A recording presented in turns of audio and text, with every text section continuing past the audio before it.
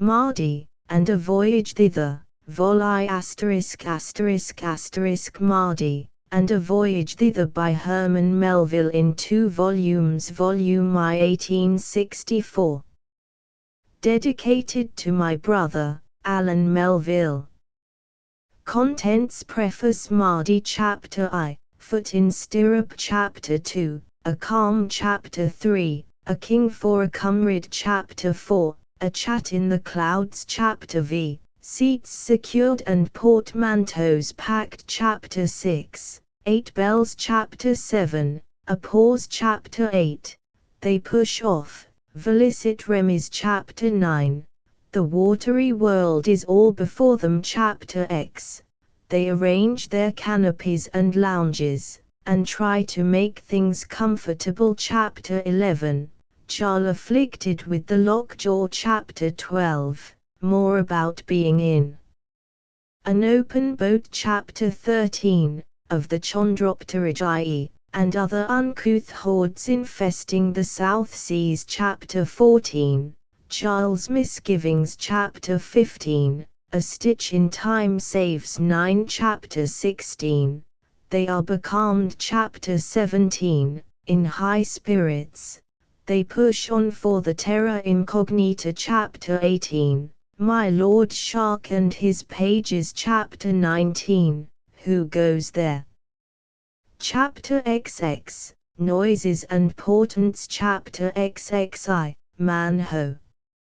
Chapter XXII, What Befall the Brigantine at the Pearl Shell Islands Chapter 23, Sailing from the Island They Pillage the Cabin Chapter XIV, Dedicated to the College of Physicians and Surgeons Chapter XXV, Peril a Peacemaker Chapter XXVI, Containing a Pennyweight of Philosophy Chapter XXVIII, in which the past history of the Parky is concluded Chapter XXVIII, Suspicions Laid, and Something About the Karmuk Chapter XXVI, What They Lighted Upon in Further Searching the Craft, and the Resolution They Came to Chapter XXX, Hints for a Full Length of Samoa Chapter XXXI, Rovings Alow and Aloft Chapter XXVII, Zephyrs Platypterus Chapter XXXII, Otard Chapter XXV, How They Steered on Their Way Chapter XXXV, Anne 2. Chapter XXXV, The Parky Gives Up the Ghost Chapter XXXVIII, Once More They Take to the Chamois Chapter XXXVIII, The Sea on Fire Chapter XXXVI, They Fall In With Strangers Chapter XL, Sire and Sons Chapter XLI, Affray Chapter XLII, Remorse Chapter XLII, The Tent Entered Chapter XLiv, Away Chapter XLV, Reminiscences Chapter XLVI, The Chamois with a Roving Commission Chapter XLAE, Yula, Jarl, and Samoa Chapter XLate, Something Under the Surface Chapter XLix, Yula Chapter L, Yula in Ardare Chapter Li, The Dream Begins to Fade Chapter LII, World Ho. Chapter LII, The Chamois Ashore Chapter Live, A Gentleman from the Sun Chapter LV, Tiffin in a Temple Chapter LVI, King Media a Host Chapter LVII, Taiji Takes Counsel with Himself Chapter Late, Mardi by Night and Yula by Day Chapter LIX, Their Morning Meal Chapter LX, Belshazzar on the Bench Chapter LXI, An Incognito Chapter LXII, Taiji Retires from the World Chapter LXIT, Odo and Its Lord Chapter LXIV, Ylara Phantom Chapter LXV, Taiji Makes 3 Acquaintances Chapter LXVI. With a Fair Wind, at Sunrise They Sail Chapter LXAE, Little King Peepie Chapter LX8, How Teeth Were Regarded in Valapi Chapter LX6, The Company Discourse, and Braidbeard Rehearses a Legend Chapter LXX, the minstrel leads off with a paddle song, and a message is received from abroad. Chapter LXXI. They land upon the island of Wam. Chapter XXI. A book from the Chronicles of Mahai. Chapter LXXII. Something more of the prince. Chapter XXIV. Advancing deeper into the vale, they encounter Donjalolo. Chapter LXXV. Time and Temples. Chapter XXV. A pleasant place for a lounge. Chapter XXVIII. The House of the Afternoon. Chapter XXVIII. Babylanja Solus. Chapter XXVI. The Center of Many Circumferences. Chapter LXXX.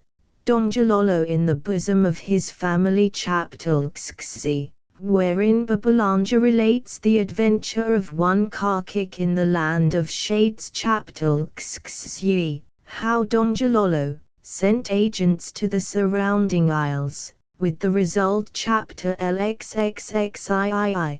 They visit the tributary islets. Chapter XXIV. Taji sits down to dinner with 25 kings, and a royal time they have. Chapter LXXXV. After dinner. Chapter XXV. Of those scamps the Pluyai. Chapter XXVIII. Norabama. Chapter XXVIII. In a calm, Horsea's heralds approach. Chapter XXVI. Braidbeard rehearses the origin of the Isle of Ropes. Chapter XC. Rare sport at Oanu. Chapter XCI. Of King Uhia and his subjects. Chapter XCII. The god Kivi and the precipice of Mondo. Chapter XIT.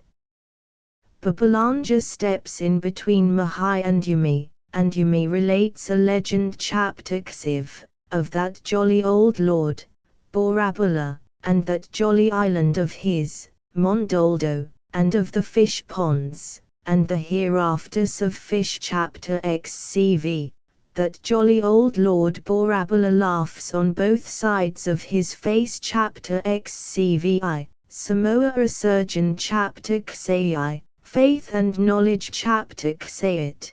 The Tale of a Traveler. Chapter XVI. Mani Ora Mani. Chapter C. The pursuer himself is pursued. Chapter CI. The Iris. Chapter CII.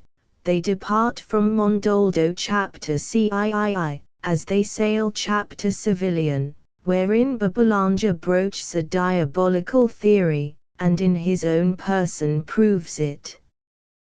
Preface. Not long ago, having published 2 narratives of voyages in the Pacific, which, in many quarters, were received with incredulity, the thought occurred to me, of indeed writing a romance of Polynesian adventure, and publishing it as such, to see whether the fiction might not, possibly, be received for a verity, in some degree the reverse of my previous experience. This thought was the germ of others, which have resulted in Mardi. New York, January, 1849. Mardi. Chapter I. Foot in stirrup. We are off. The courses and topsails are set, the coral-hung anchor swings from the bow, and together, the 3 royals are given to the breeze, that follows us out to sea like the baying of a hound. Out spreads the canvas, aloft boom stretched, on both sides, with many a stun sail, till like a hawk, with pinions poised, we shadow the sea with our sails, and reelingly cleave the brine. But whence, and whither wend ye, mariners? We sail from Ravavai, an isle in the sea, not very far northward from the Tropic of Capricorn, nor very far westward from Pitcairn's Island, where the mutineers of the Bounty settled. At Ravavai I had stepped ashore some few months previous, and now was embarked on a cruise for the whale, whose brain enlightens the world. and from Reveillai we sail for the Galapagos, otherwise called the Enchanted Islands, by reason of the many wild currents and eddies there met. Now, round about those isles, which Dampier once trod, where the Spanish buccaneers once hived their gold mwoddors, the cachalot, or sperm whale, at certain seasons abounds. But thither, from Reveillai, your craft may not fly, as flies the seagull, straight to her nest. For, owing to the prevalence of the trade winds, ships bound to the northeast from the vicinity of Reveillai are fain to take something of a circuit, a few thousand miles or so. First, in pursuit of the variable winds, they make all haste to the south, and there, at length picking up a stray breeze, they stand for the main, then, making their easting, up helm, and away down the coast, toward the line. This roundabout way did the Archerian take, and in all conscience a weary one it was. Never before had the ocean appeared so monotonous, thank fate, never since. But bravo! In 2 weeks' time, an event. Out of the grey of the morning, and right ahead, as we sailed along, a dark object rose out of the sea, standing dimly before us, mists wreathing and curling aloft, and creamy breakers frothing round its base. We turned aside, and, at length, when day dawned, passed Massa Fuero. With a glass, we spied 2 or 3 hermit goats winding down to the sea, in a ravine, and presently, a signal, a tattered flag upon a summit beyond. Well knowing, however, that there was nobody on the island but 2 or 3 noosefuls of runaway convicts from Chile, our captain had no mind to comply with their invitation to land. Though, haply, he may have erred in not sending a boat off with his card. A few days more and we took the trades. Like favours snappishly conferred, they came to us, as is often the case, in a very sharp squall, the shock of which carried away one of our spars, also our fat old cook off his legs, depositing him plump in the scuppers to leeward. In good time making the desired longitude upon the equator, a few leagues west of the Galapagos, we spent several weeks chassezing across the line, to and fro, in unavailing search for our prey. For some of their hunters believe that whales, like the silver ore in Peru, run in veins through the ocean. So, day after day, daily, and week after week, weekly, we traversed the self-same longitudinal intersection of the self-same line, till we were almost ready to swear that we felt the ship strike every time her keel crossed that imaginary locality. At length, dead before the equatorial breeze, we threaded our way straight along the very line itself.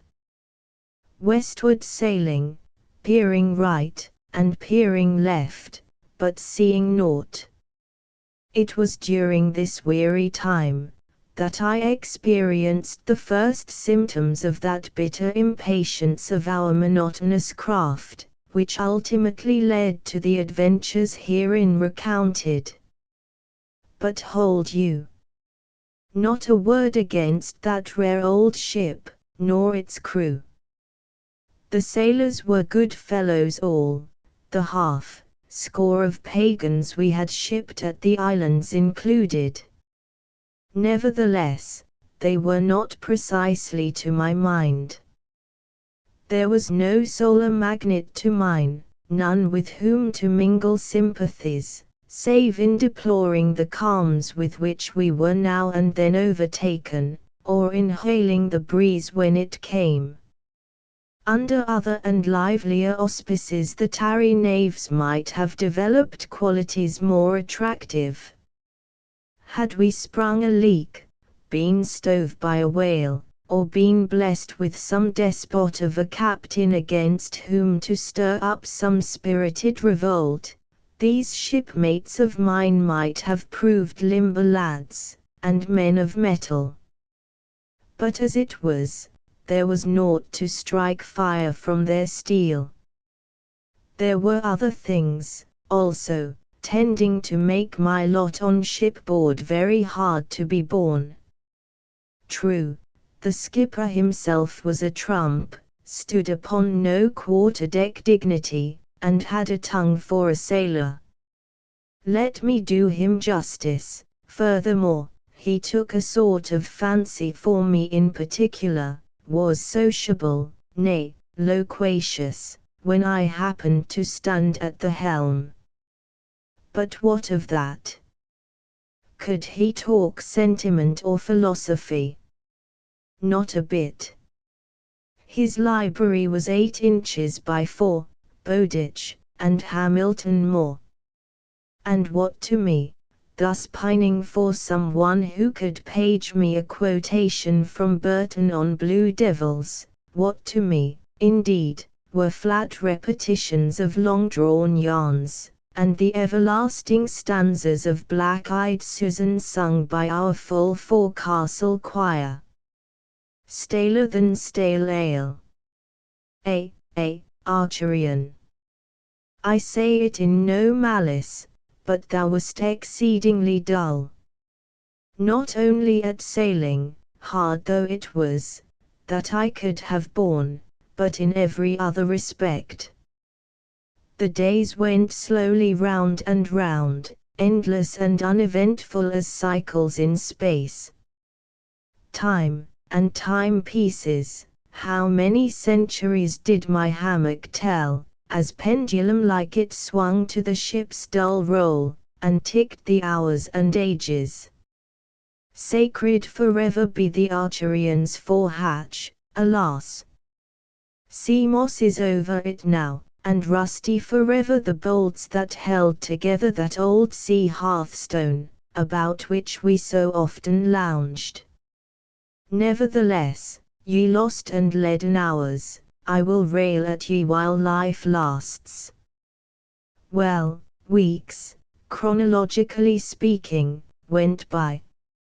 Bill Marvel's stories were told over and over again, till the beginning and end dovetailed into each other, and were united for aye. Ned Ballard's songs were sung till the echoes lurked in the very tops, and nested in the bunts of the sails. My poor patience was clean gone. But, at last after some time sailing due westward we quitted the line in high disgust, having seen there no sign of a whale. But whither now? To the broiling coast of Papua. That region of sunstrokes, typhoons, and bitter pools after whales unattainable. Far worse. We were going, it seemed, to illustrate the Whistonian theory concerning the damned and the comets, hurried from equinoctial heats to Arctic frosts. To be short, with the true fickleness of his tribe, our skipper had abandoned all thought of the cachalot. In desperation, he was bent upon bobbing for the right whale on the northwest coast and in the Bay of Kamskotska. To the uninitiated in the business of whaling, my feelings at this juncture may perhaps be hard to understand. But this much let me say, that right whaling on the northwest coast, in chill and dismal fogs, the sullen inert monsters rafting the sea all round like Hart's forest logs on the Rhine, and submitting to the harpoon like half-stunned bullocks to the knife, this horrid and indecent right whaling, I say, compared to a spirited hunt for the gentlemanly cachalot in southern and more genial seas, is as the butchery of white bears upon blank Greenland icebergs to zebra hunting in Kaffraria, where the lively quarry bounds before you through leafy glades.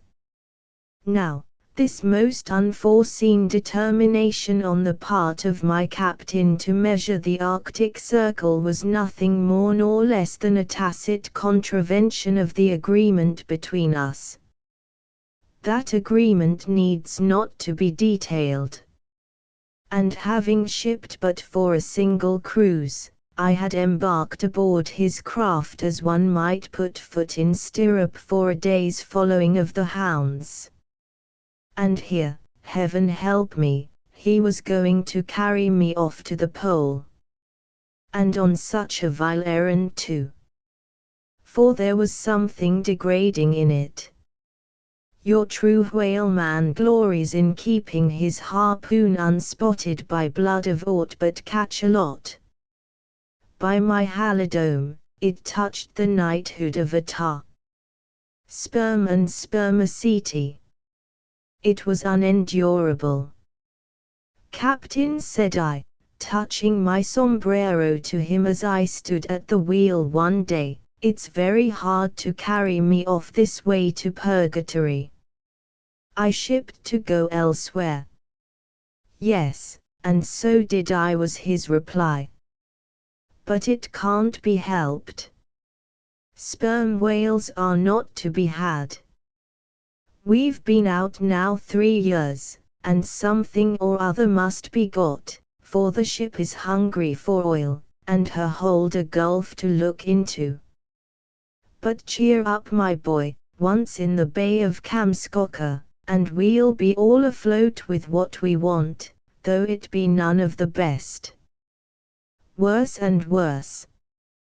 The oleaginous prospect extended into an immensity of Macassar. Sir, said I did not ship for it. Put me ashore somewhere, I beseech. He stared, but no answer vouchsafed, and for a moment I thought I had roused the domineering spirit of the sea captain, to the prejudice of the more kindly nature of the man. But not so. Taking 3 turns on the deck, he placed his hand on the wheel, and said, right or wrong, my lad, go with us you must. Putting you ashore is now out of the question. I make no port till this ship is full to the coamings of her hatchways. However, you may leave her if you can. And so saying he entered his cabin, like Julius Caesar into his tent. He may have meant little by it, but that last sentence rung in my ear like a bravado. It savoured of the turnkey's compliments to the prisoner in Newgate, when he shoots to the bolt on him. Leave the ship if I can. Leave the ship when neither sail nor shore was in sight. My fine captain, stranger things have been done. For on board that very craft, the old Archerian, were 4 tall fellows, whom 2 years previous our skipper himself had picked up in an open boat, far from the farthest shoal. To be sure, they spun a long yarn about being the only survivors of an Indiaman burnt down to the water's edge. But who credited their tale? Like many others, they were keepers of a secret, had doubtless contracted a disgust for some ugly craft still afloat and hearty, and stolen away from her, off soundings. Among seamen in the Pacific such adventures not seldom occur. Nor are they accounted great wonders. They are but incidents, not events, in the career of the brethren of the Order of South Sea Rovers. For what matters it, though hundreds of miles from land, if a good whaleboat be underfoot, the trades behind, and mild, warm seas before. And herein lies the difference between the Atlantic and Pacific, that once within the tropics, the bold sailor who has a mind to quit his ship round Cape Horn, waits not for port. He regards that ocean as one mighty harbor. Nevertheless, the enterprise hinted at was no light one, and I resolved to weigh well the chances. It's worth noticing, this way we all have of pondering for ourselves the enterprise, which, for others, we hold a bagatelle.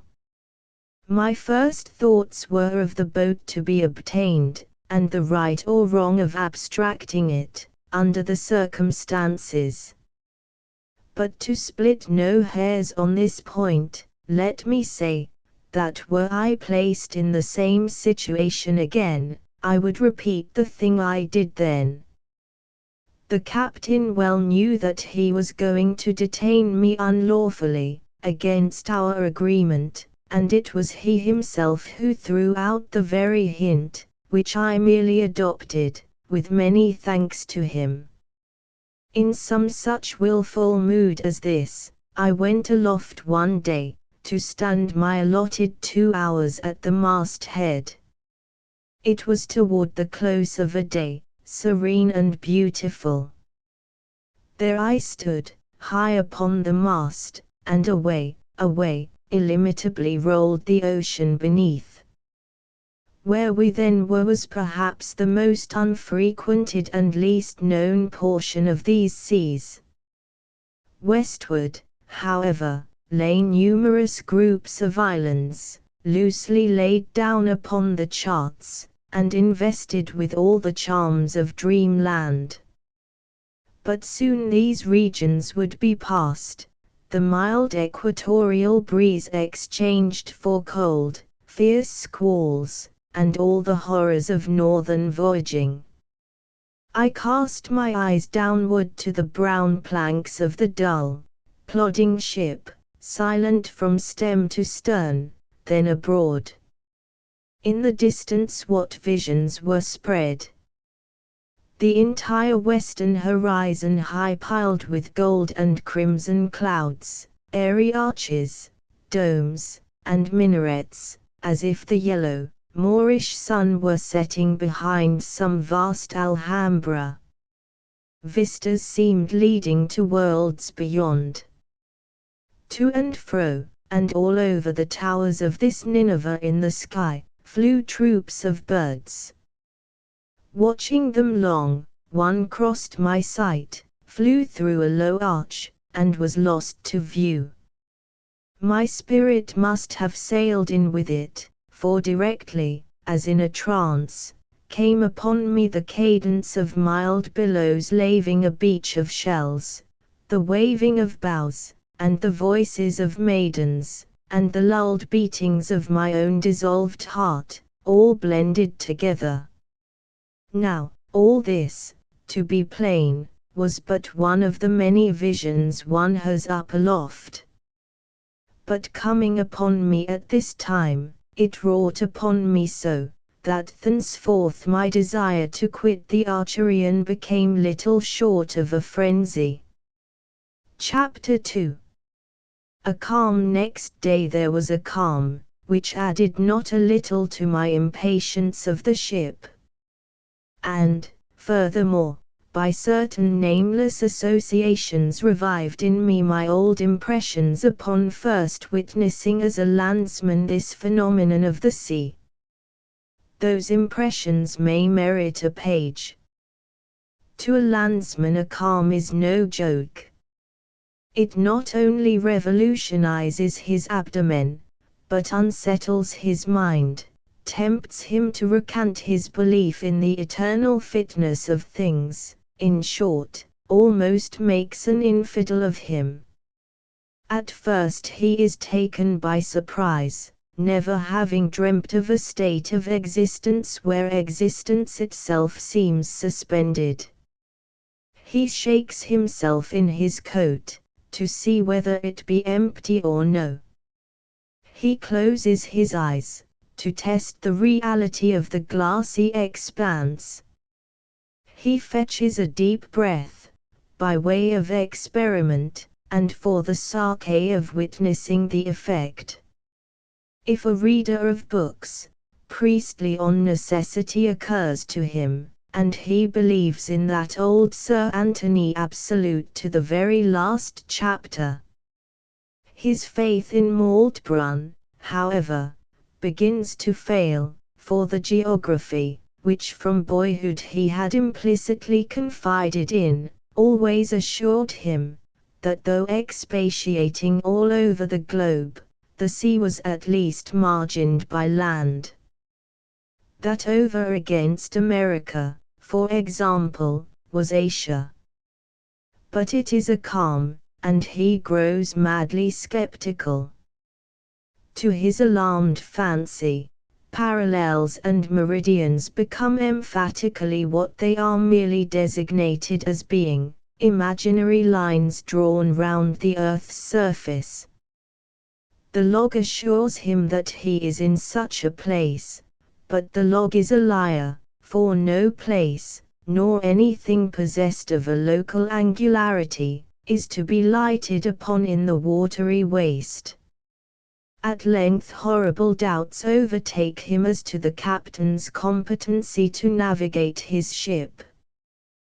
The ignoramus must have lost his way, and drifted into the outer confines of creation, the region of the everlasting lull, introductory to a positive vacuity.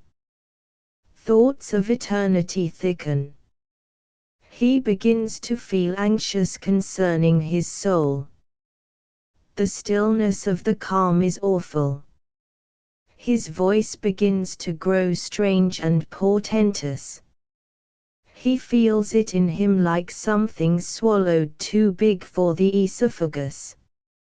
It keeps up a sort of involuntary interior humming in him, like a live beetle. His cranium is a dome full of reverberations. The hollows of his very bones are as whispering galleries. He is afraid to speak loud, lest he be stunned, like the man in the bass drum. But more than all else is the consciousness of his utter helplessness. Succor or sympathy there is none. Penitence for embarking avails not. The final satisfaction of despairing may not be his with a relish. Vain the idea of idling out the calm. He may sleep if he can, or purposely delude himself into a crazy fancy, that he is merely at leisure. All this he may compass, but he may not lounge, for to lounge is to be idle. To be idle implies an absence of anything to do, whereas there is a calm to be endured, enough to attend to, heaven knows.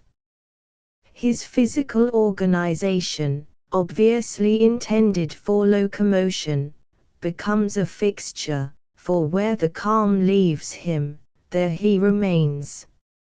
Even his undoubted vested rights, comprised in his glorious liberty of volition, become as naught.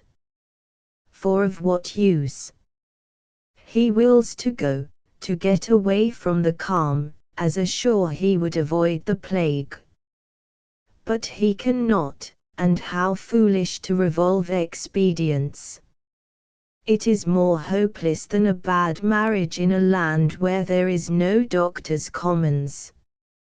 He has taken the ship to wife, for better or for worse, for calm or for gale, and she is not to be shuffled off. With yards akimbo, she says unto him scornfully, as the old beldam said to the little dwarf, help yourself, and all this, and more than this, is a calm. Chapter 3. A king for a comrade at the time I now write of, we must have been something more than 60 degrees to the west of the Gallipagus. And having attained a desirable longitude, we were standing northward for our Arctic destination, around us one wide sea. But due west, though distant 1,000 miles, stretched north and south an almost endless archipelago, here and there inhabited, but little known, and mostly unfrequented, even by whalemen, who go almost everywhere. Beginning at the southerly termination of this great chain, it comprises the islands loosely known as Ellice's Group, then the Kingsmill Isles, then the Radak and Mulgrave clusters. These islands had been represented to me as mostly of coral formation, low and fertile, and abounding in a variety of fruits. The language of the people was said to be very similar to that of the Navigator's Islands, from which their ancestors are supposed to have emigrated. And thus much being said, all has been related that I then knew of the islands in question. Enough, however, that they existed at all, and that our path thereto lay over a pleasant sea, and before a reliable trade wind. The distance, though great, was merely an extension of water, so much blankness to be sailed over, and in a craft, too, that properly managed has been known to outlive great ships in a gale. For this much is true of a whaleboat, the cunningest thing in its way ever fabricated by man.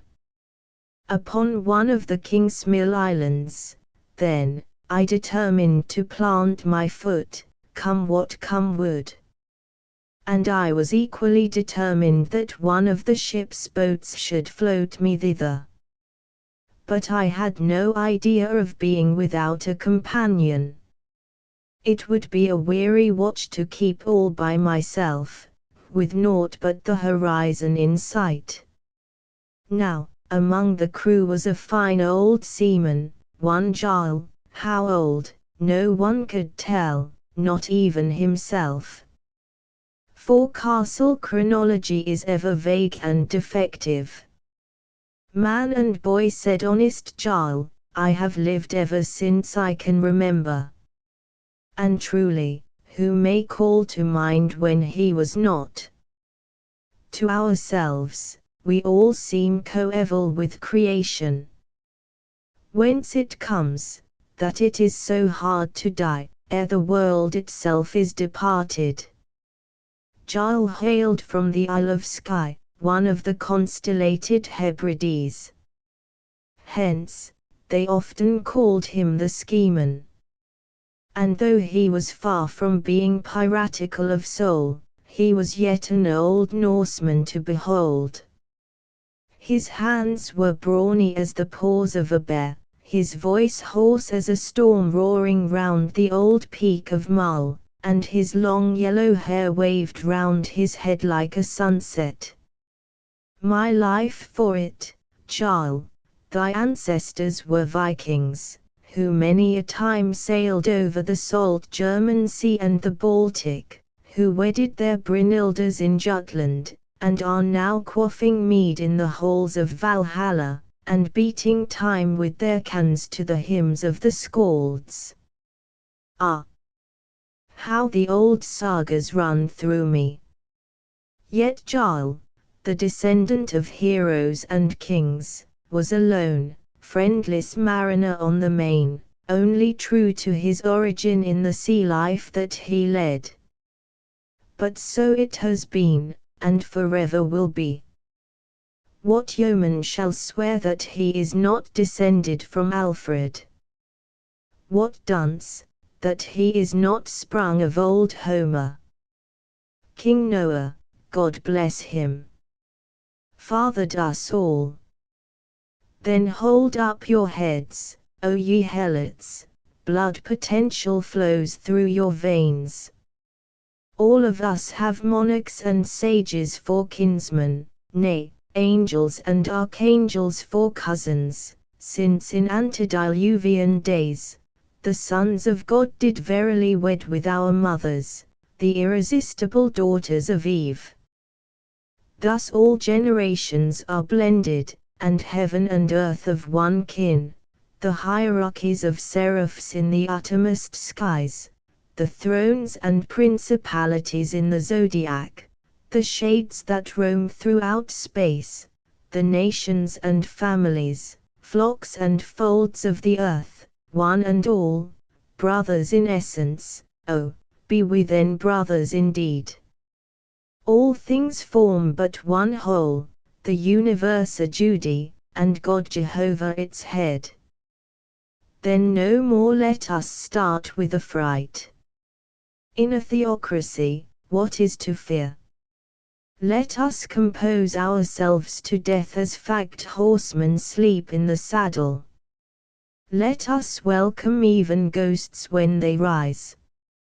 Away with our stares and grimaces. The New Zealander's tattooing is not a prodigy, nor the Chinaman's ways an enigma. No custom is strange, no creed is absurd, no foe, but who will in the end prove a friend. In heaven, at last, our good, old, white-haired Father Adam will greet all alike, and sociality forever prevail.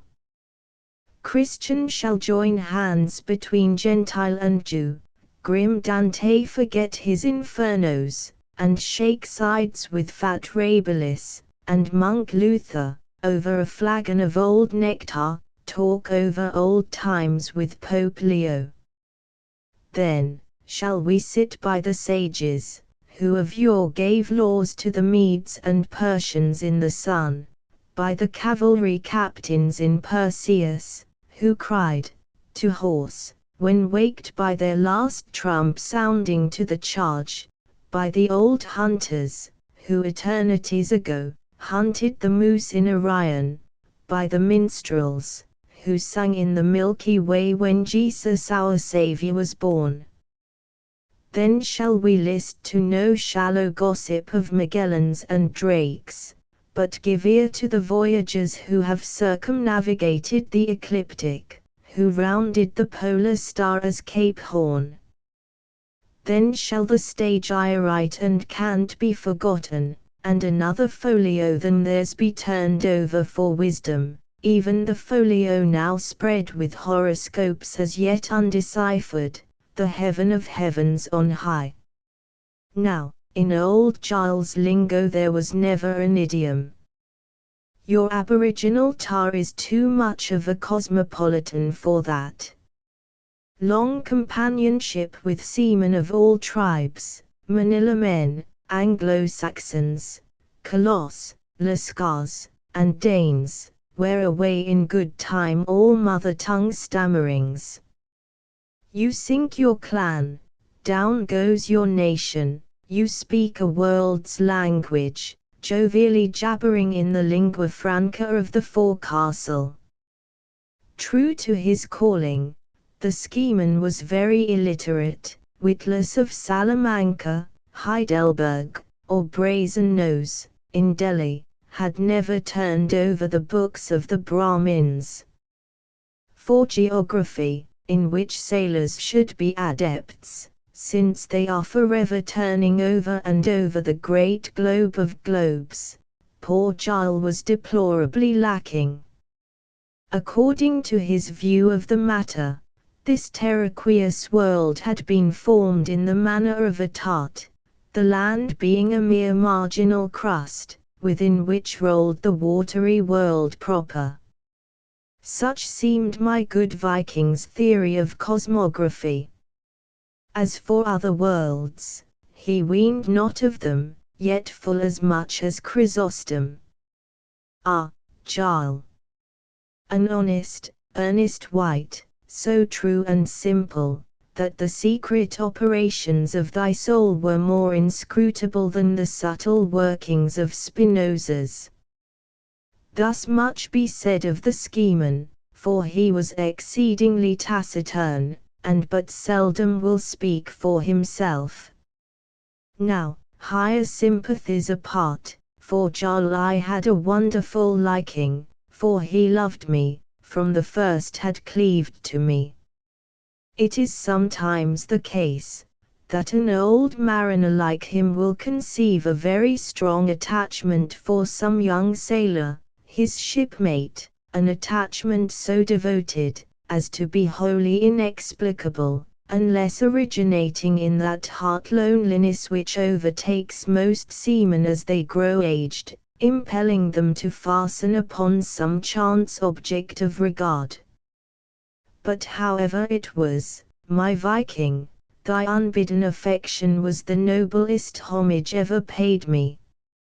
And frankly, I am more inclined to think well of myself, as in some way deserving thy devotion, than from the rounded compliments of more cultivated minds. Now, at sea, and in the fellowship of sailors, all men appear as they are. No school like a ship for studying human nature. The contact of one man with another is too near and constant to favor deceit. You wear your character as loosely as your flowing trousers. Vain all endeavors to assume qualities not yours, or to conceal those you possess. Incognitos, however desirable, are out of the question. And thus aboard of all ships in which I have sailed, I have invariably been known by a sort of Thoringroom title. Not, let me hurry to say, that I put hand in tar bucket with a squeamish air, or ascended the rigging with a Chesterfieldian mince. No, no, I was never better than my vocation, and mine have been many. I showed as brown a chest, and as hard a hand, as the tarriest tar of them all. And never did shipmate of mine upbraid me with a genteel disinclination to duty, though it carried me to truck of mainmast, or jib-boom end, in the most wolfish blast that ever howled. Whence then, this annoying appellation? For annoying it most assuredly was. It was because of something in me that could not be hidden, stealing out in an occasional polysyllable, an otherwise incomprehensible deliberation in dining, remote, unguarded allusions to belles lettres affairs, and other trifles superfluous to mention. But suffice it to say, that it had gone abroad among the Archerian's crew, that at some indefinite period of my career, I had been a nob. But Giles seemed to go further. He must have taken me for one of the House of Hanover in disguise, or, haply, for Bonnet Charles Edward the Pretender, who, like the Wandering Jew, may yet be a vagrant. At any rate, his loyalty was extreme. Unsolicited, he was my laundress and tailor, a most expert one, too, and when at meal times my turn came round to look out at the masthead, or stand at the wheel, he catered for me among the kids in the forecastle with unwearied assiduity. Many's the good lump of duff for which I was indebted to my good Viking's good care of me. And like Sesostris I was served by a monarch. Yet in some degree the obligation was mutual. For be it known that, in sea parlance, we were chummies. Now this chummying among sailors is like the brotherhood subsisting between a brace of collegians, chums, rooming together. It is a fideicetship, a league of offence and defence, a co-partnership of chests and toilets, a bond of love and good feeling, and a mutual championship of the absent one.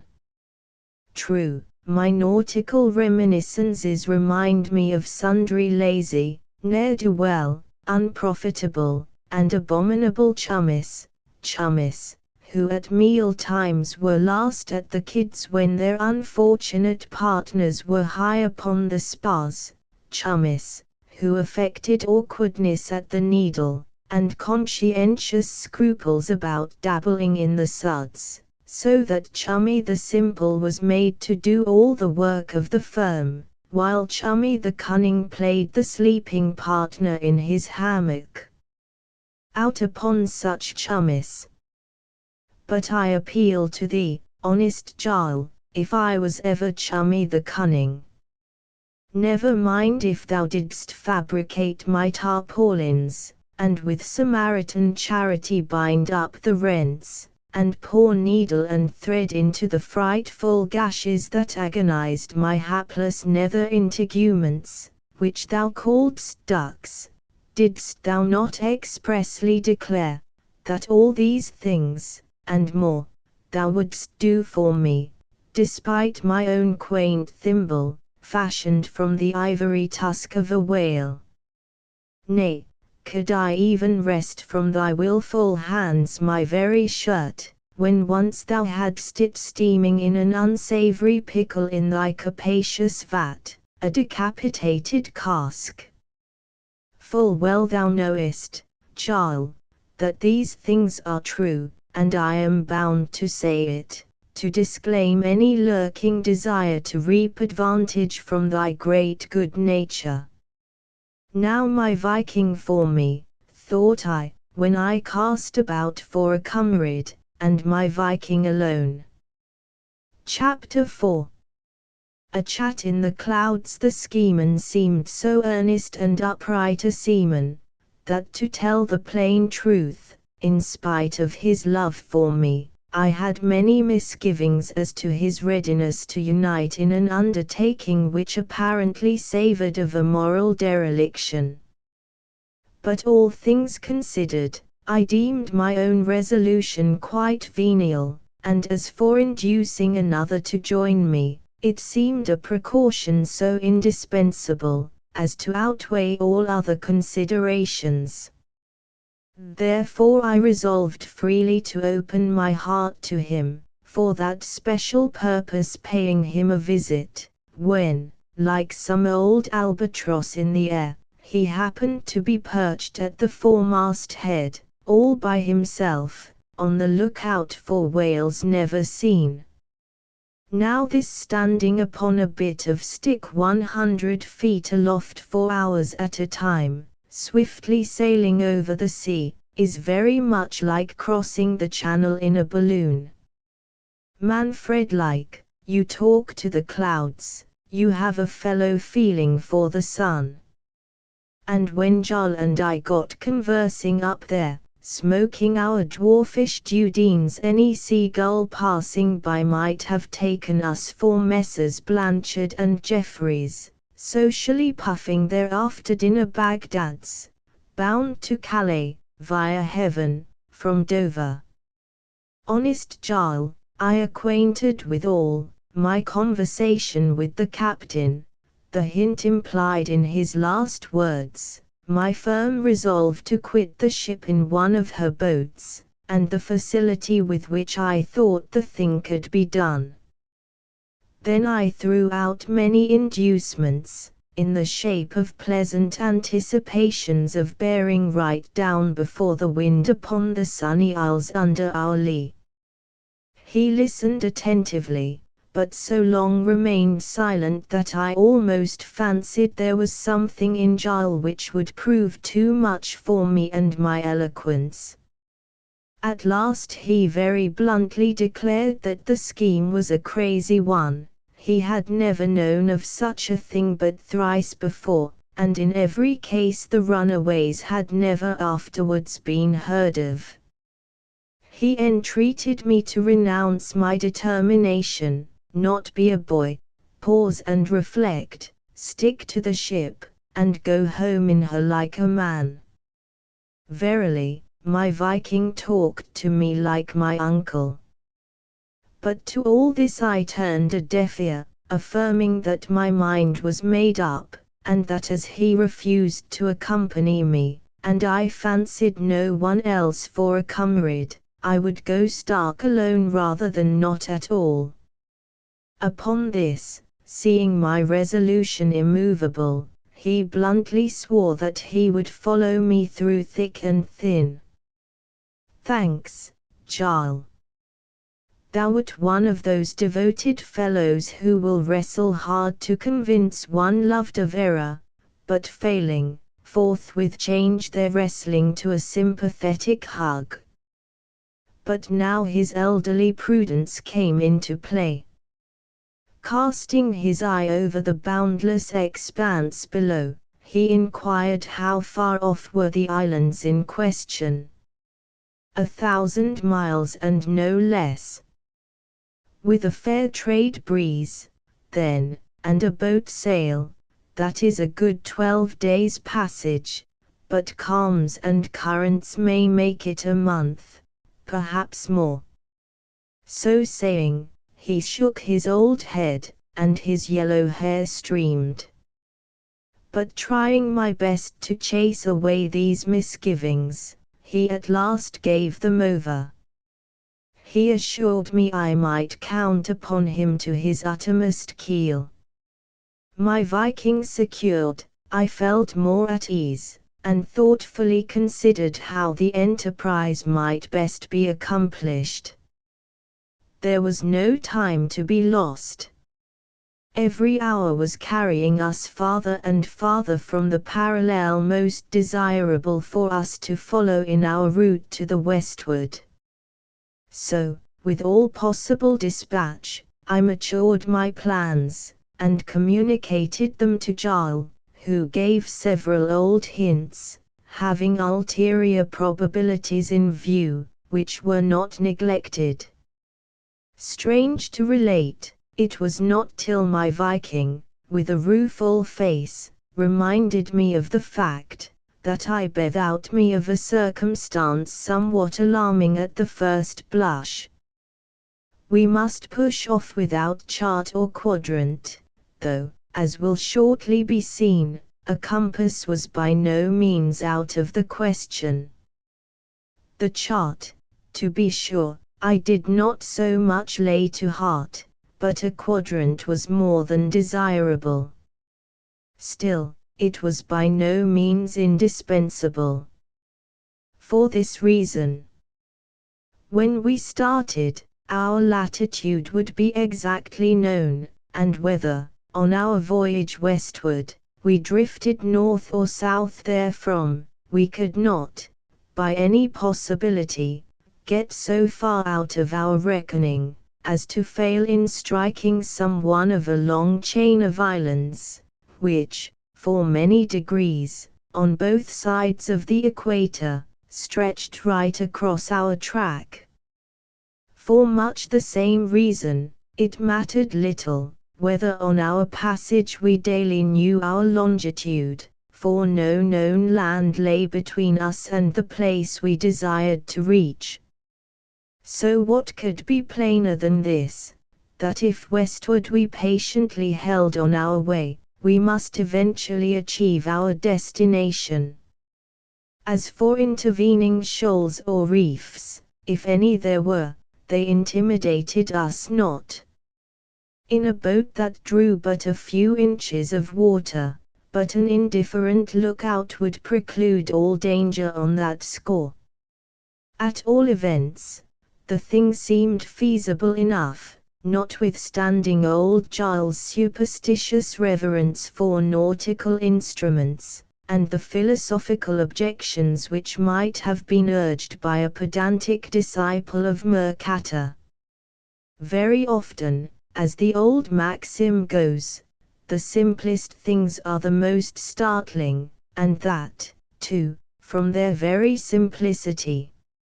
So cherish no alarms, if thus we addressed the setting sun, be thou, old pilot, our guide. Chapter V. Seats secured and portmanteaus packed, but thoughts of sextants and quadrants were the least of our cares. Right from under the very arches of the eyebrows of 30 men, captain, mates, and crew, a boat was to be abstracted, they knowing nothing of the event, until all knowledge would prove unavailing. Hark ye, at sea, the boats of a South Sea man, generally 4 in number, spare ones omitted, are suspended by tackles, hooked above, to curved timbers called davits vertically fixed to the ship's sides. Now, no fair one with golden locks is more assiduously waited upon, or more delicately handled by her tirewomen, than the slender whaleboat by her crew. And out of its element, it seems fragile enough to justify the utmost solicitude.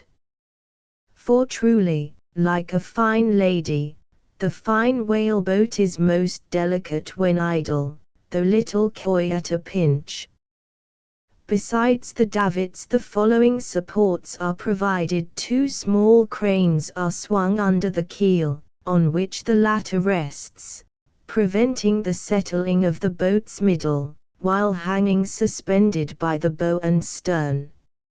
A broad, braided, hempen band, usually worked in a tasteful pattern, is also passed round both gunwales, and secured to the ship's bulwarks, firmly lashes the craft to its place.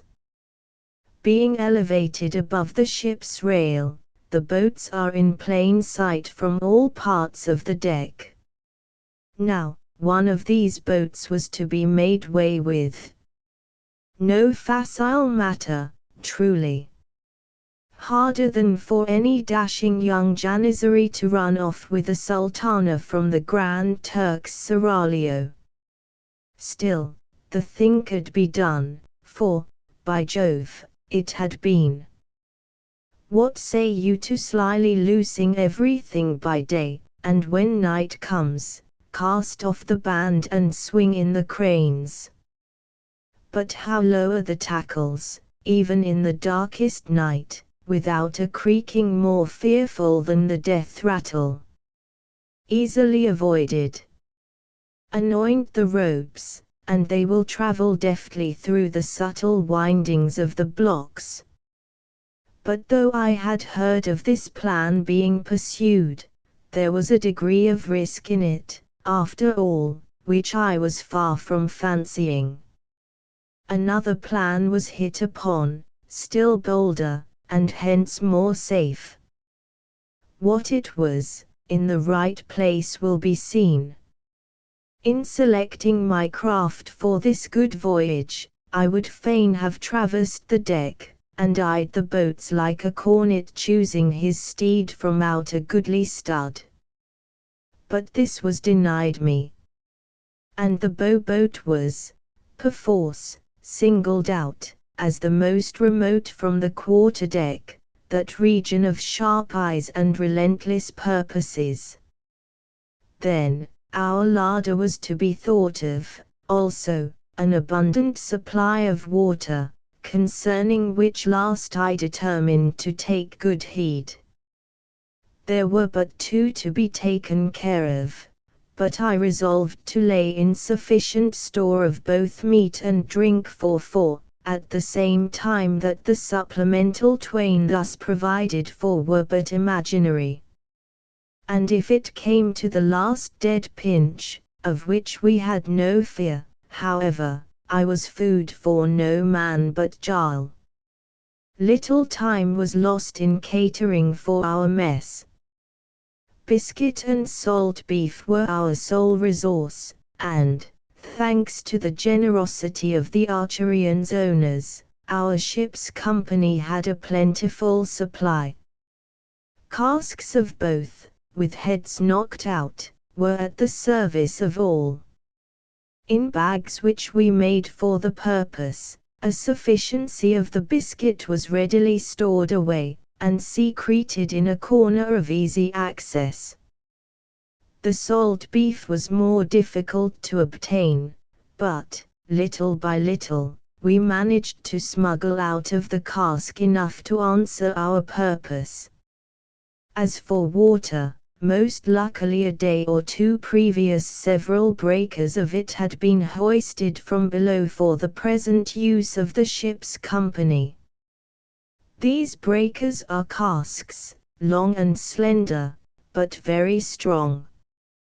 Of various diameters, they are made on purpose to stow into spaces intervening between the immense butts in a ship's hold. The largest we could find was selected, first carefully examining it to detect any leak. On some pretense or other, we then rolled them all over to that side of the vessel where our boat was suspended, the selected breaker being placed in their middle.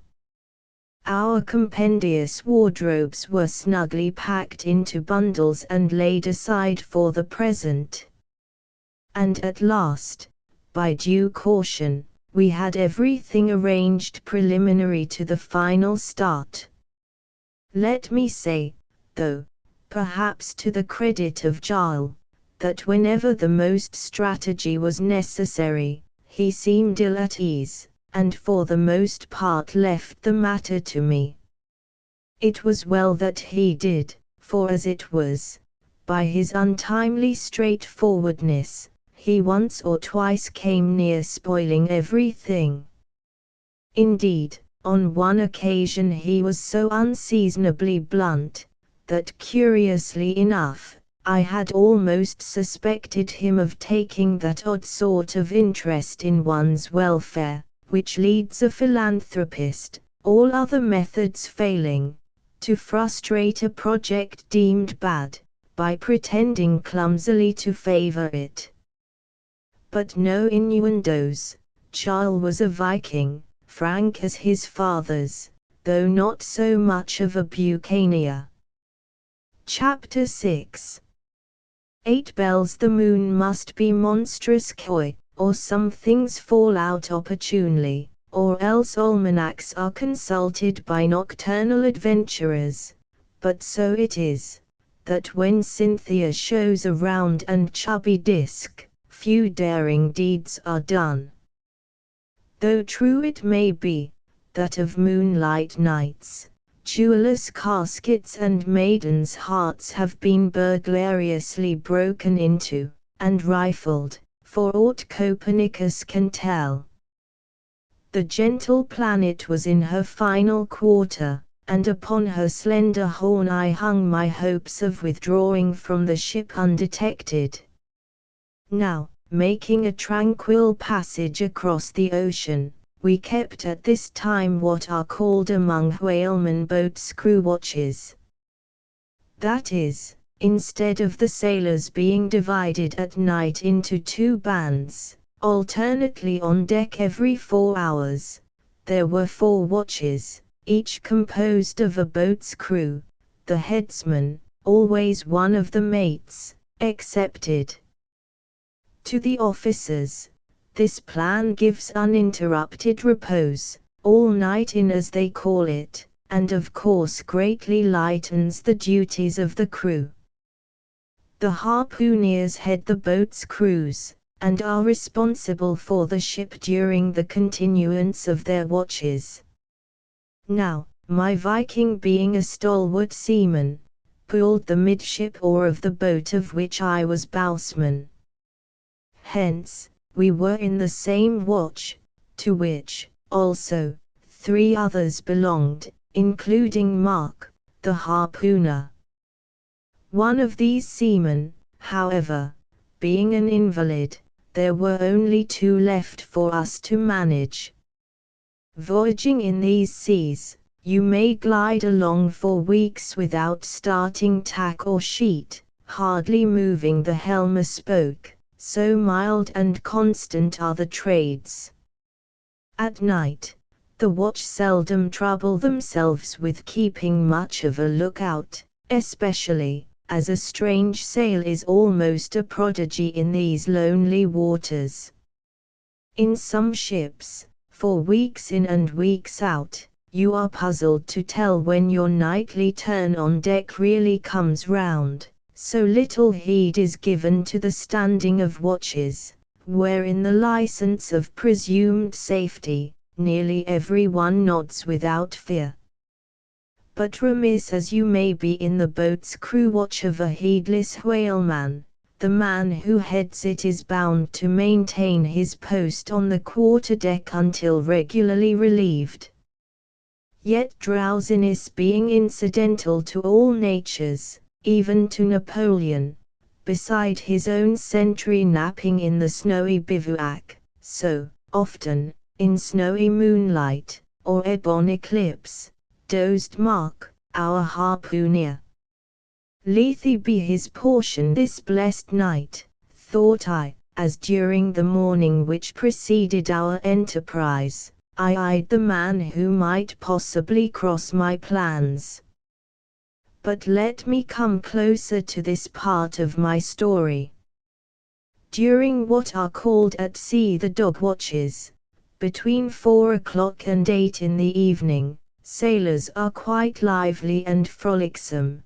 Their spirits even flow far into the first of the long night watches, but upon its expiration at 8 bells, midnight, silence begins to reign. If you hear a voice it is no cherub's, all exclamations are oaths. At 8 bells, the mariners on deck, now relieved from their cares, crawl out from their sleepy retreats in old monkey jackets, or coils of rigging, and hie to their hammocks, almost without interrupting their dreams, while the sluggards below lazily drag themselves up the ladder to resume their slumbers in the open air. For these reasons then, the moonless sea midnight was just the time to escape. Hence, we suffered a whole day to pass unemployed, waiting for the night, when the starboard quarter-boat's watch, to which we belonged, would be summoned on deck at the eventful 8 of the bell. But 24 hours soon glide away, and starbolines ahoy, 8 bells there below, at last started me from a troubled doze. I sprang from my hammock, and would have lighted my pipe. But the forecastle lamp had gone out. An old sea dog was talking about sharks in his sleep. Jarl and our solitary watchmate were groping their way into their trousers. And little was heard but the humming of the still sails aloft, the dash of the waves against the bow, and the deep breathing of the dreaming sailors around. Chapter 7. A pause. Good old Archerian. Maternal craft, that rocked me so often in thy heart of oak, I grieve to tell how I deserted thee on the broad deep. So far from home, with such a motley crew, so many islanders, whose heathen babble echoing through thy Christian hull, must have grated harshly on every carline. Old ship, where sails thy lone ghost now? For of the stout Archerian no word was ever heard, from the dark hour we pushed from her fated planks. In what time of tempest, to what seagulls' scream, the drowning eddies did their work, knows no mortal man. Sunk she silently, helplessly, into the calm depths of that summer sea, assassinated by the ruthless blade of the swordfish. Such things have been. Or was hers a better fate? Stricken down while gallantly battling with the blast, her storm sails set, helm manned, and every sailor at his post, as sunk the Hornet, her men at quarters, in some distant gale. But surmises are idle. A very old craft, she may have foundered, or laid her bones upon some treacherous reef, but as with many a far rover, her fate is a mystery. Pray Heaven, the spirit of that lost vessel roaming abroad through the troubled mists of midnight gales, as old mariners believe of missing ships, may never haunt my future path upon the waves. Peacefully may she rest at the bottom of the sea, and sweetly sleep my shipmates in the lowest watery zone, where prowling sharks come not, nor billows roll. By quitting the Archerian when we did, Jarl and I unconsciously eluded a sailor's grave. We hear of providential deliverances. Was this one?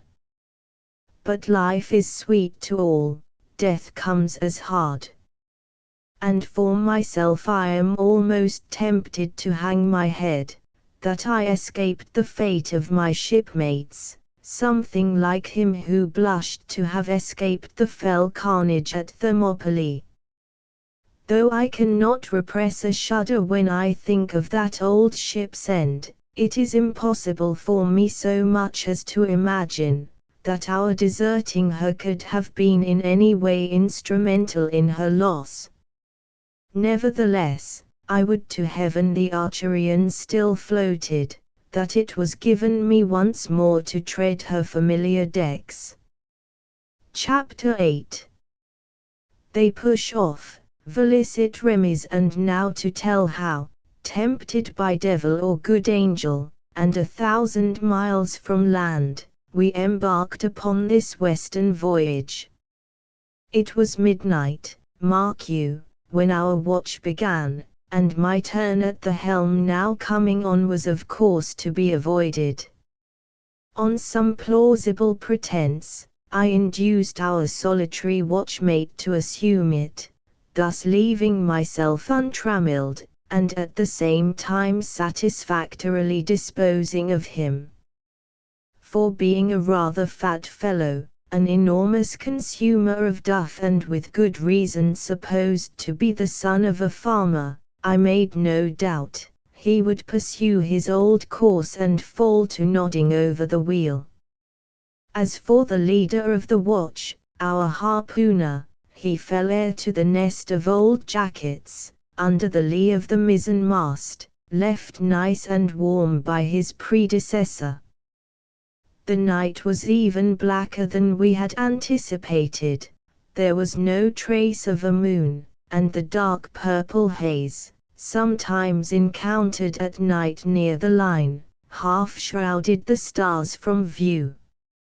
Waiting about 20 minutes after the last man of the previous watch had gone below, I motioned to Jarl, and we slipped our shoes from our feet. He then descended into the forecastle, and I sauntered aft toward the quarter-deck. All was still. Thrice did I pass my hand full before the face of the slumbering lubber at the helm, and right between him and the light of the binnacle. Mark, the harpooner, was not so easily sounded. I feared to approach him. He lay quietly, though, but asleep or awake, no more delay. Risks must be run, when time presses. And our ears were appointers to catch a sound. To work we went, without hurry, but swiftly and silently. Our various stores were dragged from their lurking places, and placed in the boat, which hung from the ship's lee side, the side depressed in the water, an indispensable requisite to an attempt at escape. And though at sundown the boat was to windward, yet, as we had foreseen, the vessel having been tacked during the first watch, brought it to leeward. Endeavoring to manhandle our clumsy breaker, and lift it into the boat, we found that by reason of the intervention of the shrouds, it could not be done without risking a jar, besides straining the craft in lowering.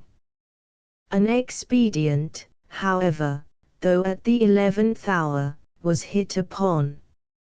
Fastening a long rope to the breaker, which was perfectly tight, we cautiously dropped it overboard, paying out enough line to ensure its towing astern of the ship, so as not to strike against the copper. The other end of the line we then secured to the boat's stern. Fortunately, this was the last thing to be done, for the breaker, acting as a clog to the vessel's way in the water, so affected her steering as to fling her perceptibly into the wind. And by causing the helm to work, this must soon rouse the lubber there stationed, if not already awake. But our dropping overboard the breaker greatly aided us in this respect. It diminished the ship's headway, which owing to the light breeze had not been very great at any time during the night. Had it been so, all hope of escaping without first arresting the vessel's progress would have been little short of madness.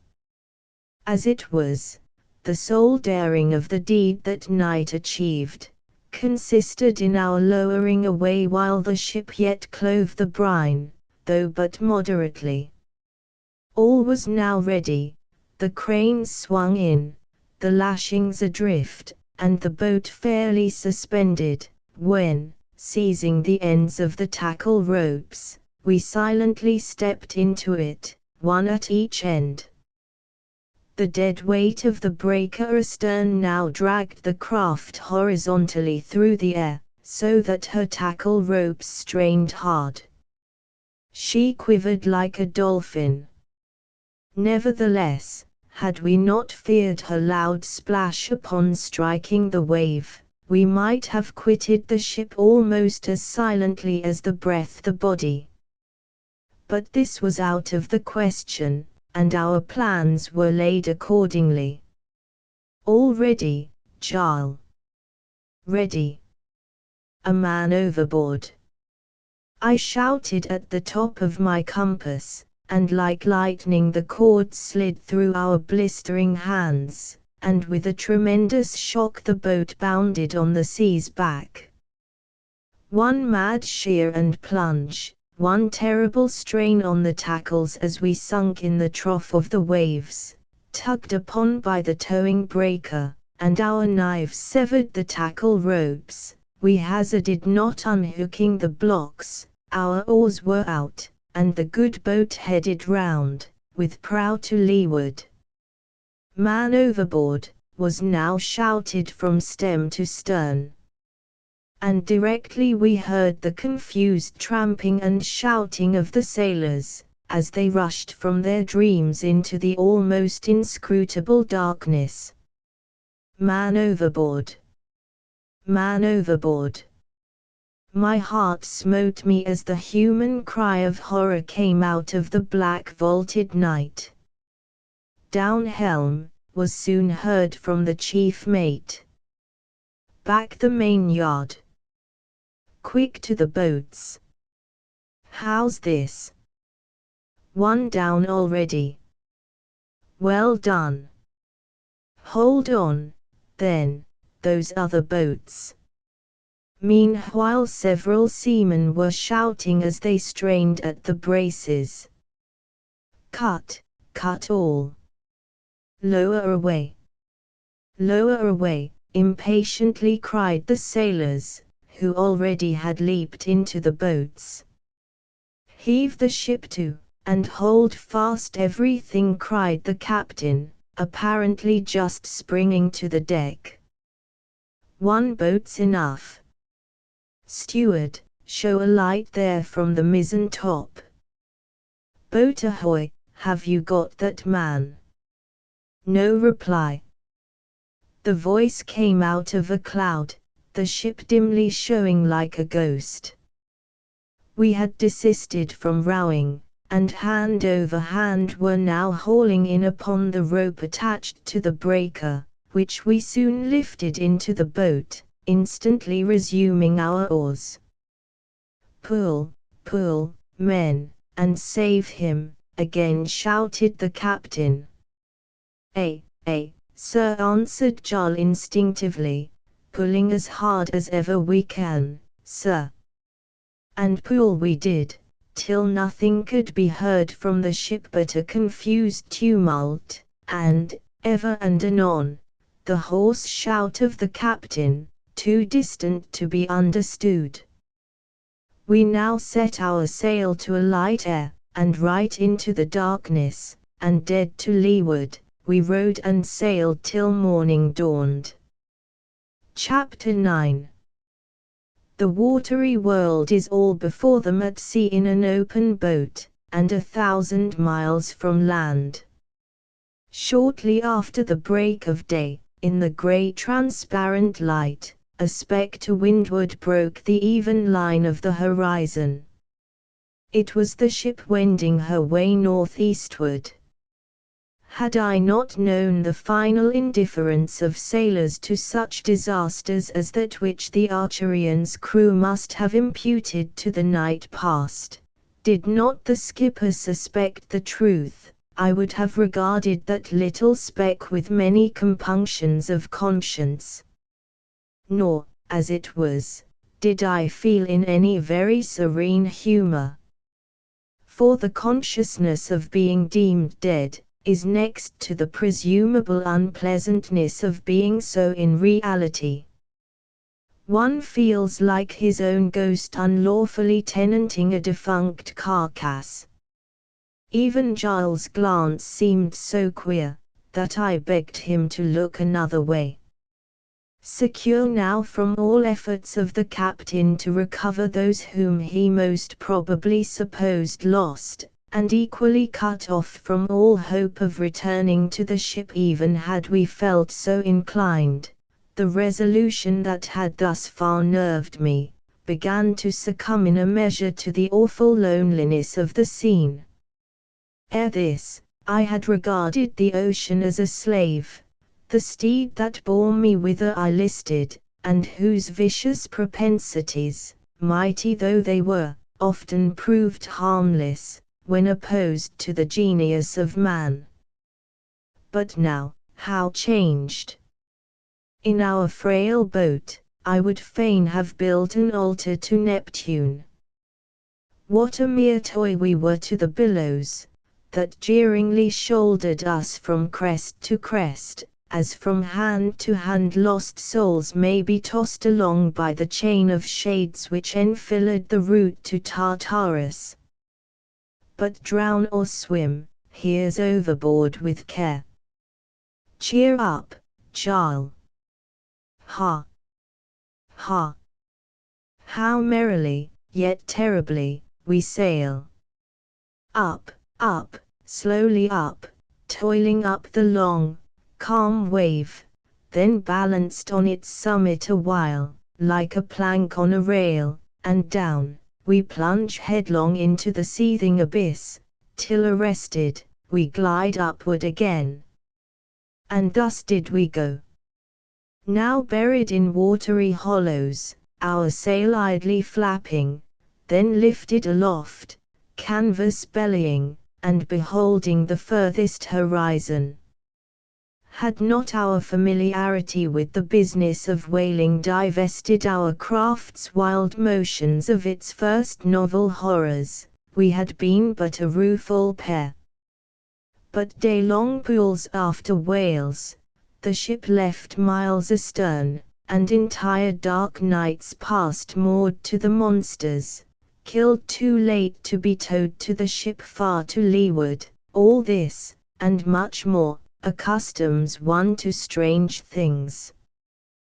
Death, to be sure, has a mouth as black as a wolf's, and to be thrust into his jaws is a serious thing. But true it most certainly is, and I speak from no hearsay, that to sailors, as a class, the grizzly king seems not half so hideous as he appears to those who have only regarded him on shore, and at a deferential distance. Like many ugly mortals, his features grow less frightful upon acquaintance, and met over often and sociably. The old adage holds true, about familiarity breeding contempt. Thus too with soldiers. Of the quaking recruit, 3 pitched battles make a grim grenadier, and he who shrank from the muzzle of a cannon, is now ready to yield his mustache for a sponge. And truly, since death is the last enemy of all, valiant souls will taunt him while they may. Yet rather, should the wise regard him as the inflexible friend, who, even against our own wills, from life's evils triumphantly relieves us. And there is but little difference in the manner of dying. To die, is all. And death has been gallantly encountered by those who never beheld blood that was red, only its light azure seen through the veins. And to yield the ghost proudly, and march out of your fortress with all the honors of war, is not a thing of sinew and bone. Though in prison, Geoffrey Hudson, the dwarf, died more bravely than Goliath, the giant, and the last end of a butterfly shames us all. Some women have lived nobler lives, and died nobler deaths, than men. Threatened with the stake, mitred Cranmer recanted, but through her fortitude, the lorn widow of Edessa stayed the tide of Valon's persecutions. 'Tis no great valor to perish sword in hand, and bravado on lip, cased all in panoply complete. For even the alligator dies in his mail, and the swordfish never surrenders. To expire, mild-eyed, in one's bed, transcends the death of Epaminondas. Chapter X. They arrange their canopies and lounges, and try to make things comfortable. Our little craft was soon in good order. From the spare rigging brought along, we made shrouds to the mast, and converted the boat hook into a handy boom for the jib. Going large before the wind, we set this sail wing and wing with the mainsail. The latter, in accordance with the customary rig of whale boats, was worked with a sprit and sheet. It could be furled or set in an instant.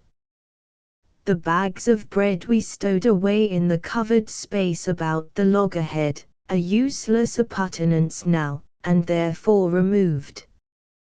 At night, Charles used it for a pillow, saying that when the boat rolled it gave easy play to his head. The precious breaker we lashed firmly amidships, thereby much improving our sailing. Now, previous to leaving the ship, we had seen to it well, that our craft was supplied with all those equipments, with which, by the regulations of the fishery, a whaleboat is constantly provided, night and day, afloat or suspended. Hanging along our gunwales inside, were 6 harpoons, 3 lances, and a blubber spade, all keen as razors, and sheathed with leather. Besides these, we had 3 waifs, a couple of 2-gallon water kegs, several balers, the boat hatchet for cutting the whale line, 2 auxiliary knives for the like purpose, and several minor articles, also employed in hunting the leviathan. The line and line tub, however, were on shipboard. And here it may be mentioned, that to prevent the strain upon the boat when suspended to the ship's side, the heavy whale line, over 200 fathoms in length, and something more than an inch in diameter, when not in use is kept on shipboard, coiled away like an endless snake in its tub. But this tub is always in readiness to be launched into the boat. Now, having no use for the line belonging to our craft, we had purposely left it behind. but well had we marked that by far the most important item of a whaleboat's furniture was snugly secured in its place. This was the watertight keg, at both ends firmly headed, containing a small compass, tinderbox and flint, candles, and a score or two of biscuit. This keg is an invariable precaution against what so frequently occurs in pursuing the sperm whale, prolonged absence from the ship, losing sight of her, or never seeing her more, till years after you reach home again. In this same keg of ours seemed coopered up life and death, at least so seemed it to honest Jarl. No sooner had we got clear from the Archerian, than dropping his oar for an instant, he clutched at it in the dark. And when day at last came, we knocked out the head of the keg with the little hammer and chisel, always attached to it for that purpose, and removed the compass, that glistened to us like a human eye. Then filling up the vacancy with biscuit, we again made all tight, driving down the hoops till they would budge no more. At first we were puzzled to fix our compass. But at last the seaman out knife, and cutting a round hole in the aftermost thwart, or seat of the boat, there inserted the little brass case containing the needle. Over the stern of the boat, with some old canvas which my Viking's forethought had provided, we spread a rude sort of awning, or rather counterpane. This, however, proved but little or no protection from the glare of the sun, for the management of the mainsail forbade any considerable elevation of the shelter. And when the breeze was fresh, we were fain to strike it altogether, for the wind being from aft, and getting underneath the canvas, almost lifted the light boat's stem into the air, vexing the counterpane as if it were a petticoat turning a gusty corner. But when a mere breath rippled the sea, and the sun was fiery hot, it was most pleasant to lounge in this shady asylum. It was like being transferred from the roast to cool in the cupboard. And Jarl, much the toughest fowl of the two, out of an abundant kindness for his comrade, during the day voluntarily remained exposed at the helm, almost 2 hours to my 1. No ladylike scruples had he, the old Viking, about marring his complexion, which already was more than bronzed. Over the ordinary tanning of the sailor, he seemed masked by a visor of japanning, dotted all over with freckles, so intensely yellow, and symmetrically circular, that they seemed scorched there by a burning glass. In the tragico-comico moods which at times overtook me, I used to look upon the brown seaman with humorous complacency. If we fall in with cannibals, thought I, then, ready roasted Norseman that thou art, shall I survive to mourn thee, at least, during the period I revolve upon the spit. But of such a fate, it needs hardly be said, we had no apprehension. Chapter 11.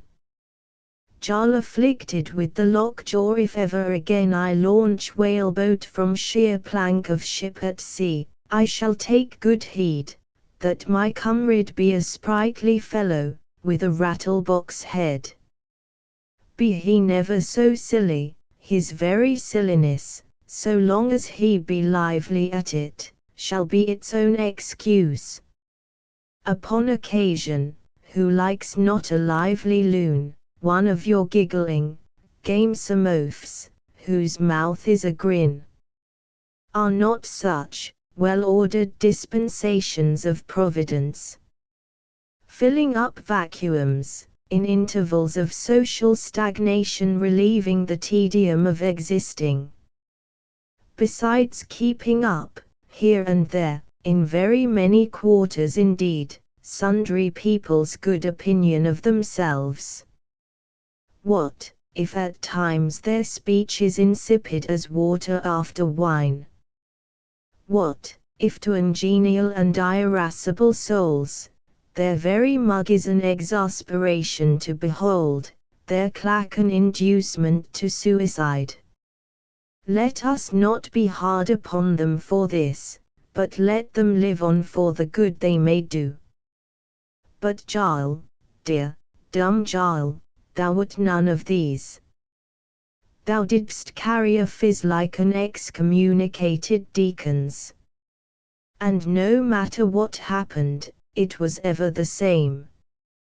Quietly, in thyself, thou didst revolve upon thine own sober axis, like a wheel in a machine which forever goes round, whether you look at it or no. Giles, wast thou not forever intent upon minding that which so many neglect, thine own especial business?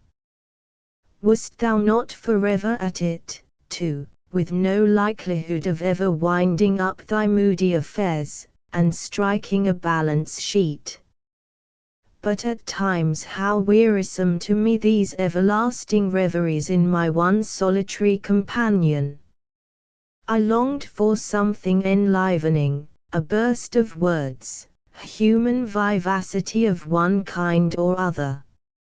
After in vain essaying to get something of this sort out of Giles, I tried it all by myself, playing upon my body as upon an instrument, singing, hallooing, and making empty gestures, till my Viking stared hard, and I myself paused to consider whether I had run crazy or no.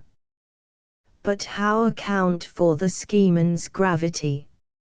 Surely, it was based upon no philosophic taciturnity. He was nothing of an idealist, an aerial architect, a constructor of flying buttresses.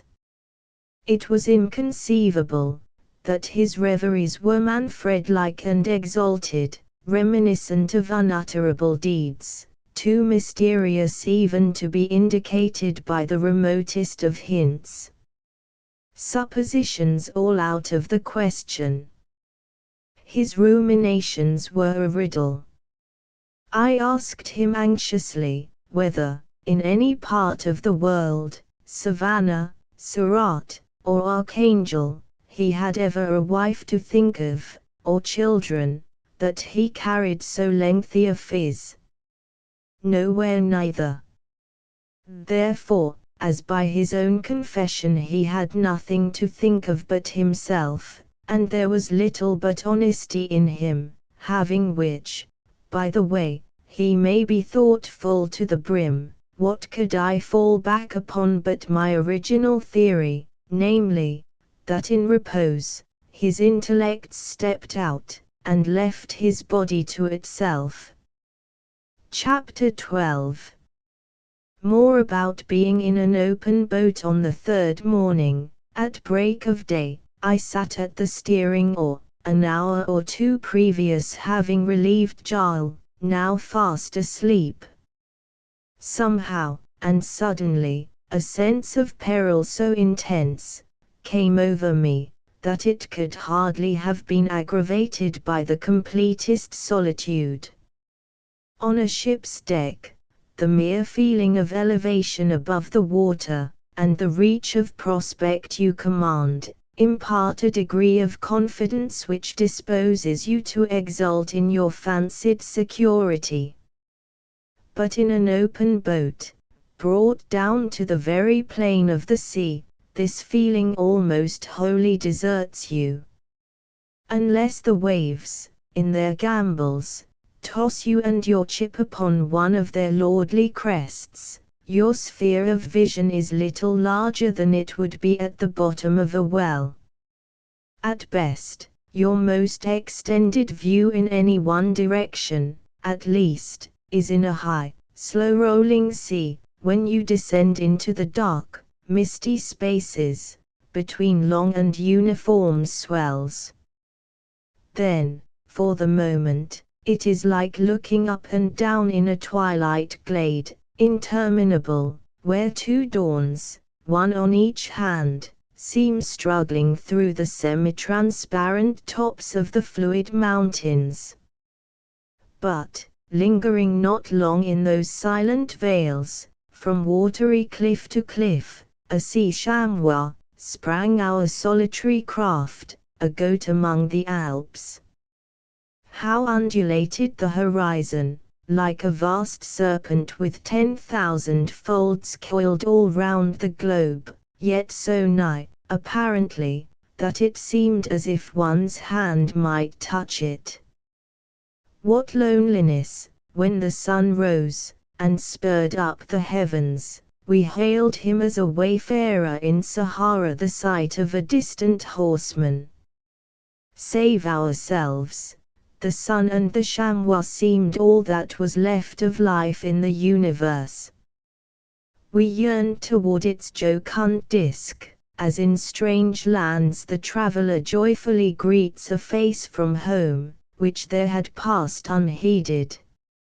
And was not the sun a fellow voyager? Were we not both wending westward? But how soon he daily overtook and passed us, hurrying to his journey's end. When a week had gone by, sailing steadily on, by day and by night, and nothing in sight but this self-same sea, what wonder if disquieting thoughts at last entered our hearts? If unknowingly we should pass the spot where, according to our reckoning, our islands lay, upon what shoreless sea would we launch? At times, these forebodings bewildered my idea of the positions of the groups beyond. All became vague and confused, so that westward of the Kingsmill Isles and the Radak chain, I fancied there could be naught but an endless sea.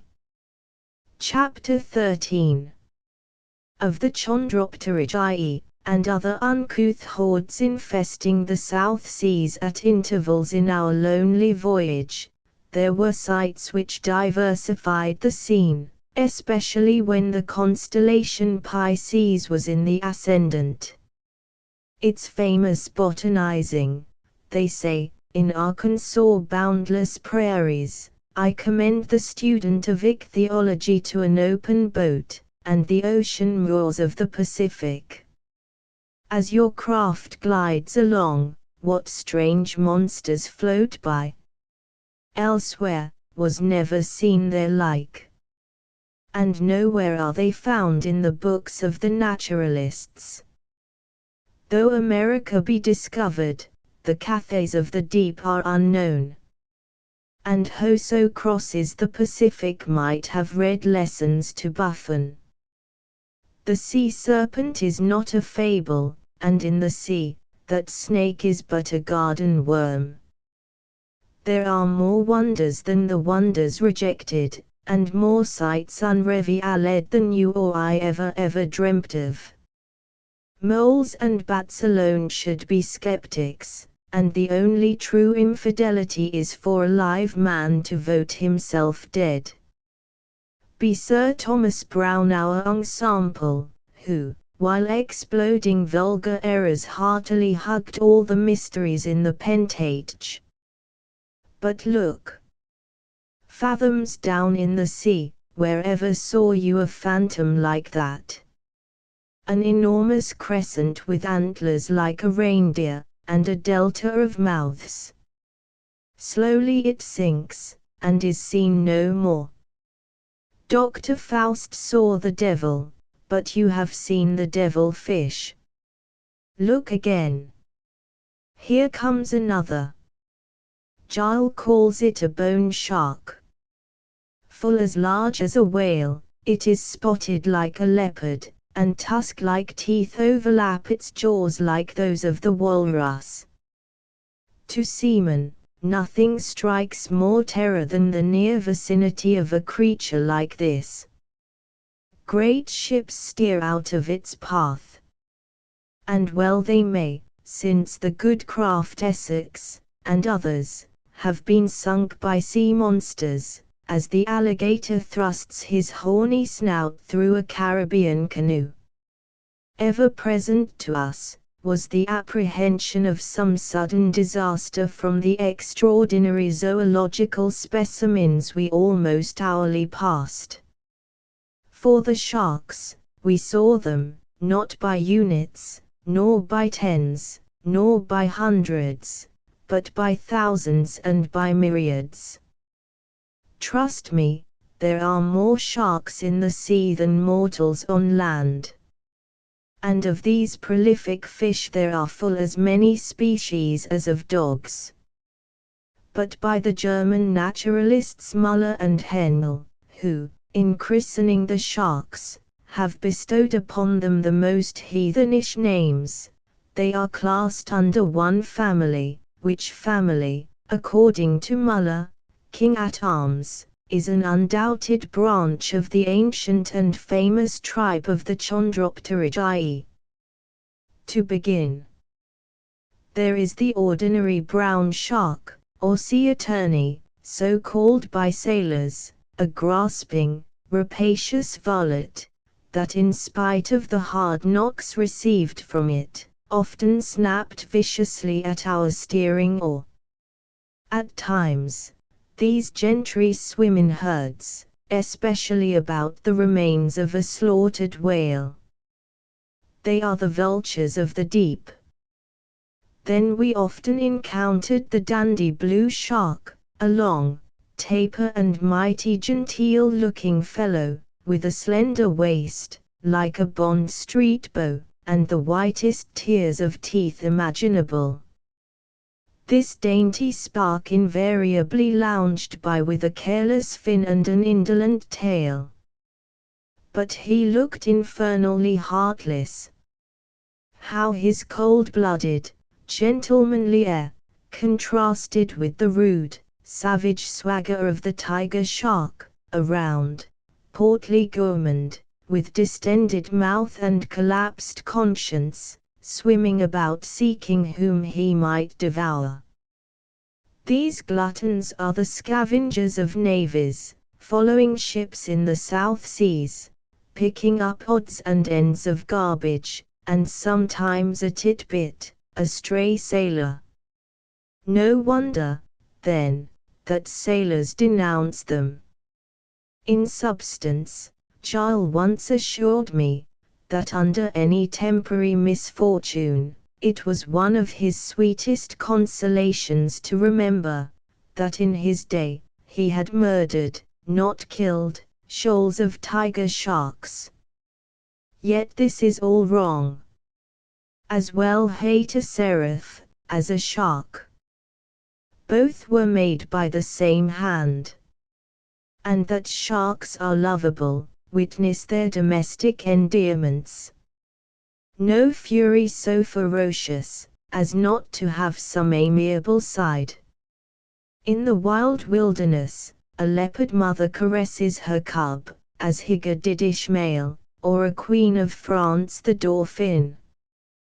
We know not what we do when we hate.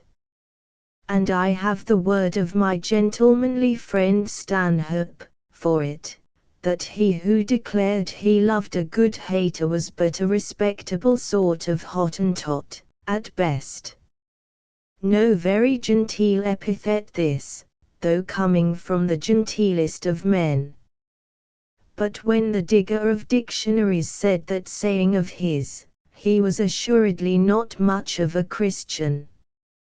However, it is hard for one given up to constitutional hypos like him, to be filled with the milk and meekness of the Gospels.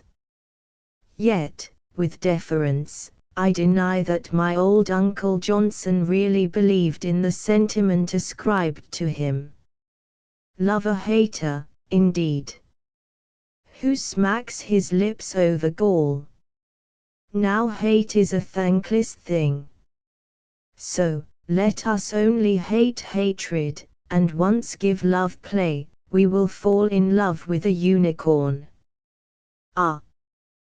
The easiest way is the best, and to hate, a man must work hard. Love is a delight, but hate a torment. And haters are thumbscrews, Scotch boots, and Spanish inquisitions to themselves. In 5 words, would they were a Siamese diphthong, he who hates is a fool. For several days our chamois was followed by 2 of these aforesaid tiger sharks. A brace of confidential inseparables, jogging along in our wake, side by side, like a couple of highwaymen, biding their time till you come to the crossroads.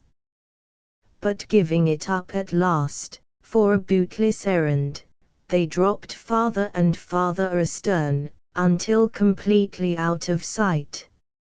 Much to the schemer's chagrin, who long stood in the stern, lance poised for a dart. But of all sharks, save me from the ghastly white shark. For though we should hate naught, yet some dislikes are spontaneous, and disliking is not hating.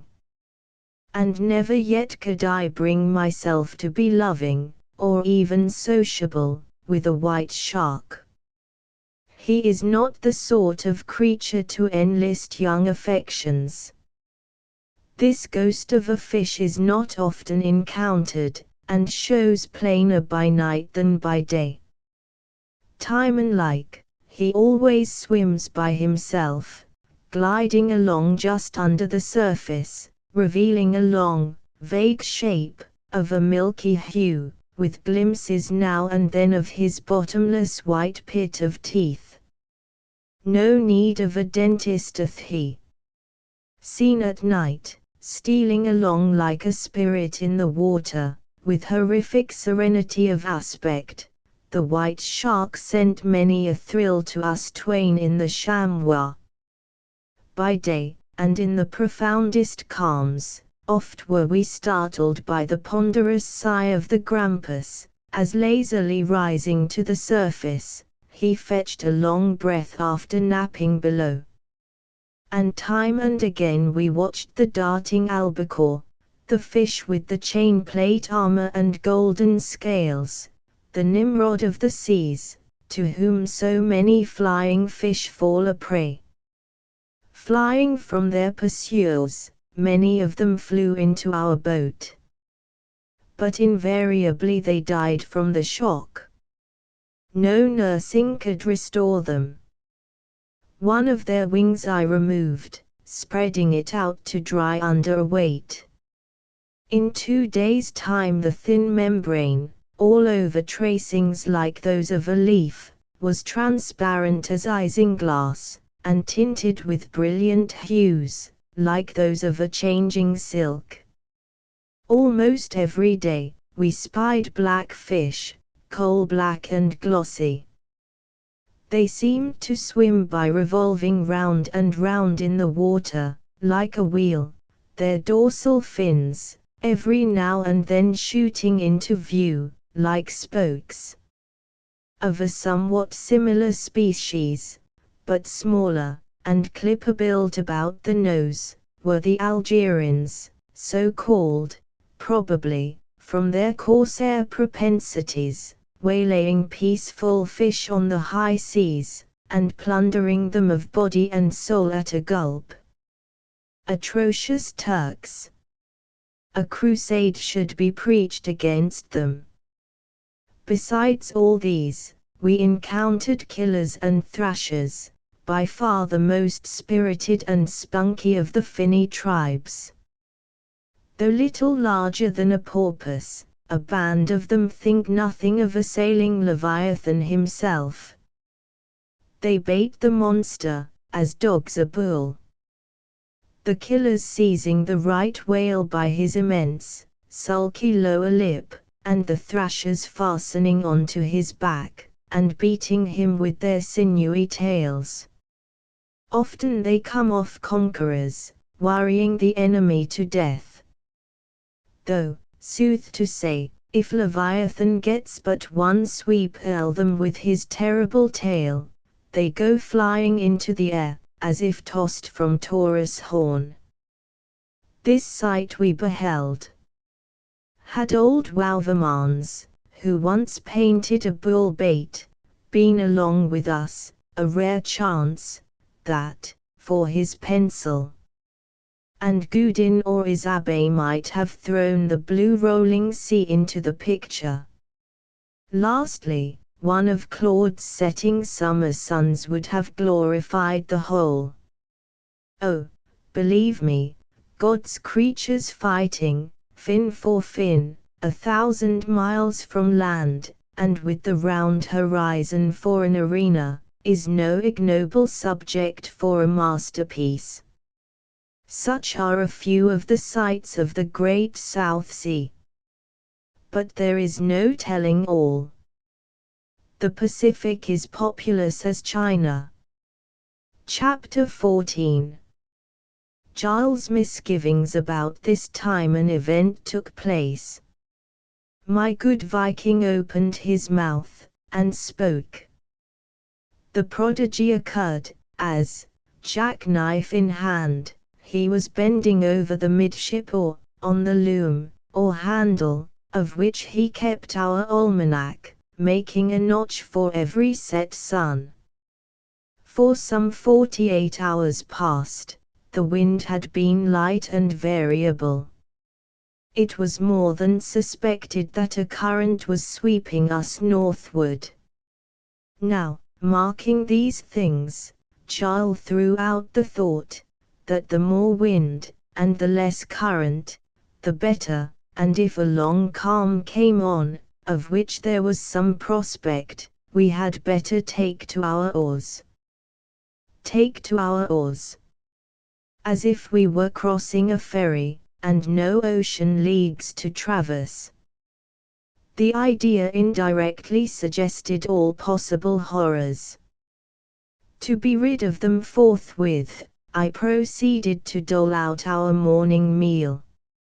For to make away with such things, there is nothing better than bolting something down on top of them, albeit, oft repeated, the plan is very apt to beget dyspepsia, and the dyspepsia the blues.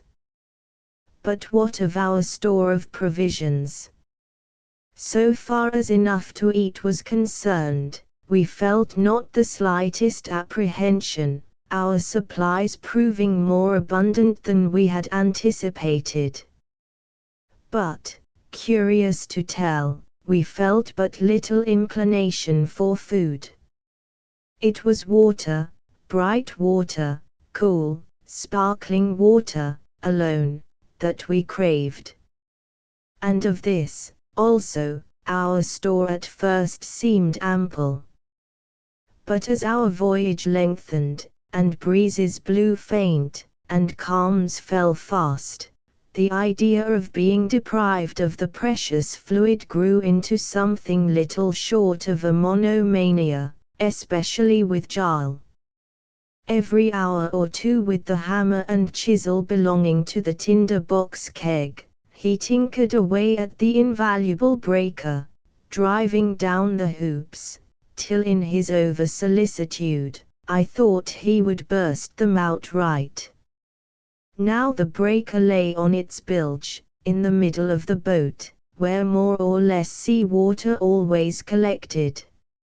And ever and anon, dipping his finger therein, my Viking was troubled with the thought, that this sea water tasted less brackish than that alongside. Of course the breaker must be leaking. So, he would turn it over, till its wet side came uppermost, when it would quickly become dry as a bone. But now, with his knife, he would gently probe the joints of the staves, shake his head, look up, look down, taste of the water in the bottom of the boat, then that of the sea, then lift one end of the breaker, going through with every test of leakage he could dream of. Nor was he ever fully satisfied, that the breaker was in all respects sound. but in reality it was tight as the drumheads that beat at Cerro Gordo. "Oh, Jarl, Jarl," to me in the boat's quiet stern, steering and philosophizing at one time and the same, "thou and thy breaker were a study." Besides the breaker, we had, full of water, the 2 boat kegs, previously alluded to. These were first used. We drank from them by their leaden spouts, so many swallows 3 times in the day, having no other means of measuring an allowance. But when we came to the breaker, which had only a bunghole, though a very large one, dog-like, it was so many laps apiece, jealously counted by the observer.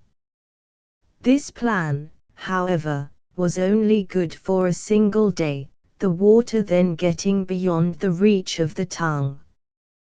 We therefore daily poured from the breaker into one of the kegs, and drank from its spout. But to obviate the absorption inseparable from decanting, we at last hit upon something better, my comrade's shoe, which, deprived of its quarters, narrowed at the heel, and diligently rinsed out in the sea, was converted into a handy but rather limber ladle. This we kept suspended in the bunghole of the breaker, that it might never twice absorb the water. Now pewter imparts flavor to ale, a meerschaum bowl, the same to the tobacco of Smyrna, and goggle green glasses are deemed indispensable to the bibbing of hock. What then shall be said of a leathern goblet for water? Try it, ye mariners who list. One morning, taking his wonted draught, Jarl fished up in his ladle a deceased insect, something like a daddylonglegs, only more corpulent. Its fate? A sea toss. Believe it not, with all those precious drops clinging to its lengthy legs. It was held over the ladle till the last globule dribbled, and even then, being moist, honest Jarl was but loath to drop it overboard. For our larder, we could not endure the salt beef, it was raw as a live Abyssinian steak, and salt as Krakow. Besides, the Fiji simile would not have held good with respect to it. It was far from being tender as a dead man. The biscuit only could we eat, not to be wondered at, for even on shipboard, seamen in the tropics are but sparing feeders. And here let not a suggestion be omitted, most valuable to any future castaway or sailaway as the case may be. Eat not your biscuit dry, but dip it in the sea, which makes it more bulky and palatable.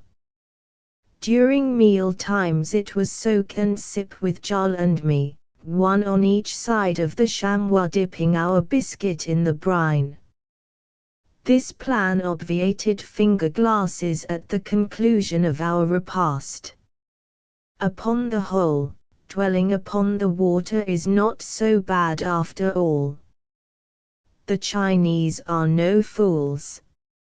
In the operation of making your toilet, how handy to float in your ewer. Chapter 15. A stitch in time saves 9. Like most silent earnest sort of people, my good Viking was a pattern of industry. When in the boats after whales, I have known him carry along a roll of sinnate to stitch into a hat. And the boats lying motionless for half an hour or so, waiting the rising of the chase, his fingers would be plying at their task, like an old lady knitting. Like an experienced old wife too, his digits had become so expert and conscientious, that his eyes left them alone, deeming optic supervision unnecessary. And on this trip of ours, when not otherwise engaged, he was quite as busy with his fingers as ever, unravelling old Cape Horn hose, for yon wherewith to darn our woolen frocks, with great patches from the skirts of a condemned reefing jacket, paneling the seats of our ducks, in short, veneering our broken garments with all manner of choice old broadcloths. With the true forethought of an old tar, he had brought along with him nearly the whole contents of his chest. His precious ditty bag containing his sewing utensils had been carefully packed away in the bottom of one of his bundles, of which he had as many as an old maid on her travels. In truth, an old salt is very much of an old maid, though, strictly speaking, far from deserving that misdeemed appellative. Better be an old maid, a woman with herself for a husband, than the wife of a fool, and Solomon more than hints that all men are fools, and every wise man knows himself to be one. When playing the sempstress, Giles' favourite perch was the triangular little platform in the bow, which being the driest and most elevated part of the boat, was best adapted to his purpose.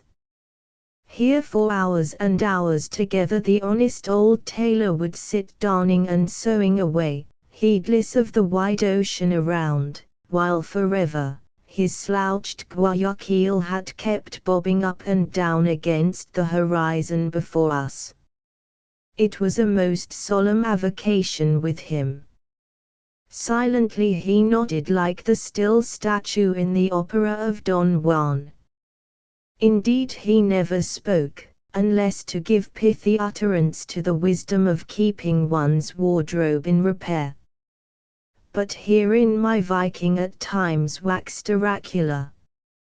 And menace the hour we glided along, myself deeply pondering in the stem, hand upon helm, while cross-legged at the other end of the boat Giles laid down patch upon patch, and at long intervals precept upon precept, here several saws, and there innumerable stitches.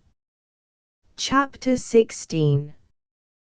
They are becalmed. On the 8th day there was a calm. It came on by night, so that waking at daybreak, and folding my arms over the gunwale, I looked out upon a scene very hard to describe. The sun was still beneath the horizon, perhaps not yet out of sight from the plains of Paraguay. But the dawn was too strong for the stars, which, one by one, had gone out, like waning lamps after a ball. Now, as the face of a mirror is a blank, only borrowing character from what it reflects, so in a calm in the tropics, a colorless sky overhead, the ocean, upon its surface, hardly presents a sign of existence. The deep blue is gone, and the glassy element lies tranced, almost viewless as the air. But that morning, the two grey firmaments of sky and water seemed collapsed into a vague ellipsis. And alike, the chamois seemed drifting in the atmosphere as in the sea. Everything was fused into the calm, sky, air, water, and all. Not a fish was to be seen. The silence was that of a vacuum. No vitality lurked in the air. And this inert blending and brooding of all things seemed grey chaos in conception. This calm lasted 4 days and 4 nights, during which, but a few catspaws of wind varied the scene. They were faint as the breath of one dying. At times the heat was intense. The heavens, at midday, glowing like an ignited coal mine. Our skin curled up like lint, our vision became dim, the brain dizzy. To our consternation, the water in the breaker became lukewarm, brackish, and slightly putrescent, notwithstanding we kept our spare clothing piled upon the breaker, to shield it from the sun.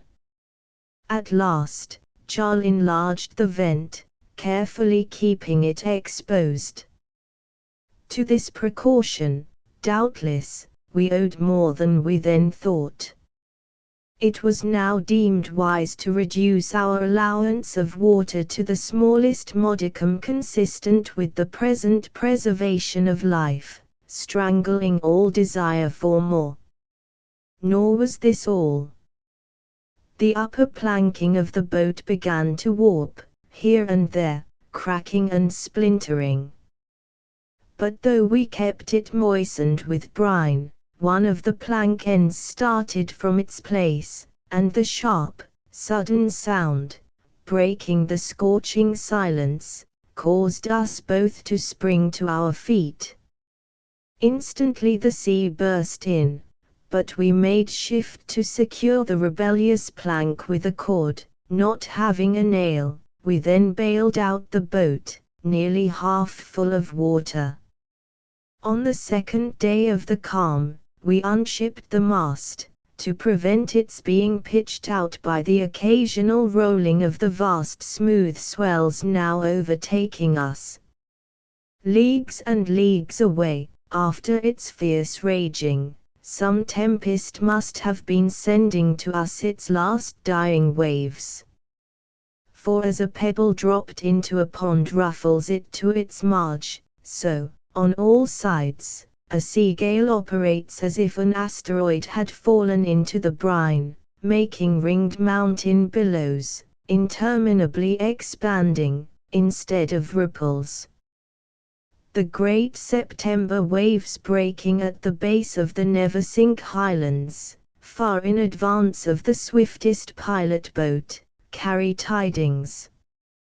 And full often, they know the last secret of many a stout ship, never heard of from the day she left port. Every wave in my eyes seems a soul. As there was no steering to be done, Jarl and I sheltered ourselves as well as we could under the awning. And for the first 2 days, one at a time, and every 3 or 4 hours, we dropped overboard for a bath, clinging to the gunwale, a sharp lookout being kept for prowling sharks. A foot or two below the surface, the water felt cool and refreshing. On the third day a change came over us. We relinquished bathing, the exertion taxing us too much. Sullenly we laid ourselves down, turned our backs to each other, and were impatient of the slightest casual touch of our persons. What sort of expression my own countenance wore, I know not, but I hated to look at Giles. When I did it was a glare, not a glance. I became more taciturn than he. I cannot tell what it was that came over me, but I wished I was alone. I felt that so long as the calm lasted, we were without help, that neither could assist the other, and above all, that for one, the water would hold out longer than for two. I felt no remorse, not the slightest, for these thoughts. It was instinct. Like a desperado giving up the ghost, I desired to gasp by myself. From being cast away with a brother, good God deliver me. The 4 days passed. And on the morning of the 5th, thanks be to heaven, there came a breeze. Dancingly, mincingly it came, just rippling the sea, until it struck our sails, previously set at the very first token of its advance. At length it slightly freshened, and our poor chamois seemed raised from the dead. Beyond expression delightful. Once more we heard the low humming of the sea under our bow, as our boat, like a bird, went singing on its way. How changed the scene! Overhead, a sweet blue haze, distilling sunlight in drops. And flung abroad over the visible creation was the sun-spangled, azure, rustling robe of the ocean, ermined with wave crests, all else, infinitely blue. Such a cadence of musical sounds. Waves chasing each other, and sporting and frothing in frolicsome foam, painted fish rippling past, and anon the noise of wings as sea-fowls flew by. O, ocean, when thou choosest to smile, more beautiful thou art than flowery mead or plain. Chapter 17.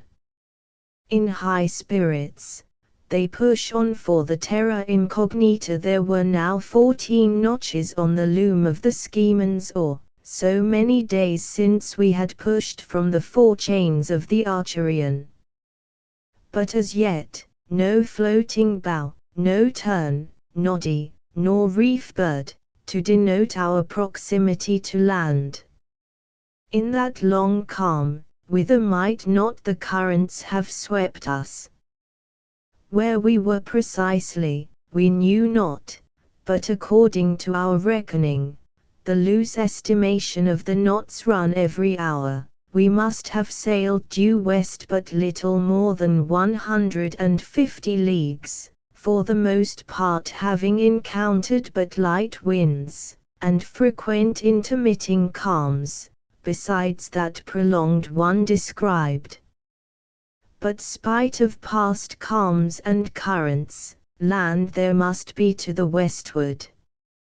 Sun, compass, stout hearts, and steady breezes, pointed our prow thereto.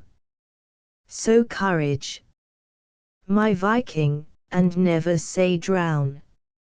At this time, our hearts were much lightened by discovering that our water was improving in taste.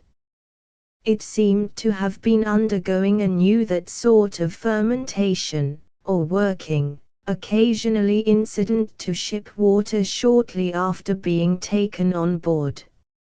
Sometimes, for a period, it is more or less offensive to taste and smell, again, however, becoming comparatively limpid. But as our water improved, we grew more and more miserly of so priceless a treasure. And here it may be well to make mention of another little circumstance, however unsentimental. Thorough-paced tar that he was, my Viking was an inordinate consumer of the Indian weed. From the Archerian, he had brought along with him a small half-keg, at bottom impacted with a solitary layer of sable negroid, fossil-marked, like the primary stratum of the geologists. It was the last tier of his abundant supply for the long whaling voyage upon which he had embarked upwards of 3 years previous. Now during the calm, and for some days after, poor Giles' accustomed quid was no longer agreeable company. To pun, he eschewed his chew. I asked him wherefore. He replied that it puckered up his mouth, above all provoked thirst, and had somehow grown every way distasteful. I was sorry, for the absence of his before ever present wad impaired what little fullness there was left in his cheek, though, sooth to say, I no longer called upon him as of yore to shift over the enormous morsel to starboard or larboard, and so trim our craft. The calm gone by, once again my sea-tailor plied needle and thread, or turning laundress, hung our armament to dry on oars peaked obliquely in the thole pins. all of which tattered pennons, the wind being astern, helped us gaily on our way, as jolly poor devils, with rags flying in the breeze, sail blithely through life, and are merry although they are poor. Chapter 18. My Lord Shark and his pages. There is a fish in the sea that evermore, like a surly lord, only goes abroad attended by his suite. It is the shovel-nosed shark. A clumsy lethargic monster, unshapely as his name, and the last species of his kind, one would think, to be so bravely waited upon, as he is. His suite is composed of those dainty little creatures called pilot fish by sailors. But by night his retinue is frequently increased by the presence of several small luminous fish, running in advance, and flourishing their flambeaux like link boys lighting the monster's way. Pity there were no rayfish in rear, page-like, to carry his caudal train. Now the relation subsisting between the pilot fish above mentioned and their huge ungainly lord, seems one of the most inscrutable things in nature. At any rate, it poses poor me to comprehend. That a monster so ferocious, should suffer 5 or 6 little sparks, hardly 14 inches long, to gambol about his grim hull with the utmost impunity, is of itself something strange. But when it is considered, that by a reciprocal understanding, the pilot fish seem to act as scouts to the shark, warning him of danger, and apprising him of the vicinity of prey, and moreover, in case of his being killed, evincing their anguish by certain agitations, otherwise inexplicable, the whole thing becomes a mystery unfathomable. Truly marvels abound. It needs no dead man to be raised, to convince us of some things. Even my Viking marveled full as much at those pilot fish as he would have marveled at the Pentecost. But perhaps a little incident, occurring about this period, will best illustrate the matter in hand. We were gliding along, hardly 3 knots an hour, when my comrade, who had been dozing over the goon whale, suddenly started to his feet, and pointed out an immense shovel-nosed shark, less than a boat's length distant, and about half a fathom beneath the surface. A lance was at once snatched from its place, and true to his calling, Charles was about to dart it at the fish, when, interested by the sight of its radiant little scouts, I begged him to desist. One of them was right under the shark, nibbling at his ventral fin, another above, hovering about his dorsal appurtenance, one on each flank, and a frisking 5th pranking about his nose, seemingly having something to say of a confidential nature.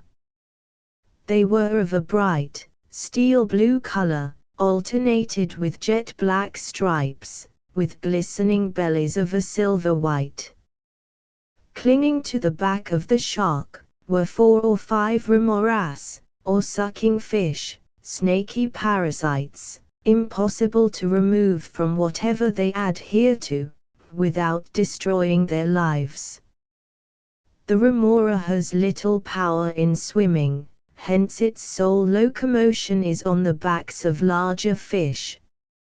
Leech-like, it sticketh closer than a false brother in prosperity, closer than a beggar to the benevolent, closer than Webster to the Constitution. But it feeds upon what it clings to, its feelers having a direct communication with the esophagus. The shark swam sluggishly, creating no sign of a ripple, but ever and anon shaking his Medusa locks, writhing and curling with horrible life. Now and then, the nimble pilot fish darted from his side, this way and that, mostly toward our boat, but previous to taking a fresh start ever returning to their liege lord to report progress. A thought struck me. Baiting a rope's end with a morsel of our almost useless salt beef, I suffered it to trail in the sea. Instantly the foremost scout swam toward it, hesitated, paused, but at last advancing, briskly snuffed at the line, and taking one finical little nibble, retreated toward the shark. Another moment, and the great Tamerlane himself turned heavily about, pointing his black, cannon-like nose directly toward our broadside. Meanwhile, the little pilot fish darted hither and thither, keeping up a mighty fidgeting, like men of small minds in a state of nervous agitation. Presently, Tamerlane swam nearer and nearer, all the while lazily eyeing the chamois, as a wild boar a kid. Suddenly making a rush for it, in the foam he made away with the bait. But the next instant, the uplifted lance sped at his skull, and thrashing his requiem with his sinewy tail, he sunk slowly, through his own blood, out of sight. Down with him swam the terrified pilot fish, but soon after, 3 of them were observed close to the boat, gliding along at a uniform pace, one on each side, and one in advance, even as they had attended their lord. Doubtless, one was under our keel. A good omen, said Jarl, no harm will befall us so long as they stay. But however that might be, follow us they did, for many days after, until an event occurred, which necessitated their withdrawal. Chapter 19. Who goes there? Giles Orr showed 16 notches on the loom, when one evening, as the expanded sun touched the horizon's rim, a ship's uppermost spars were observed, traced like a spider's web against its crimson disk. It looked like a far-off craft on fire. In bright weather at sea, a sail, invisible in the full flood of noon, becomes perceptible toward sunset. It is the reverse in the morning. In sight at grey dawn, the distant vessel, though in reality approaching, recedes from view, as the sun rises higher and higher. This holds true, till its vicinity makes it readily fall within the ordinary scope of vision. And thus, too, here and there, with other distant things, the more light you throw on them, the more you obscure. Some revelations show best in a twilight. The sight of the stranger not a little surprised us. But brightening up, as if the encounter were welcome, Giles looked happy and expectant. He quickly changed his demeanor, however, upon perceiving that I was bent upon shunning a meeting. Instantly our sails were struck, and calling upon Giles, who was somewhat backward to obey, I shipped the oars, and, both rowing, we stood away obliquely from our former course. I divined that the vessel was a whaler, and hence, that by help of the glass, with which her lookouts must be momentarily sweeping the horizon, they might possibly have descried us, especially, as we were due east from the ship, a direction, which at sunset is the one most favorable for perceiving a far-off object at sea. Furthermore, our canvas was snow-white and conspicuous. To be sure, We could not be certain what kind of a vessel it was, but whatever it might be, I, for one, had no mind to risk an encounter, for it was quite plain that if the stranger came within hailing distance, there would be no resource but to link our fortunes with hers, whereas I desired to pursue none but the chamois. As for the schemer, he kept looking wistfully over his shoulder, doubtless praying heaven that we might not escape what I sought to avoid. Now, upon a closer scrutiny, being pretty well convinced that the stranger, after all, was steering a nearly westerly course, right away from us, we reset our sail, and as night fell, my Viking's entreaties, seconded by my own curiosity, induced me to resume our original course, and so follow after the vessel, with a view of obtaining a nearer glimpse, without danger of detection. So, boldly we steered for the sail. But not gaining much upon her, spite of the lightness of the breeze, a circumstance in our favor, the chase being a ship, and we but a boat, at my comrade's instigation, we added oars to sails, readily guiding our way by the former, though the helm was left to itself. As we came nearer, it was plain that the vessel was no whaler, but a small, two-masted craft, in short, a brigantine. Her sails were in a state of unaccountable disarray, only the foresail, mainsail, and jib being set. The first was much tattered, and the jib was hoisted but half-way up the stay, where it idly flapped, the breeze coming from over the taffrail. She continually yawed in her course, now almost presenting her broadside, then showing her stern. Striking our sails once more, we lay on our oars, and watched her in the starlight. Still she swung from side to side, and still sailed on. Not a little terrified at the sight, superstitious Giles more than insinuated that the craft must be a gold huntress, haunted. But I told him, that if such were the case, we must board her, come gold or goblins. In reality, however, I began to think that she must have been abandoned by her crew, or else, that from sickness, those on board were incapable of managing her.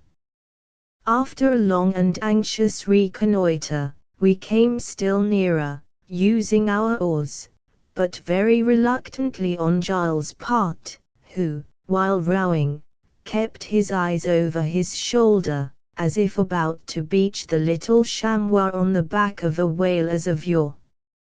Indeed, he seemed full as impatient to quit the vicinity of the vessel, as before he had been anxiously courting it. Now, as the silent brigantine again swung round her broadside, I hailed her loudly. No return. Again. But all was silent. With a few vigorous strokes, we closed with her, giving yet another unanswered hail, when, laying the chamois right alongside, I clutched at the main chains. Instantly we felt her dragging us along. Securing our craft by its painter, I sprang over the rail, followed by Giles, who had snatched his harpoon, his favorite arms. Long used with that weapon to overcome the monsters of the deep, he doubted not it would prove equally serviceable in any other encounter. The deck was a complete litter. Tossed about were pearl oyster shells, husks of coconuts, empty casks, and cases. The deserted tiller was lashed, which accounted for the vessel's yawing. but we could not conceive how going large before the wind, the craft could, for any considerable time, at least, have guided herself without the help of a hand. Still, the breeze was light and steady. Now, seeing the helm thus lashed, I could not but distrust the silence that prevailed.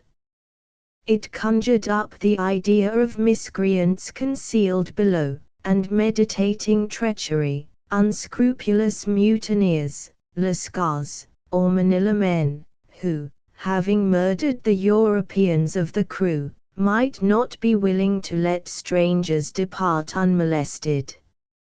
Or yet worse, the entire ship's company might have been swept away by a fever, its infection still lurking in the poisoned hull. And though the first conceit, as the last, was a mere surmise, it was nevertheless deemed prudent to secure the hatches, which for the present we accordingly barred down with the oars of our boat. This done, we went about the deck in search of water, and finding some in a clumsy cask, drank long and freely, and to our thirsty souls' content. The wind now freshening, and the rent sails like to blow from the yards, we brought the brigantine to the wind, and brailed up the canvas. This left us at liberty to examine the craft, though, unfortunately, the night was growing hazy. All this while our boat was still towing alongside, and I was about to drop it astern, when Giles, ever cautious, declared it safer where it was, since, if there were people on board, they would most likely be down in the cabin, from the deadlights of which, mischief might be done to the chamois. It was then that my comrade observed that the brigantine had no boats, a circumstance most unusual in any sort of a vessel at sea. But marking this, I was exceedingly gratified. It seemed to indicate, as I had opined, that from some cause or other, she must have been abandoned of her crew. And in a good measure this dispelled my fears of foul play, and the apprehension of contagion. Encouraged by these reflections, I now resolved to descend, and explore the cabin, though sorely against Giles' counsel. To be sure, as he earnestly said, this step might have been deferred till daylight, but it seemed too wearisome to wait. So bethinking me of our tinderbox and candles, I sent him into the boat for them. Presently, 2 candles were lit, one of which the seaman tied up and down the barbed end of his harpoon, so that upon going below, the keen steel might not be far off, should the light be blown out by a dastard. Unfastening the cabin scuttle, we stepped downward into the smallest and murkiest den in the world. The altar-like transom, surmounted by the closed deadlights in the stem, together with the dim little skylight overhead, and the sombre aspect of everything around, gave the place the air of some subterranean oratory, say a prayer room of Peter the Hermit. But coils of rigging, bolts of canvas, articles of clothing, and disorderly heaps of rubbish, harmonized not with this impression. 2 doors, one on each side, led into wee little state-rooms, the berths of which also were littered. Among other things, was a large box, sheathed with iron and stoutly clamped, containing a keg partly filled with powder, the half of an old cutlass, a pouch of bullets, and a case for a sextant, a brass plate on the lid, with the maker's name. London. The broken blade of the cutlass was very rusty and stained, and the iron hilt bent in. It looked so tragical that I thrust it out of sight.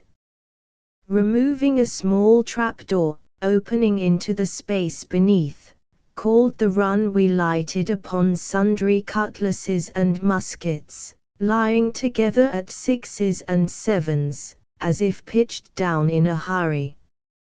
Casting round a hasty glance, and satisfying ourselves that through the bulkhead of the cabin there was no passage to the forward part of the hold, we caught up the muskets and cutlasses, the powder keg and the pouch of bullets, and bundling them on deck, prepared to visit the other end of the vessel.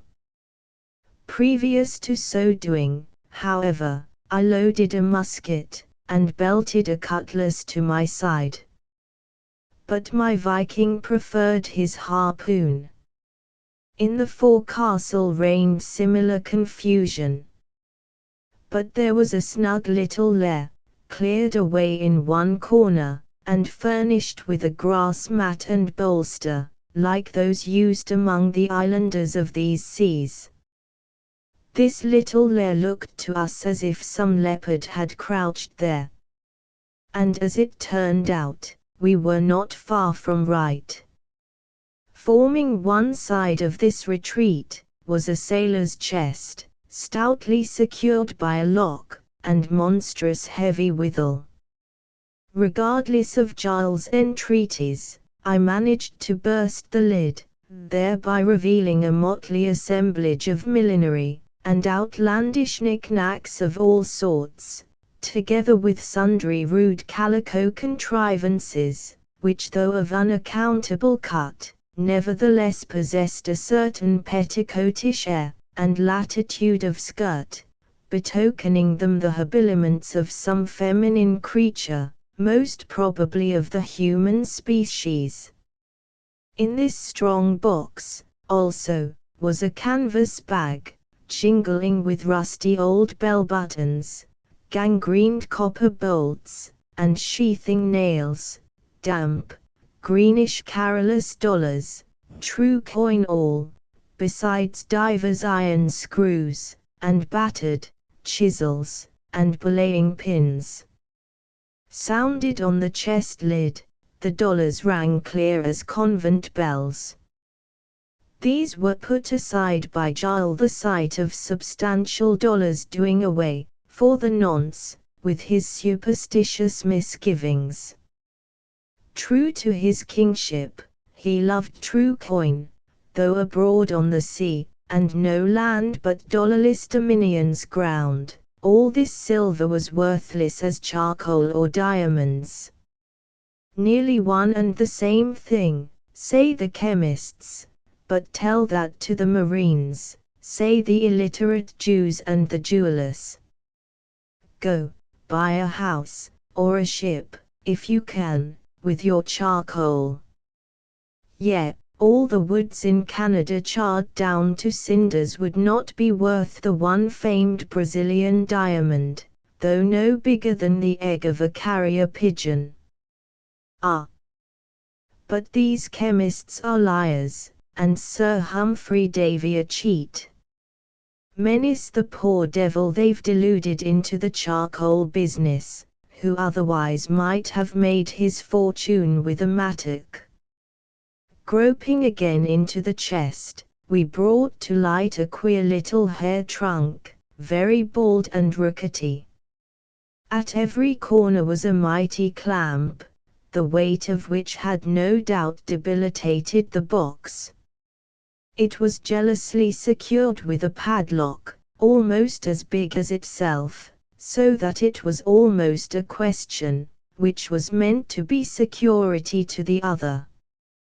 Prying at it hard, we at length effected an entrance, but saw no golden moidores, no ruddy doubloons, nothing under heaven but 3 pewter mugs, such as are used in a ship's cabin, several brass screws, and brass plates, which must have belonged to a quadrant, together with a famous lot of glass beads and brass rings, while, pasted on the inside of the cover, was a little colored print, representing the harlots, the shameless hussies, having a fine time with the prodigal son. It should have been mentioned ere now, that while we were busy in the forecastle, we were several times startled by strange sounds aloft. And just after, crashing into the little hair trunk, down came a great top block, right through the scuttle, narrowly missing my Viking's crown, a much stronger article, by the way, than your goldsmiths turn out in these days.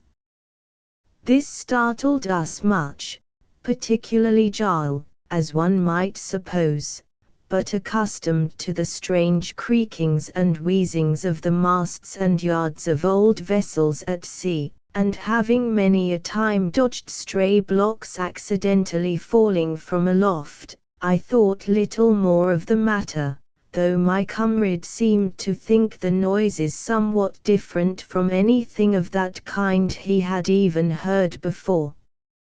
After a little more turning over of the rubbish in the forecastle, and much marvelling thereat, we ascended to the deck, where we found everything so silent, that, as we moved toward the taffrail, the seaman unconsciously addressed me in a whisper.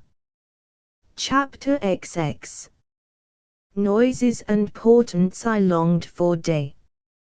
For however now inclined to believe that the brigantine was untenanted, I desired the light of the sun to place that fact beyond a misgiving. Now, having observed, previous to boarding the vessel, that she lay rather low in the water, I thought proper to sound the well.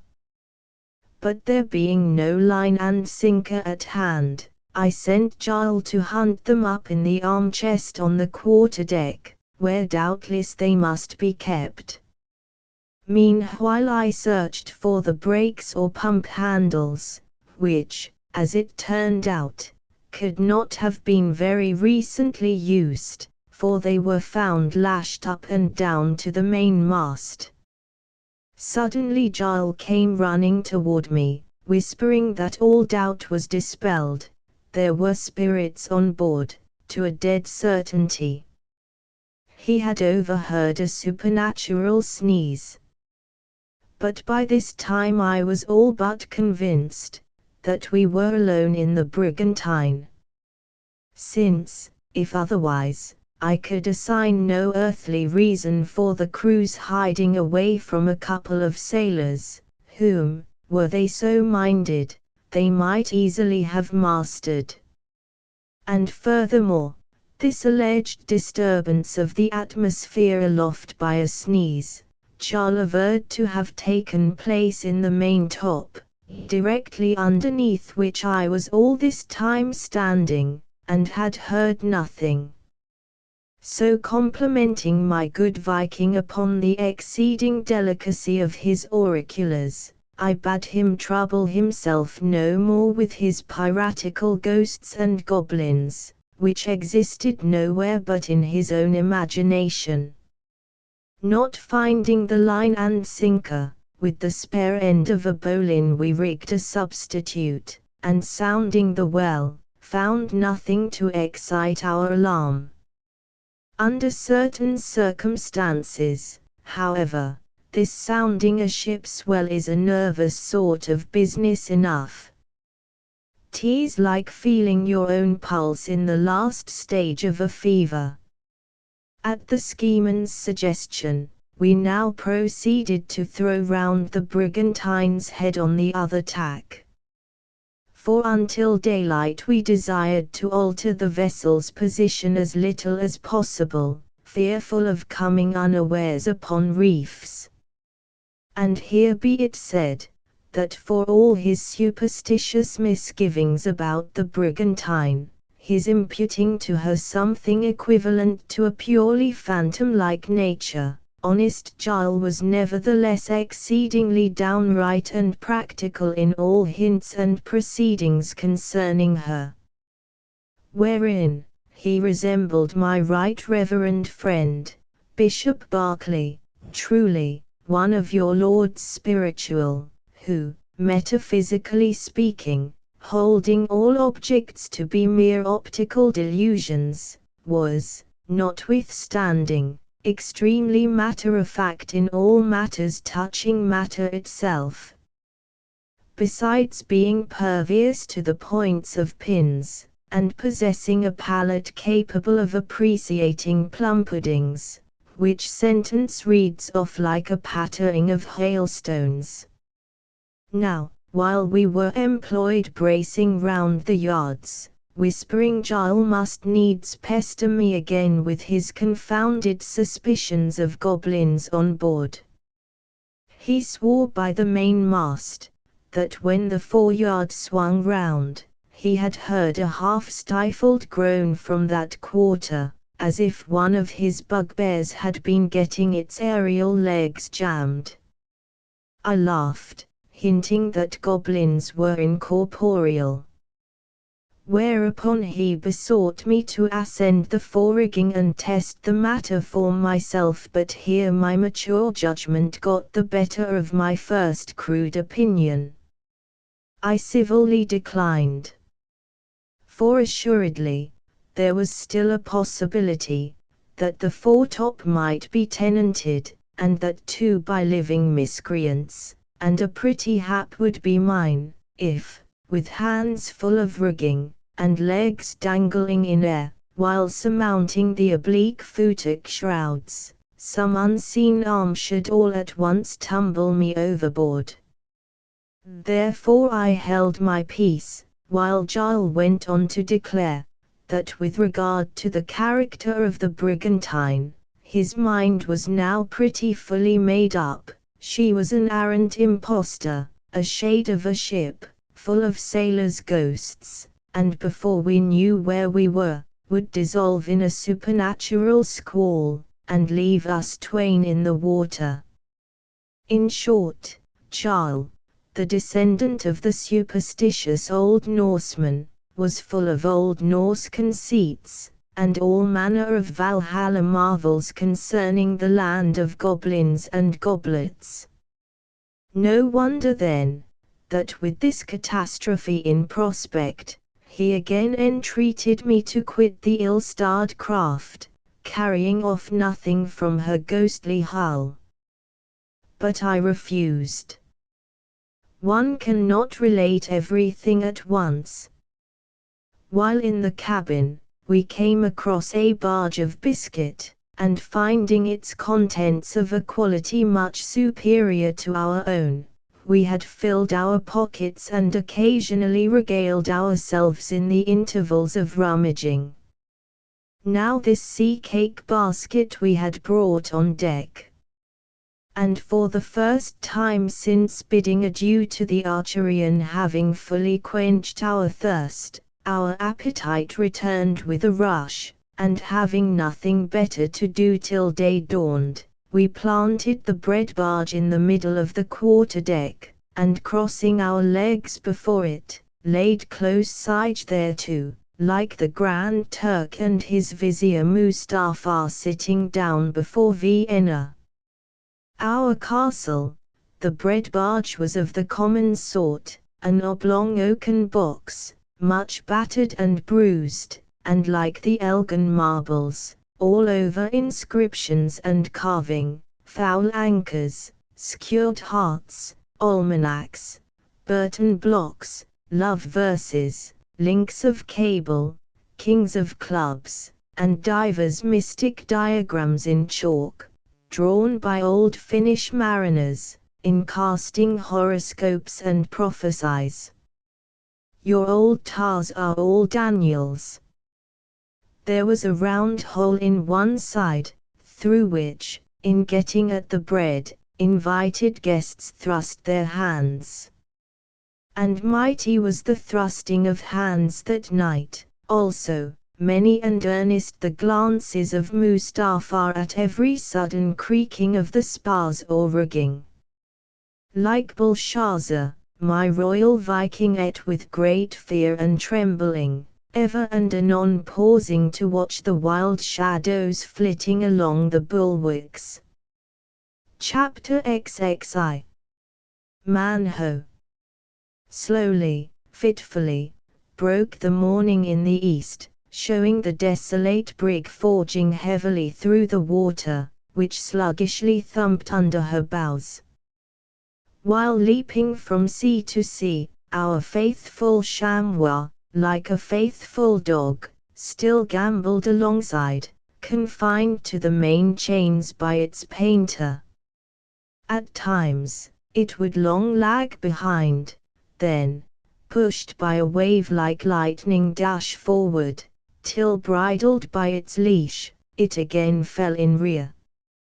As the grey light came on, anxiously we scrutinized the features of the craft, as one by one they became more plainly revealed. Everything seemed stranger now, than when partially visible in the dingy night.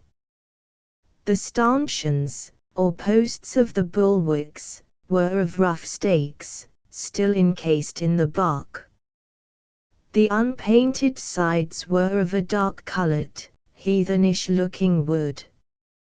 The tiller was a wry-necked, elbowed bow, thrusting itself through the deck, as if the tree itself was fast rooted in the hold. The binnacle, containing the compass, was defended at the sides by yellow matting.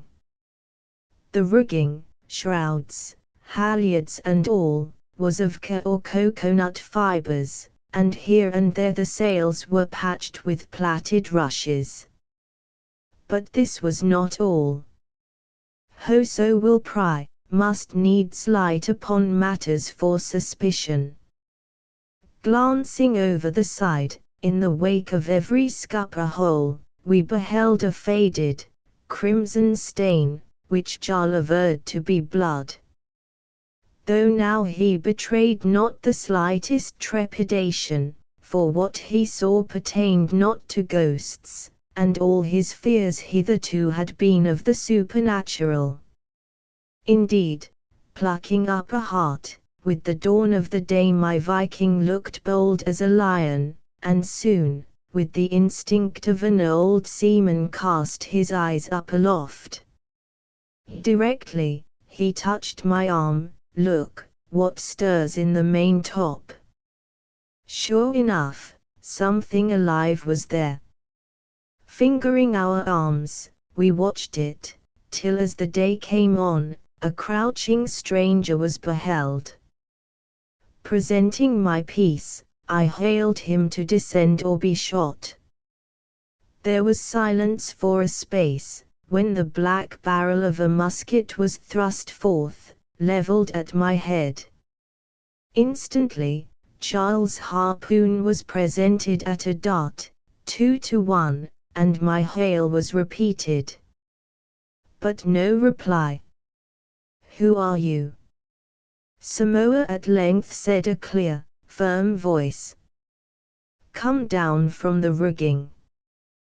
We are friends." Another pause, when, rising to his feet, the stranger slowly descended, holding on by one hand to the rigging, for but one did he have, his musket partly slung from his back, and partly griped under the stump of his mutilated arm. He alighted about 6 paces from where we stood, and balancing his weapon, eyed us bravely as the Cid.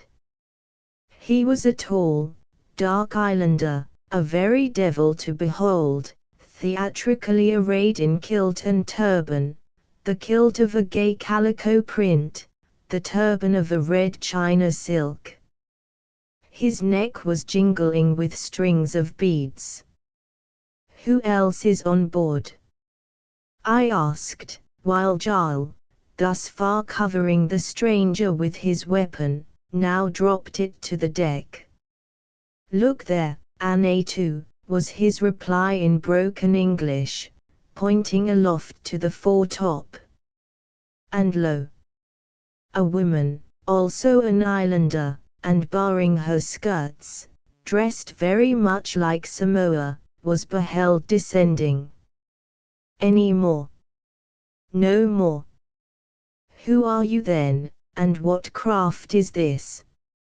Ah, you are no ghost, but are you my friend? He cried, advancing nearer as he spoke, while the woman, having gained the deck, also approached, eagerly glancing. We said we were friends, that we meant no harm, but desired to know what craft this was, and what disaster had befallen her, for that something untoward had occurred, we were certain. Whereto, Samoa made answer, that it was true that something dreadful had happened, and that he would gladly tell us all, and tell us the truth. And about it he went. Now, this story of his was related in the mixed phraseology of a Polynesian sailor. With a few random reflections, in substance, it will be found in the 6 following chapters. Chapter XXII.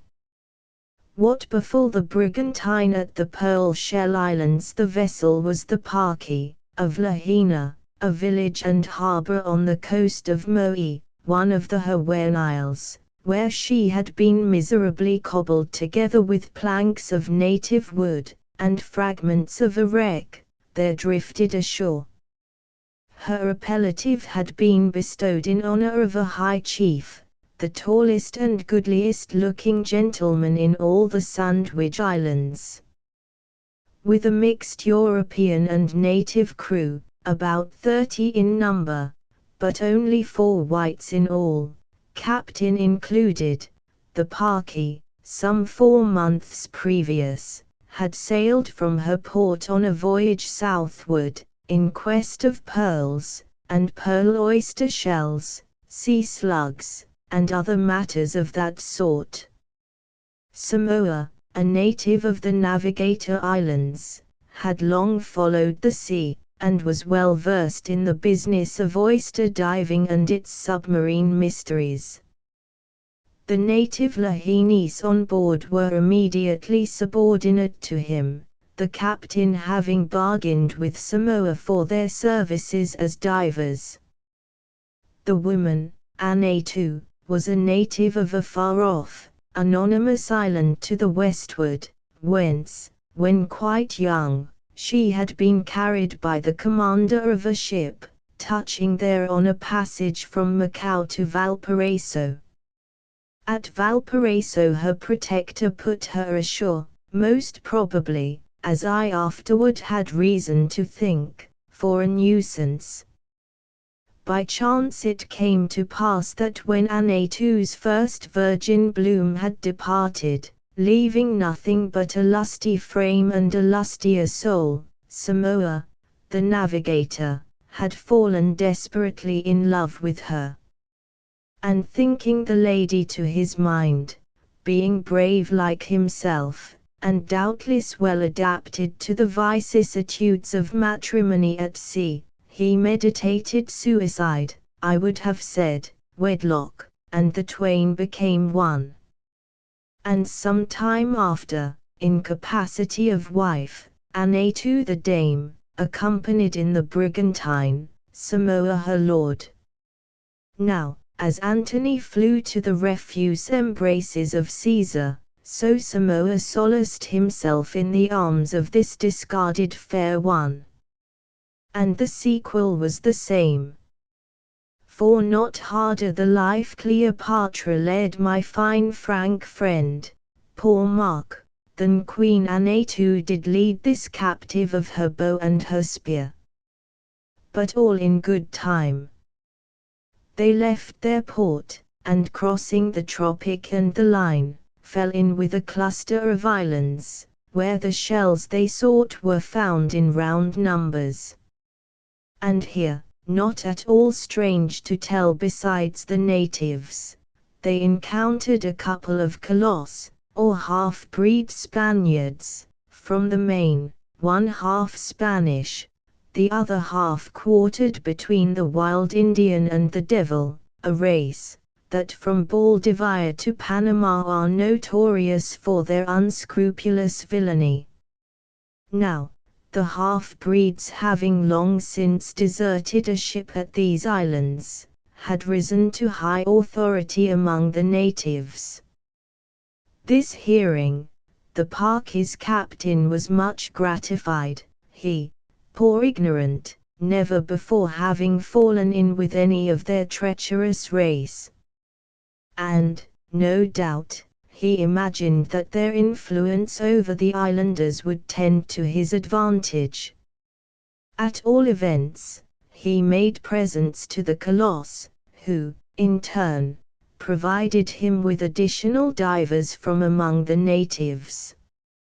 Very kindly, also, they pointed out the best places for seeking the oysters. In a word, they were exceedingly friendly, often coming off to the brigantine, and sociably dining with the captain in the cabin, placing the salt between them and him. All things went on very pleasantly until, one morning, the half-breeds prevailed upon the captain to go with them, in his whale-boat, to a shoal on the thither side of the island, some distance from the spot where lay the brigantine. They so managed it, moreover, that none but the Lahinis under Samoa, in whom the captain much confided, were left in custody of the Parky, the 3 white men going along to row, for there happened to be little or no wind for a sail. Now, the fated brig lay anchored within a deep, smooth, circular lagoon, margined on all sides but one by the most beautiful groves. On that side, was the outlet to the sea, perhaps a cable's length or more from where the brigantine had been moored. An hour or two after the party were gone, and when the boat was completely out of sight, the natives in shoals were perceived coming off from the shore, some in canoes, and some swimming. The former brought breadfruit and bananas, ostentatiously piled up in their proas. The latter dragged after them long strings of cocoa nuts, for all of which, on nearing the vessel, they clamorously demanded knives and hatchets in barter. From their actions, suspecting some treachery, Samoa stood in the gangway, and warned them off, saying that no barter could take place until the captain's return. But presently one of the savages stealthily climbed up from the water, and nimbly springing from the bobstays to the bowsprit, darted a javelin full at the foremast, where it vibrated. The signal of blood. With terrible outcries, the rest, pulling forth their weapons, hitherto concealed in the canoes, or under the floating cocoa nuts, leaped into the low chains of the brigantine, sprang over the bulwarks, and, with clubs and spears, attacked the aghast crew with the utmost ferocity. After one faint rally, the Lahinis scrambled for the rigging, but to a man were overtaken and slain. At the first alarm, Anatu, however, had escaped to the foretop-gallant yard, higher than which she could not climb, and whither the savages durst not venture. For though after their nuts these Polynesians will climb palm trees like squirrels, yet, at the first blush, they decline a ship's mast like Kennebec farmers. Upon the first token of an onslaught, Samoa, having rushed toward the cabin scuttle for arms, was there fallen upon by 2 young savages. But after a desperate momentary fray, in which his arm was mangled, he made shift to spring below, instantly securing overhead the slide of the scuttle. In the cabin, while yet the uproar of butchery prevailed, he quietly bound up his arm, then laying on the transom the captain's 3 loaded muskets, undauntedly awaited an assault. The object of the natives, it seems, was to wreck the brigantine upon the sharp coral beach of the lagoon. And with this intent, one of their number had plunged into the water, and cut the cable, which was of hemp. But the tide ebbing, cast the Parky's head seaward, toward the outlet, and the savages, perceiving this, clumsily boarded the foretack, and hauled aft the sheet, thus setting, after a fashion, the foresail, previously loosed to dry. Meanwhile, a grey-headed old chief stood calmly at the tiller, endeavoring to steer the vessel shoreward. But not managing the helm aright, the brigantine, now gliding apace through the water, only made more way toward the outlet. Seeing which, the ringleaders, 6 or 8 in number, ran to help the old greybeard at the helm. But it was a black hour for them. Of a sudden, while they were handling the tiller, 3 muskets were rapidly discharged upon them from the cabin skylight. 2 of the savages dropped dead. The old steersman, clutching wildly at the helm, fell over it, mortally wounded, and in a wild panic at seeing their leaders thus unaccountably slain, the rest of the natives leaped overboard and made for the shore. Hearing the slashing, Samoa flew on deck, and beholding the foresail set, and the brigantine heading right out to sea, he cried out to Anatu, still aloft, to descend to the topsail yard, and loose the canvas there. His command was obeyed. Anatu deserved a gold medal for what she did that day. Hastening down the rigging, after loosing the topsail, she strained away at the sheets, in which operation she was assisted by Samoa, who snatched an instant from the helm. The foresail and foretopsail were now tolerably well set, and as the craft drew seaward, the breeze freshened. And well that it did, for, recovered from their alarm, the savages were now in hot pursuit, some in canoes, and some swimming as before. But soon the main topsail was given to the breeze, which still freshening, came from over the quarter.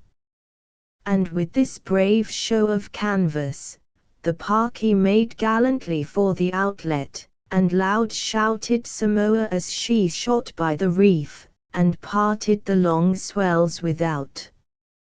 Against these, the savages could not swim. And at that turn of the tide, paddling a canoe therein was almost equally difficult. But the fugitives were not yet safe.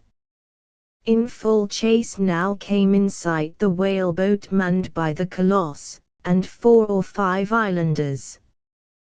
Whereat, making no doubt, that all the whites who left the vessel that morning had been massacred through the treachery of the half-breeds, and that the capture of the brigantine had been premeditated, Samoa now saw no other resource than to point his craft dead away from the land.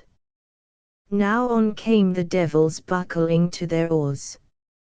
Meantime Anatu was still busy aloft, loosing the smaller sails, T-gallants and royals, which she managed partially to set. The strong breeze from astern now filling the ill-set sails, they bellied, and rocked in the air, like balloons, while, from the novel strain upon it, every spar quivered and sprung. And thus, like a frightened gull fleeing from sea hawks, the little parky swooped along, and bravely breasted the brine. His shattered arm in a hempen sling, Samoa stood at the helm, the muskets reloaded, and planted full before him on the binnacle. For a time, so badly did the brigantine steer, by reason of her ill-adjusted sails, made still more unmanageable by the strength of the breeze, that it was doubtful, after all, notwithstanding her start, whether the fugitives would not yet fall a prey to their hunters. The craft wildly yawed, and the boat drew nearer and nearer. Maddened by the sight, and perhaps thinking more of revenge for the past, than of security for the future, Samoa, yielding the helm to Anatu, rested his muskets on the bulwarks, and taking long, sure aim, discharged them, one by one at the advancing foe. The 3 reports were answered by loud jeers from the savages, who brandished their spears, and made gestures of derision, while with might and main the Colossus tugged at their oars. The boat still gaining on the brigantine, the muskets were again reloaded. And as the next shot sped, there was a pause, when, like lightning, the headmast Colo bounded upwards from his seat, and oar in hand, fell into the sea. A fierce yell, and one of the natives springing into the water, caught the sinking body by its long hair, and the dead and the living were dragged into the boat.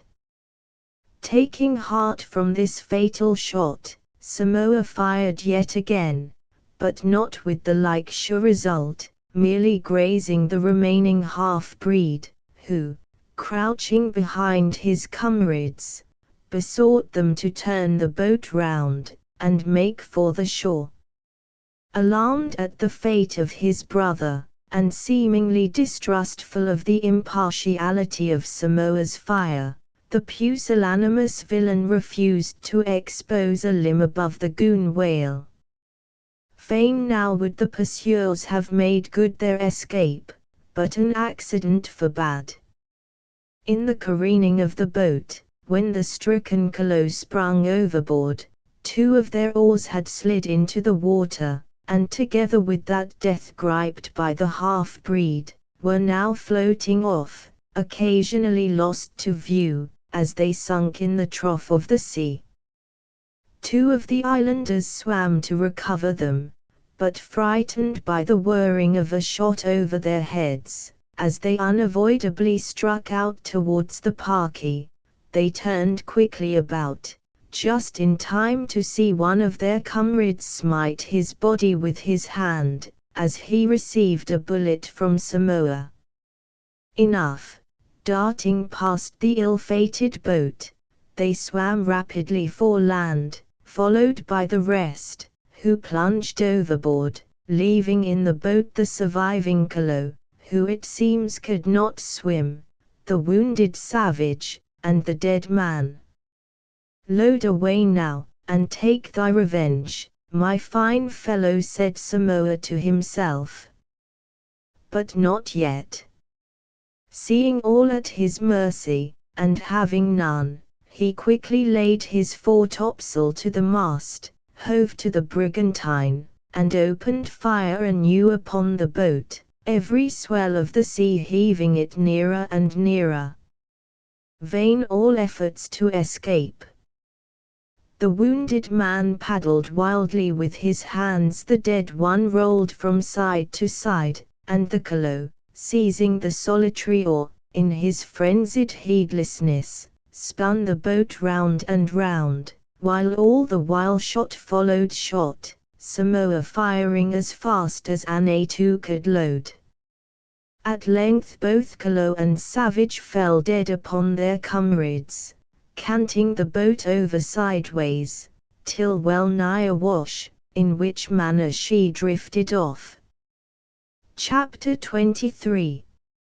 Sailing from the island, they pillaged the cabin. There was a small carronade on the forecastle, unshipped from its carriage, and lashed down to ring bolts on the deck.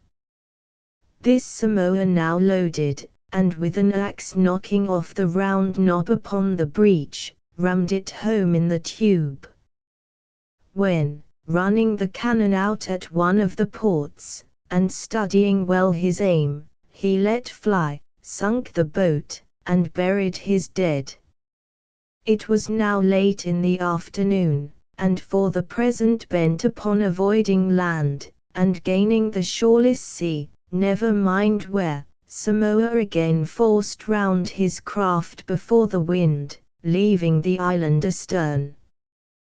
The decks were still cumbered with the bodies of the lahinis, which heel to point and crosswise, had, log-like, been piled up on the main hatch.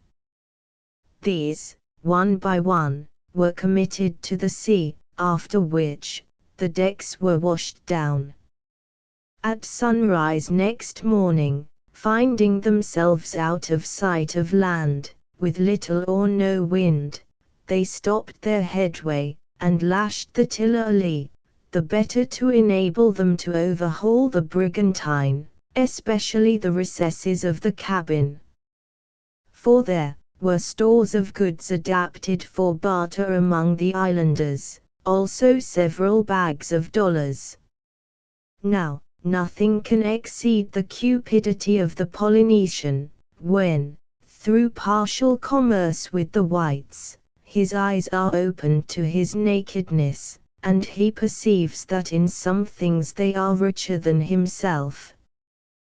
The poor skipper's wardrobe was first explored, his chests of clothes being capsized, and their contents strewn about the cabin floor.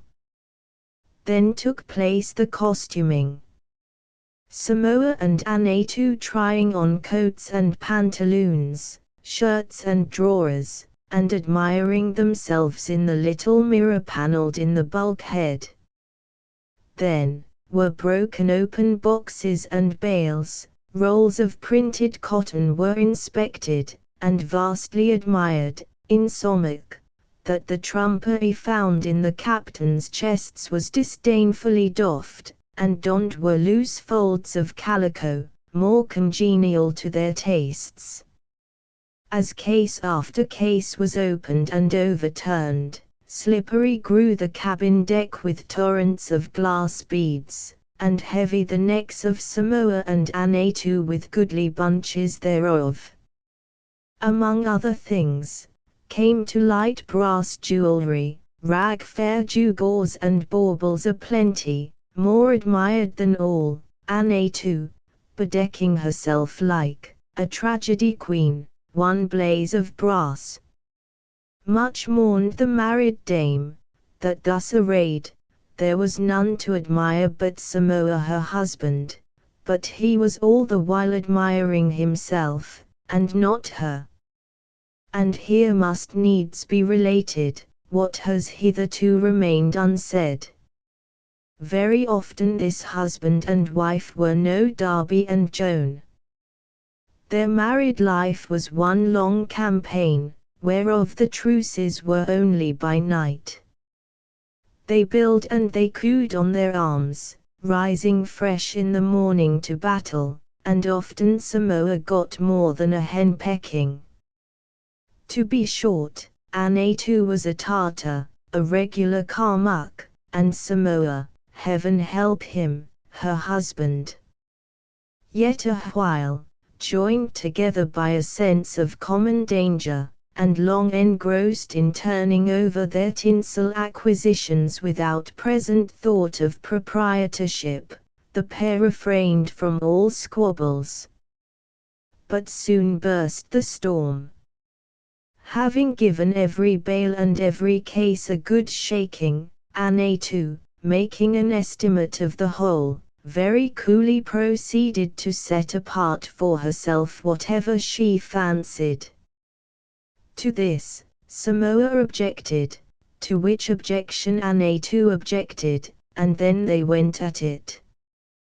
The lady vowed that the things were no more Samoa's than hers, nay, not so much, and that whatever she wanted, that same would she have. And furthermore, by way of codicil, she declared that she was slave to nobody. Now, Samoa, sad to tell, stood in no little awe of his bellicose spouse. What, though a hero in other respects, what, though he had slain his savages, and gallantly carried his craft from their clutches, like the valiant captains Marlborough and Belisarius, he was a poltroon to his wife. And Anatu was worse than either Sarah or Antonina. However, like everything partaking of the nature of a scratch, most conjugal squabbles are quickly healed, for if they healed not, they would never anew break out, which is the beauty of the thing. So at length they made up, but the treaty stipulations of Anatu told much against the interests of Samoa.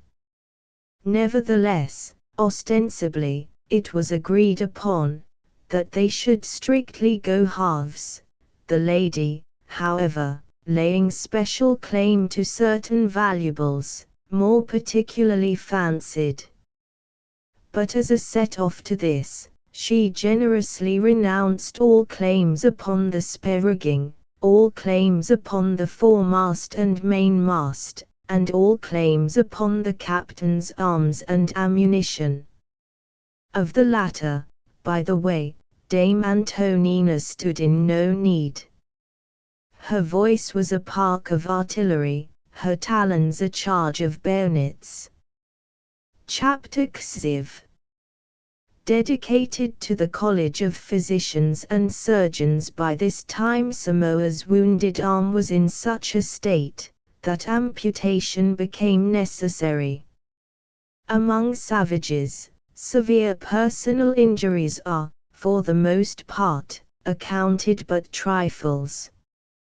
When a European would be taking to his couch in despair, the savage would disdain to recline.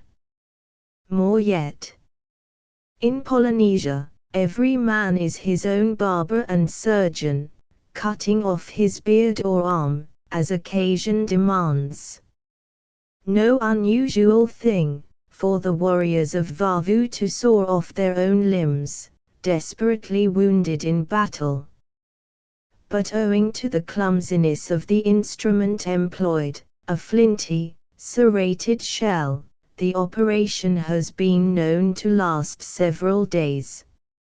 Nor will they suffer any friend to help them, maintaining that a matter so nearly concerning a warrior is far better attended to by himself. Hence it may be said, that they amputate themselves at their leisure, and hang up their tools when tired. But, though thus beholden to no one for aught connected with the practice of surgery, they never cut off their own heads, that ever I heard, a species of amputation to which, metaphorically speaking, many would-be independent sort of people in civilized lands are addicted. Samoa's operation was very summary. A fire was kindled in the little caboose, or cook-house, and so made as to produce much smoke. He then placed his arm upon one of the windlass bights, a short upright timber, breast high, and seizing the blunt cooksaxe would have struck the blow, but for some reason distrusting the precision of his aim, Anatu was assigned to the task. 3 strokes, and the limb, from just above the elbow, was no longer Samoa's, and he saw his own bones, which many a centenarian cannot say. The very clumsiness of the operation was safety to the subject.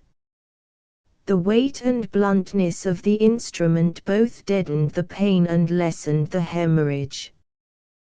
The wound was then scorched, and held over the smoke of the fire, till all signs of blood vanished. From that day forward it healed, and troubled Samoa but little. But shall the sequel be told? How that, superstitiously averse to burying in the sea the dead limb of a body yet living, since in that case Samoa held, that he must very soon drown and follow it, and how, that equally dreading to keep the thing near him, he at last hung it aloft from the topmast stay, where yet it was suspended, bandaged over and over in cerements. The hand that must have locked many others in friendly clasp, or smote a foe, was no food, thought Samoa, for fowls of the air nor fishes of the sea. Now, which was Samoa? The dead arm swinging high as Haman, or the living trunk below? Was the arm severed from the body, or the body from the arm?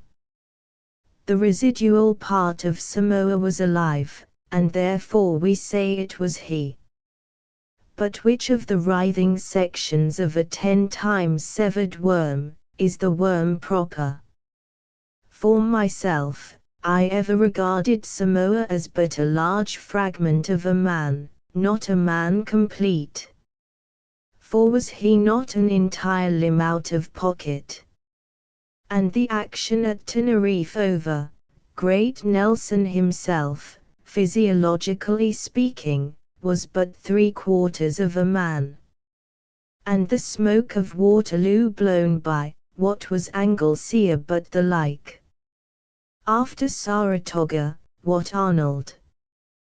To say nothing of Mutius Savola minus a hand, General Knox a thumb, and Hannibal an eye, and that old Roman grenadier, Dentatus, nothing more than a bruised and battered trunk, a knotty sort of hemlock of a warrior, hard to hack and hew into chips, though much marred in symmetry by battle-axe blows.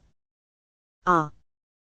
But these warriors, like anvils, will stand a deal of hard hammering. Especially in the old knight-errant times. For at the Battle of Brevio in Flanders, my glorious old gossiping ancestor, Froissart, informs me, that 10 good knights, being suddenly unhorsed, fell stiff and powerless to the plain, fatally encumbered by their armor. Whereupon, the rascally burglarious peasants, their foes, fell to picking their visors, as burglars, locks, or oystermen, oysters, to get at their lives. But all to no purpose. And at last they were fain to ask aid of a blacksmith, and not till then, were the inmates of the armor dispatched. Now it was deemed very hard, that the mysterious state prisoner of France should be riveted in an iron mask, but these knight-errants did voluntarily prison themselves in their own iron bastiles, and thus helpless were murdered therein. Days of chivalry these, when gallant chevaliers died chivalric deaths. And this was the epic age, over whose departure my late eloquent and prophetic friend and correspondent, Edmund Burke, so movingly mourned. Yes, they were glorious times. But no sensible man, given to quiet domestic delights, would exchange his warm fireside and muffins, for a heroic bivouac, in a wild beechen wood, of a raw gusty morning in Normandy, every night blowing his steel-gloved fingers, and vainly striving to cook his cold coffee in his helmet. Chapter XXV. Peril. A peacemaker. A few days past, the brigantine drifting hither and thither, and nothing in sight but the sea, when forth again on its stillness rung Anatu's domestic alarum. The truce was up. Most egregiously had the lady infringed it, appropriating to herself various objects previously disclaimed in favor of Samoa. Besides, forever on the prowl, she was perpetually going up and down, with untiring energy, exploring every nook and cranny, carrying off her spoils and diligently secreting them. Having little idea of feminine adaptations, she pilfered whatever came handy: iron hooks, dollars, bolts, hatchets, and stopping not at balls of marline and sheets of copper. All this, poor Samoa would have borne with what patience he might, rather than again renew the war, were it not that the audacious dame charged him with peculations upon her own private stores, though of any such thing he was innocent as the bowsprit. This insulting impeachment got the better of the poor islander's philosophy. He keenly resented it. And the consequence was, that seeing all domineering useless, Anne too flew off at a tangent, declaring that, for the future, Samoa might stay by himself, she would have nothing more to do with him. Save when unavoidable in managing the brigantine, she would not even speak to him, that she wouldn't, the monster. She then boldly demanded the forecastle, in the brig's case, by far the pleasantest end of the ship, for her own independent suite of apartments. As for hapless Belisarius, he might do what he pleased in his dark little den of a cabin. Concerning the division of the spoils, the Termagant succeeded in carrying the day, also, to her quarters, bale after bale of goods, together with numerous odds and ends, sundry and divers. Moreover, she laid in a fine stock of edibles, so as, in all respects possible, to live independent of her spouse. Unlovely Anne too. Unfortunate Samoa. Thus did the pair make a divorce of it, the lady going upon a separate maintenance, and Belisarius resuming his bachelor loneliness. In the captain's state-room, all cold and comfortless, he slept, his Lady Whilom retiring to her forecastle boudoir, beguiling the hours in saying her paternosters, and tossing over and assorting her ill-gotten trinkets and finery, like Madame de Maintenon dedicating her last days and nights to continents and calicoes. But think you this was the quiet end of their conjugal quarrels? Ah, no. No end to those feuds, till one or t'other gives up the ghost. Now, exiled from the nuptial couch, Belisarius bore the hardship without a murmur. And hero that he was, who knows that he felt not like a soldier on a furlough? But as for Antonina, she could neither get along with Belisarius, nor without him. She made advances. But of what sort? Why, breaking into the cabin and purloining sundry goods therefrom, in artful hopes of breeding a final reconciliation out of the temporary outburst that might ensue. Then followed a sad scene of altercation, interrupted at last by a sudden loud roaring of the sea. Rushing to the deck, they beheld themselves sweeping head foremost toward a shoal making out from a cluster of low islands, hitherto, by banks of clouds, shrouded from view. The helm was instantly shifted, and the yards braced about. But for several hours, owing to the freshness of the breeze, the set of the currents, and the irregularity and extent of the shoal, it seemed doubtful whether they would escape a catastrophe. But Samoa's seamanship, united to Anatu's industry, at last prevailed, and the brigantine was saved. Of the land where they came so near being wrecked, they knew nothing, and for that reason, they at once steered away. For after the fatal events which had overtaken the Parki at the Pearl Shell Islands, so fearful were they of encountering any islanders, that from the first they had resolved to keep open sea, shunning every appearance of land, relying upon being eventually picked up by some passing sail. Doubtless this resolution proved their salvation.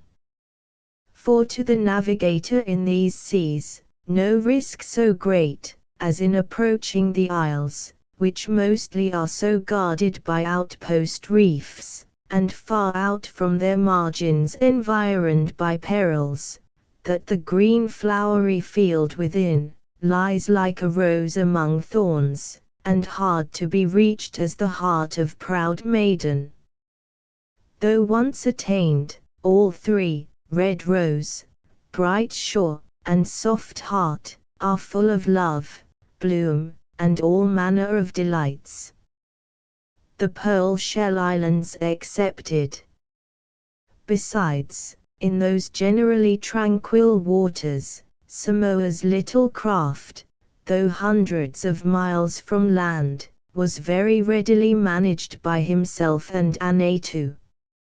So small was the Parki, that one hand could brace the main-yard, and a very easy thing it was, even to hoist the small top-sails, for after their first clumsy attempt to perform that operation by hand, they invariably led the halyards to the windlass, and so managed it, with the utmost facility. Chapter XXVI, containing a pennyweight of philosophy. Still many days passed and the Parki yet floated. The little flying fish got used to her familiar, loitering hull, and like swallows building their nests in quiet old trees, they spawned in the great green barnacles that clung to her sides. The calmer the sea, the more the barnacles grow. In the tropical Pacific, but a few weeks suffice thus to encase your craft in shell armor. Vast bunches adhere to the very cute water, and if not stricken off, much impede the ship's sailing. And, at intervals, this clearing away of barnacles was one of Anatu's occupations.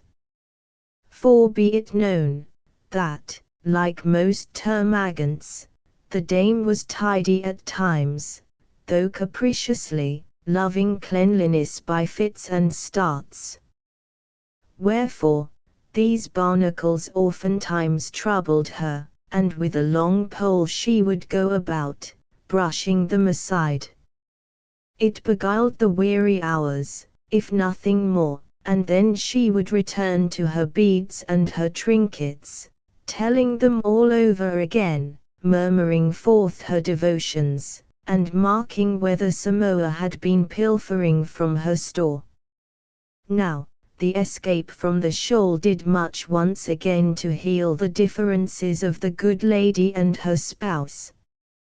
And keeping house, as they did, all alone by themselves, in that lonely craft, a marvel it is, that they should ever have quarrelled. And then to divorce, and yet dwell in the same tenement, was only aggravating the evil. So Belisarius and Antonina again came together. But now, grown wise by experience, they neither loved over keenly, nor hated, but took things as they were, found themselves joined, without hope of a sundering, and did what they could to make a match of the mate. Anatu concluded that Samoa was not wholly to be enslaved, and Samoa thought best to wink at Anatu's foibles, and let her purloin when she pleased. But as in many cases, all this philosophy about wedlock is not proof against the perpetual contact of the parties concerned, and as it is far better to revive the old days of courtship, when men's mouths are honeycombs, and, to make them still sweeter, the ladies the bees which there store their sweets, when fathomless raptures glimmer far down in the lover's fond eye, and best of all, when visits are alternated by absence, so, like my dignified Lord Duke and his Duchess, Samoa and Anatu, man and wife, dwelling in the same house, still kept up their separate quarters. Marlborough visiting Sarah, and Sarah, Marlborough, whenever the humour suggested. Chapter XXI, in which the past history of the parky is concluded. Still days sped by, and steering now this way, now that, to avoid the green treacherous shores, which frequently rose into view, the parky went to and fro in the sea, till at last, it seemed hard to tell, in what watery world she floated. Well knowing the risks they ran, Samoa desponded. But blessed be ignorance. For in the day of his despondency, the lively old lass his wife bade him be of stout heart, cheer up, and steer away manfully for the setting sun, following which, they must inevitably arrive at her own dear native island, where all their cares would be over. So squaring their yards, away they glided, far sloping down the liquid sphere.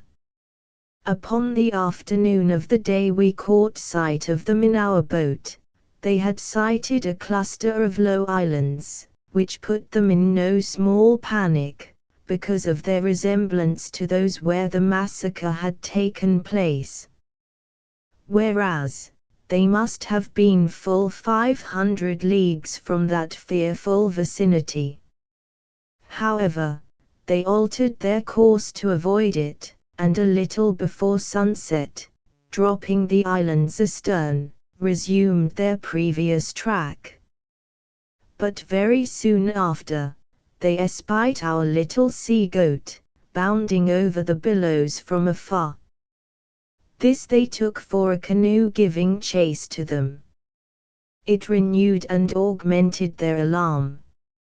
And when at last they perceived that the strange object was a boat, their fears, instead of being allayed, only so much the more increased.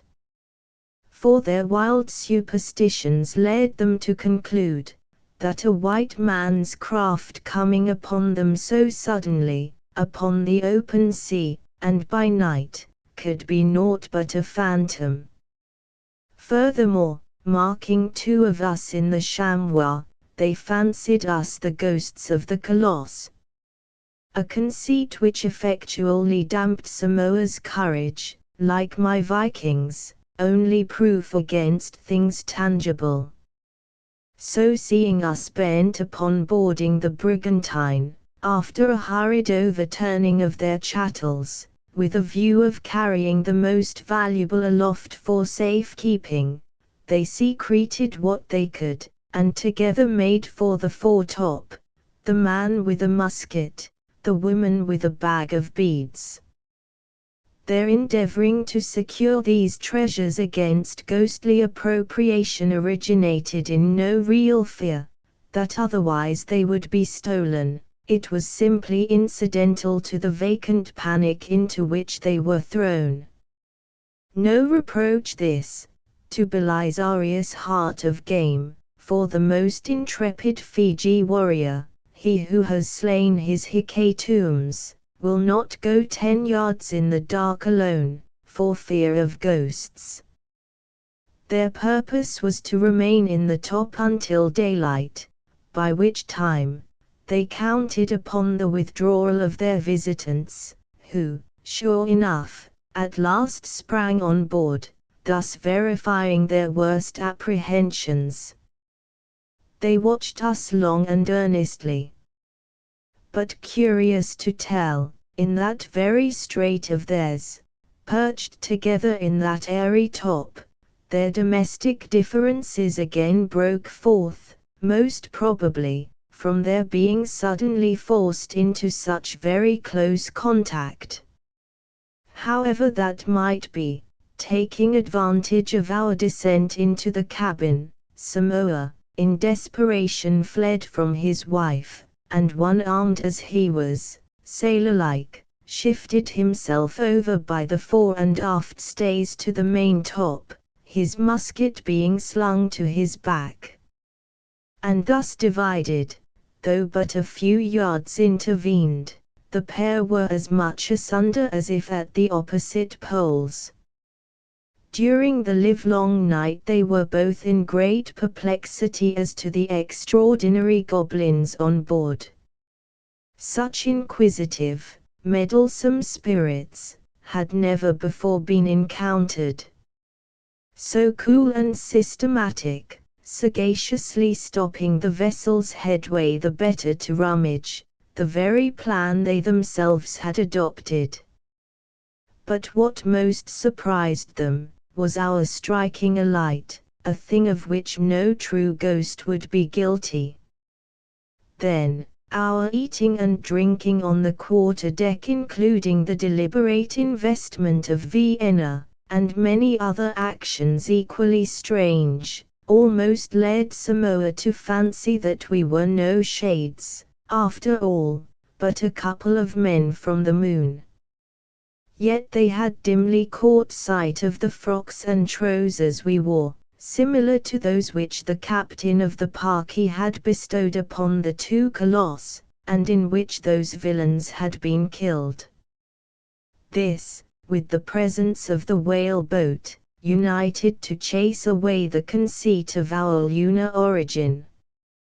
But these considerations renewed their first superstitious impressions of our being the ghosts of the murderous half-breeds. Nevertheless, while during the latter part of the night we were reclining beneath him, munching our biscuit, Samoa eyeing us intently, was half a mind to open fire upon us by way of testing our corporeality. But most luckily, he concluded to defer so doing till sunlight, if by that time we should not have evaporated. For Dame Anne too, almost from our first boarding the brigantine, something in our manner had bred in her a lurking doubt as to the genuineness of our atmospheric organization, and abandoned to her speculations when Samoa fled from her side, her incredulity waxed stronger and stronger. Whence we came she knew not, enough, that we seemed bent upon pillaging her own precious purloinings. Alas! Thought she, my buttons, my nails, my tapa, my dollars, my beads, and my boxes. Wrought up to desperation by these dismal forebodings, she at length shook the ropes leading from her own perch to Samoa's, adopting this method of arousing his attention to the heinousness of what was in all probability going on in the cabin, a prelude most probably to the invasion of her own end of the vessel. Had she dared raise her voice, no doubt she would have suggested the expediency of shooting us so soon as we emerged from the cabin. But failing to shake Samoa into an understanding of her views on the subject, her malice proved futile. When her worst fears were confirmed, however, and we actually descended into the forecastle, there ensued such a reckless shaking of the ropes, that Samoa was fain to hold on hard, for fear of being tossed out of the rigging. and it was this violent rocking that caused the loud creaking of the yards, so often heard by us while below in Anatu's apartment. And the foretop being just over the open forecastle scuttle, the dame could look right down upon us, hence our proceedings were plainly revealed by the lights that we carried. Upon our breaking open her strong box, her indignation almost completely overmastered her fears. Unhooking a top block, down it came into the forecastle, charitably commissioned with the demolition of Giles' cocoanut, then more exposed to the view of an aerial observer than my own. But of it turned out, no harm was done to our porcelain. At last, morning dawned, when ensued Giles' discovery as the occupant of the main top, which event, with what followed, has been duly recounted. And such, in substance, was the first, second, third and fourth acts of the Parky drama. The fifth and last, including several scenes, now follows. Chapter 8. Suspicions laid, and something about the Karmuk, though abounding in details full of the savour of reality, Samoa's narrative did not at first appear altogether satisfactory. Not that it was so strange, for stranger recitals I had heard. But one reason, perhaps, was that I had anticipated a narrative quite different, something agreeing with my previous surmises. Not a little puzzling, also, was his account of having seen islands the day preceding, though, upon reflection, that might have been the case, and yet, from his immediately altering the Parky's course, the chamois, unknowingly might have sailed by their vicinity. Still, those islands could form no part of the chain we were seeking. They must have been some region hitherto undiscovered.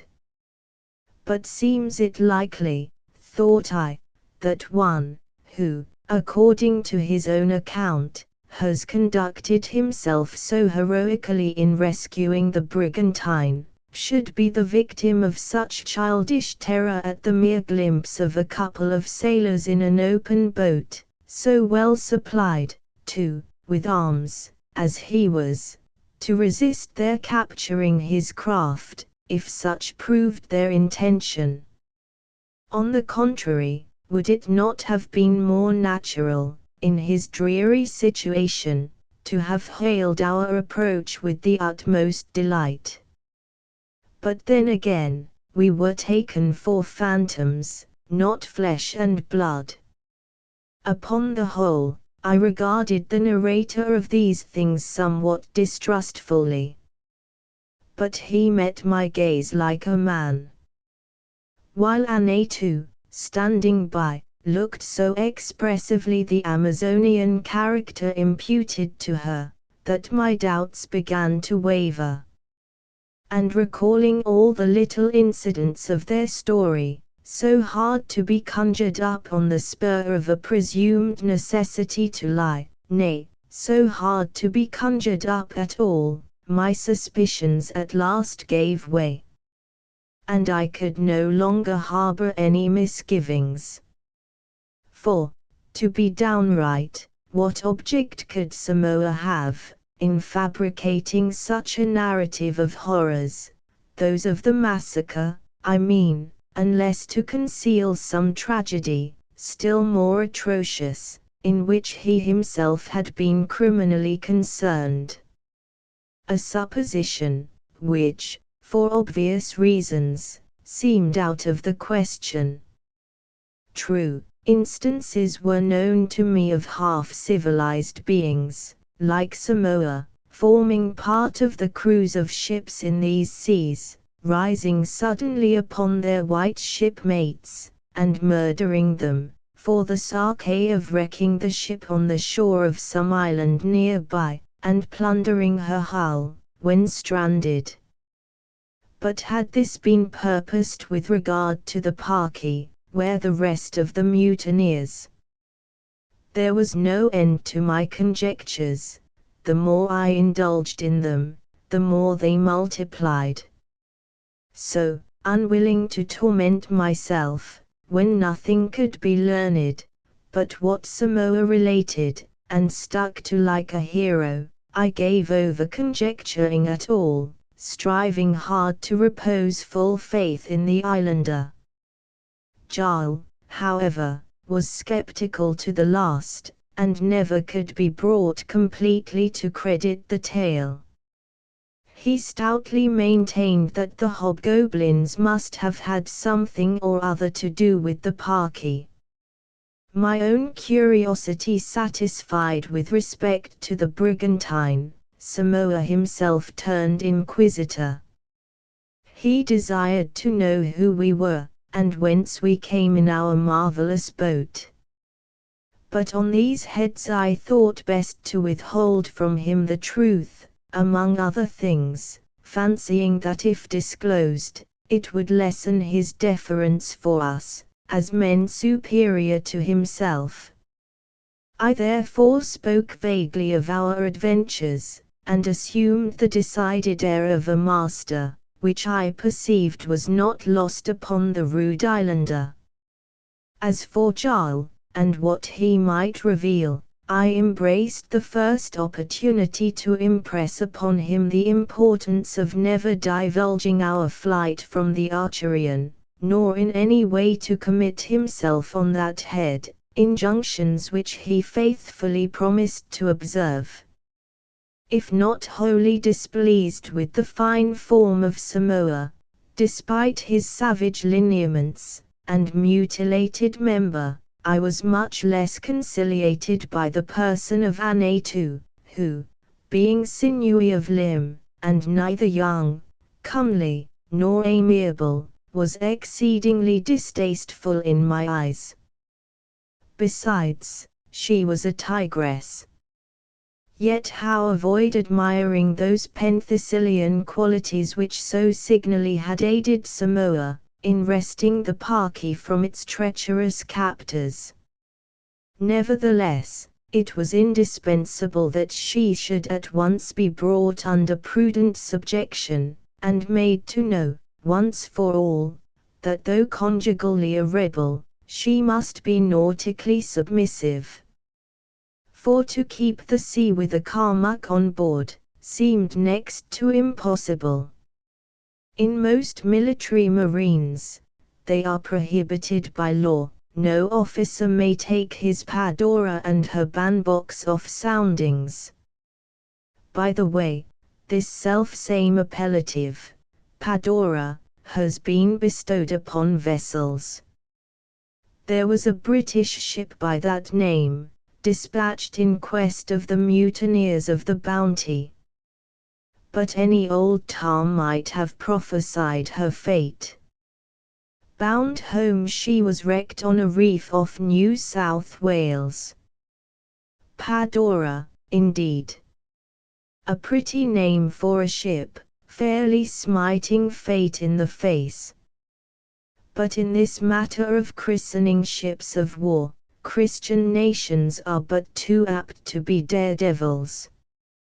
Witness the following, British names all: the Conqueror, the Defiance, the Revenge, the Spitfire, the Dreadnought, the Thunderer, and the Tremendous, not omitting the Etna, which, in the roads of Corfu, was struck by lightning, coming nigh being consumed by fire from above. But almost potent as Moses' rod, Franklin's proved her salvation.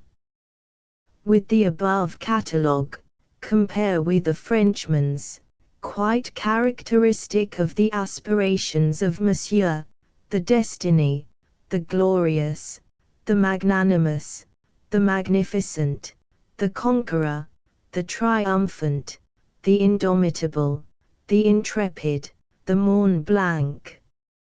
Lastly, the Dons, who have ransacked the theology of the religion of peace for fine names for their fighting ships, stopping not at designating one of their three-deckers, the Most Holy Trinity. But though, at Trafalgar, the Santissima Trinidad thundered like Sinai, her thunders were silenced by the victorious cannonade of the Victory. And without being blown into splinters by artillery, how many of these redoubtables and invincibles have succumbed to the waves, and like braggarts gone down before hurricanes, with their bravadoes broad on their bows. Much better the American names, barring scorpions, hornets, and wasps winking smiley. Ohio, Virginia, Carolina, Vermont. And if ever these Yankees fight great sea engagements, which heaven forefend, how glorious, poetically speaking, to range up the whole federated fleet, and pour forth a broadside from Florida to Maine. Very glorious indeed. Yet in that proud crowing of cannon, how shall the shade of peace-loving pen be astounded, to see the mightiest murderer of them all, the great Pennsylvania, a very namesake of his. Truly, the Pennsylvania's guns should be the wooden ones, called by men of war's men, Quakers. But all this is an episode, made up of digressions. Time to tack ship, and return. Now, in its proper place, I omitted to mention, that shortly after descending from the rigging, and while Samoa was rehearsing his adventures, Dame Annatoo had stolen below into the forecastle, intent upon her chattels. And finding them all in mighty disarray, she returned to the deck prodigiously excited, and glancing angrily toward Jarl and me, showered a whole torrent of objurgations into both ears of Samoa. This contempt of my presence surprised me at first, but perhaps women are less apt to be impressed by a pretentious demeanor, than men. Now, to use a fighting phrase, there is nothing like boarding an enemy in the smoke. And therefore, upon this first token of Annatoo's termagant qualities, I gave her to understand, craving her pardon, that neither the vessel nor aught therein was hers, but that everything belonged to the owners in Lahaina. I added, that at all hazards, a stop must be put to her pilferings. Rude language for feminine ears, but how to be avoided? Here was an infatuated woman, who, according to Samoa's account, had been repeatedly detected in the act of essaying to draw out the screw bolts which held together the planks. Tell me, was she not worse than the Lodestone Rock, sailing by which a stout ship fell to pieces? During this scene, Samoa said little. Perhaps he was secretly pleased that his matrimonial authority was reinforced by myself and my Viking, whose views of the proper position of wives at sea, so fully corresponded with his own, however difficult to practice, those purely theoretical ideas of his had hitherto proved. Once more turning to Annatoo, now looking anything but amiable, I observed, that all her clamours would be useless, and that if it came to the worst, the Parky had a hull that would hold her. In the end she went off in a fit of the sulks, sitting down on the windlass and glaring, her arms akimbo, and swaying from side to side, while ever and anon she gave utterance to a dismal chant. It sounded like an invocation to the Colossus to rise and dispatch us. Chapter 6. What they lighted upon in further searching the craft, and the resolution they came to descending into the cabin with Samoa, I bade him hunt up the brigantine's log, the captain's writing desk, and nautical instruments, in a word, aught that could throw light on the previous history of the craft, or aid in navigating her homeward. But nearly everything of the kind had disappeared, log, quadrant, and ship's papers. Nothing was left but the sextant case, which Jarl and I had lighted upon in the stateroom. Upon this, vague though they were, my suspicions returned, and I closely questioned the islander concerning the disappearance of these important articles. In reply, he gave me to understand that the nautical instruments had been clandestinely carried down into the forecastle by Anatu, and by that indefatigable and inquisitive dame they had been summarily taken apart for scientific inspection. It was impossible to restore them, for many of the fixtures were lost, including the colored glasses, sights, and little mirrors, and many parts still recoverable, were so battered and broken as to be entirely useless. For several days afterward, we now and then came across bits of the quadrant or sextant, but it was only to mourn over their fate. However, though sextant and quadrant were both unattainable, I did not so quickly renounce all hope of discovering a chronometer, which, if in good order, though at present not ticking, might still be made in some degree serviceable. But no such instrument was to be seen. No, nor to be heard of, Samoa himself professing utter ignorance. Anatu, I threatened and coaxed, describing the chronometer, a live, round creature like a toad, that made a strange noise, which I imitated, but she knew nothing about it. Whether she had lighted upon it unbeknown to Samoa, and dissected it as usual, there was now no way to determine.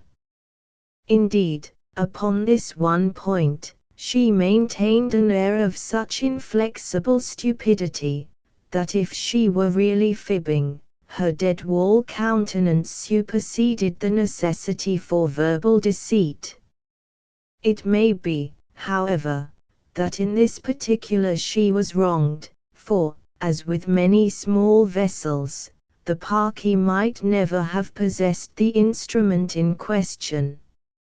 All thought, therefore, of feeling our way, as we should penetrate farther and farther into the watery wilderness, was necessarily abandoned. The logbook had also formed a portion of Anatu's pilferings.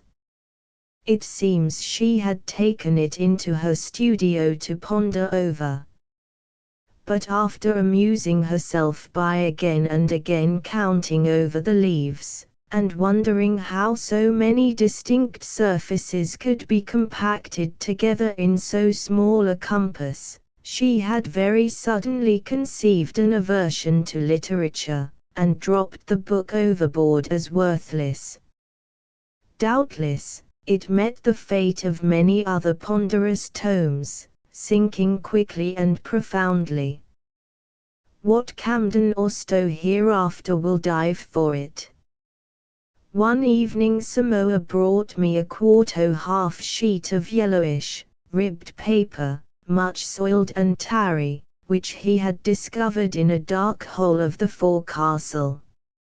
It had plainly formed part of the lost log, but all the writing thereon, at present decipherable, conveyed no information upon the subject then nearest my heart. But one could not but be struck by a tragical occurrence, which the page very briefly recounted, as well as by a noteworthy pictorial illustration of the event in the margin of the text. Save the cut, there was no further allusion to the matter than the following: "This day, being calm, Tuboy, one of the Lahaina men, went overboard for a bath, and was eaten up by a shark. Immediately sent forward for his bag." Now, this last sentence was susceptible of two meanings.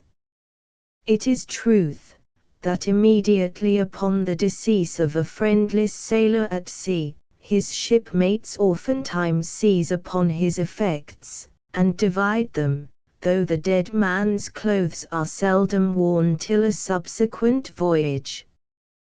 This proceeding seems heartless. But sailors reason thus: better we, than the captain. For by law, either scribbled or unscribbled, the effects of a mariner, dying on shipboard, should be held in trust by that officer. But as sailors are mostly foundlings and castaways, and carry all their kith and kin in their arms and their legs, there hardly ever appears any heir at law to claim their estate, seldom worth inheriting, like Esterhazes. Wherefore, the withdrawal of a dead man's kit from the forecastle to the cabin, is often held tantamount to its virtual appropriation by the captain. At any rate, in small ships on long voyages, such things have been done. Thus much being said, then, the sentence above quoted from the Parkes log, may be deemed somewhat ambiguous. At the time it struck me as singular, for the poor diver's grass bag could not have contained much of anything valuable unless, peradventure, he had concealed therein some Cleopatra pearls, feloniously abstracted from the shells brought up from the sea. Aside of the paragraph, copied above, was a pen and ink sketch of the casualty, most cruelly executed, the poor fellow's legs being represented halfway in the process of deglutition, his arms firmly grasping the monster's teeth, as if heroically bent upon making as tough a morsel of himself as possible. But no doubt the honest captain sketched this cenotaph to the departed in all sincerity of heart, perhaps, during the melancholy leisure which followed the catastrophe. Half obliterated were several stains upon the page, seemingly, lingering traces of a saltire or two. From this unwanted embellishment of the text, I was led to infer that the designer, at one time or other, must have been engaged in the vocation of whaling. For, in India ink, the logs of certain whalemen are decorated by somewhat similar illustrations. When whales are seen, but not captured, the fact is denoted by an outline figure representing the creature's flukes, the broad, curving lobes of his tail. But in those cases where the monster is both chased and killed, this outline is filled up jet black, one for every whale slain, presenting striking objects in turning over the log, and so facilitating reference. Hence, it is quite imposing to behold, all in a row, 3 or 4, sometime 5 or 6, of these drawings, showing that so many monsters that day jetted their last spout.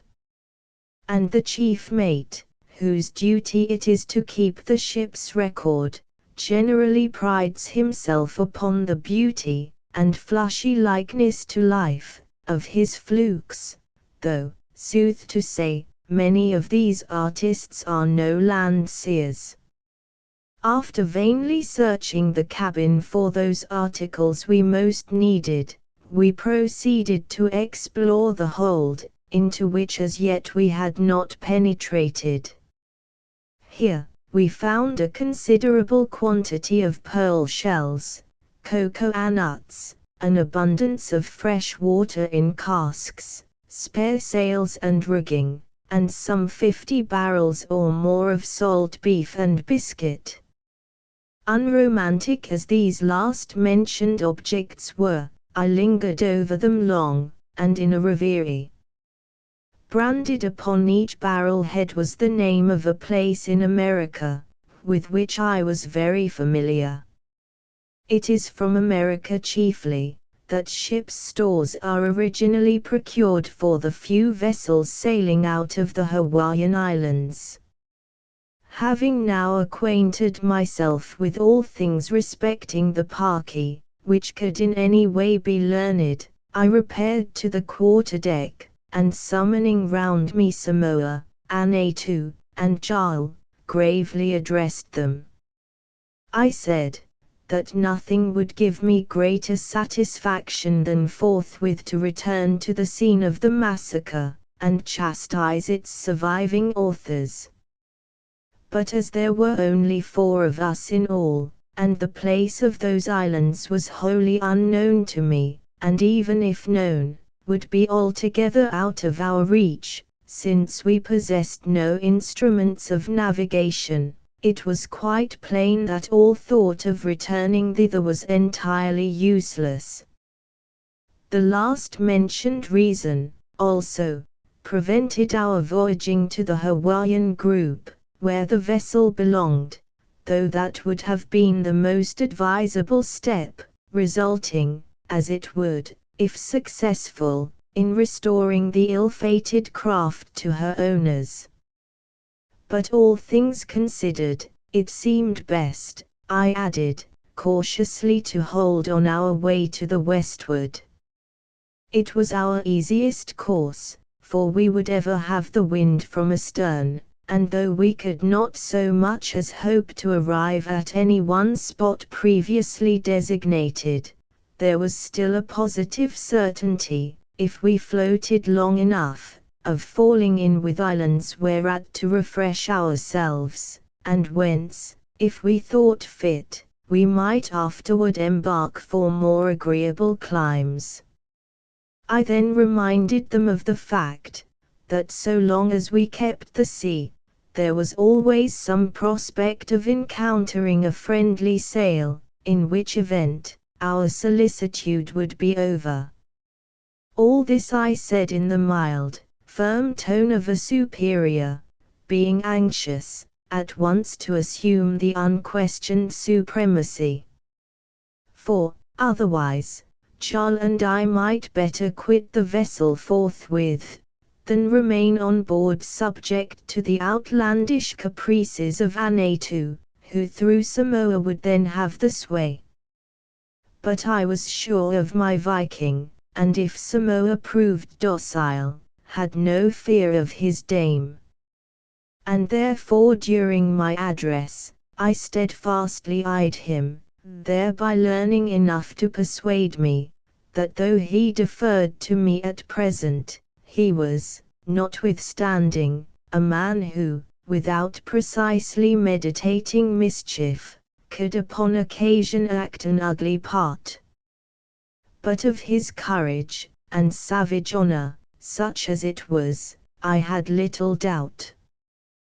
Then, wild buffalo that he was, tamed down in the yoke matrimonial, I could not but fancy, that if upon no other account, our society must please him, as rendering less afflictive the tyranny of his spouse. For a henpecked husband, by the way, Samoa was a most terrible fellow to behold. And though, after all, I liked him, it was as you fancy a fiery steed with mane dishevelled, as young Alexander fancied Bucephalus, which wild horse, when he patted, he preferred holding by the bridle. But more of Samoa anon. Our course determined, and the command of the vessel tacitly yielded up to myself. The next thing done was to put everything in order. The tattered sails were replaced by others, dragged up from the sail room below. In several places, new running rigging was rove, blocks restrapped, and the slackened stays and shrouds set taut. For all of which, we were mostly indebted to my Viking's unwearied and skillful marlingspike, which he swayed like a scepter. The little Parky's toilet being thus thoroughly made for the first time since the massacre, we gave her new alignment to the breeze, and daintily squaring her yards, she gracefully glided away, honest old Jarl at the helm, watchfully guiding her path, like some devoted old foster father. As I stood by his side like a captain, or walked up and down on the quarter-deck, I felt no little importance upon thus assuming for the first time in my life, the command of a vessel at sea. The novel circumstances of the case only augmented this feeling, the wild and remote seas where we were, the character of my crew, and the consideration, that to all purposes, I was owner, as well as commander of the craft I sailed. Chapter XXX. Hints for a full length of Samoa. My original intention to touch at the Kingsmill chain, or the countries adjacent, was greatly strengthened by thus encountering Samoa, and the more I had to do with my Belisarius, the more I was pleased with him.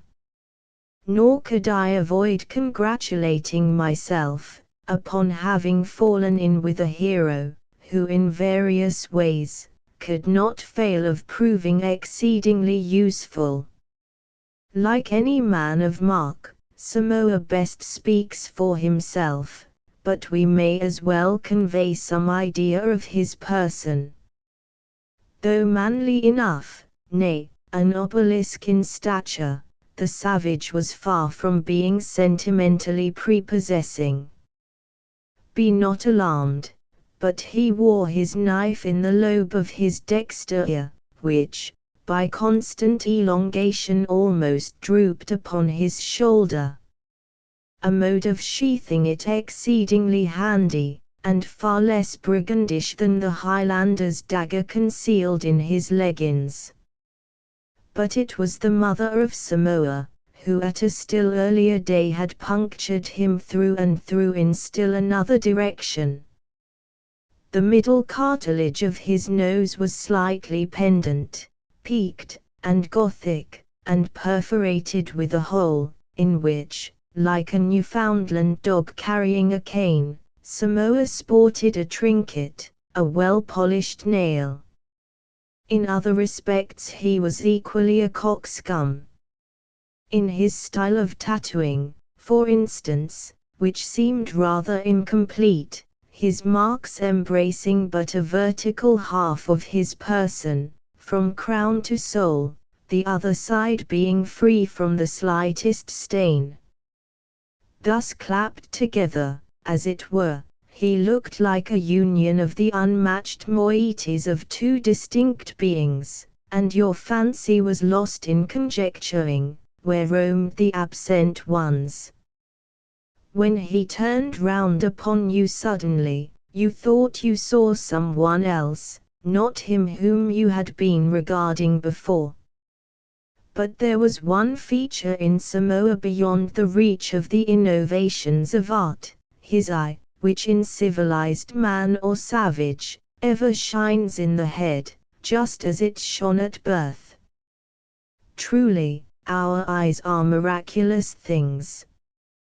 But alas, that in so many instances, these divine organs should be mere lenses inserted into the socket, as glasses in spectacle rims. But my islander had a soul in his eye, looking out upon you there, like somebody in him. What an eye, to be sure! At times, brilliantly changeful as opal, in anger, glowing like steel at white heat. Belisarius, be it remembered, had but very recently lost an arm. But you would have thought he had been born without it, so Lord Nelson-like and cavalierly did he sport the honourable stump. But no more of Samoa, only this, that his name had been given him by a sea captain, to whom it had been suggested by the native designation of the islands to which he belonged, the Sai'un or Samoan group, otherwise known as the Navigator Islands. The island of Apolua, one of that cluster, claiming the special honor of his birth, as Corsica does Napoleon's. We shall occasionally hereafter speak of Samoa as the Apolluan, by which title he most loved to be called. It is ever ungallant to pass over a lady. But what shall be said of Anatu? As I live, I can make no pleasing portrait of the dame, for as in most ugly subjects, flattering would but make the matter worse. Furthermore, unalleviated ugliness should ever go unpainted, as something unnecessary to duplicate. But the only ugliness is that of the heart, seen through the face. And though beauty be obvious, the only loveliness is invisible. Chapter XXXI. Rovings alow and aloft, everyone knows what a fascination there is in wandering up and down in a deserted old tenement in some warm, dreamy country, where the vacant halls seem echoing of silence, and the doors creak open like the footsteps of strangers, and into every window the old garden trees thrust their dark boughs, like the arms of night burglars, and ever and anon the nails start from the wainscot, while behind it the mice rattle like dice. Up and down in such old spectre houses one loves to wander, and so much the more, if the place be haunted by some marvelous story. And during the drowsy stillness of the tropical sea day, very much such a fancy had I, for prying about our little brigantine, whose tragic hull was haunted by the memory of the massacre, of which it still bore innumerable traces. And so far as the indulgence of quiet strolling and reverie was concerned, it was well nigh the same as if I were all by myself. For Samoa, for a time, was rather reserved, being occupied with thoughts of his own. And Anatu seldom troubled me with her presence. She was taken up with her calicoes and jewelry, which I had permitted her to retain, to keep her in good humor if possible. And as for my royal old Viking, he was one of those individuals who seldom speak, unless personally addressed.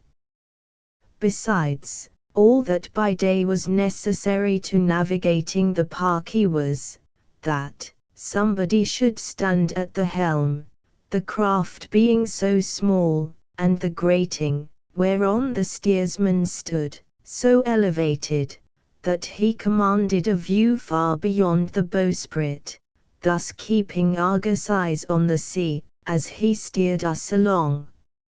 In all other respects we left the brigantine to the guardianship of the gentle winds. My own turn at the helm, for though commander, I felt constrained to do duty with the rest, came but once in the 24 hours. And not only did Jarl and Samoa officiate as helmsmen, but also Dame Anatu, who had become quite expert at the business. Though Jarl always maintained that there was a slight drawback upon her usefulness in this vocation. Too much taken up by her lovely image partially reflected in the glass of the binnacle before her, Anatu now and then neglected her duty, and led us some devious dances. Nor was she, I ween, the first woman that ever led men into zigzags. For the reasons above stated, I had many spare hours to myself.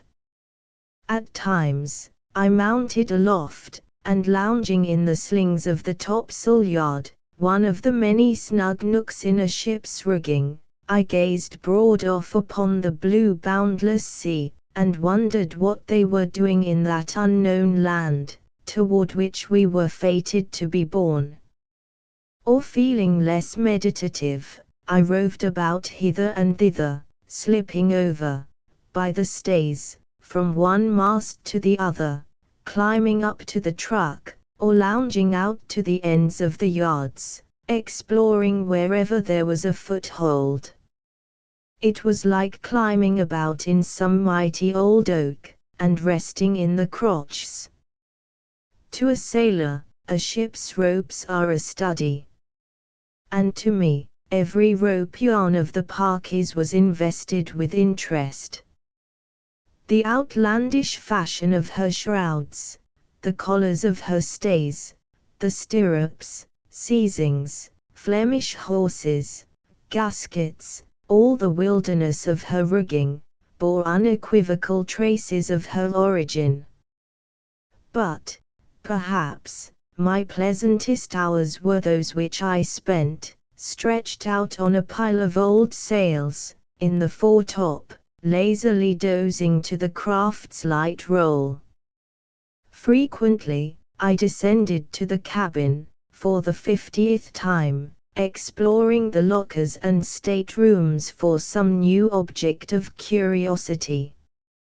And often, with a glimmering light, I went into the midnight hold, as into old vaults and catacombs, and creeping between damp ranges of casks, penetrated into its farthest recesses.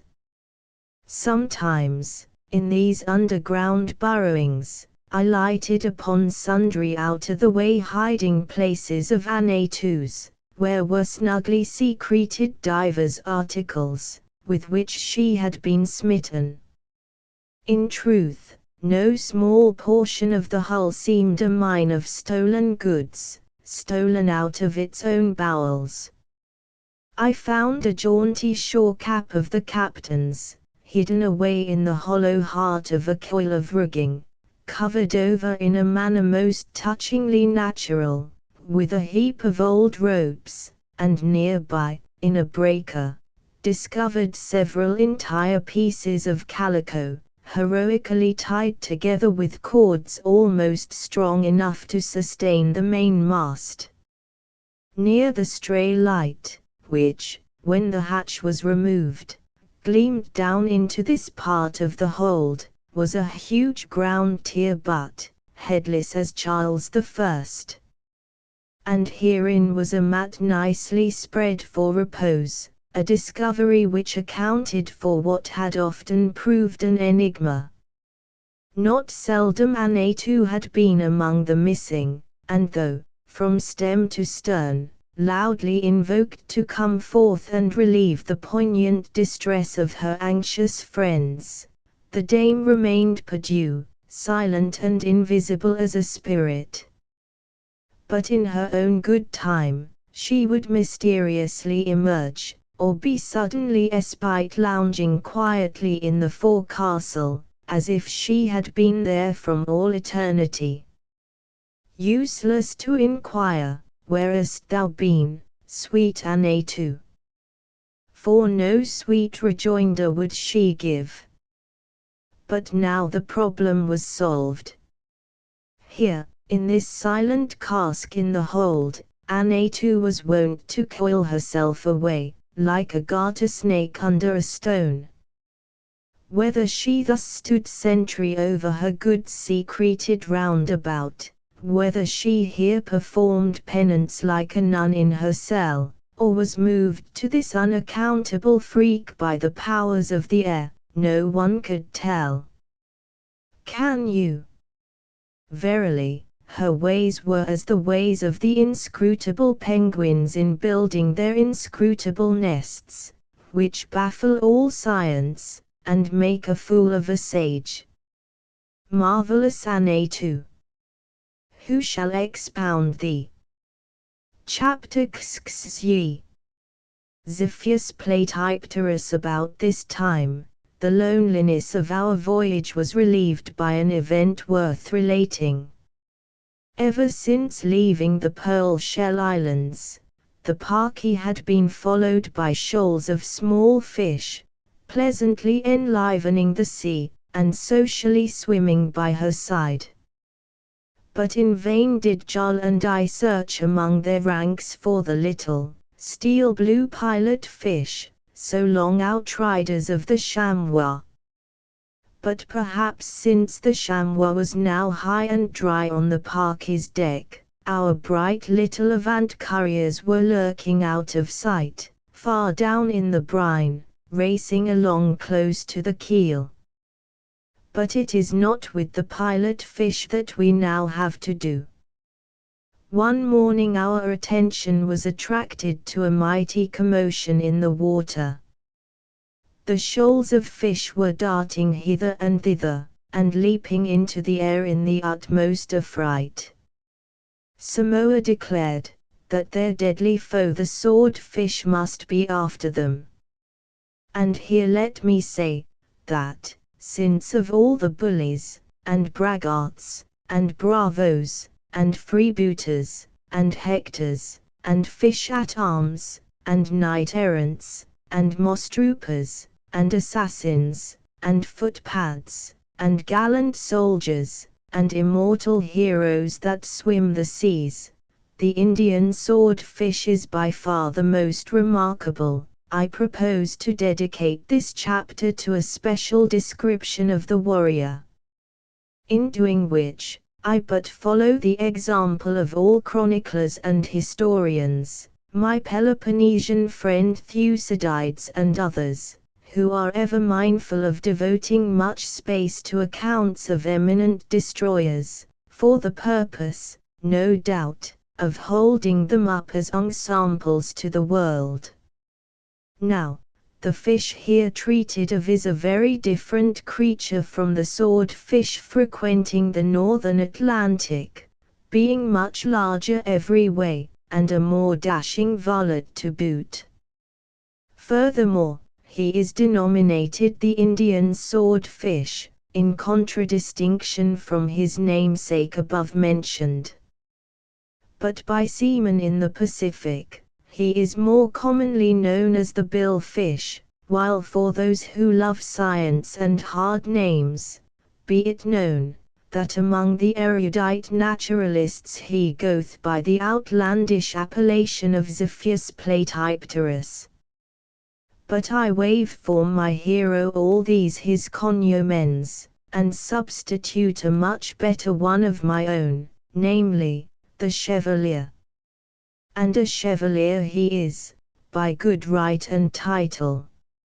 A true gentleman of Black Prince Edward's bright day, when all gentlemen were known by their swords, whereas, in times present, the swordfish excepted, they are mostly known by their high-polished boots and rattans. A right valiant and jaunty chevalier is our hero, going about with his long Toledo perpetually drawn. Rely upon it, he will fight you to the hilt, for his bony blade has never a scabbard.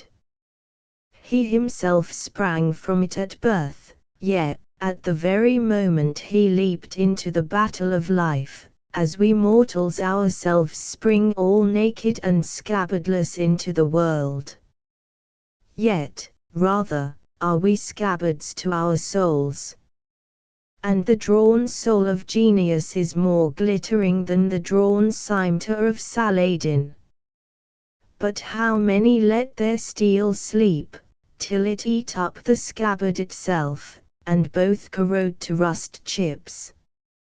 Saw you ever the hillocks of old Spanish anchors, and anchor stocks of ancient galleons, at the bottom of Callao Bay. The world is full of old tower armories, and dilapidated Venetian arsenals, and rusty old rapiers. But true warriors polish their good blades by the bright beams of the morning, and gird them onto their brave sirloins, and watch for rust spots as for foes, and by many stout thrusts and stockadoos keep their metal lustrous and keen, as the spears of the northern lights charging over Greenland.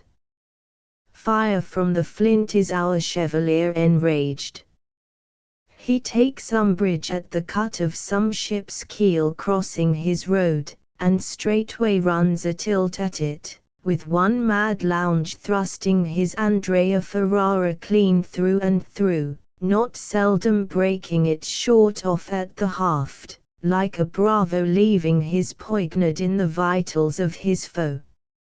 In the case of the English ship Foxhound, the blade penetrated through the most solid part of her hull, the bow, going completely through the copper plates and timbers, and showing for several inches in the hold. On the return of the ship to London, it was carefully sawn out, and, imbedded in the original wood, like a fossil, is still preserved.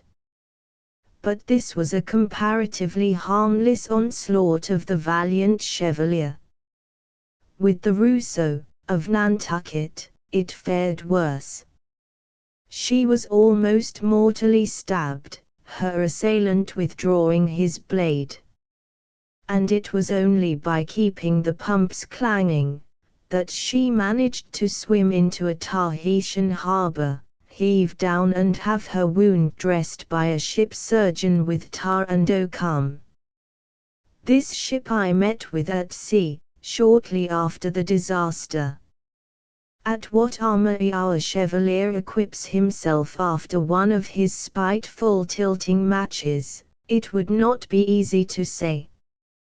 But very hard for him, if ever after he goes about in the lists, swordless and disarmed, at the mercy of any caitiff shark he may meet. Now, seeing that our fellow voyagers, the little fish alongside, were sorely tormented and thinned out by the incursions of a pertinacious Chevalier, bent upon making a hearty breakfast out of them, I determined to interfere in their behalf, and capture the enemy. With shark hook and line I succeeded, and brought my brave gentleman to the deck. He made an emphatic landing, lashing the planks with his sinewy tail, while 1.5 yards in advance of his eyes, reached forth his terrible blade. As victor, I was entitled to the arms of the vanquished, so, quickly dispatching him, and sawing off his Toledo, I bore it away for a trophy. It was 3-sided, slightly concave on each, like a bayonet, and some 3 inches through at the base. It tapered from thence to a point. And though tempered not in Tagus or Guadalquivir, it yet revealed upon its surface that wavy grain and watery fleckiness peculiar to tried blades of Spain. It was an aromatic sword, like the ancient caliphs, giving out a peculiar musky odor by friction. But far different from steel of Tagus or Damascus, it was inflexible as Crockett's rifle tube, no doubt, as deadly. Long hung that rapier over the head of my hammock. Was it not storied as the good trenchant blade of brave Bayard, that other Chevalier? The knights may have slain its scores, or 50s, but the weapon I preserved had, doubtless, run through and riddled its thousands. Chapter XXXIII. Otard, and here is another little incident. One afternoon, while all by myself curiously penetrating into the hold, I most unexpectedly obtained proof that the ill-fated captain of the Parky had been a man of sound judgment and most excellent taste. In brief, I lighted upon an aromatic cask of prime old otard. Now, I mean not to speak lightly of anything immediately connected with the unfortunate captain. Nor, on the other hand, would I resemble the inconsolable mourner, who among other tokens of affliction, bound in funereal crape his deceased friend's copy of Joe Miller. Is there not a fitness in things? But let that pass. I found the otard, and drank thereof, finding it, moreover, most pleasant to the palate, and right cheering to the soul. My next impulse was to share my prize with my shipmates. But here a judicious reflection obtruded. From the sea monarchs, his ancestors, my Viking had inherited one of their cardinal virtues, a detestation and abhorrence of all vinous and spirituous beverages, insomuch that he never could see any, but he instantly quaffed it out of sight. To be short, like Alexander the Great and other royalties, Giles was prone to overmuch bibbing. And though at sea more sober than a fifth monarchy elder, it was only because he was then removed from temptation. But having thus divulged my Viking's weak side, I earnestly entreat that it may not disparage him in any charitable man's estimation. Only think, how many more there are like him, to say nothing further of Alexander the Great, especially among his own class, and consider, I beseech, that the most capacious-souled fellows, for that very reason, are the most apt to be too liberal in their libations, since, being so large-hearted, they hold so much more good cheer than others. For Samoa, from his utter silence hitherto as to aught inebriating on board, I concluded that, along with his other secrets, the departed captain had very wisely kept his otard to himself. Nor did I doubt, but that the Apollyon, like all Polynesians, much loved getting high of head, and in that state, would be more intractable than a Black Forest boar. And concerning Anne too, I shuddered to think how that otard might inflame her into a fury more fierce than the foremost of those that pursued oarists. In good time, then, bethinking me of the peril of publishing my discovery, bethinking me of the quiet, lazy, ever-present perils of the voyage, of all circumstances, the very worst under which to introduce an intoxicating beverage to my companions, I resolved to withhold it from them altogether. So impressed was I with all this, that for a moment, I was almost tempted to roll over the cask on its bilge, remove the stopper, and suffer its contents to mix with the foul water at the bottom of the hold. But no, what? Dilute the brine with the double distilled soul of the precious grape.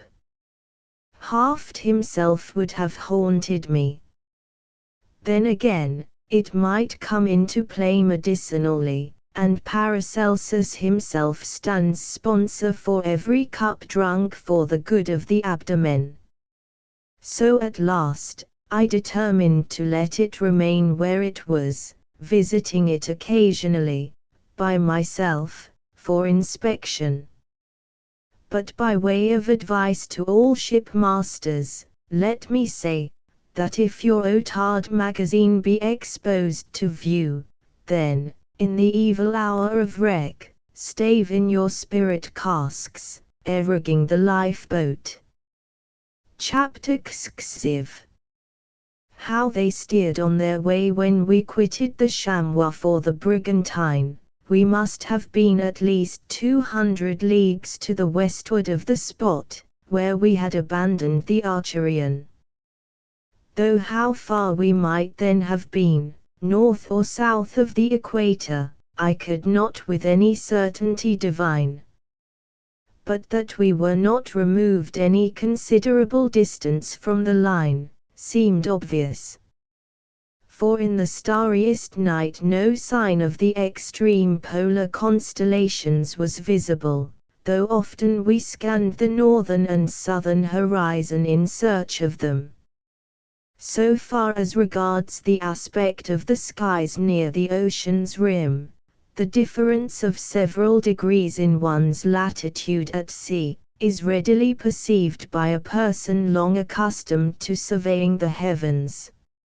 If correct in my supposition, concerning our longitude at the time here alluded to, and allowing for what little progress we had been making in the Parky, there now remained some 100 leagues to sail, ere the country we sought would be found. But for obvious reasons, how long precisely we might continue to float out of sight of land, it was impossible to say. Calms, light breezes, and currents made everything uncertain.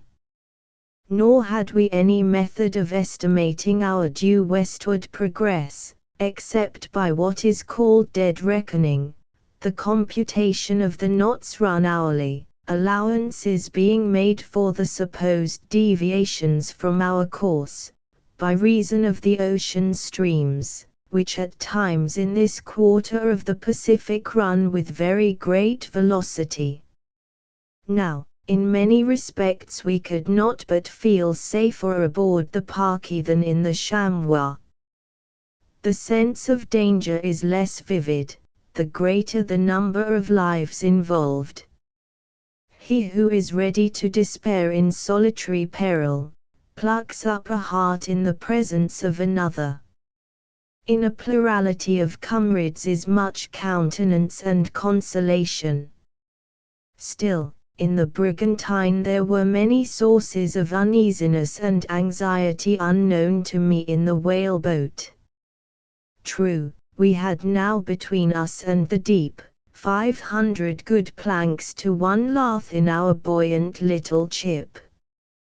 But the Parky required more care and attention, especially by night, when a vigilant lookout was indispensable.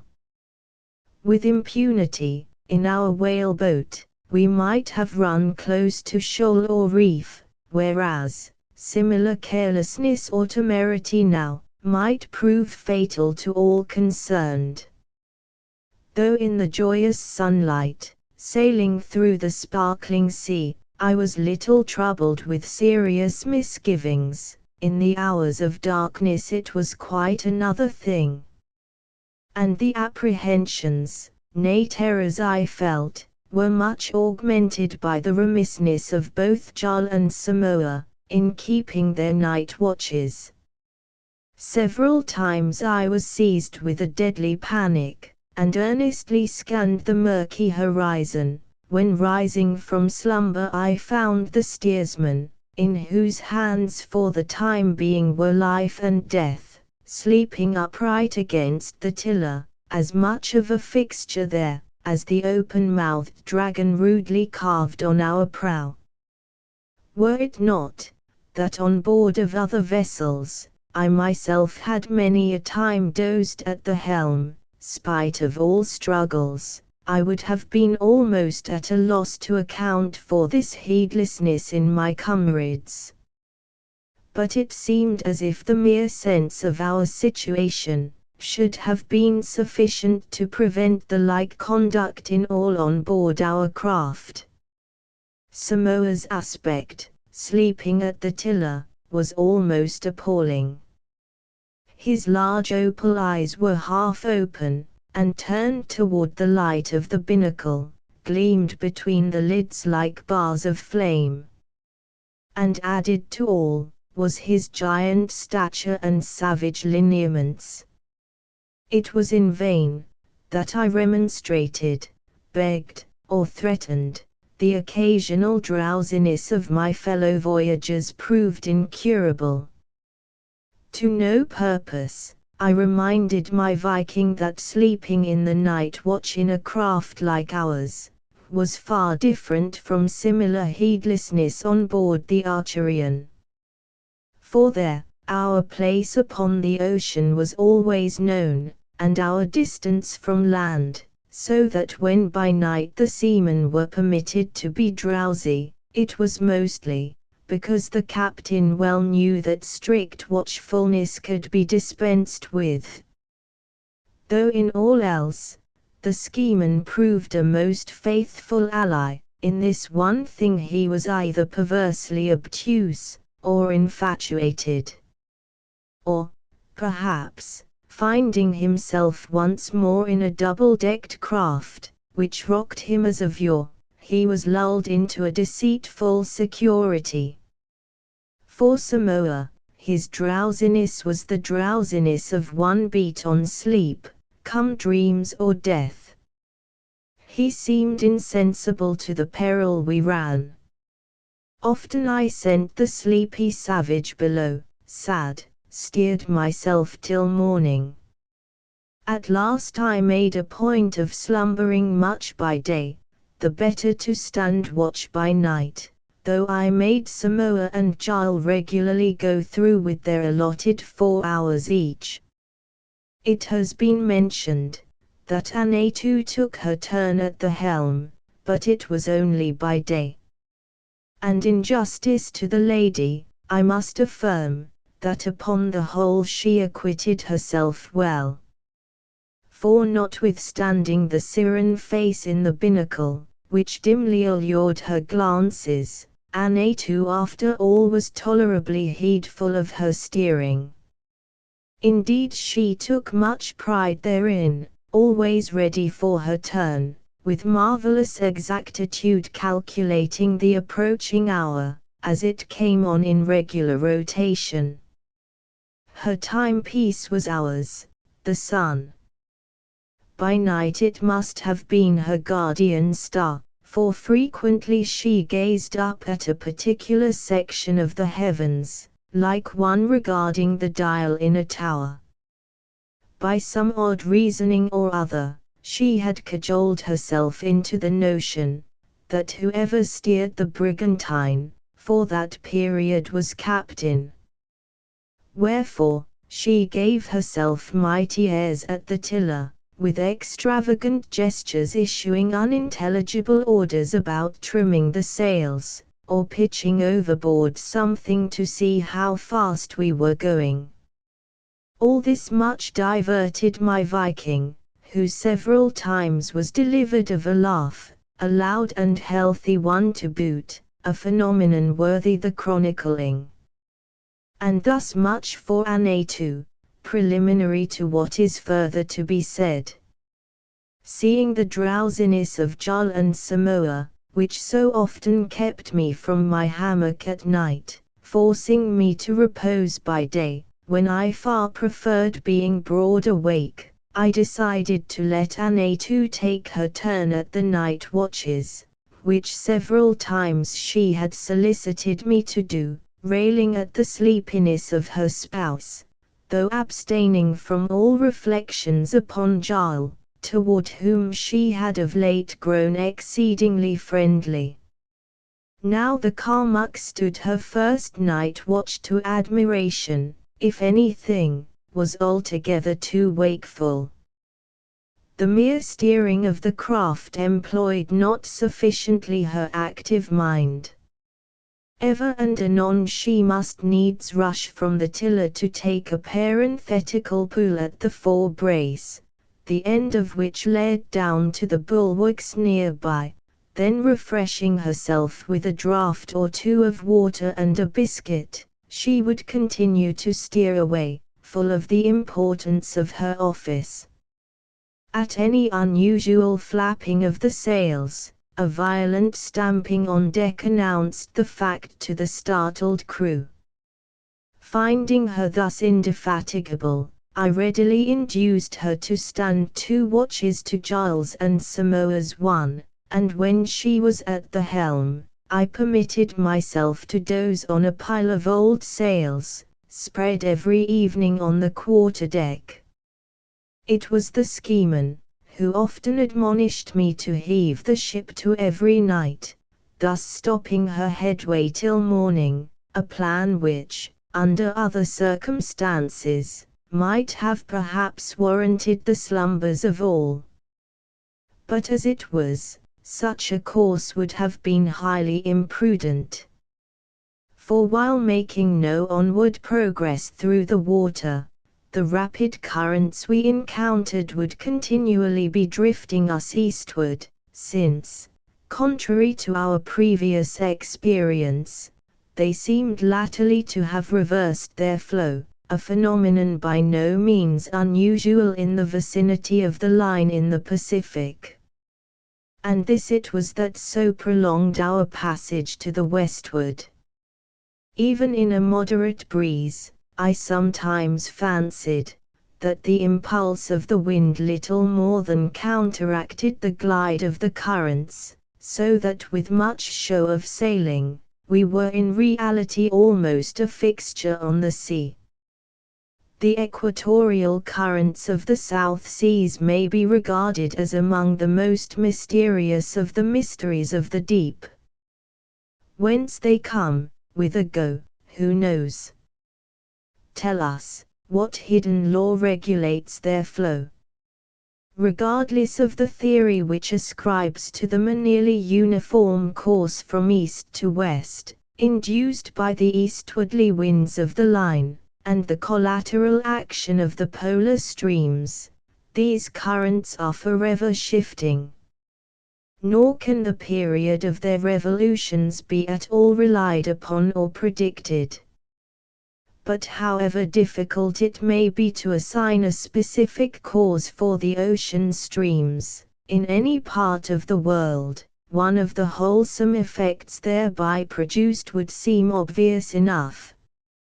And though the circumstance here alluded to is perhaps known to everybody, it may be questioned whether it is generally invested with the importance it deserves.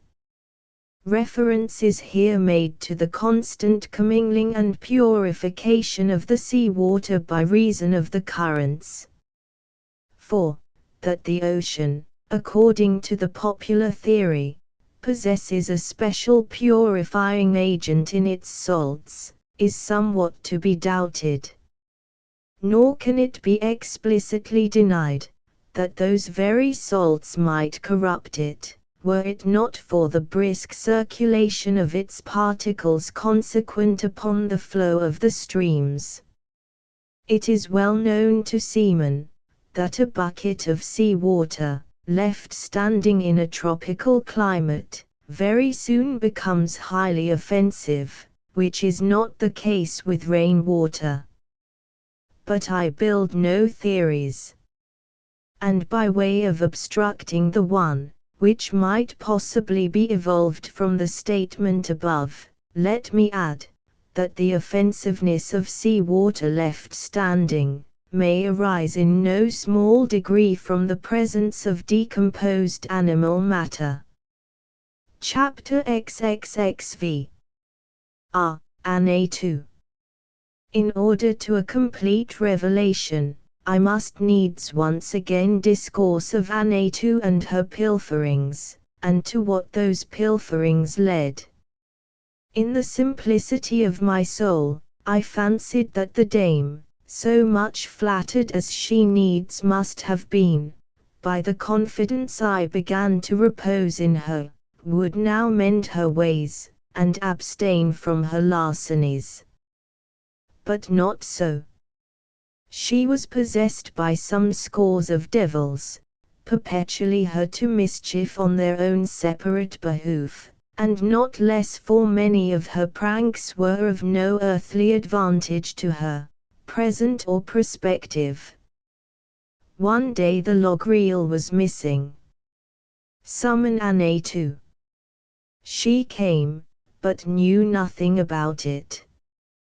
Giles spent a whole morning in contriving a substitute, and a few days after, we came upon the lost article hidden away in the main top. Another time, discovering the little vessel to gripe hard in steering, as if someone under water were jerking her backward, we instituted a diligent examination, to see what was the matter. When lo, what should we find but a rope, cunningly attached to one of the chain plates under the starboard main channel. It towed heavily in the water.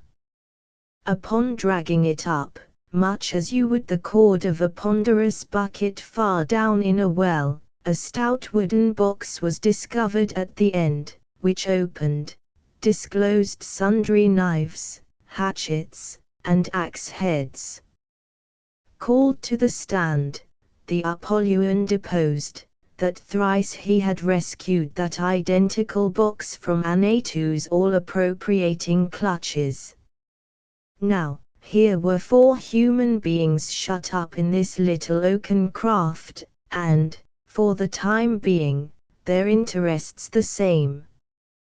What sane mortal, then, would forever be committing thefts, without rhyme or reason?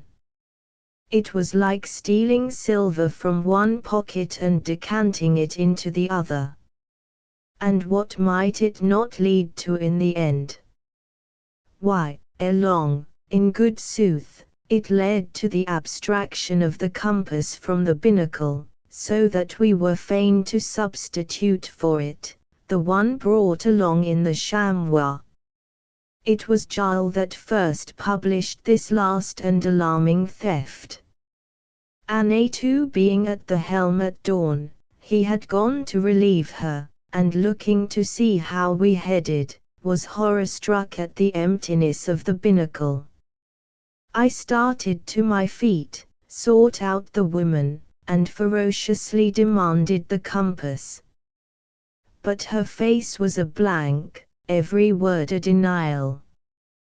Further lenity was madness. I summoned Samoa, told him what had happened, and affirmed that there was no safety for us except in the nightly incarceration of his spouse. To this he privily assented, and that very evening, when Anatu descended into the forecastle, we barred over her the scuttle slide. Long she clamoured, but unavailingly. And every night this was repeated, the dame saying her vespers most energetically. It has somewhere been hinted, that Anatu occasionally cast sheep's eyes at Giles. So I was not a little surprised when her manner toward him decidedly changed. Pulling at the ropes with us, she would give him sly pinches, and then look another way, innocent as a lamb. Then again, she would refuse to handle the same piece of rigging with him, with wry faces, rinsed out the wooden can at the water cask, if it so chanced that my Viking had previously been drinking therefrom. At other times, when the honest scheeman came up from below, she would set up a shout of derision, and loll out her tongue, accompanying all this by certain indecorous and exceedingly unladylike gestures, significant of the profound contempt in which she held him. Yet, never did Giles heed her ill-breeding, but patiently overlooked and forgave it. Inquiring the reason of the dame's singular conduct, I learned, that with eye averted, she had very lately crept close to my Viking, and met with no tender reception. Doubtless, Giles, who was much of a philosopher, innocently imagined that ere long the lady would forgive and forget him.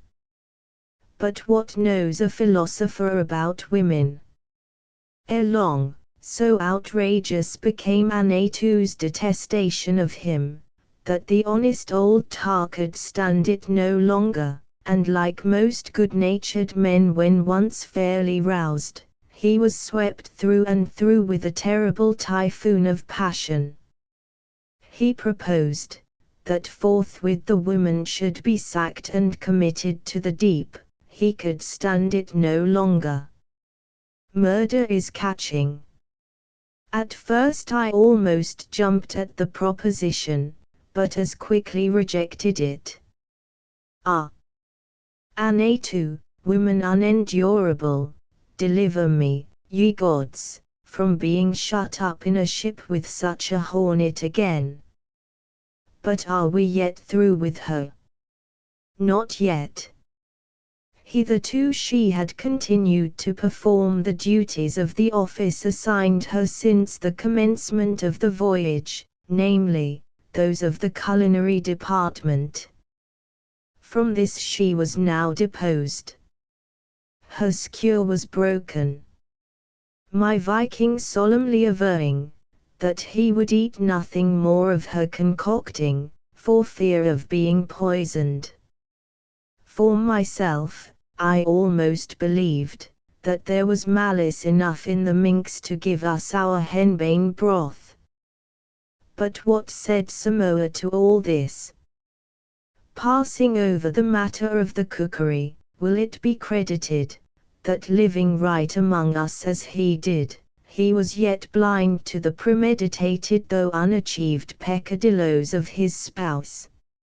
Yet so it was. And thus blind was Belisarius himself, concerning the intrigues of Antonina. Witness that noble dame's affair with the youth Theodosius, when her deluded lord charged upon the scandal-mongers with the very horns she had bestowed upon him. Upon one occasion, seized with a sudden desire to palliate Anatu's thievings, Samoa proudly intimated that the lady was the most virtuous of her sex.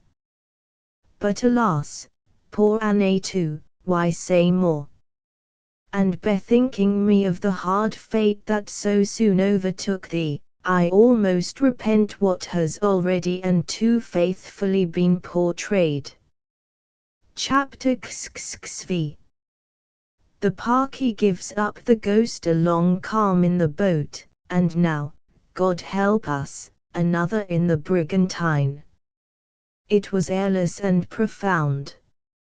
In that hot calm, we lay fixed and frozen in like Parry at the pole. The sun played upon the glassy sea like the sun upon the glaciers. At the end of 2 days we lifted up our eyes and beheld a low, creeping, hungry cloud expanding like an army, wing and wing, along the eastern horizon. Instantly Giles bade me take heed. Here be it said, that though for weeks and weeks rain over the equatorial latitudes of the Pacific, the mildest and sunniest of days, that nevertheless, when storms do come, they come in their strength, spending in a few brief blasts their concentrated rage. They come like the Mamelukes, they charge, and away. It wanted full an hour to sunset, but the sun was well nigh obscured. It seemed toiling among bleak Scythian steeps in the hazy background. Above the storm cloud flitted ominous patches of scud, rapidly advancing and receding, Attila's skirmishers, thrown forward in the van of his Huns. Beneath, a fitful shadow slid along the surface. As we gazed, the cloud came nearer, accelerating its approach. With all haste we proceeded to furl the sails, which, owing to the calm, had been hanging loose in the brails. And by help of a spare boom, used on the forecastle deck sitter sweep or great oar, we endeavored to cast the brigantine's head toward the foe. The storm seemed about to overtake us, but we felt no breeze. The noiseless cloud stole on, its advancing shadow lowering over a distinct and prominent milk-white crest upon the surface of the ocean. But now this line of surging foam came rolling down upon us like a white charge of cavalry, mad hot spur and plumed murat at its head, pouring right forward in a continuous frothy cascade, which curled over, and fell upon the glassy sea before it. Still, no breath of air. But of a sudden, like a blow from a man's hand, and before our canvas could be secured, the stunned craft, giving one lurch to port, was stricken down on her beam ends. The roaring tide dashed high up against her windward side, and drops of brine fell upon the deck, heavy as drops of gore. It was all a din and a mist, a crashing of spars and of ropes, a horrible blending of sights and of sounds, as for an instant we seemed in the hot heart of the gale, our cordage, like harp strings, shrieking above the fury of the blast. The masts rose, and swayed, and dipped their trucks in the sea. And like unto some stricken buffalo brought low to the plain, the brigantine's black hull, shaggy with seaweed, lay panting on its flank in the foam. Frantically we clung to the uppermost bulwarks. And now, loud above the roar of the sea, was suddenly heard a sharp, splintering sound, as of a Norway woodman felling a pine in the forest. It was brave Jarl, who foremost of all had snatched from its rack against the mainmast, the axe, always there kept. "Cut the lanyards to windward," he cried, and again buried his axe into the mast. He was quickly obeyed. And upon cutting the third lanyard of the 5, he shouted for us to pause. Dropping his axe, he climbed up to windward.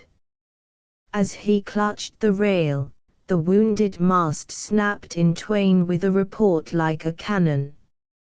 A slight smoke was perceptible where it broke. The remaining lanyards parted.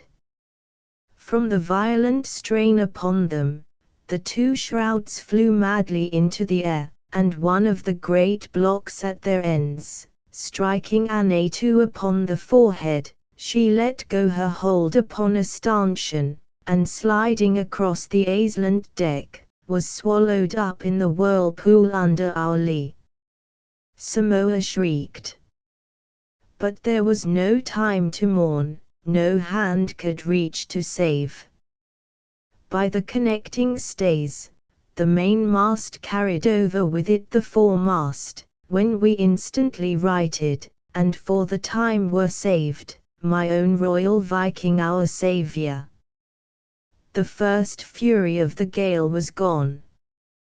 But far to leeward was seen the even, white line of its onset, pouring the ocean into foam. All round us, the sea boiled like 10,000 cauldrons, and through eddy, wave, and surge, our almost waterlogged craft waded heavily, every dead clash ringing hollow against her hull, like blows upon a coffin. We floated a wreck. With every pitch we lifted our dangling jib-boom into the air, and beating against the side, were the shattered fragments of the masts. From these we made all haste to be free, by cutting the rigging that held them. Soon, the worst of the gale was blown over. But the sea ran high. Yet the rack and scud of the tempest, its mad, tearing foam, was subdued into immense, long extended, and long rolling billows, the white cream on their crests like snow on the Andes. Ever and anon we hung poised on their brows, when the furrowed ocean all round looked like a panorama from Chimborazo. A few hours more, and the surges went down. There was a moderate sea, a steady breeze, and a clear, starry sky. Such was the storm that came after our calm. Chapter XXXAE. Once more they take to the chamois, try the pumps. We dropped the sinker, and found the Parky bleeding at every pore. Up from her well, the water, spring-like, came bubbling, pure and limpid as the water of Saratoga. Her time had come. But by keeping 2 hands at the pumps, we had no doubt she would float till daylight, previous to which we liked not to abandon her. The interval was employed in clanging at the pump brakes, and preparing the chamois for our reception.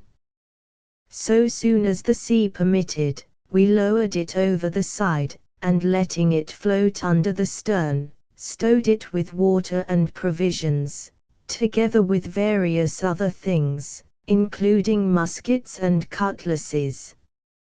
Shortly after daylight, a violent jostling and thumping underfoot showed that the water, gaining rapidly in the hold, spite of all pumping, had floated the lighter casks upward to the deck, against which they were striking.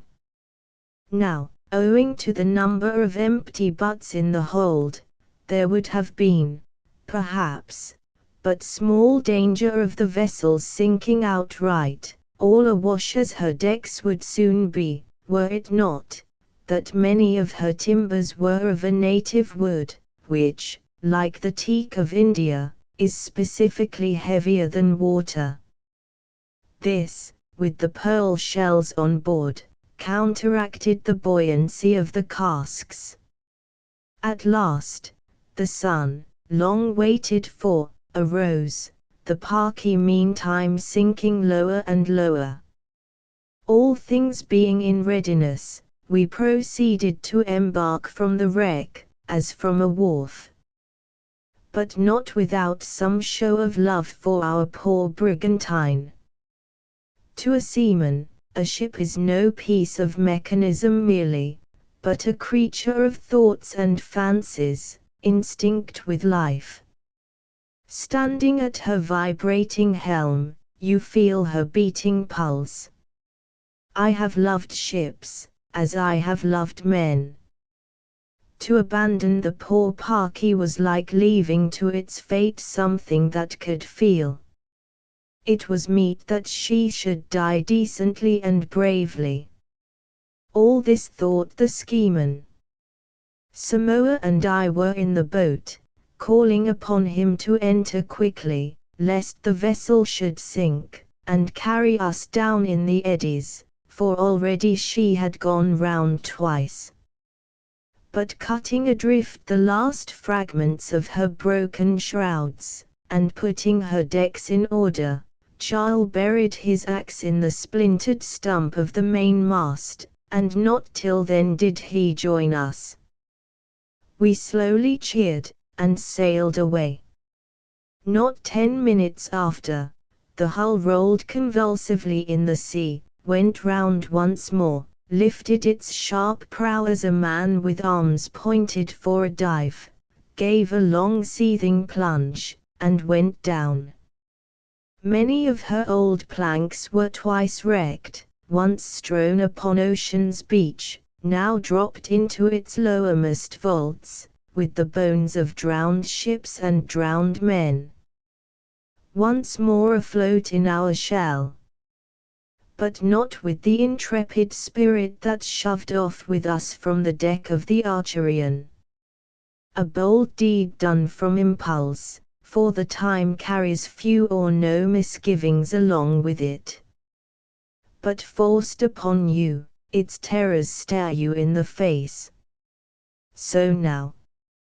I had pushed from the Archerian with a stout heart, but quitting the sinking Parky, my heart sunk with her. With a fair wind, we held on our way westward, hoping to see land before many days. Chapter 8. The sea on fire. The night following our abandonment of the Parky was made memorable by a remarkable spectacle. Slumbering in the bottom of the boat, Jarl and I were suddenly awakened by Samoa. Starting, we beheld the ocean of a pallid white color, coruscating all over with tiny golden sparkles. But the pervading hue of the water cast a cadaverous gleam upon the boat, so that we looked to each other like ghosts. For many rods astern our wake was revealed in a line of rushing illuminated foam, while here and there beneath the surface, the tracks of sharks were denoted by vivid, greenish trails, crossing and recrossing each other in every direction.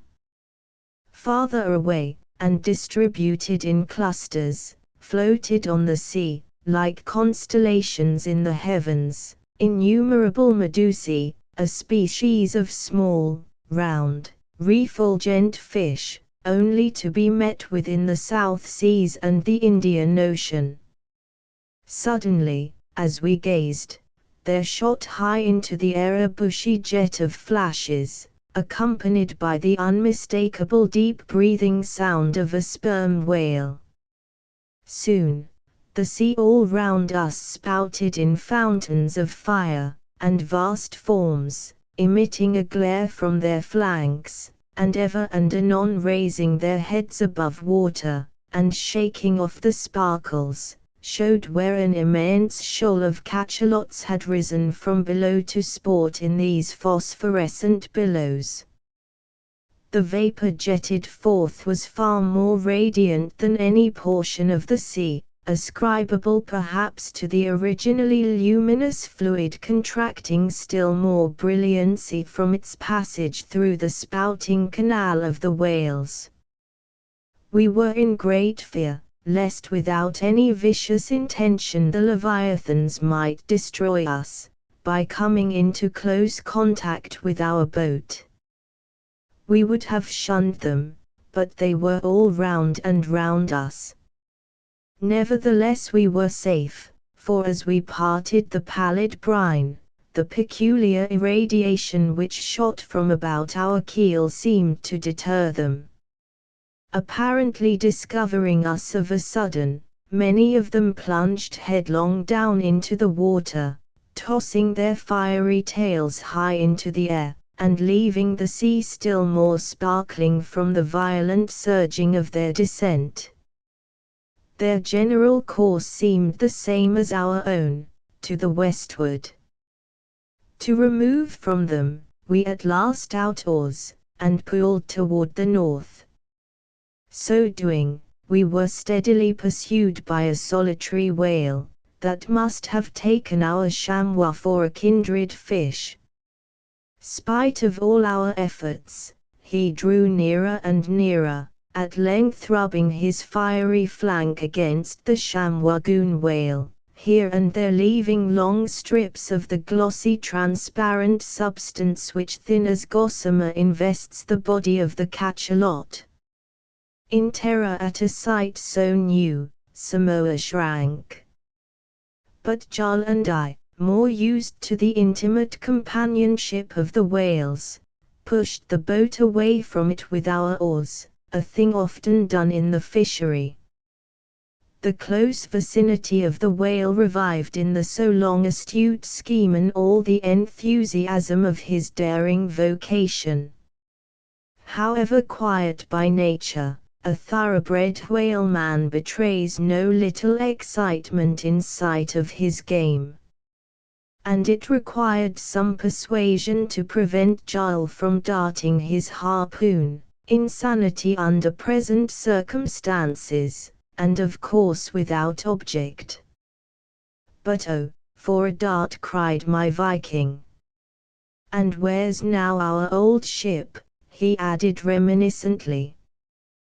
But to my great joy the monster at last departed, rejoining the shoal, whose lofty spoutings of flame were still visible upon the distant line of the horizon, showing there, like the fitful starts of the aurora borealis.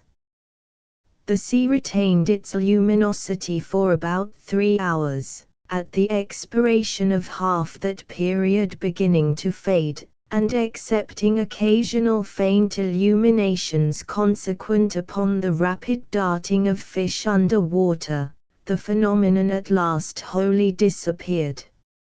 Heretofore, I had beheld several exhibitions of marine phosphorescence, both in the Atlantic and Pacific, but nothing in comparison with what was seen that night.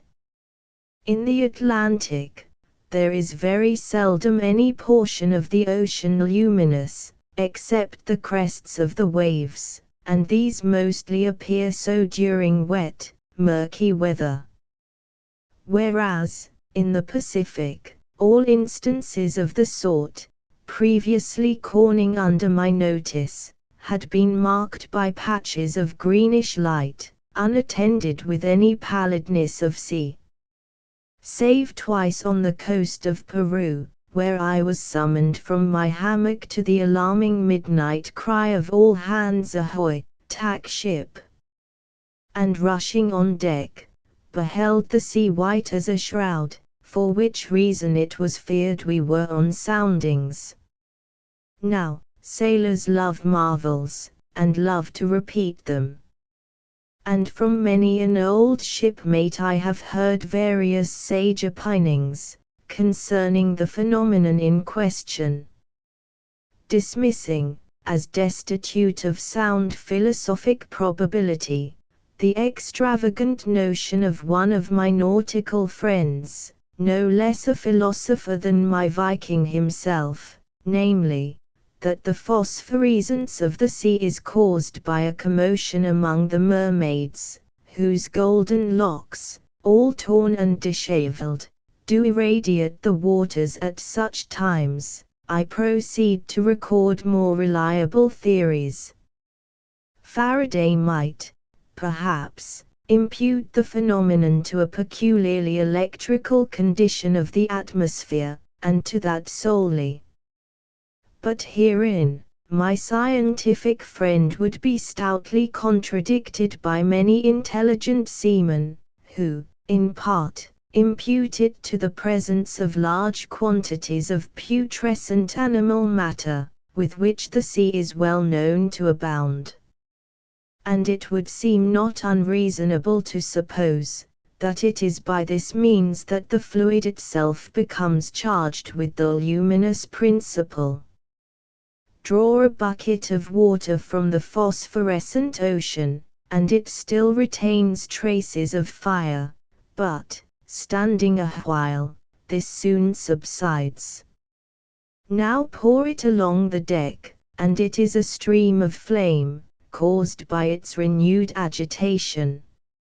Empty the bucket, and for a space sparkles cling to it tenaciously, and every stave seems ignited. But after all, this seeming ignition of the sea cannot be wholly produced by dead matter therein. There are many living fish, phosphorescent, and, under certain conditions, by a rapid throwing off of luminous particles must largely contribute to the result. Not to particularize this circumstance as true of divers species of sharks, cuttlefish, and many others of the larger varieties of the finny tribes, the myriads of microscopic mollusca, well known to swarm off soundings, might alone be deemed almost sufficient to kindle a fire in the brine. But these are only surmises, likely, but uncertain. After science comes sentiment. A French naturalist maintains that the nocturnal radiance of the firefly is purposely intended as an attraction to the opposite sex, that the artful insect illuminates its body for a beacon to love. Thus, perched upon the edge of a leaf, and waiting the approach of her lender, who comes buffeting with his wings the aroma of the flowers, some insect hero may show a torch to her gossamer gallant. But alas, thrice alas, for the poor little firefish of the sea, whose radiance but reveals them to their foes, and lights the way to their destruction. Chapter 6. They fall in with strangers after quitting the parky. We had much calm weather, varied by light breezes, and sailing smoothly over a sea, so recently one sheet of foam, I could not avoid bethinking me, how fortunate it was, that the gale had overtaken us in the Brigantine, and not in the Chamois. For deservedly high as the whale shallop ranks as a sea-boat, still, in a severe storm, the larger your craft the greater your sense of security. Wherefore, the 1,000 reckless souls tenanting a line of battleships scoff at the most awful hurricanes, though, in reality, they may be less safe in their wooden-walled Troy, than those who contend with the gale in a clipper. But not only did I congratulate myself upon salvation from the past, but upon the prospect for the future. For storms happening so seldom in these seas, one just blown over is almost a sure guarantee of very many weeks' calm weather to come. Now sun followed sun, and no land. And at length it almost seemed as if we must have sailed past the remotest presumable westerly limit of the chain of islands we sought, a lurking suspicion which I sedulously kept to myself. However, I could not but nourish a latent faith that all would yet be well. On the 9th day my forebodings were over. In the grey of the dawn, perched upon the peak of our sail, a noddy was seen fast asleep. This freak was true to the nature of that curious fowl, whose name is significant of its drowsiness. Its plumage was snow-white, its bill and legs blood-red, the latter looking like little pantalettes. In a sly attempt at catching the bird, Samoa captured 3 tail feathers, the alarmed creature flying away with a scream, and leaving its quills in his hand. Sailing on, we gradually broke in upon immense low-sailing flights of other aquatic fowls, mostly of those species which are seldom found far from land, terns, frigate birds, mollimeo, reef pigeons, boobies, gulls, and the like. They darkened the air, their wings making overhead an incessant rustling like the simultaneous turning over of 10,000 leaves. The smaller sort skimmed the sea like pebbles sent skipping from the shore. Over these, flew myriads of birds of broader wing. While high above all, soared in air the daring diver or sea kite, the power of whose vision is truly wonderful. It perceives the little flying fish in the water, at a height which cannot be less than 400 feet. Spirally wheeling and screaming as it goes, the sea kite, bill foremost, darts downward, swoops into the water, and for a moment altogether disappearing, emerges at last, its prey firmly trussed in its claws. But bearing it aloft, the bold bandit is quickly assailed by other birds of prey, that strive to wrest from him his booty. And snatched from his talons, you see the fish falling through the air, till again caught up in the very act of descent, by the fleetest of its pursuers. Leaving these sights astern, we presently picked up the slimy husk of a cocoa nut, all over green barnacles. and shortly after, past 2 or 3 limbs of trees, and the solitary trunk of a palm, which, upon sailing nearer, seemed but very recently started on its endless voyage. As noon came on, the dark purple land haze, which had been dimly descried resting upon the western horizon, was very nearly obscured. Nevertheless, behind that dim drapery we doubted not bright boughs were waving. We were now in high spirits. Samoa between times humming to himself some heathenish ditty, and Giles 10 times more intent on his silence than ever, yet his eye full of expectation and gazing broad off from our bow. Of a sudden, shading his face with his hand, he gazed fixedly for an instant, and then springing to his feet, uttered the long-drawn sound, "Sail ho!" Just tipping the furthest edge of the sky was a little speck, dancing into view every time we rose upon the swells. It looked like one of many birds, for half intercepting our view, fell showers of plumage, a flight of milk-white noddies flying downward to the sea. But soon the birds are seen no more. Yet there remains the speck, plainly a sail, but too small for a ship. Was it a boat after a whale? The vessel to which it belonged far astern, and shrouded by the haze. So it seemed.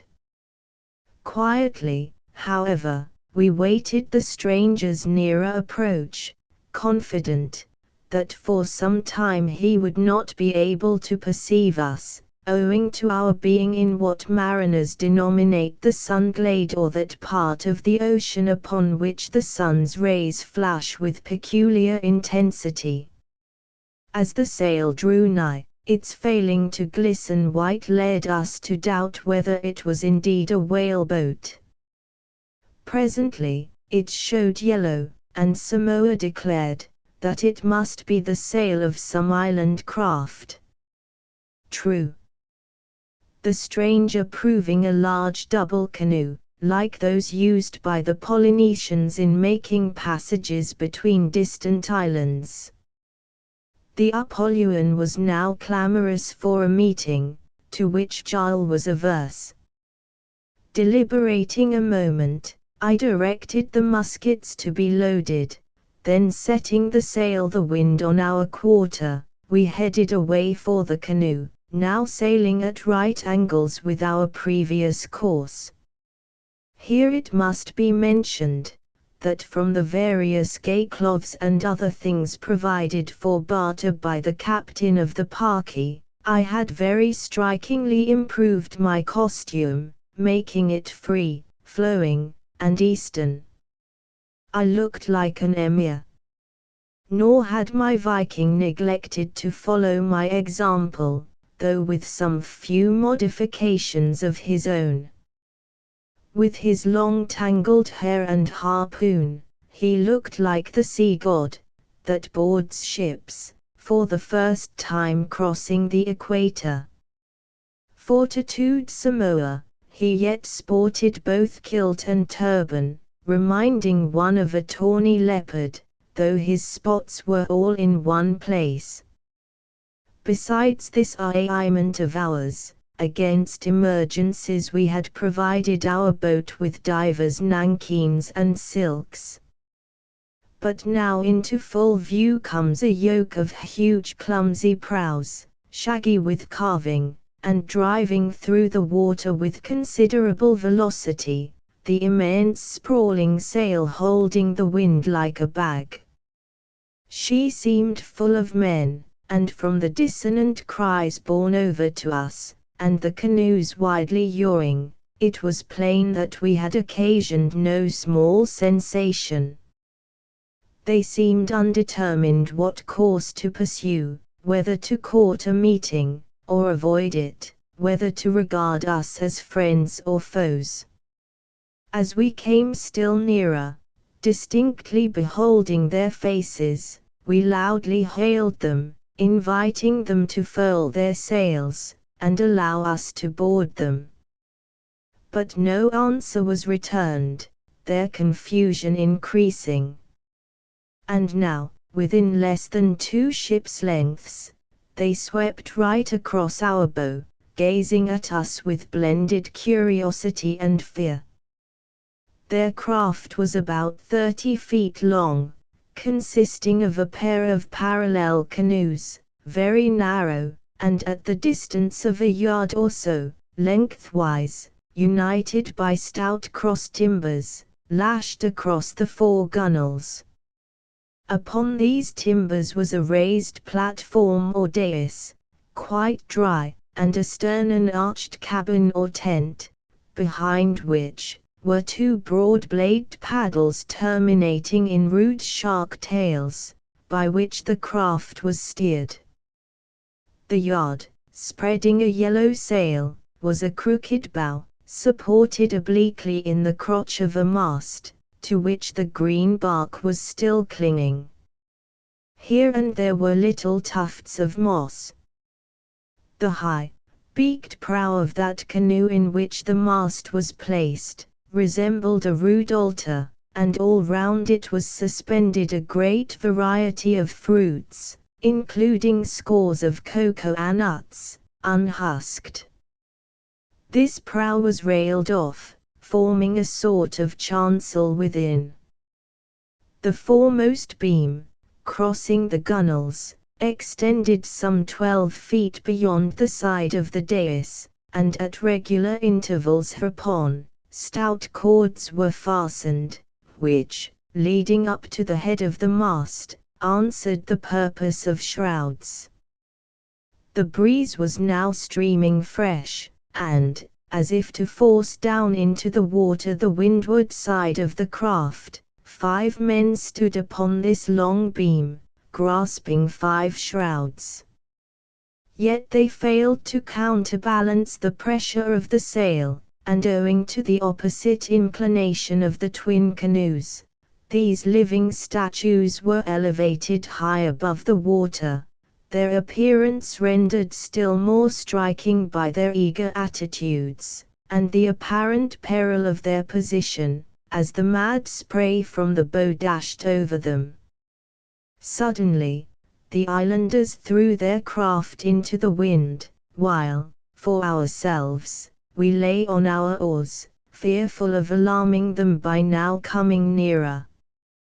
But hailing them again, we said we were friends, and had friendly gifts for them, if they would peaceably permit us to approach. This understood, there ensued a mighty clamour, insomuch, that I bade Jarl and Samoa out oars, and row very gently toward the strangers.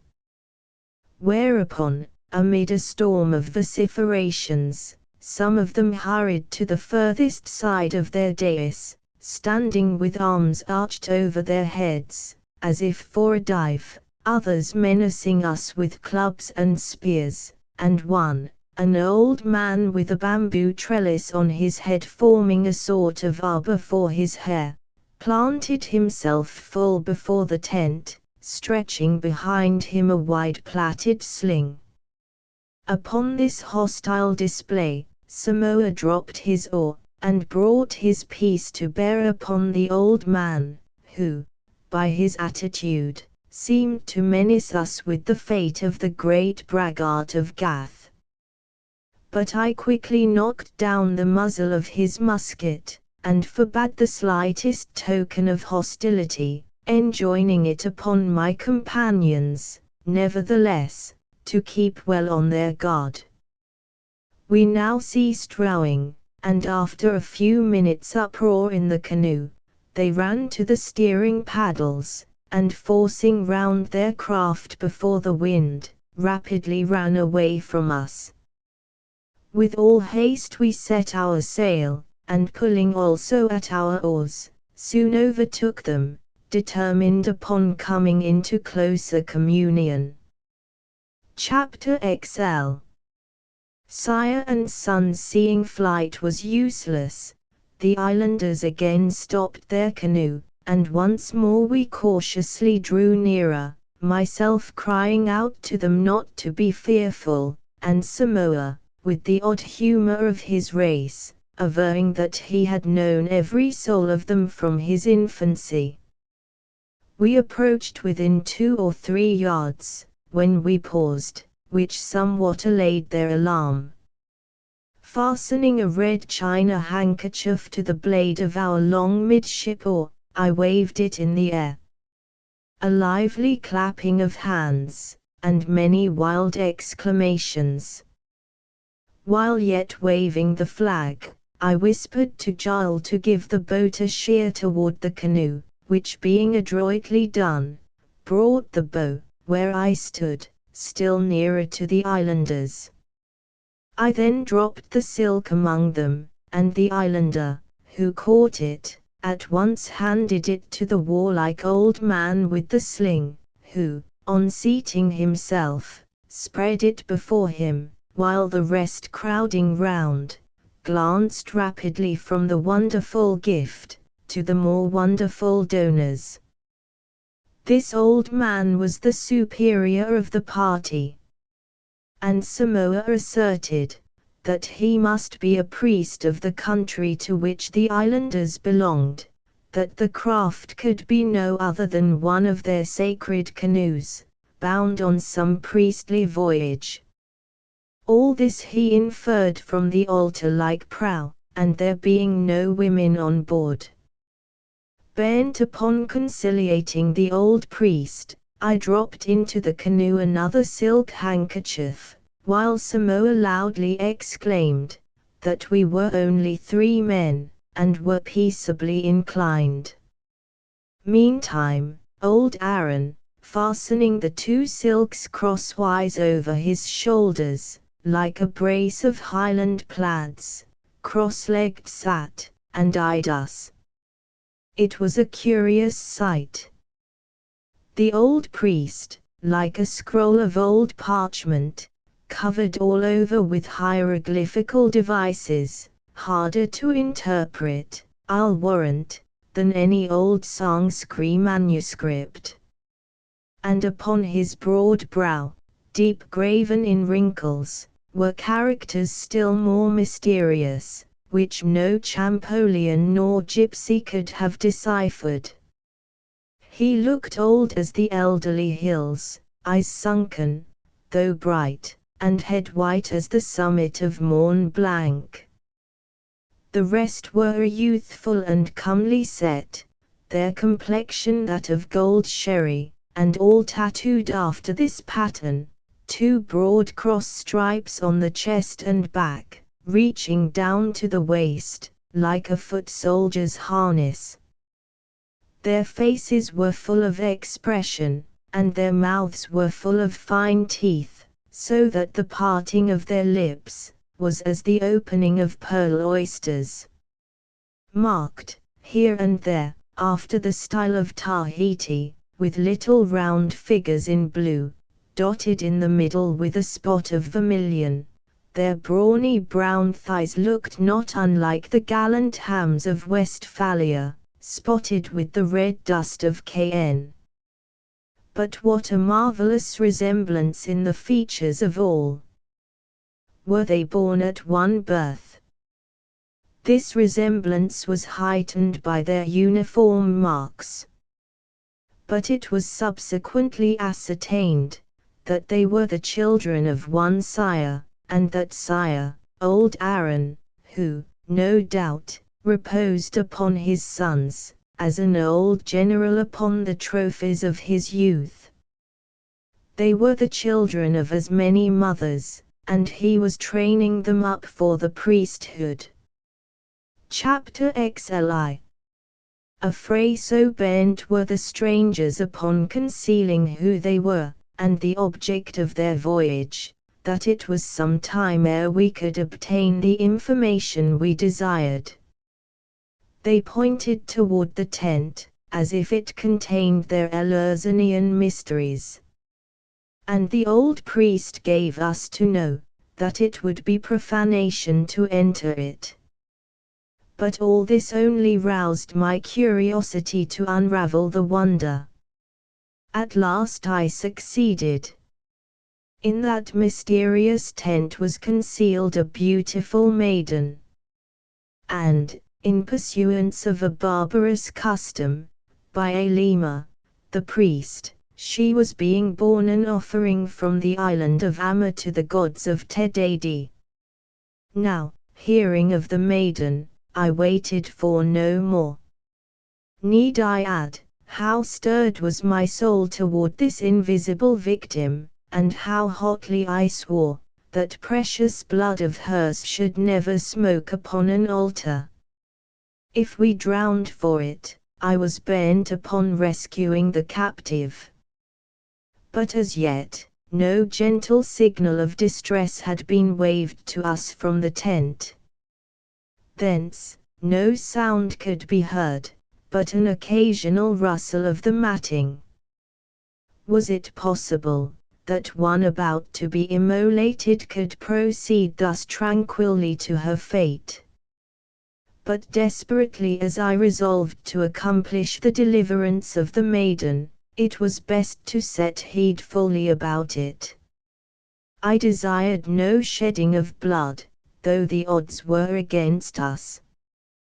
The old priest seemed determined to prevent us from boarding his craft. But being equally determined the other way, I cautiously laid the bow of the chamois against the canoe's quarter, so as to present the smallest possible chance for a hostile entrance into our boat. Then, Samoa, knife in ear, and myself with a cutlass, stepped upon the dais, leaving Jarl in the boat's head, equipped with his harpoon, 3 loaded muskets lying by his side. He was strictly enjoined to resist the slightest demonstration toward our craft.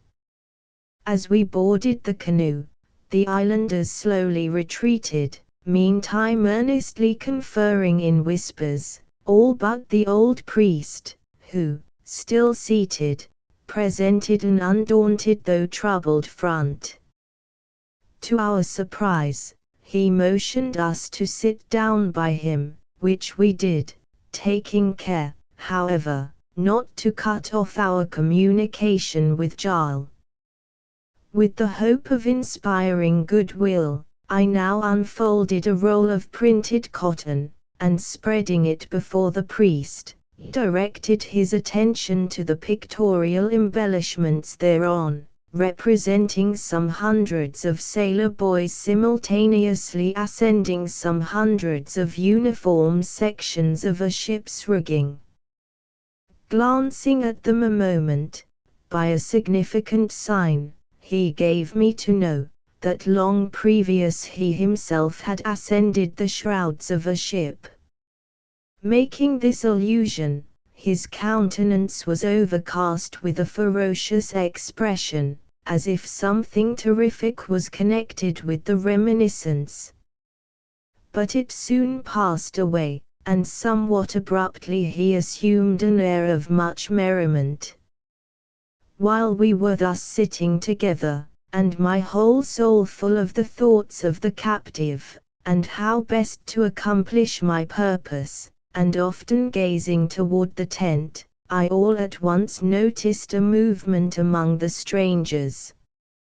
Almost in the same instant, Samoa, right across the face of Alima, and in his ordinary tones, bade me take heed to myself, for mischief was brewing. Hardly was this warning uttered, when, with carved clubs in their hands, the islanders completely surrounded us. Then uprose the old priest, and gave us to know that we were wholly in his power, and if we did not swear to depart in our boat forthwith, and molest him no more, the peril be ours. Depart and you live, stay and you die. 15-3. Madness to gainsay his mandate.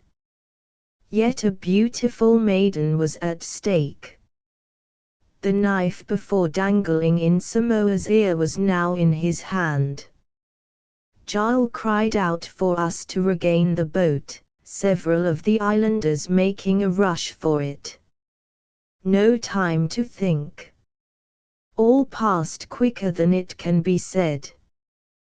They closed in upon us, to push us from the canoe. Rudely the old priest flung me from his side, menacing me with his dagger, the sharp spine of a fish.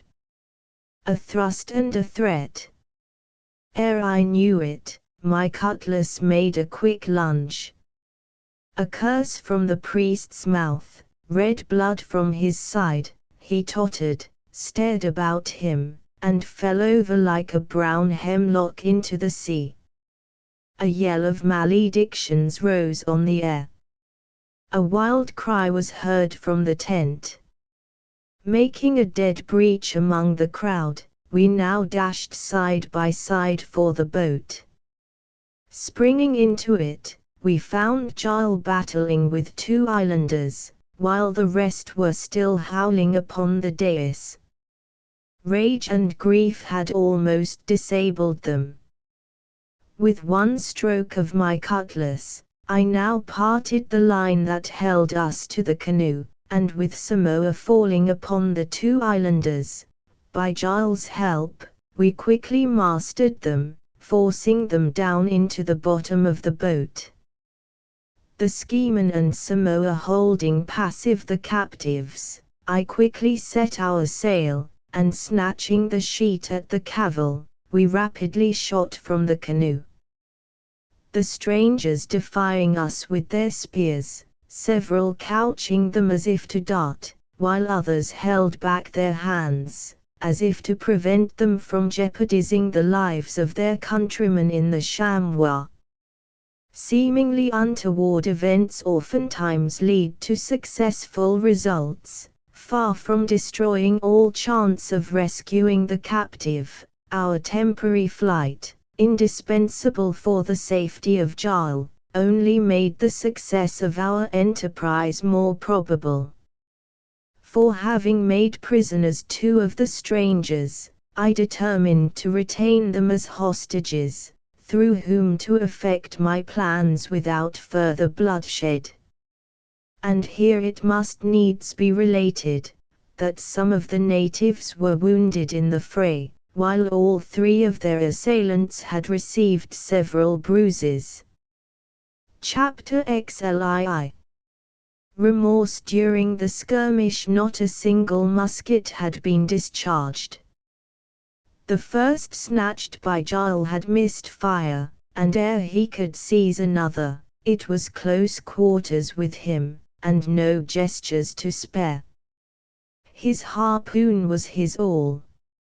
And truly, there is nothing like steel in a fray. It comes and it goes with a will, and is never a weary. Your sword is your life, and that of your foe, to keep or to take as it happens. Closer home does it go than a rammer, and fighting with steel is a play without ever an interlude. There are points more deadly than bullets, and stocks packed full of subtle tubes, whence comes an impulse more reliable than powder. Binding our prisoners lengthwise across the boat's seats, we rowed for the canoe, making signs of amity.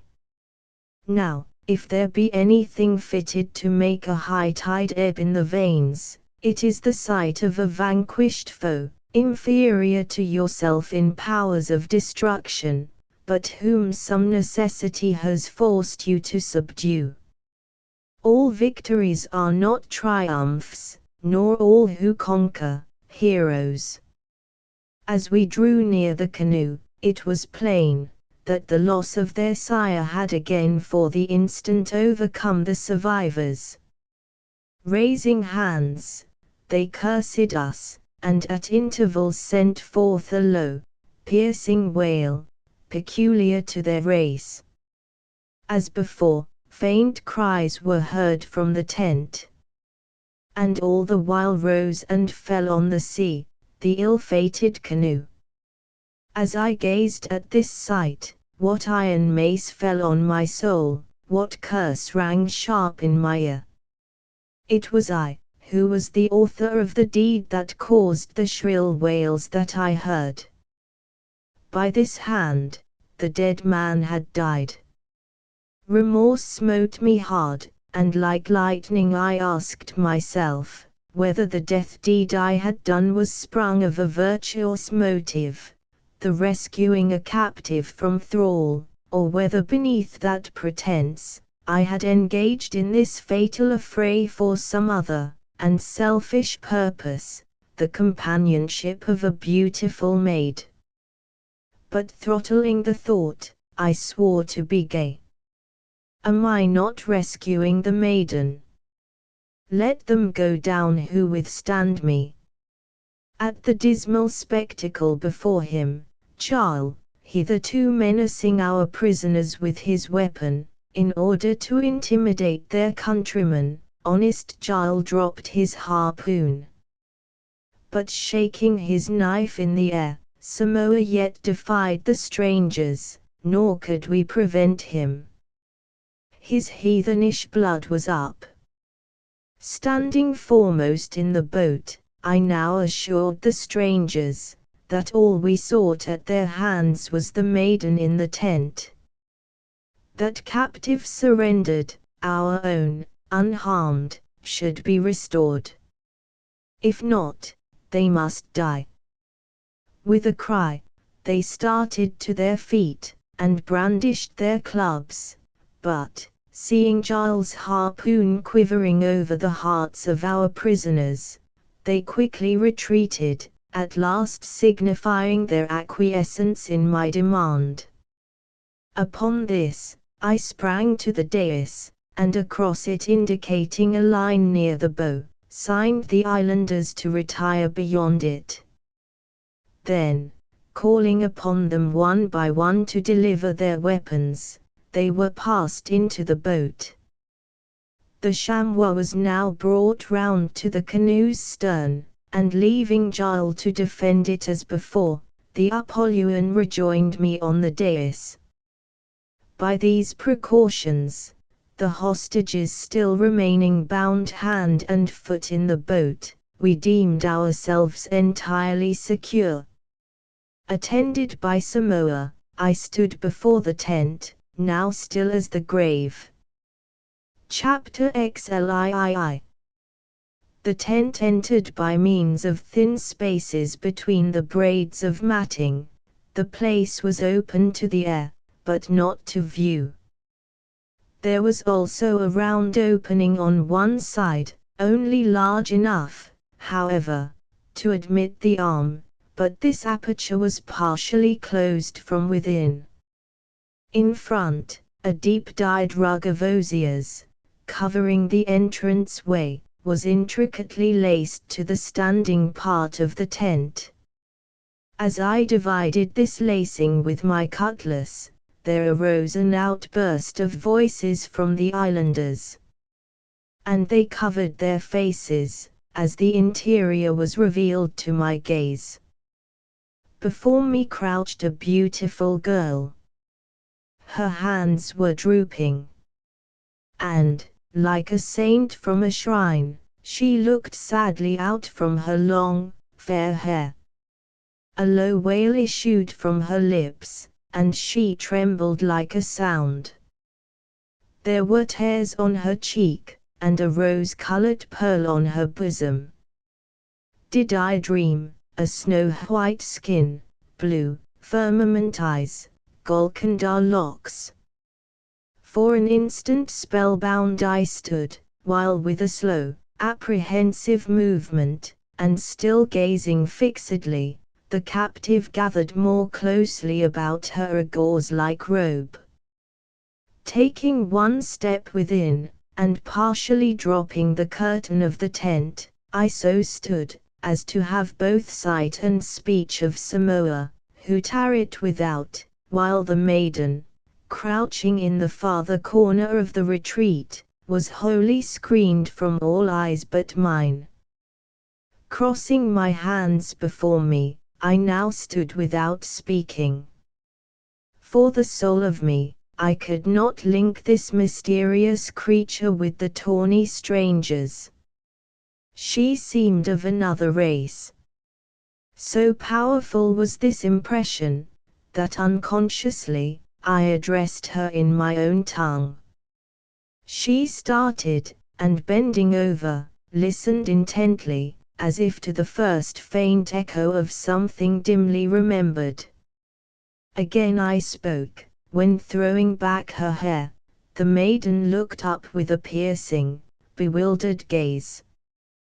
But her eyes soon fell, and bending over once more, she resumed her former attitude.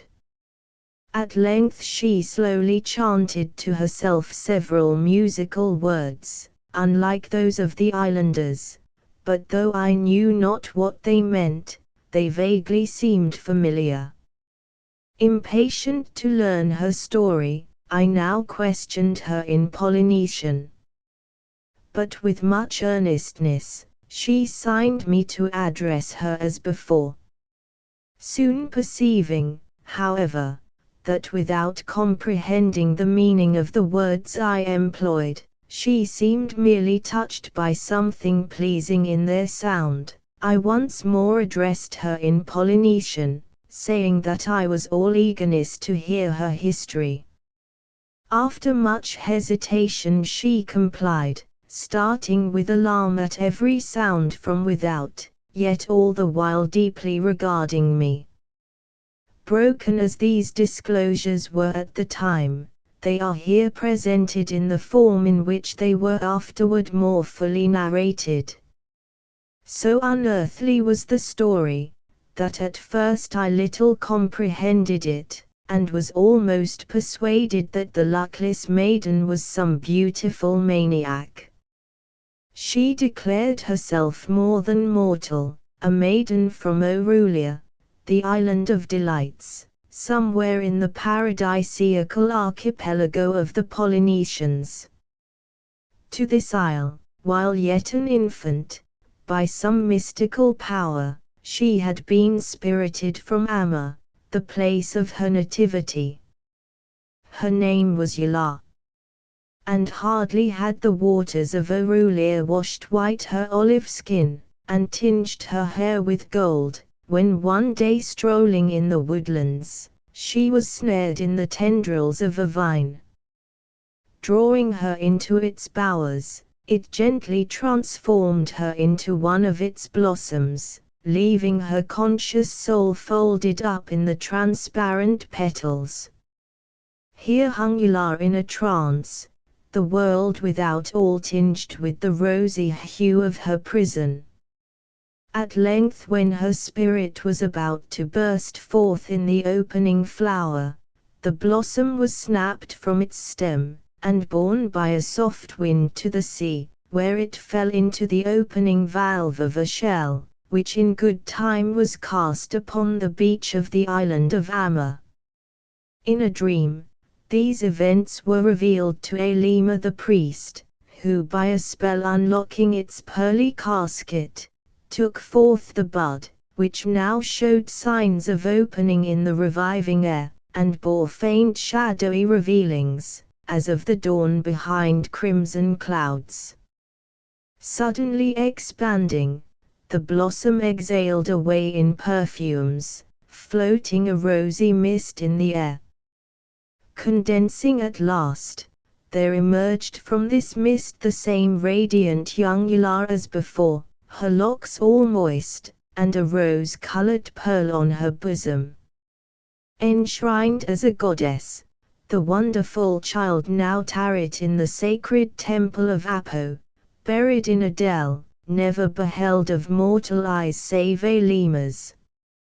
Moon after moon passed away, and at last, only 4 days gone by, Alima came to her with a dream, that the spirits in Orulia had recalled her home by the way of Tedadi, on whose coast gurgled up in the sea an enchanted spring, which streaming over upon the brine, flowed on between blue watery banks, and, plunging into a vortex, went round and round, descending into depths unknown.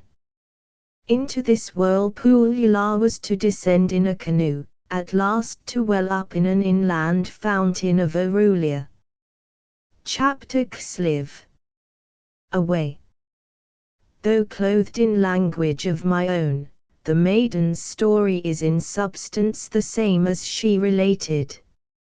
Yet were not these things narrated as past events, she merely recounted them as impressions of her childhood, and of her destiny yet unaccomplished. And mystical as the tale most assuredly was, my knowledge of the strange arts of the island priesthood, and the rapt fancies indulged in by many of their victims, deprived it in good part of the effect it otherwise would have produced.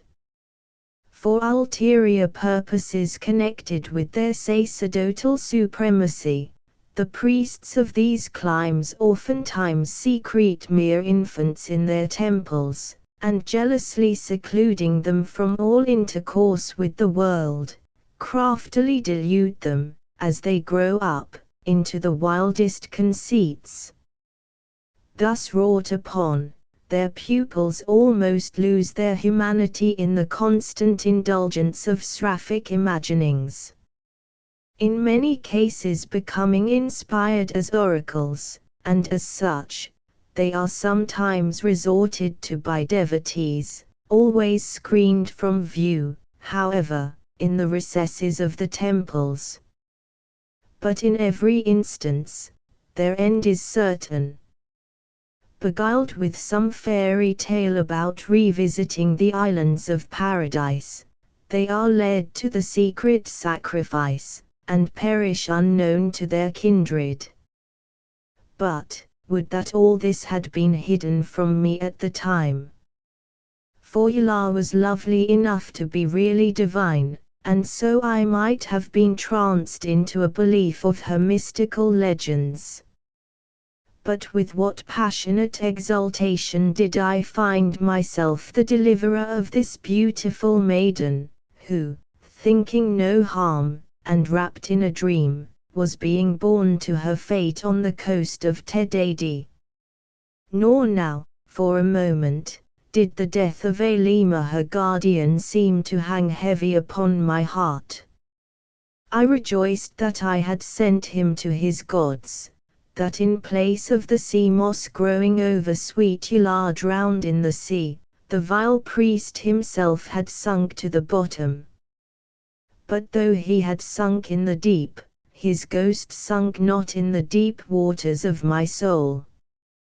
However in exultations its surface foamed up, at bottom guilt brooded. Sifted out, my motives to this enterprise justified not the mad deed, which, in a moment of rage, I had done, though those motives had been covered with a gracious pretense, concealing myself from myself. But I beat down the thought. In relating her story, the maiden frequently interrupted it with questions concerning myself, whence I came, being white, from Aurelia. Whither I was going, to Amma. And what had happened to Alima. For she had been dismayed at the fray, though knowing not what it could mean, and she had heard the priest's name called upon in lamentations. These questions for the time I endeavored to evade, only inducing her to fancy me some gentle demigod, that had come over the sea from her own fabulous Aurelia. And all this she must verily have believed. For whom, like me, ere this could she have beheld? Still fixed she her eyes upon me strangely, and hung upon the accents of my voice. While this scene was passing, the strangers began to show signs of impatience, and a voice from the chamois repeatedly hailed us to accelerate our movements. My course was quickly decided. The only obstacle to be encountered was the possibility of Yulara's alarm at being suddenly borne into my prow. For this event I now sought to prepare her. I informed the damsel that Alima had been dispatched on a long errand to Arulia, leaving to my care, for the present, the guardianship of the lovely Yular, and that therefore, it was necessary to carry her tent into my own canoe, then waiting to receive it. This intelligence she received with the utmost concern, and not knowing to what her perplexity might lead, I thought fit to transport her into the chamois, while yet overwhelmed by the announcement of my intention. Quitting her retreat, I apprised Jull of my design, and then, no more delay.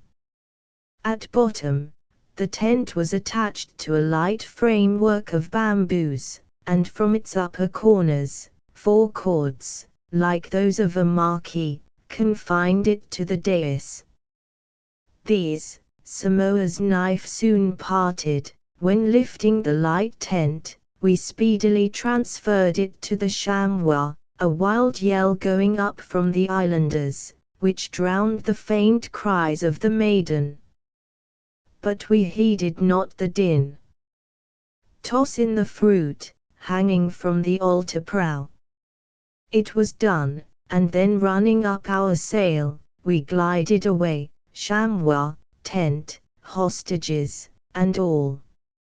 Rushing to the now vacant stern of their canoe, the islanders once more lifted up their hands and their voices in curses. A suitable distance gained, we paused to fling overboard the arms we had taken, and Jull proceeded to liberate the hostages. Meanwhile, I entered the tent, and by many tokens, sought to allay the maiden's alarm. Thus engaged, violent plunges were heard, our prisoners taking to the sea to regain their canoe. All dripping, they were received by their brethren with wild caresses. From something now said by the captives, the rest seemed suddenly inspirited with hopes of revenge, again wildly shaking their spears, just before picked up from the sea. With great clamor and confusion they soon set their mat sail, and instead of sailing southward for Tedadi, or northward for Amma their home, they steered straight after us, in our wake. Foremost in the prow stood 3 javelins poised for a dart, at intervals, raising a yell. Did they mean to pursue me? Full in my rear they came on, baying like hounds on their game. Yular trembled at their cries. My own heart beat hard with undefinable dread. The corpse of Alima seemed floating before, its avengers were raging behind. But soon these phantoms departed. For very soon it appeared that in vain the pagans pursued. Their craft, our fleet chamois outleaped. And farther astern dropped the evil-boding canoe, till at last but a speck, when a great swell of the sea surged up before it, and it was seen no more. Samoa swore that it must have swamped, and gone down. But however it was, my heart lightened apace. I saw none but ourselves on the sea. I remembered that our keel left no track as it sailed. Let the Oregon Indian through brush, bramble, and briar, hunt his enemy's trail, far over the mountains and down in the vales, comes he to the water, he snuffs idly in air. Chapter XLV.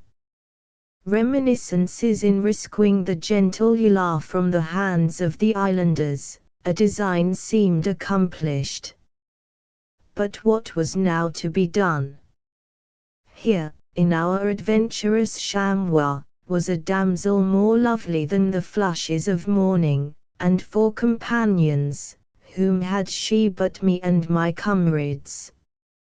Besides, her bosom still throbbed with alarms, her fancies all roving through mazes.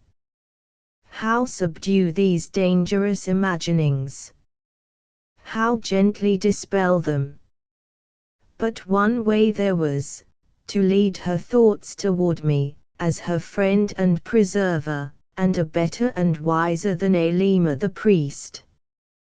Yet could not this be effected but by still maintaining my assumption of a divine origin in the blessed Isle of Aurelia, and thus fostering in her heart the mysterious interest, with which from the first she had regarded me.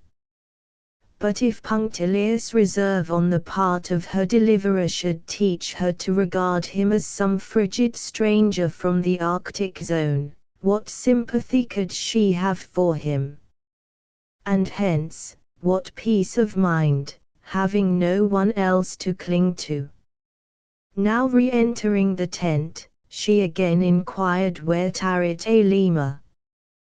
"Think not of him, sweet Yla," I cried. "Look on me. Am I not white like yourself? Behold, though since quitting Aurelia the sun has dyed my cheek, am I not even as you? Am I brown like the dusky Elima? They snatched you away from your isle in the sea, too early for you to remember me there. But you have not been forgotten by me, sweetest Yla. Ha! Ha! Shook we not the palm trees together, and chased we not the rolling nuts down the glen? Did we not dive into the grotto on the seashore, and come up together in the cool cavern in the hill? In my home in Aurelia, dear Yla, I have a lock of your hair, ere yet it was golden, a little dark tress like a ring. How your cheeks were then changing from olive to white! And when shall I forget the hour that I came upon you sleeping among the flowers, with roses and lilies for cheeks? Still forgetful? Know you not my voice? Those little spirits in your eyes have seen me before. They mimic me now as they sport in their lakes. All the past a dim blank. Think of the time when we ran up and down in our arbor, where the green vines grew over the great ribs of the stranded whale. Oh Yla, little Yla, has it all come to this? Am I forever forgotten? Yet over the wide watery world have I sought thee, from isle to isle, from sea to sea. And now we part not. Elima is gone. My prow shall keep kissing the waves, till it kisses the beach at Aurelia. Yla, look up. Sunk the ghost of Elima, sweet Yla was mine. Chapter XLVI. The chamois with a roving commission through the assiduity of my Viking, ere nightfall our chamois was again in good order. And with many subtle and seaman-like splices the light tent was lashed in its place, the sail taken up by a reef. My comrades now questioned me, as to my purposes, whether they had been modified by the events of the day. I replied that our destination was still the islands to the westward. But from these we had steadily been drifting all the morning long, so that now no loom of the land was visible. But our prow was kept pointing as before. As evening came on, my comrades fell fast asleep, leaving me at the helm. How soft and how dreamy the light of the hour!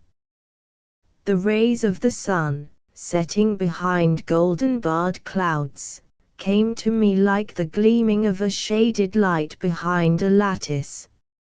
And the low breeze, pervaded with the peculiar balm of the mid-Pacific near land, was fragrant as the breath of a bride. Such was the scene, so still and witching that the hand of Yla in mine seemed no hand, but a touch.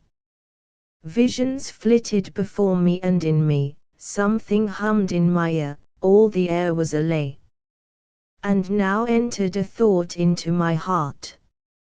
I reflected how serenely we might thus glide along, far removed from all care and anxiety. And then, what different scenes might await us upon any of the shores round about.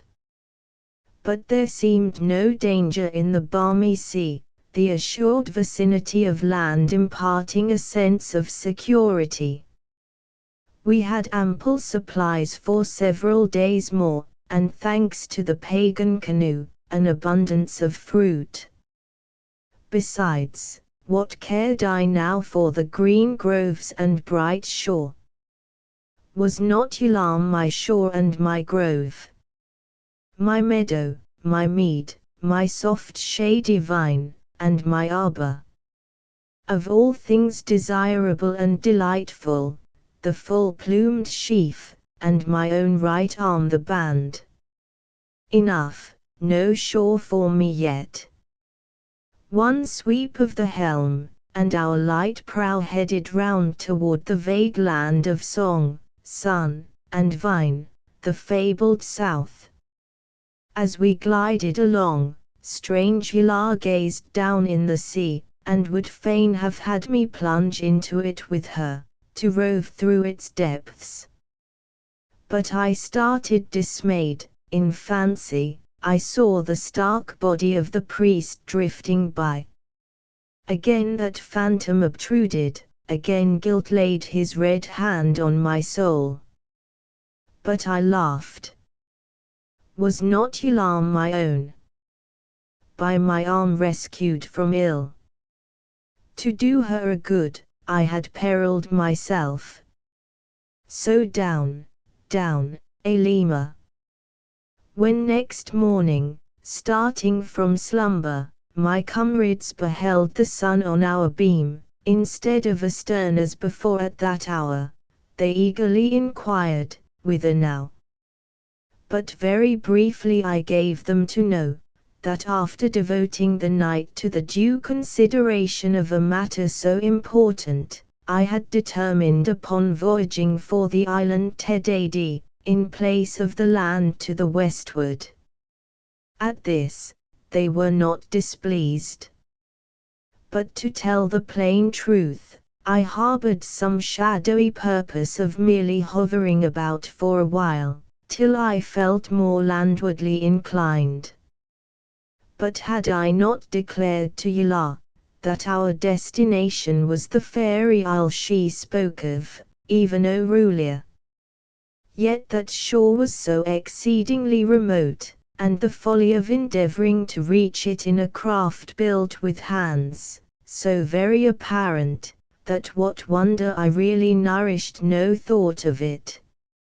So away floated the chamois, like a vagrant cloud in the heavens, bound, no one knew whither. Chapter Xlei.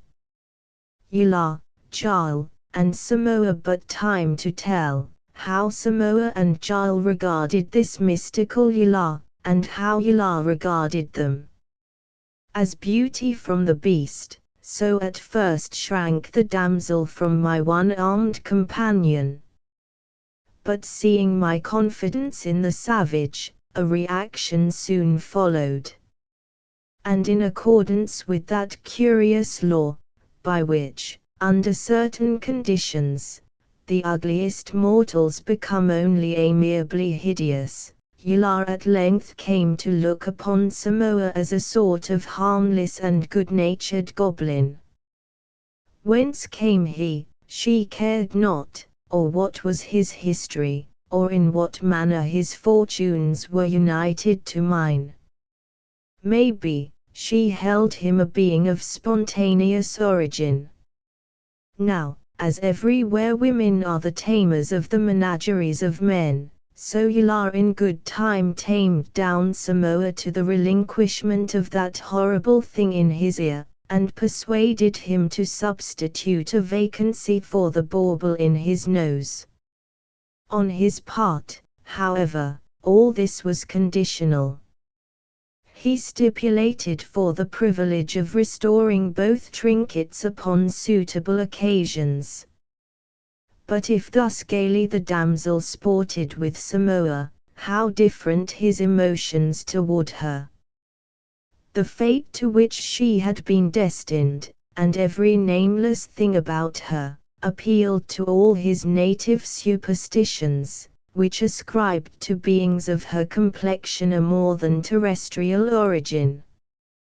When permitted to approach her, he looked timid and awkwardly strange, suggesting the likeness of some clumsy satyr, drawing in his horns, slowly wagging his tail, crouching abashed before some radiant spirit. And this reverence of his was most pleasing to me. Bravo! Thought I, be a pagan forever. No more than myself, for, after a different fashion, Ylar was an idol to both. But what of my Viking? Why, of good Jarl I grieve to say, that the old-fashioned interest he took in my affairs led him to look upon Ylar as a sort of intruder, an Ammonite siren, who might lead me astray. This would now and then provoke a philippic, but he would only turn toward my resentment his devotion, and then I was silent. Unsophisticated as a wild flower in the germ, Ylar seemed incapable of perceiving the contrasted lights in which she was regarded by our companions, and like a true beauty seemed to cherish the presumption that it was quite impossible for such a person as hers to prove otherwise than irresistible to all. She betrayed much surprise at my Viking's appearance. But most of all was she struck by a characteristic device upon the arm of the wonderful mariner, our Saviour on the cross, in blue, with the crown of thorns, and 3 drops of blood in vermilion, falling one by one from each hand and foot. Now, honest Jarl did vastly pride himself upon this ornament. It was the only piece of vanity about him. And like a lady keeping gloveless her hand to show off a fine turquoise ring, he invariably wore that sleeve of his frock rolled up, the better to display the embellishment. And round would Ylar turn Jarl's arm, till Jarl was fain to stand firm, for fear of revolving all over. How such untutored homage would have thrilled the heart of the ingenious artist. Eventually, through the Apollyon, she made overtures to the schemer, concerning the possession of his picture in her own proper right. In her very simplicity, little heeding, that like a landscape in fresco, it could not be removed. Chapter Slate. Something under the surface. Not to omit an occurrence of considerable interest, we must needs here present some account of a curious retinue of fish which overtook our chamois, a day or 2 after parting with the canoe. A violent creaming and frothing in our rear announced their approach. Soon we found ourselves the nucleus of an incredible multitude of finny creatures, mostly anonymous. First, far in advance of our prow, swam the helmeted silverheads, side by side, in uniform ranks, like an army. Then came the bone-eaters, with their flashing blue flanks. Then, like a third distinct regiment, wormed and twisted through the water like Archimedean screws, the quivering wriggle tails, followed in turn by the rank and file of the triggerfish, so called from their quaint dorsal fins being set in their backs with a comical curve, as if at half-cock. Far astern the rear was brought up by endless battalions of yellow backs, right martially vested in buff. And slow sailing overhead were flights of birds, a wing in the air for every fin in the sea. But let the sea fowls fly on, turn we to the fish. Their numbers were amazing, countless as the tears shed for perfidious lovers. Far abroad on both flanks, they swam in long lines, tier above tier, the water alive with their hosts. Locusts of the sea, peradventure, going to fall with a blight upon some green, mossy province of Neptune. And tame and fearless they were, as the first fish that swam in Euphrates, hardly evading the hand, insomuch that Samoa caught many without lure or line. They formed a decorous escort, paddling along by our barnacled sides, as if they had been with us from the very beginning, neither scared by our craft's surging in the water, nor in the least sympathetic at losing a comrade by the hand of Samoa. They closed in their ranks and swam on. How innocent, yet heartless they looked. Had a plank dropped out of our boat, we had sunk to the bottom, and belike, our cheerful retinue would have paid the last rites to our remains. But still we kept company, as sociably as you please, Samoa helping himself when he listed, and Ulla clapping her hands as the radiant creatures, by a simultaneous turning round on their silvery bellies, caused the whole sea to glow like a burnished shield. But what has befallen this poor little bonita astern, that he swims so toilingly on, with gills showing purple? What has he there, towing behind? It is tangled sea kelp clinging to its fins. But the clogged thing strains to keep up with its fellows. Yet little they heed. Away they go, every fish for itself, and any fish for Samoa. At last the poor bonita is seen no more. The myriad fins swim on, a lonely waste, where the lost one drops behind. Strange fish! All the livelong day, they were there by our side, and at night still tarried and shone, more crystal and scaly in the pale moonbeams, than in the golden glare of the sun. How prettily they swim, all silver life, darting hither and thither between their long ranks, and touching their noses, and scraping acquaintance. No mourning they wear for the bonita left far astern, nor for those so cruelly killed by Samoa. No, no, all is glee, fishy glee, and frolicking fun, light hearts and light fins, gay backs and gay spirits. Swim away, swim away, my merry fins all. Let us roam the flood, let us follow this monster fish with the barnacled sides, this strange-looking fish, so high out of water, that goes without fins. What fish can it be? What rippling is that? Dost hear the great monster breathe? Why, 'tis sharp at both ends, a tail either way, nor eyes has it any, nor mouth. What a curious fish! What a comical fish! But more comical far, those creatures above, on its hollow back, clinging thereto like the snaky eels, that cling and slide on the back of the swordfish, our terrible foe. But what curious eels these are! Do they deem themselves pretty as we? No, no, for sure, they behold our limber fins, our speckled and beautiful scales. Poor, powerless things! How they must wish they were we, that roam the flood, and scour the seas with a wish.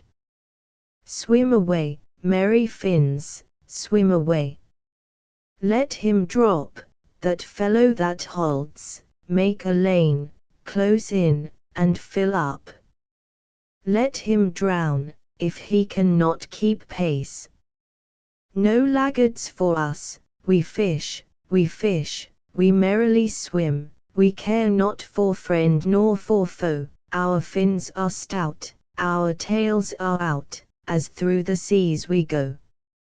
Fish, fish, we are fish with red gills, naught disturbs us, our blood is at zero, we are buoyant because of our bags, being many, each fish is a hero.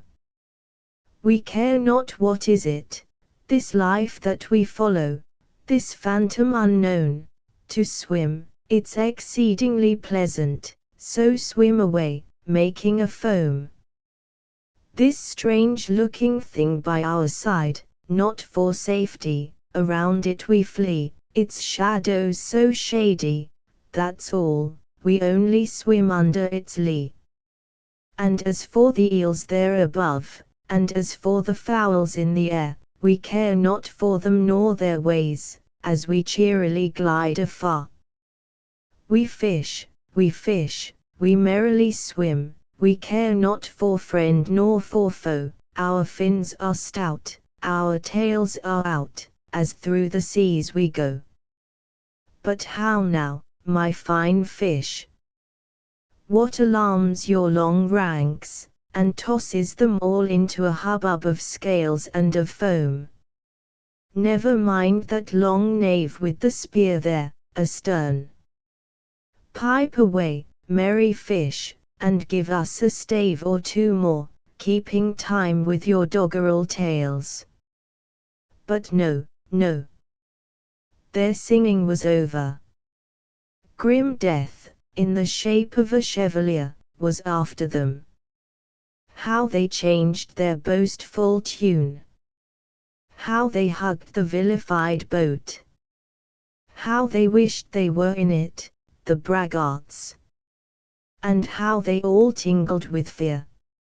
For, now here, now there, is heard a terrific rushing sound under water, betokening the onslaught of the dread fish of prey, that with spear ever in rest, charges in upon the outskirts of the shoal, transfixing the fish on his weapon.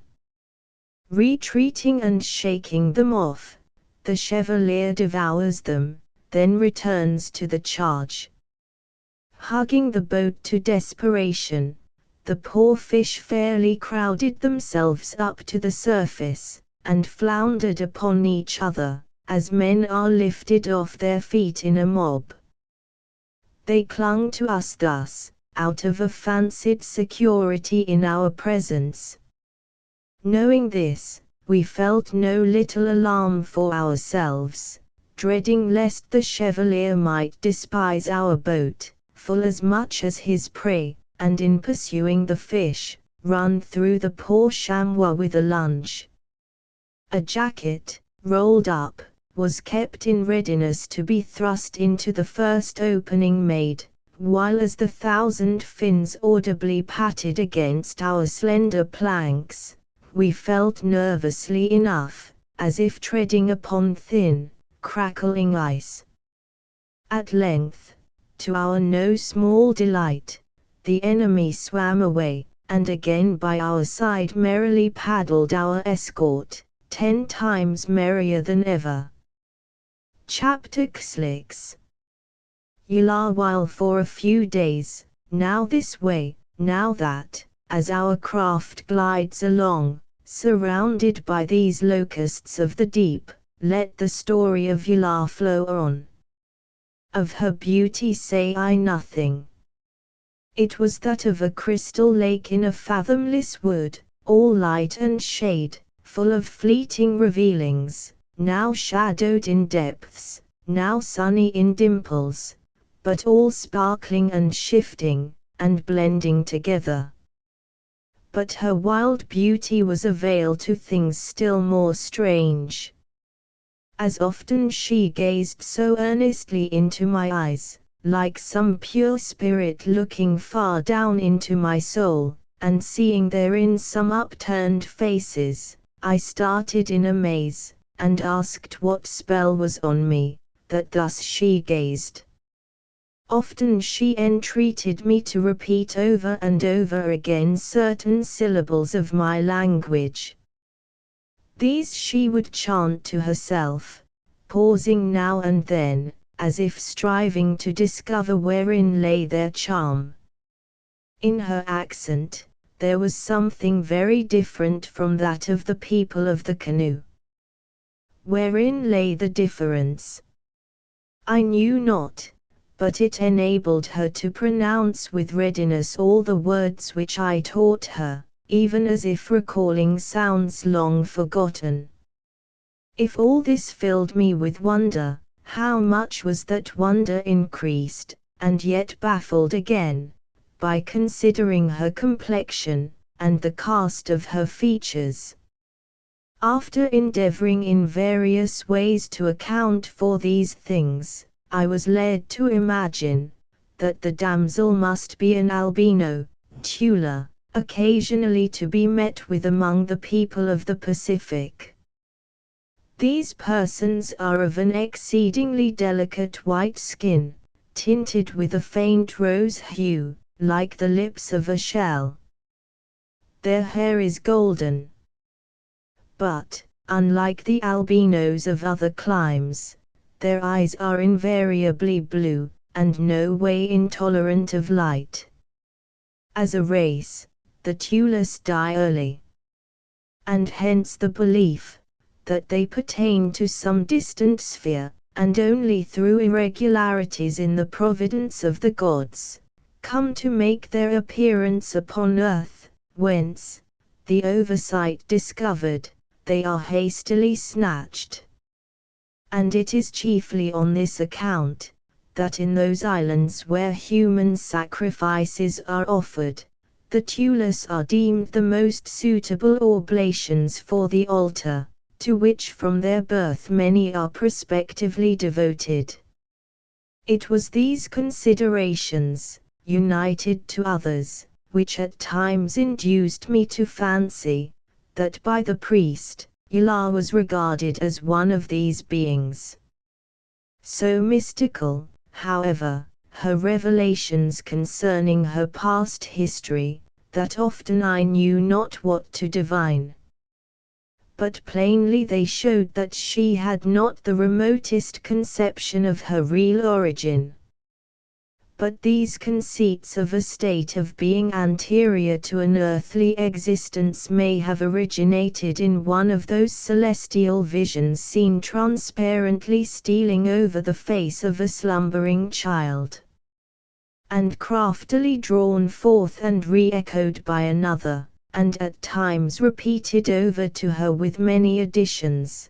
These imaginings must at length have assumed in her mind a hue of reality, heightened into conviction by the dreamy seclusion of her life. But now, let her subsequent and more credible history be related, as from time to time she rehearsed it. Chapter Ilah in Ardare. In the verdant glen of Ardare, far in the silent interior of Amma, shut in by hoar old cliffs, Ilah the maiden abode. So small and so deep was this glen, so surrounded on all sides by steep acclivities, and so vividly green its verdure, and deceptive the shadows that played there, that, from above, it seemed more like a lake of cool, balmy air, than a glen, its woodlands and grasses gleaming shadowy all, like sea groves and mosses beneath the calm sea. Here, none came but Elima the priest, who at times was absent for days together. But at certain seasons, an unseen multitude with loud chants stood upon the verge of the neighboring precipices, and traversing those shaded wilds, slowly retreated, their voices lessening and lessening, as they wended their way through the more distant groves. At other times, Ilar being immured in the temple of Apo, a band of men entering the vale, surrounded her retreat, dancing there till evening came. Meanwhile, heaps of fruit, garlands of flowers, and baskets of fish, were laid upon an altar without, where stood Elima, arrayed in white tapa, and muttering to himself, as the offerings were laid at his feet.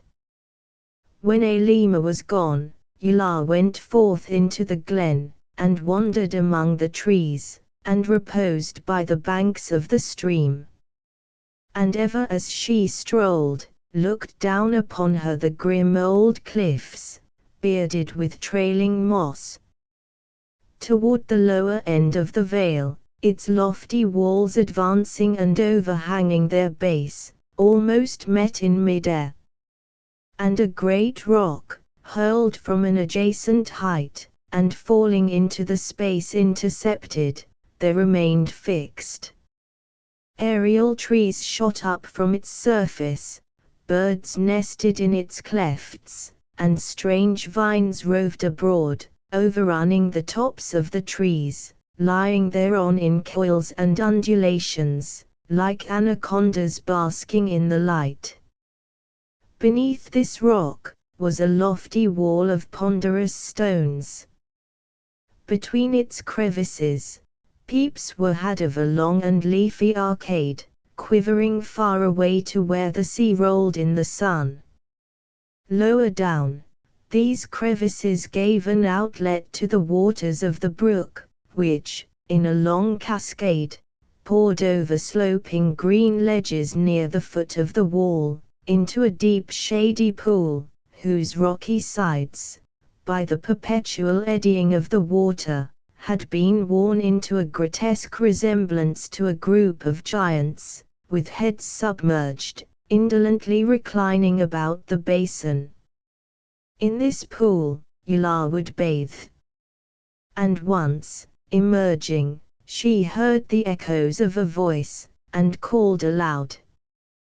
But the only reply was the rustling of branches, as someone, invisible, fled down the valley beyond. Soon after, a stone rolled inward, and Elima the priest stood before her, saying that the voice she had heard was his. But it was not. At last the weary days grew, longer and longer, and the maiden pined for companionship. When the breeze blew not, but slept in the caves of the mountains, and all the leaves of the trees stood motionless as tears in the eye, Ilar would sadden, and call upon the spirits in her soul to awaken. She sang low as she thought she had heard in Orulia, but started affrighted, as from dingles and dells, came back to her strains more wild than hers. And ever, when sad, Elima would seek to cheer her soul, by calling to mind the bright scenes of Orulia the Blessed, to which place, he averred, she was shortly to return, never more to depart. Now, at the head of the Vale of Ardare, rose a tall, dark peak, presenting at the top the grim profile of a human face, whose shadow, every afternoon, crept down the verdant side of the mountain, a silent phantom, stealing all over the bosom of the glen. At times, when the phantom drew near, Elima would take Ilar forth, and waiting its approach, lay her down by the shadow, disposing her arms in a caress, saying, "O, Apo, dost accept thy bride?" And at last, when it crept beyond the place where he stood, and buried the whole valley in gloom, Elima would say, "Arise, Yula." Apo hath stretched himself to sleep in Arde. Go, slumber where thou wilt, for thou wilt slumber in his arms. And so, every night, slept the maiden in the arms of grim Apo. One day when Yula had come to love the wild shadow, as something that every day moved before her eyes, where all was so deathfully still, she went forth alone to watch it, as softly it slid down from the peak. Of a sudden, when its face was just edging a chasm, that made it to look as if parting its lips, she heard a loud voice, and thought it was Apo calling Yula. Yula. But now it seemed like the voice she had heard while bathing in the pool. Glancing upward, she beheld a beautiful open-armed youth, gazing down upon her from an inaccessible crag. But presently, there was a rustling in the groves behind, and swift as thought, something darted through the air. The youth bounded forward. Yula opened her arms to receive him, but he fell upon the cliff, and was seen no more. As alarmed, and in tears, she fled from the scene, someone out of sight ran before her through the wood. Upon recounting this adventure to Elima, he said, that the being she had seen, must have been a bad spirit come to molest her, and that Apo had slain him. The sight of this youth filled Yula with wild yearnings to escape from her lonely retreat, for a glimpse of someone beside the priest and the phantom suggested vague thoughts of worlds of fair beings, in regions beyond Arde.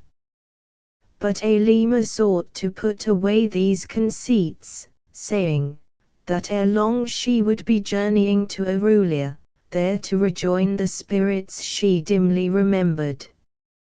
Soon after, he came to her with a shell, one of those ever moaning of ocean, and placing it to her ear, bade her list to the being within, which in that little shell had voyaged from Arulia to bear her company in Amma.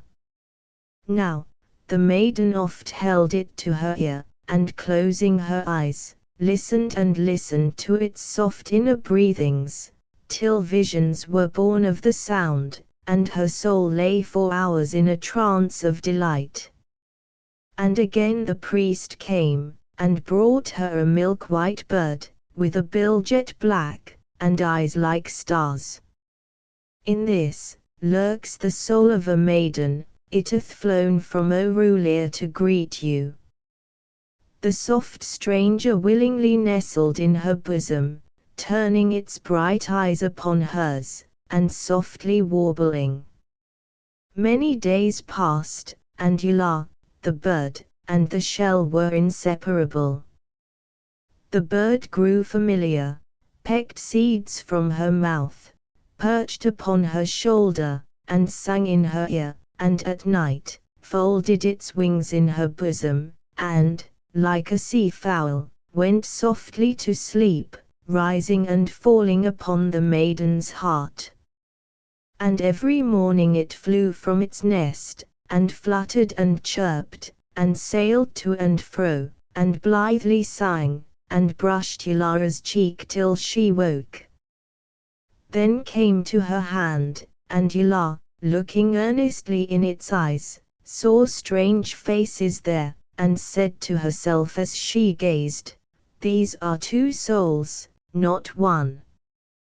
But at last, going forth into the groves with the bird, it suddenly flew from her side, and perched in a bough, and throwing back its white downy throat, there gushed from its bill a clear warbling jet, like a little fountain in air. Now the song ceased, when up and away toward the head of the vale, flew the bird. Lil, Lil. come back, leave me not, blessed souls of the maidens." But on flew the bird, far up a defile, winging its way till a speck. It was shortly after this, and upon the evening of a day which had been tumultuous with sounds of warfare beyond the lower wall of the glen, that a lemur came to Yla in alarm, saying, "Yla, the time has come to follow thy bird, come, return to thy home in Orulia." And he told her the way she would voyage there, by the vortex on the coast of Tedadi. That night, being veiled and placed in the tent, the maiden was borne to the seaside, where the canoe was in waiting. And setting sail quickly, by next morning the island of Amma was no longer in sight. And this was the voyage, whose sequel has already been recounted. Chapter Li. The dream begins to fade, stripped of the strange associations, with which a mind like Hilara's must have invested every incident of her life. The story of her abode in Ardare seemed not incredible. But so etherealized had she become from the wild conceits she nourished, that she verily believed herself a being of the lands of dreams. Her fabulous past was her present. Yet as our intimacy grew closer and closer, these fancies seemed to be losing their hold. And often she questioned me concerning my own reminiscences of her shadowy isle. And cautiously I sought to produce the impression that whatever I had said of that clime had been revealed to me in dreams, but that in these dreams, her own lineaments had smiled upon me, and hence the impulse which had sent me roving after the substance of this spiritual image. And true it was to say so, and right it was to swear it, upon her white arms crossed. For oh, Yla, were you not the earthly semblance of that sweet vision, that haunted my earliest thoughts?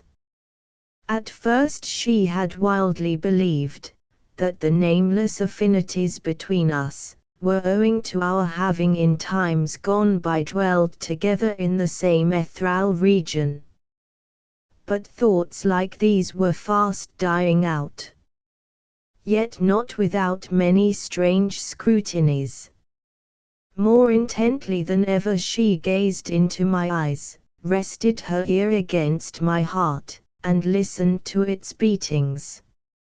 And love, which in the eye of its object ever seeks to invest itself with some rare superiority, love, sometimes induced me to prop my failing divinity, though it was I myself who had undermined it.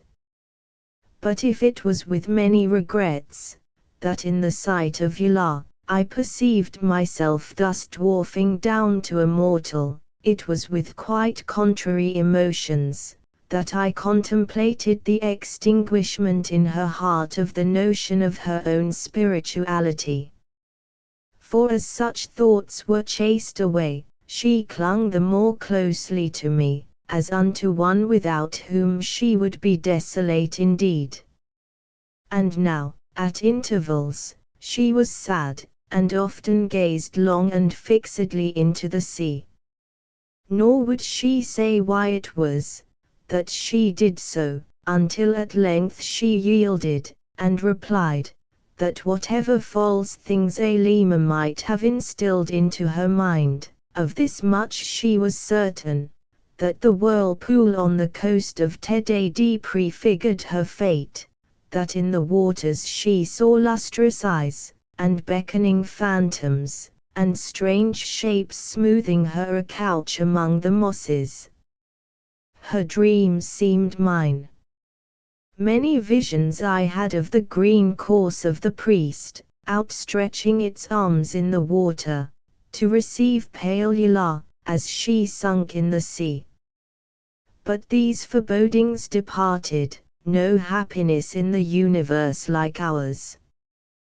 We lived and we loved, life and love were united, in gladness glided our days. Chapter LII. World Ho.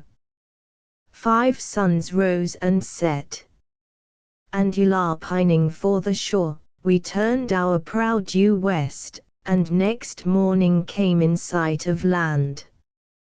It was innumerable islands, lifting themselves bluely through the azure air, and looking upon the distant sea, like haycocks in a hazy field. Towering above all, and midmost, rose a mighty peak, one fleecy cloud sloping against its summit, a column wreathed. Beyond, like purple steeps in heaven at set of sun, stretched far away, what seemed lands on lands, in infinite perspective. Gliding on, the islands grew more distinct, rising up from the billows to greet us, revealing hills, vales, and peaks, grouped within a milk-white zone of reef, so vast, that in the distance all was dim. The jeweled vapors, erewhile hovering over these violet shores, now seemed to be shedding their gems, and as the almost level rays of the sun, shooting through the air like a variegated prism, touched the verdant land, it trembled all over with dewy sparkles. Still nearer we came, our sail faintly distended as the breeze died away from our vicinity to the isles. The billows rolled listlessly by, as if conscious that their long task was nigh done, while gleamed the white reef, like the trail of a great fish in a calm. But as yet, no sign of paddle or canoe, no distant smoke, no shining thatch.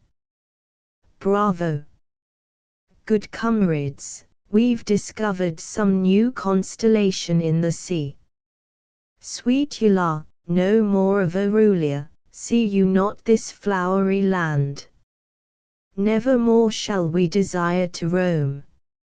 Voyaging along the zone, we came to an opening, and quitting the firmament blue of the open sea, we glided in upon the still, green waters of the wide lagoon. Mapped out in the broad shadows of the isles, and tinted here and there with the reflected hues of the sun clouds, the mild waters stretched all around us like another sky. Near by the break in the reef, was a little island, with palm trees harping in the breeze, an aviary of alluring sounds, that seemed calling upon us to land. And here, Yla, whom the sight of the verdure had made glad, threw out a merry suggestion.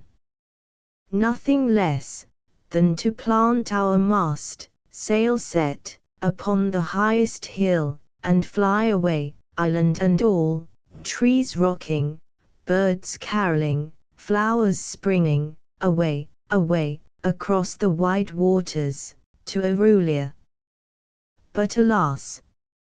How weigh the isle's coral anchor, leagues down in the fathomless sea? We glanced around, but all the islands seemed slumbering in the flooding light.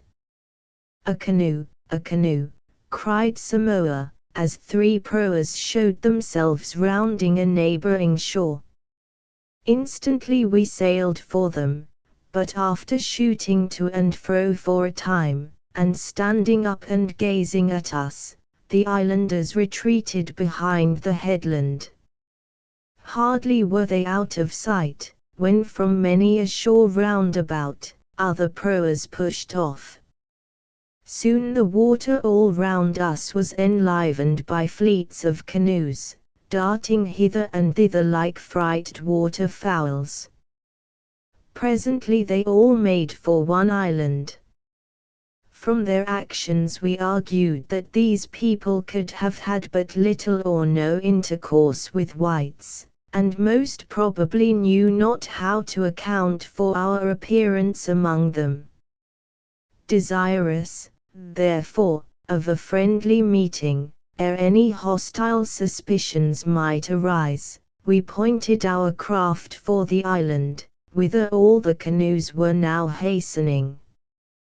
Whereupon, those which had not yet reached their destination, turned and fled, while the occupants of the proas that had landed, ran into the groves, and were lost to view.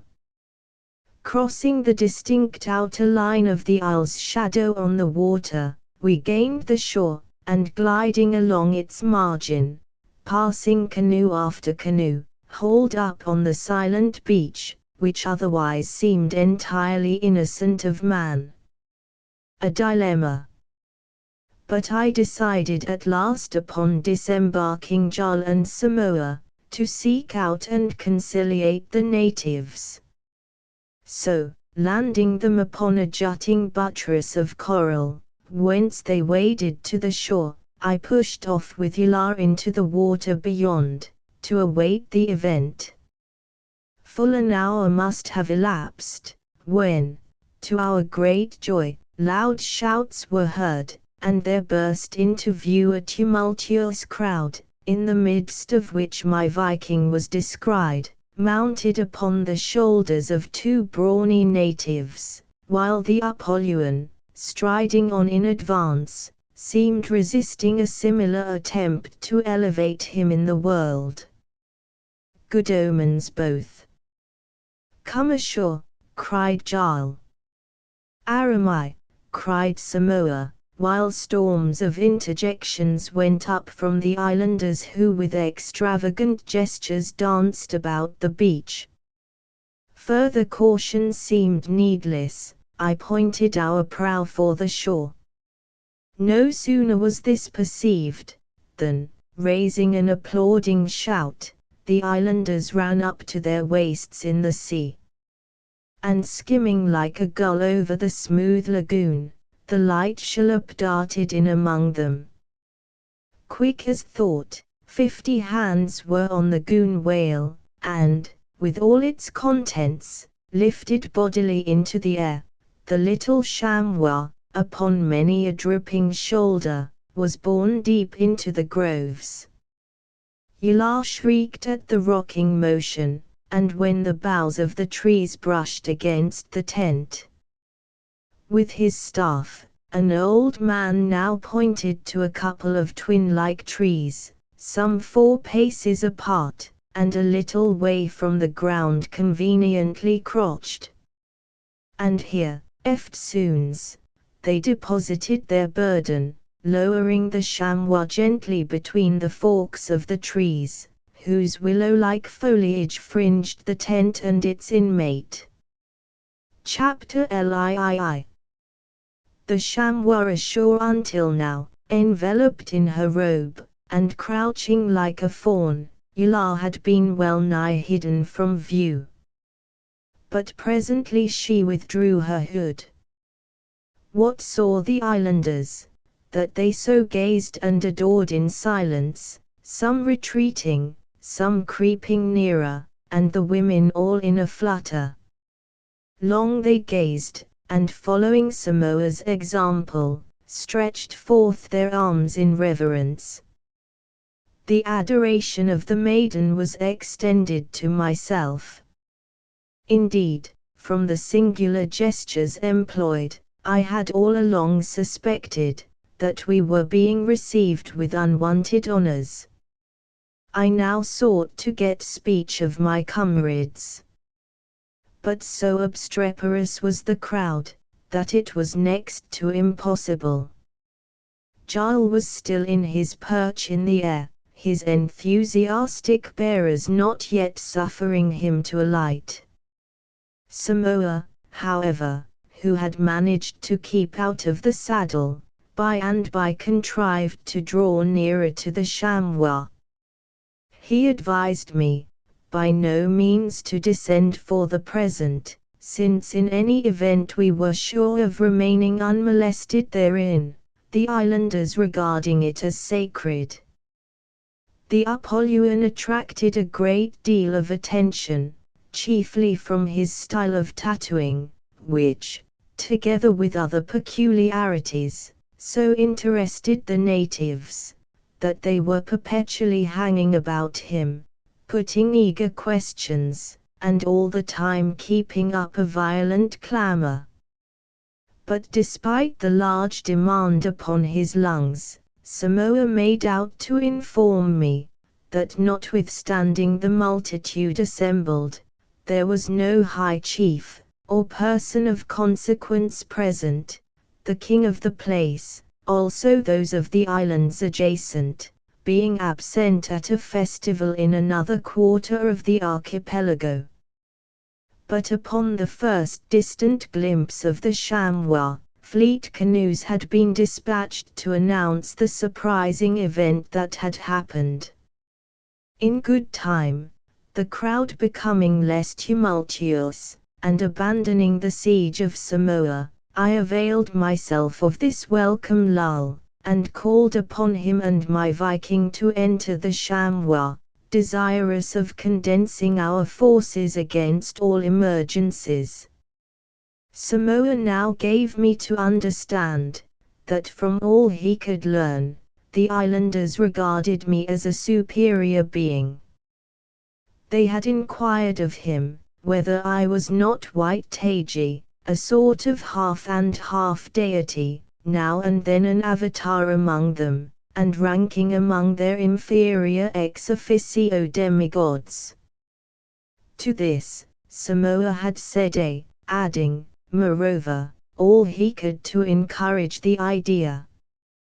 He now entreated me, at the first opportunity, to announce myself as Taiji, declaring that if once received under that title, the unbounded hospitality of our final reception would be certain, and our persons fenced about from all harm. Encouraging this. But it was best to be wary. For although among some barbarians the first strangers landing upon their shores, are frequently hailed as divine, and in more than one wild land have been actually styled gods, as a familiar designation, yet this has not exempted the celestial visitants from peril, when too much presuming upon the reception extended to them. In sudden tumults they have been slain outright, and while full faith in their divinity had in no wise abated. The sad fate of an eminent navigator is a well-known illustration of this unaccountable waywardness. With no small anxiety, therefore, we awaited the approach of some of the dignitaries of Mardi, for by this collective appellation, the people informed us, their islands were known. We waited not long. Of a sudden, from the seaside, a single shrill cry was heard. A moment more, and the blast of numerous conch shells startled the air, a confused clamor drew nearer and nearer, and flying our eyes in the direction of these sounds, we impatiently awaited what was to follow. Chapter Live. A gentleman from the sun. Never before had I seen the deep foliage of woodlands navigated by canoes. But on they came sailing through the leaves, two abreast, borne on men's shoulders, in each a chief, carried along to the measured march of his bearers, paddle blades reversed under arms. As they emerged, the multitude made gestures of homage. At the distance of some 8 or 10 paces the procession halted, when the kings alighted to the ground. They were fine-looking men, arrayed in various garbs. Rare the show of stained feathers, and jewels, and other adornments. Brave the floating of dyed mantles. The regal bearing of these personages, the deference paid them, and their entire self-possession, not a little surprised me. And it seemed preposterous, to assume a divine dignity in the presence of these undoubted potentates of terra firma. Taiji seemed oozing from my fingers' ends. But courage. And erecting my crest, I strove to look every inch the character I had determined to assume. For a time, it was almost impossible to tell with what emotions precisely the chiefs were regarding me. They said not a word. But plucking up heart of grace, I crossed my cutlass on my chest, and reposing my hand on the hilt, addressed their high mightinesses thus. Men of Mardi, I come from the sun. When this morning it rose and touched the wave, I pushed my shallop from its golden beach, and hither sailed before its level rays. I am Taiji. More would have been added, but I paused for the effect of my exordium. Stepping back a pace or two, the chiefs eagerly conversed. Emboldened, I returned to the charge, and labored hard to impress them with just such impressions of me and mine, as I deemed desirable. The gentle Yala was a seraph from the sun. Samoa I had picked off a reef in my route from that orb, and as for the scheman, why, as his name imported, he came from above. In a word, we were all strolling divinities. Advancing toward the chamois, one of the kings, a calm old man, now addressed me as follows: "Is this indeed Taiji, he, who according to a tradition, was to return to us after 5,000 moons? But that period is yet unexpired. What bringest thou hither then, Taiji, before thy time? Thou wast but a quarrelsome demigod, say the legends, when thou dwelt among our sires. But wherefore comest thou, Taiji? Truly, thou wilt interfere with the worship of thy images, and we have plenty of gods besides thee. But comest thou to fight, we have plenty of spears, and desire not thine. Comest thou to dwell, small are the houses of Mardi. Or comest thou to fish in the sea? Tell us, Taiji." Now, all this was a series of poses hard to be answered, furnishing a curious example, moreover, of the reception given to strange demigods when they travel without their portmanteaus, and also of the familiar manner in which these kings address the immortals. Much I mourned that I had not previously studied better my part, and learned the precise nature of my previous existence in the land. But nothing like carrying it bravely. Attend. Taiji comes, old man, because it pleases him to come. And Taiji will depart when it suits him.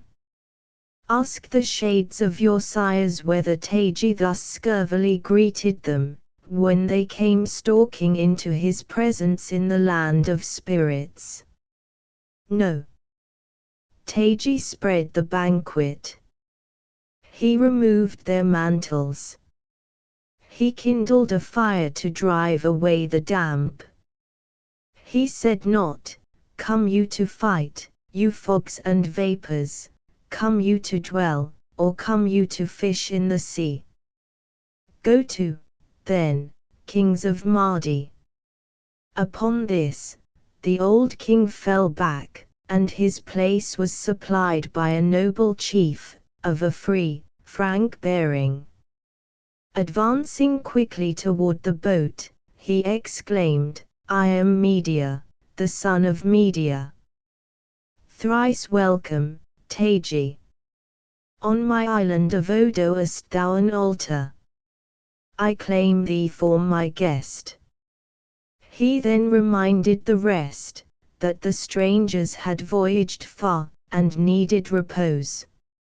And, furthermore, that he proposed escorting them forthwith to his own dominions, where, next day, he would be happy to welcome all visitants.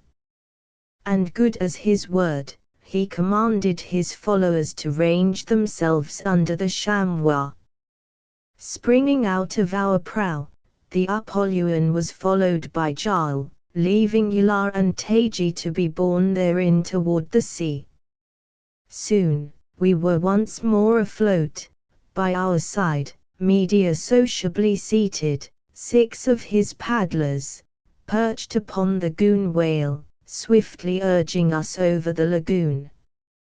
The transition from the grove to the sea was instantaneous. All seemed a dream.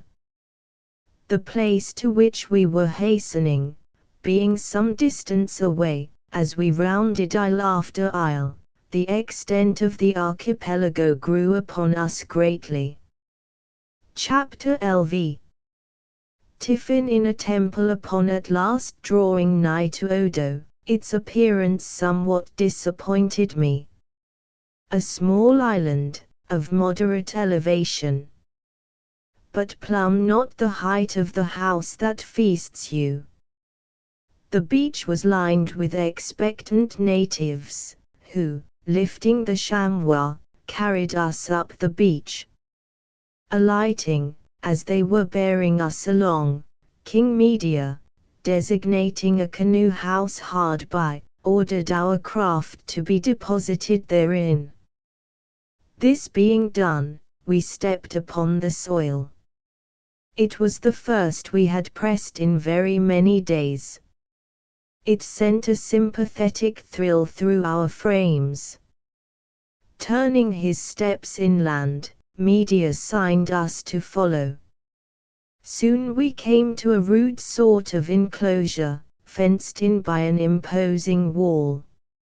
Here a halt was sounded, and in great haste the natives proceeded to throw down a portion of the stones. This accomplished, we were signed to enter the fortress thus carried by storm. Upon an artificial mound, opposite the breach, stood a small structure of bamboo, open in front.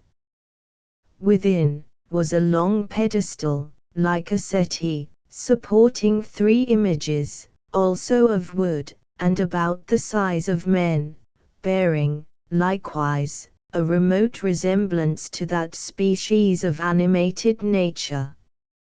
Before these idols was an altar, and at its base many fine mats.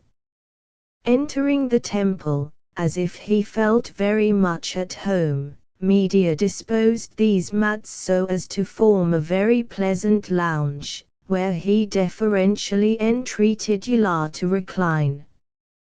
Then deliberately removing the first idol, he motioned me to seat myself in its place. Setting aside the middle one, he quietly established himself in its stead. The displaced ciphers, meanwhile, standing upright before us, and their blank faces looking upon this occasion unusually expressive. As yet, not a syllable as to the meaning of this cavalier treatment of their wooden godships. We now tranquilly awaited what next might happen, and I earnestly prayed, that if sacrilege was being committed, the vengeance of the gods might be averted from an ignoramus like me, notwithstanding the petitioner himself hailed from the other world.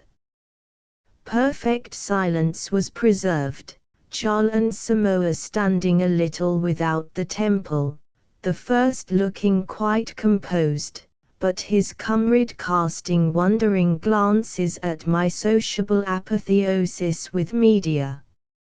Now happening to glance upon the image last removed, I was not long in detecting a certain resemblance between it and our host. Both were decorated in the same manner, the carving on the idol exactly corresponding with the tattooing of the king. Presently, the silence was relieved by a commotion without, and a butler approached, staggering under an immense wooden trencher, which, with profound genuflections, he deposited upon the altar before us.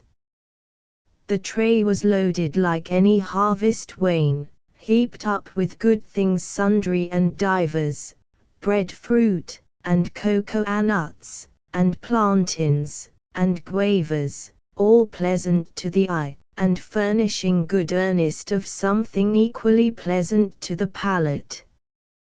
Transported at the sight of these viands, after so long an estrangement from full indulgence in things green, I was forthwith proceeding to help Hilar and myself, when, like lightning, a most unwelcome query obtruded. Did deities dine? Then also recurred what Medea had declared about my shrine in Odo. Was this it?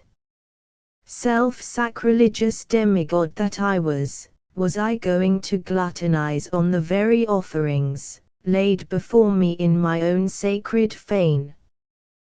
Give heed to thy ways, O Taji, lest thou stumble and be lost. But hereupon, what saw we, but his cool majesty of Odo tranquilly proceeding to lunch in the temple?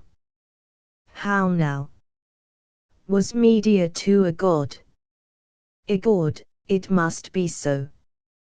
Else, why his image here in the fane, and the original so entirely at his ease, with legs full cosily tucked away under the very altar itself?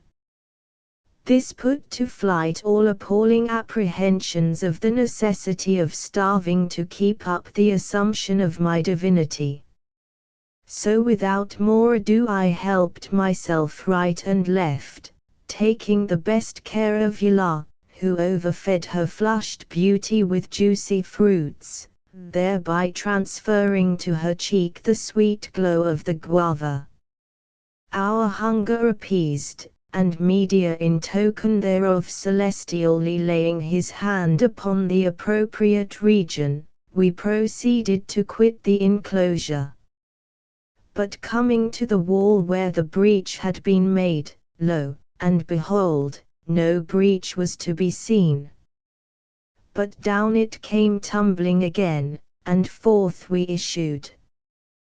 This overthrowing of walls, be it known, is an incidental compliment paid distinguished personages in this part of Mardi. It would seem to signify that such gentry can go nowhere without creating an impression, even upon the most obdurate substances. But to return to our ambrosial lunch. Sublimate, as you will, the idea of our ethereality as intellectual beings. No sensible man can harbor a doubt, but that there is a vast deal of satisfaction in dining. More, there is a savor of life and immortality in substantial fare. Like balloons, we are nothing till filled. And well knowing this, nature has provided this jolly round board, our globe, which in an endless sequence of courses and crops, spreads a perpetual feast. Though, as with most public banquets, there is no small crowding, and many go away famished from plenty. Chapter LVI. King Medea a host striking into a grove, about sunset we emerged upon a fine, clear space, and spied a city in the woods. In the middle of all, like a generalissimo's marquee among tents, was a structure more imposing than the rest. Here abode King Medea. Disposed round a space some 50 yards square, were many palm posts staked firmly in the earth. A man's height from the ground, these supported numerous horizontal trunks, upon which lay a flooring of hibiscus. high over this dais, but resting upon independent supports beyond, a gable-ended roof sloped away to within a short distance of the ground. Such was the palace. We entered it by an arched, arbored entrance, at one of its palmetto-thatched ends. But not through this exclusive portal entered the islanders. Humbly stooping, they found ingress under the drooping eaves. A custom immemorial, and well calculated to remind all contumacious subjects of the dignity of the habitation thus entered. 3 steps led to the summit of the dais, where piles of soft mats, and light pillows of woven grass, stuffed with the golden down of a wild thistle, invited all loiterers to lounge. How pleasant the twilight that welled up from under the low eaves, above which we were seated. And how obvious now the design of the roof. No shade more grateful and complete, the garish sun lingering without like some lackey in waiting. But who is this in the corner, gaping at us like a butler in a quandary? Media's household deity, in the guise of a plethoric monster, his enormous head lolling back, and wide, gaping mouth stuffed full of fresh fruits and green leaves. Truly, had the idol possessed a soul under his knotty ribs, how tantalizing to hold so glorious a mouthful without the power of deglutition! Far worse than the inexorable lockjaw, which will not admit of the step preliminary to a swallow. This jolly Josh image was that of an inferior deity, the god of good cheer, and often after, we met with his merry round mouth in many other abodes in Mardi. Daily, his jaws are replenished, as a flower vase in summer. But did the demi-divine Medea thus brook the perpetual presence of a subaltern divinity? Still more, did he render it homage. But ere long the Mardian mythology will be discussed, thereby making plain what may now seem anomalous. Politely escorting us into his palace, Medea did the honors by inviting his guests to recline. He then seemed very anxious to impress us with the fact, that, by bringing us to his home, and thereby charging the royal larder with our maintenance, he had taken no hasty or imprudent step. His merry butlers kept piling round us viands, till we were well nigh walled in. At every fresh deposit, Medea directing our attention to the same, as yet additional evidence of his ample resources as a host. The evidence was finally closed by dragging under the eaves a felled plantain tree, the spike of red ripe fruit, sprouting therefrom, blushing all over, at so rude an introduction to the notice of strangers. During this scene, Charles was privily nudging Samoa, in wonderment, to know what upon earth it all meant. But Samoa, scarcely deigning to notice interrogatories propounded through the elbow, only let drop a vague hint or two. It was quite amusing, what airs Samoa now gave himself, at least toward my Viking. Among the Mardians he was at home. And who, when there, stretches not out his legs, and says unto himself, who is greater than I?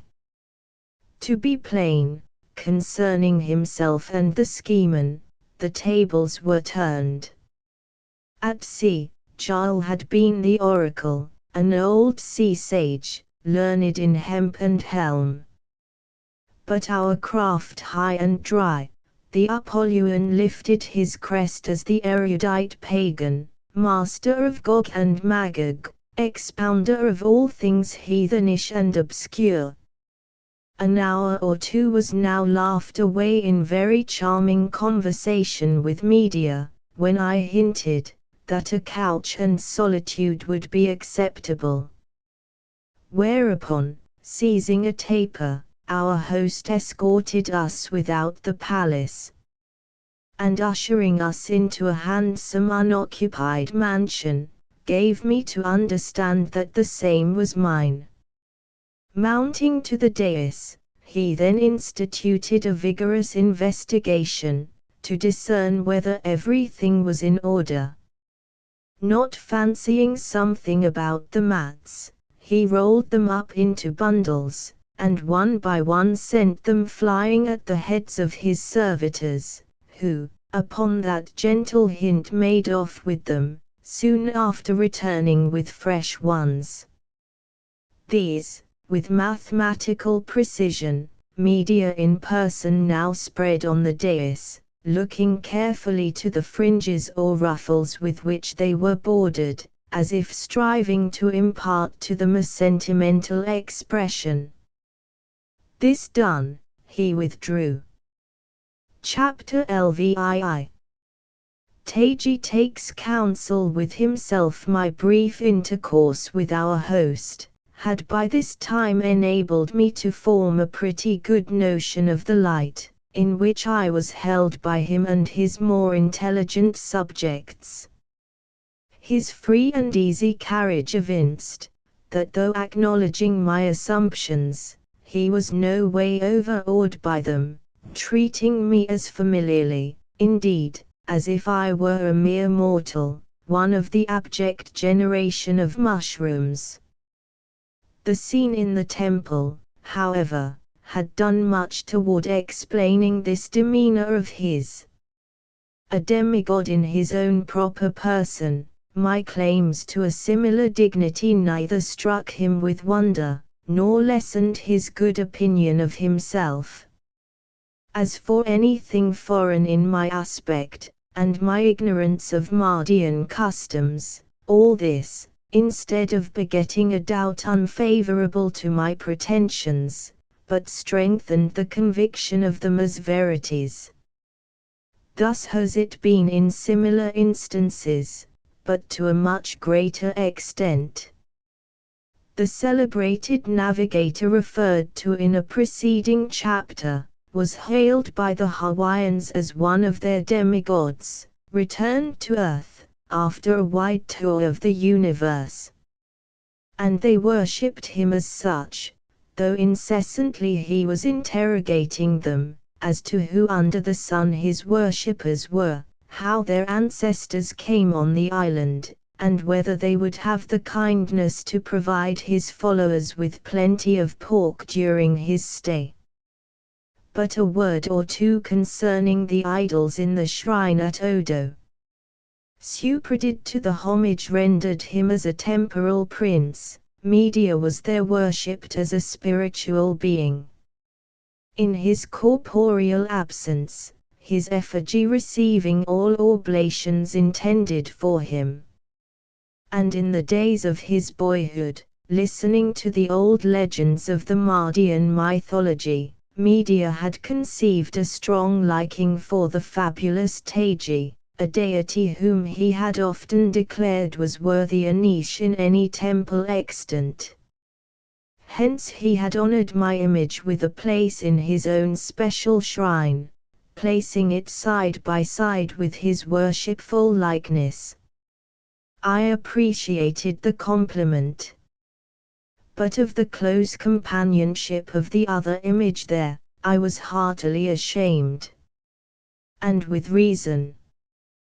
The nuisance in question being the image of a deified maker of plantain pudding, lately deceased, who had been famed far and wide as the most notable fellow of his profession in the whole archipelago. During his sublunary career, having been attached to the household of Media, his grateful master had afterward seen fit to crown his celebrity by this posthumous distinction, a circumstance sadly subtracting from the dignity of an apotheosis. Nor must it here be omitted, that in this part of Mardi culinary artists are accounted worthy of high consideration. For among these people of Odo, the matter of eating and drinking is held a matter of life and of death. "Drag away my queen from my arms," said old Tyty when overcome of a domo, "but leave me my cook." Now, among the Mardians there were plenty of incarnated deities to keep me in countenance. Most of the kings of the archipelago, besides Media, claiming homage as demigods, and that, too, by virtue of hereditary descent, the divine spark being transmissible from father to son.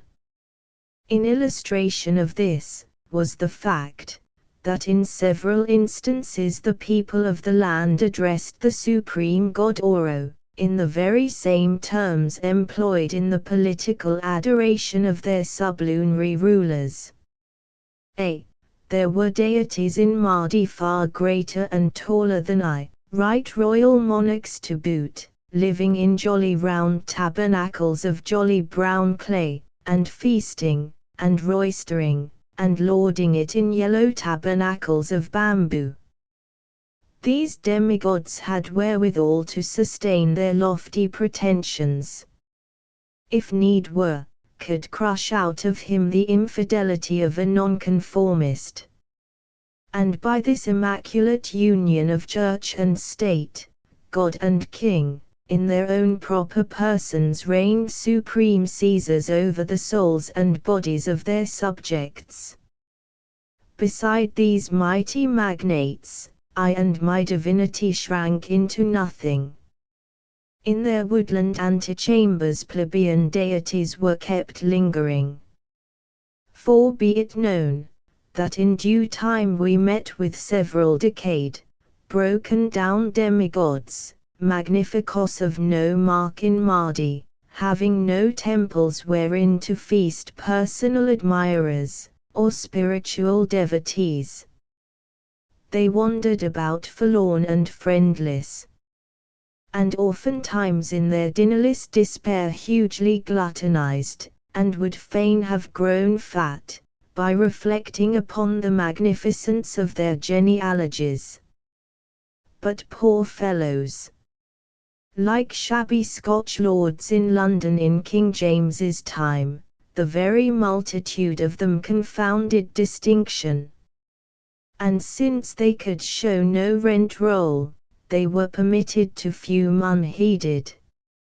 Upon the whole, so numerous were living and breathing gods in Mardi, that I held my divinity but cheaply. And seeing such a host of immortals, and hearing of multitudes more, purely spiritual in their nature, haunting woodlands and streams, my views of theology grew strangely confused. I began to bethink me of the Jew that rejected the Talmud, and his all-permeating principle, to which Goethe and others have subscribed. Instead, then, of being struck with the audacity of endeavoring to palm myself off as a god, the way in which the thing first impressed me, I now perceived that I might be a god as much as I pleased, and yet not whisk a lion's tail after all, at least on that special account. As for Media's reception, its graciousness was not wholly owing to the divine character imputed to me. He believed to be the same, but to a whim, a freakishness in his soul, which led him to fancy me as one among many, not as one with no peer. But the apparent unconcern of King Media with respect to my godship, by no means so much surprised me, as his unaffected indifference to my amazing voyage from the sun, his indifference to the sun itself, and all the wonderful circumstances that must have attended my departure. whether he had ever been there himself, that he regarded a solar trip with so much unconcern, almost became a question in my mind. Certain it is, that as a mere traveller he must have deemed me no very great prodigy. My surprise at these things was enhanced by reflecting, that to the people of the archipelago the map of Mardi was the map of the world. With the exception of certain islands out of sight and at an indefinite distance, they had no certain knowledge of any isles but their own. And, no long time elapsed ere I had still additional reasons to cease wondering at the easy faith accorded to the story which I had given of myself. For these Mardians were familiar with still greater marvels than mine, verily believing in prodigies of all sorts. Any one of them put my exploits to the blush. Look to thy ways then, Taji, thought I, and carry not thy crest too high. Of a surety, thou hast more peers than inferiors. Thou art overtopped all round. Bear thyself discreetly and not haughtily, Taji. It will not answer to give thyself airs. Abstain from all consequential allusions to the other world, and the genteel deities among whom thou hast circled. Sport not too jauntily thy armament, because it is novel in Mardi, nor boast of the fleetness of thy chamois, because it is unlike a canoe. Vaunt not of thy pedigree, Taji, for Media himself will measure it with thee there by the furlong. Be not a snob, Taji.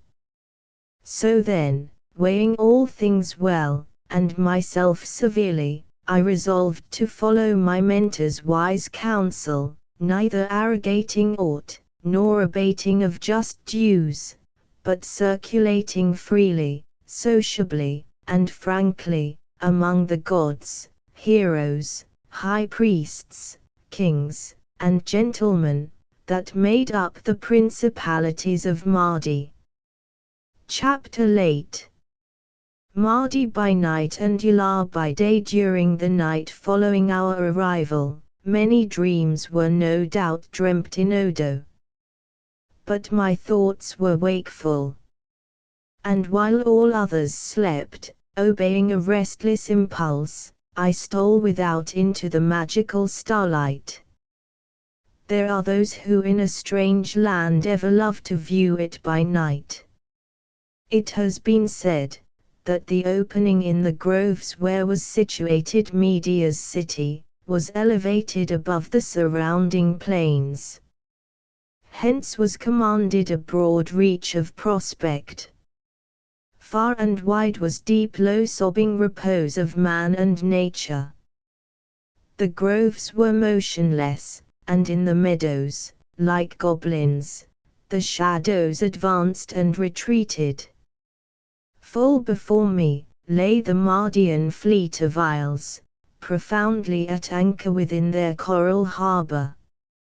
Nearby was one belted round by a frothy luminous reef, wherein it lay, like Saturn in its ring. From all their summits, went up a milk-white smoke, as from Indian wigwams in the hazy harvest moon. And floating away, these vapours blended with the faint mist, as of a cataract, hovering over the circumvallating reef. Far beyond all, and far into the infinite night, surged the jet-black ocean. But how tranquil the wide lagoon, which mirrored the burning spots in heaven. Deep down into its innermost heart penetrated the slanting rays of Hesperus like a shaft of light, sunk far into mysterious Golcondas, where myriad gnomes seemed toiling. Soon a light breeze rippled the water, and the shaft was seen no more. But the moon's bright wake was still revealed, a silver track, tipping every wave crest in its course, till each seemed a pearly, scroll-proud nautilus, buoyant with some elfin crew. From earth to heaven.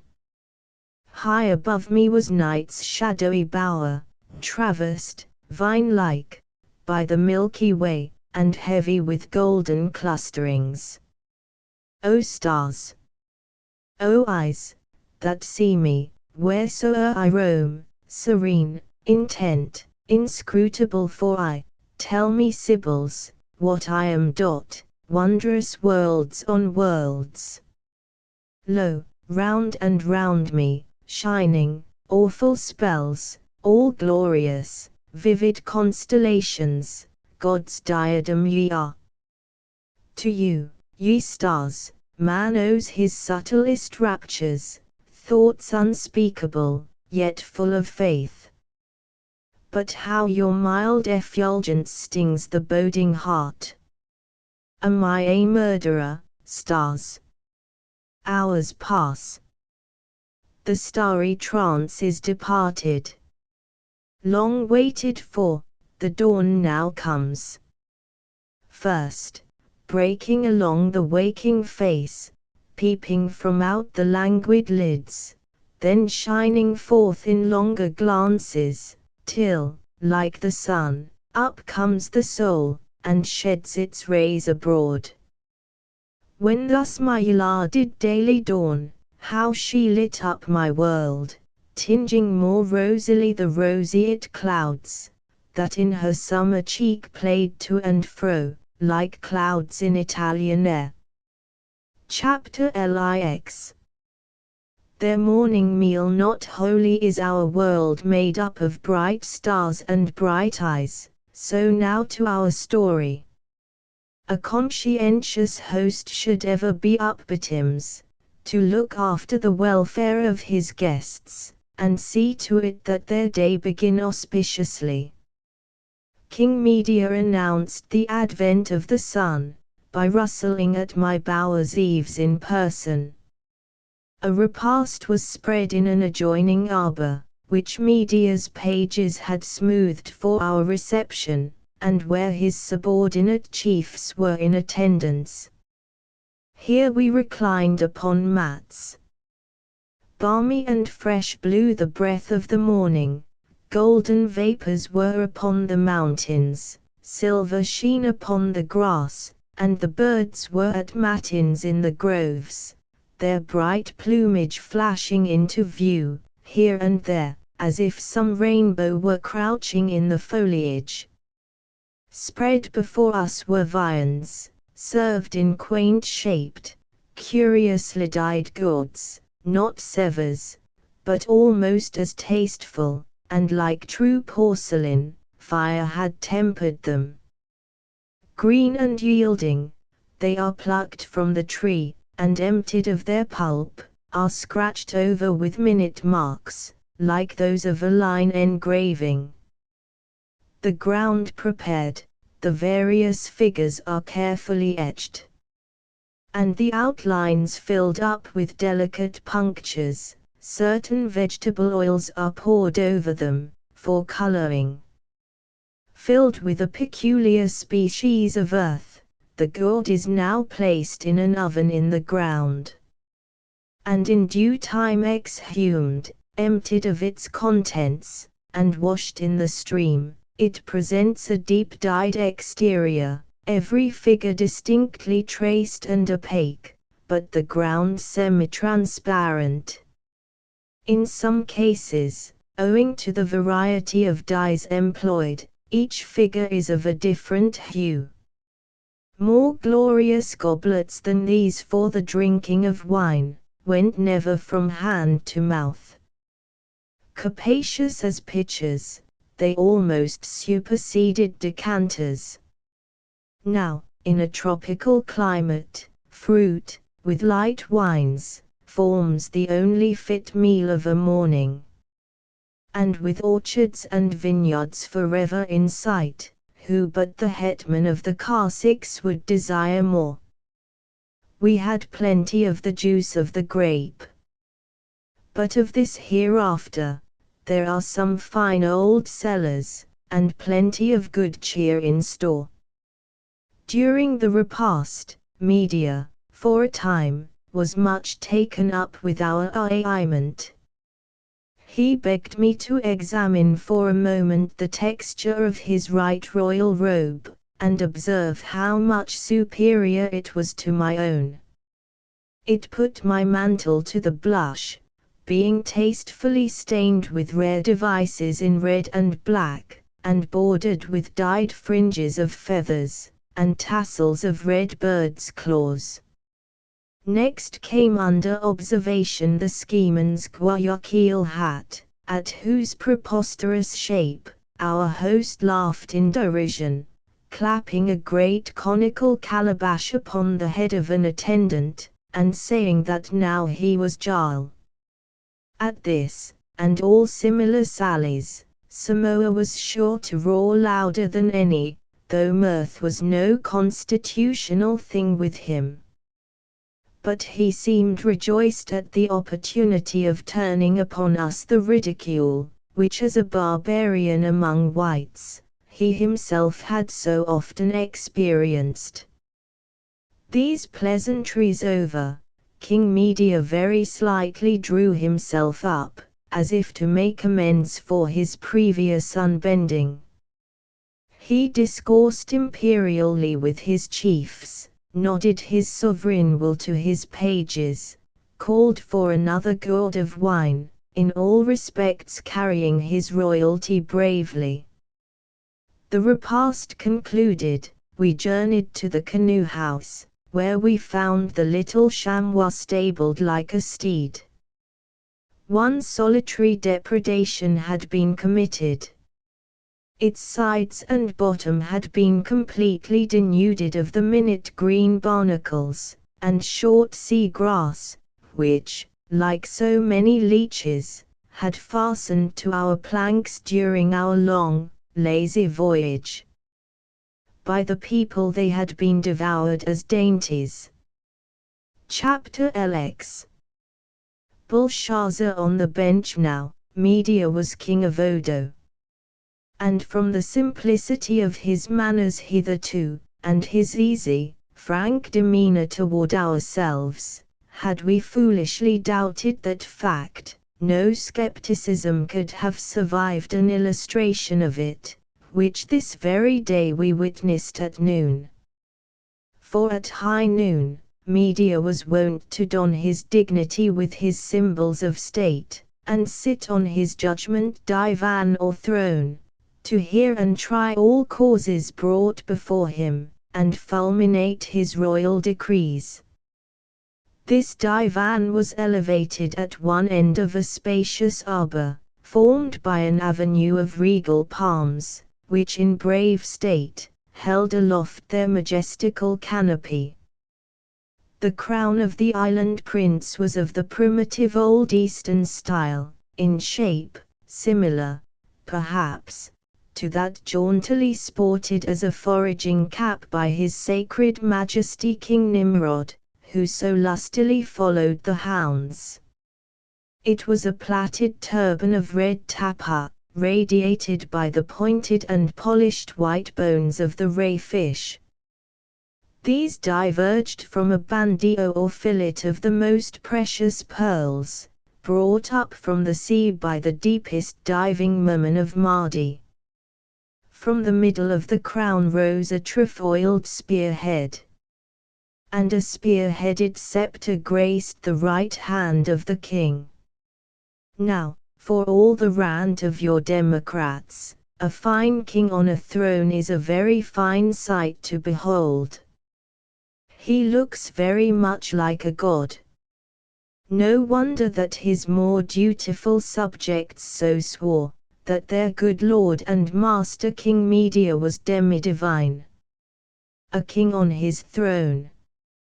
Ah, believe me, ye Grakchi, ye Aefali, ye levelers, it is something worth seeing, be sure, whether beheld at Babylon the Tremendous, when Nebuchadnezzar was crowned, at Old Scone in the days of Macbeth, at Rheims, among oriflammes, at the coronation of Louis le Grand, at Westminster Abbey, when the gentlemanly George doffed his beaver for a diadem, or under the soft shade of palm trees on an isle in the sea.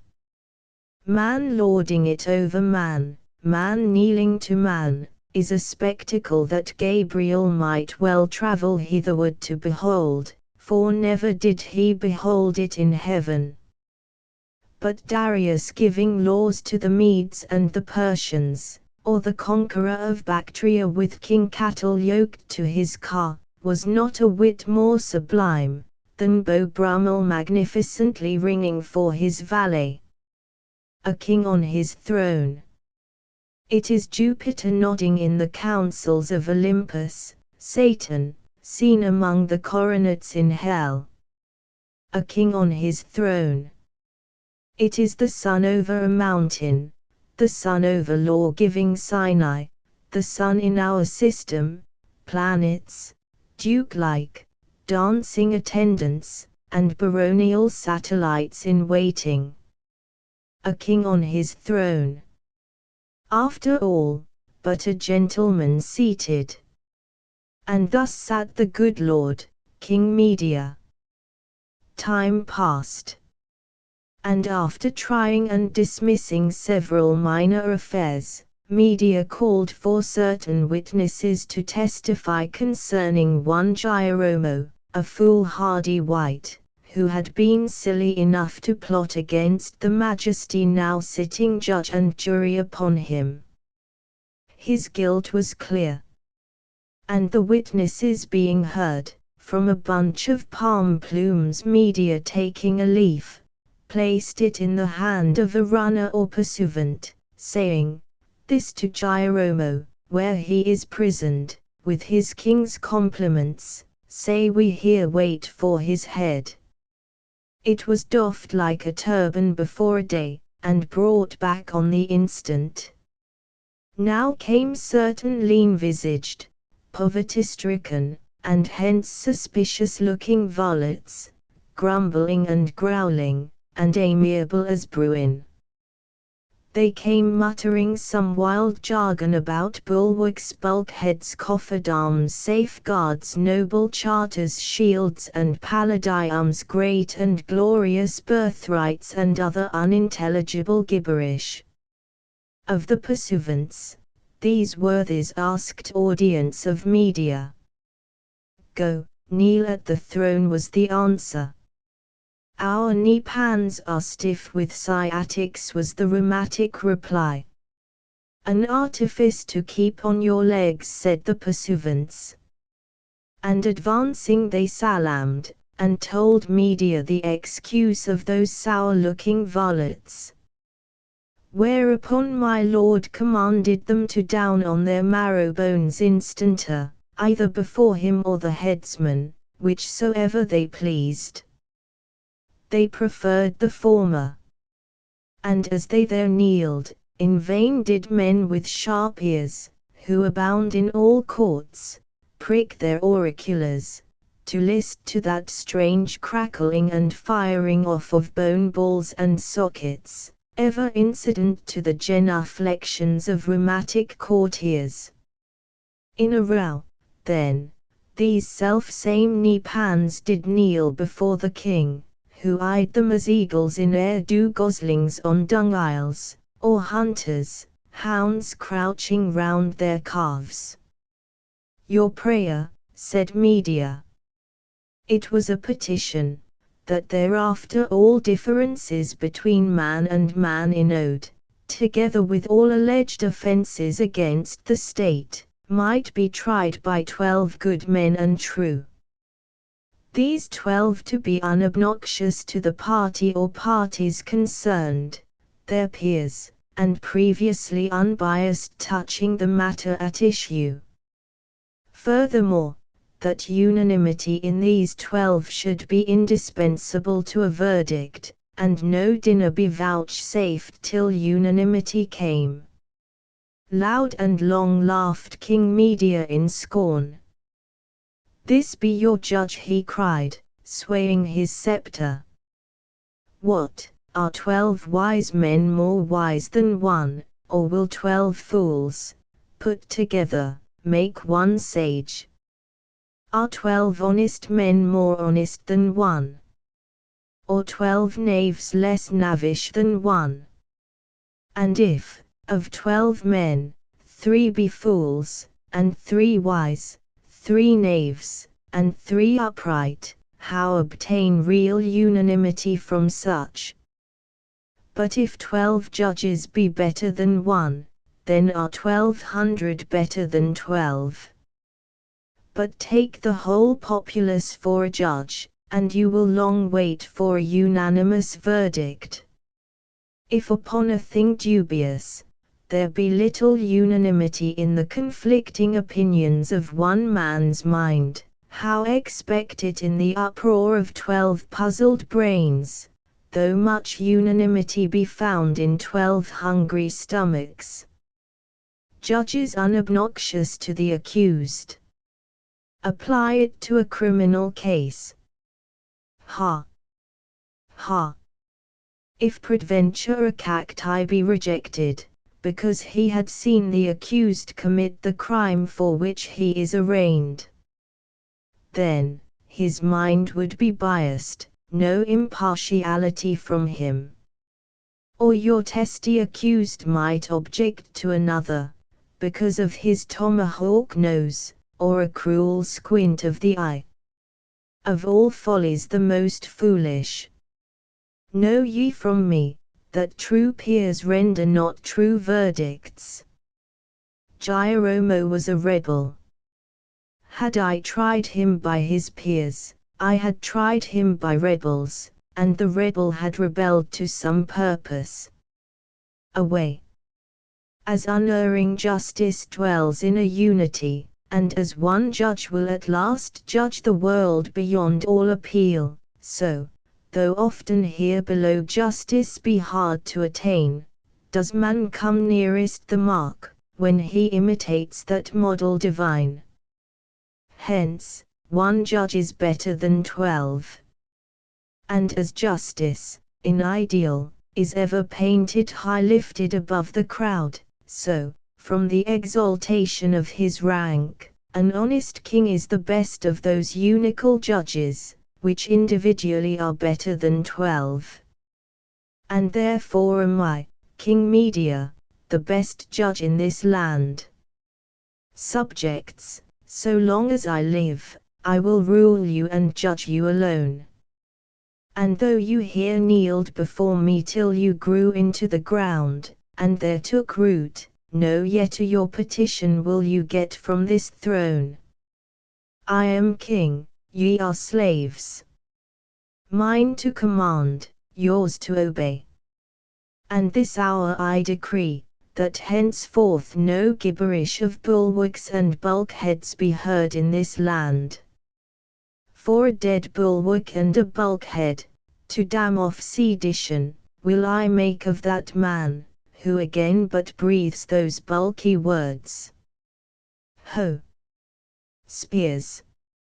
See that these knee-pans here kneel till set of sun. High noon was now past, and removing his crown, and placing it on the dais for the kneelers to look at during their devotions, King Media departed from that place, and once more played the agreeable host. Chapter LXI.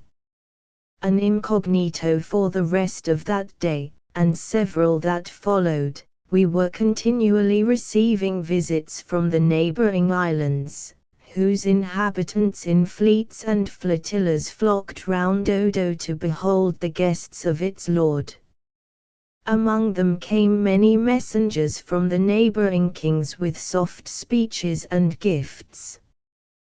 But it were needless to detail our various interviews, or relate in what manifold ways the royal strangers gave token of their interest concerning us. Upon the third day, however, there was noticed a mysterious figure, like the inscrutable incognitos sometimes encountered, crossing the tower-shadowed plaza of assignations at Lima. It was enveloped in a dark robe of tapa, so drawn and plaited about the limbs, and with one hand, so wimpled about the face, as only to expose a solitary eye. But that eye was a world. Now it was fixed upon Nuala with a sinister glance, and now upon me, but with a different expression. However great the crowd, however tumultuous, that fathomless eye gazed on, till at last it seemed no eye, but a spirit, forever prying into my soul. Often I strove to approach it, but it would evade me, soon reappearing. Pointing out the apparition to Medea, I entreated him to take means to fix it, that my suspicions might be dispelled, as to its being incorporeal. He replied that, by courtesy, incognitos were sacred. Insomuch that the close-plaited robe and the wimple were secure as a castle. At last, to my relief, the phantom disappeared, and was seen no more. Numerous and fervent the invitations received to return the calls wherewith we were honored. But for the present we declined them, preferring to establish ourselves firmly in the heart of Media, ere encountering the vicissitudes of roaming. In a multitude of acquaintances is less security than in one faithful friend. Now, while these civilities were being received, and on the fourth morning after our arrival, there landed on the beach 3 black-eyed damsels, deep brunettes, habited in long variegated robes, and with gay blossoms on their heads. With many salams, the strangers were ushered into my presence by an old white-haired servitor of Media's, who with a parting conch murmured, "From Queen Hortia then departed." Surprised, I stood mute, and welcomed them. The first, with many smiles and blandishments, waved before me a many-tinted iris, the flag flower streaming with pennons. Advancing, the second then presented 3 rose-hued purple-veined cirtia flowers, the dew still clinging to them. The third placed in my hand a moss rose bud, then, a Venus car. "Thanks for your favors, now your message." Starting at this reception, graciously intended, they conferred a moment, when the iris-bearer said in winning phrase, "We come from Hortia, whose moss rose you hold." "All thanks to Hortia then, the bud is very fragrant." Then she pointed to the Venus car. "This too is sweet, thanks to Hortia for her flowers. Pray, bring me more." He mocks our mistress, and gliding from me, they waved witch hazels, leaving me alone and wondering. Informing Medea of this scene, he smiled, threw out queer hints of Hortia, but knew not what her message meant. At first this affair occasioned me no little uneasiness, with much matter for marvelling, but in the novel pleasure of our sojourn in Odo, it soon slipped from my mind, nor for some time did I again hear aught of Queen Hortia. Chapter LXII. Taji retires from the world after a while. When the strangers came not in shoals as before, I proposed to our host a stroll over his dominions, desirous of beholding the same, and secretly induced by the hope of selecting an abode, more agreeable to my fastidious taste, than the one already assigned me.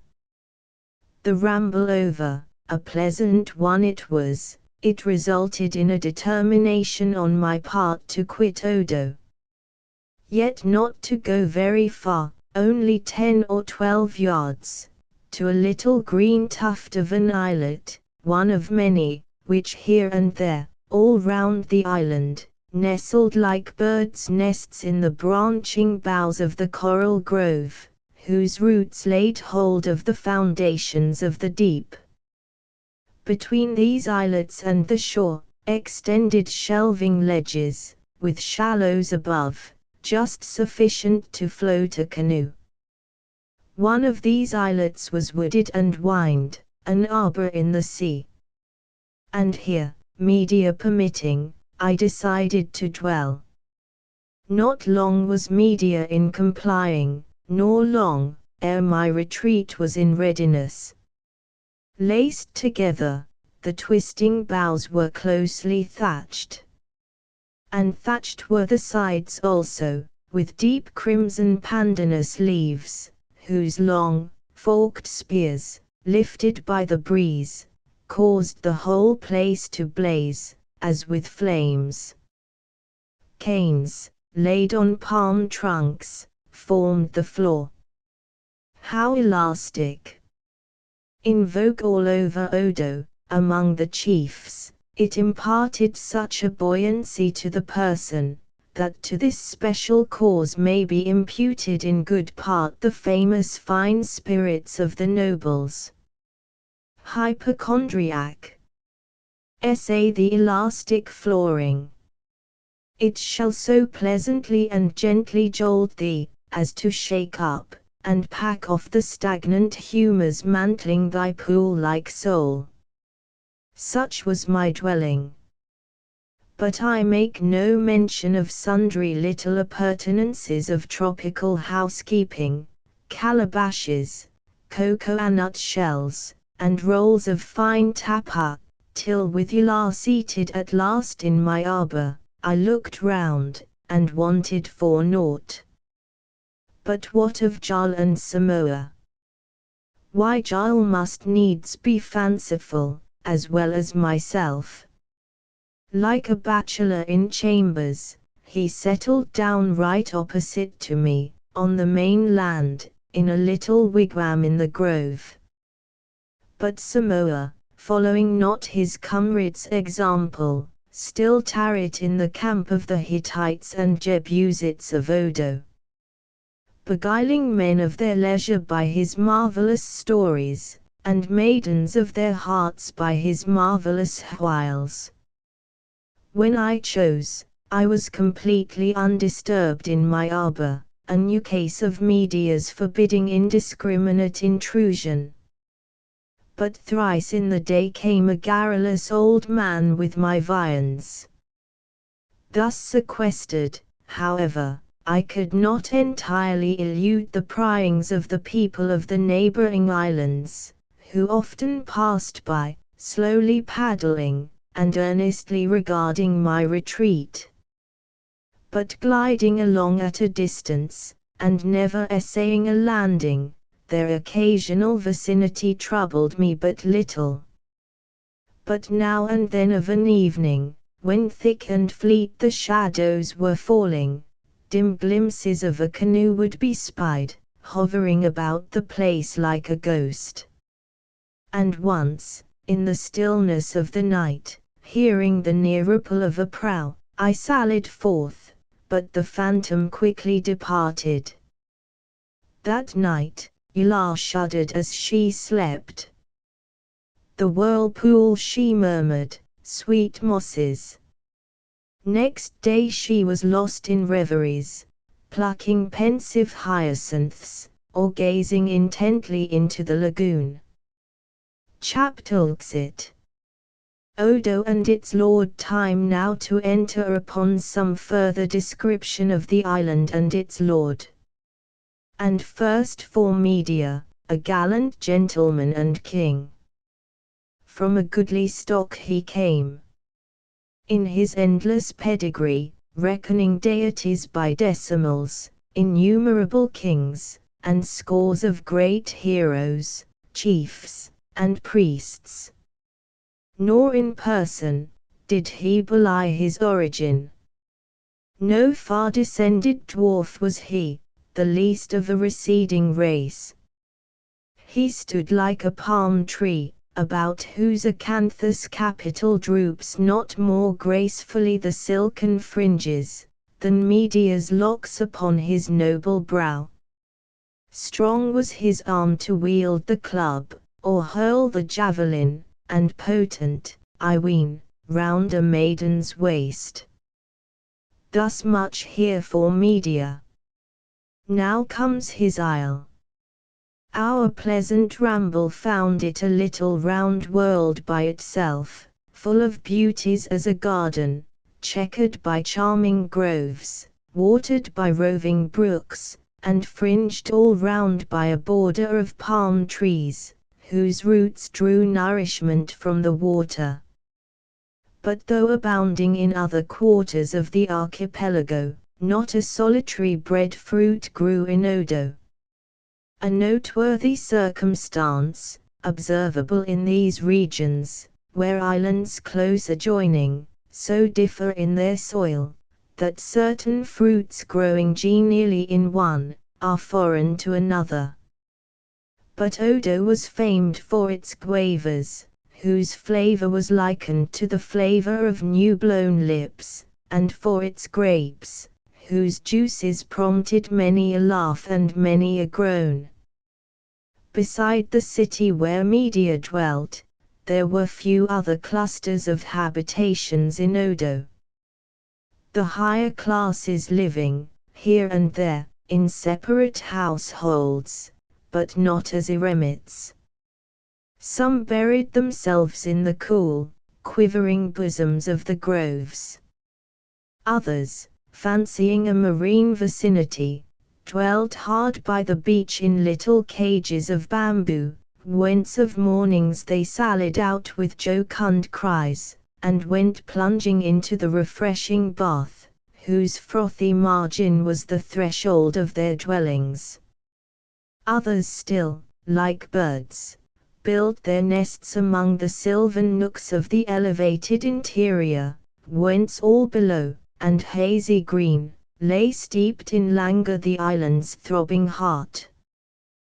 Thus dwelt the chiefs and merry men of mark. The common sort, including serfs, and helots, war captives held in bondage, lived in secret places, hard to find. Whence it came, that, to a stranger, the whole isle looked carefree and beautiful. Deep among the ravines and the rocks, these beings lived in noisome caves, lairs for beasts, not human homes, or built them coops of rotten boughs. Living trees were banned them, whose mouldy hearts hatched vermin. Fearing infection of some plague, born of this filth, the chiefs of Odo seldom passed that way, and looking round within their green retreats, and pouring out their wine, and plucking from orchards of the best, marveled how these swine could grovel in the mire, and wear such sallow cheeks. But they offered no sweet homes, from that mire they never sought to drag them out, they opened through no orchard, and intermitted not the mandates that condemned their drudges to a life of deaths. Sad sight! To see those round-shouldered helots, stooping in their trenches, artificial, 3 in number, and concentric, the isle well-nigh surrounding. And herein, fed by oozy loam, and kindly dew from heaven, and bitter sweat from men, grew as in hotbeds the nutritious taro. Toil is man's allotment, toil of brain, or toil of hands, or a grief that's more than either, the grief and sin of idleness. But when man toils and slays himself for masters who withhold the life he gives to them, then, the soul screams out, and every sinew cracks. so with these poor serfs. And few of them could choose but be the brutes they seemed.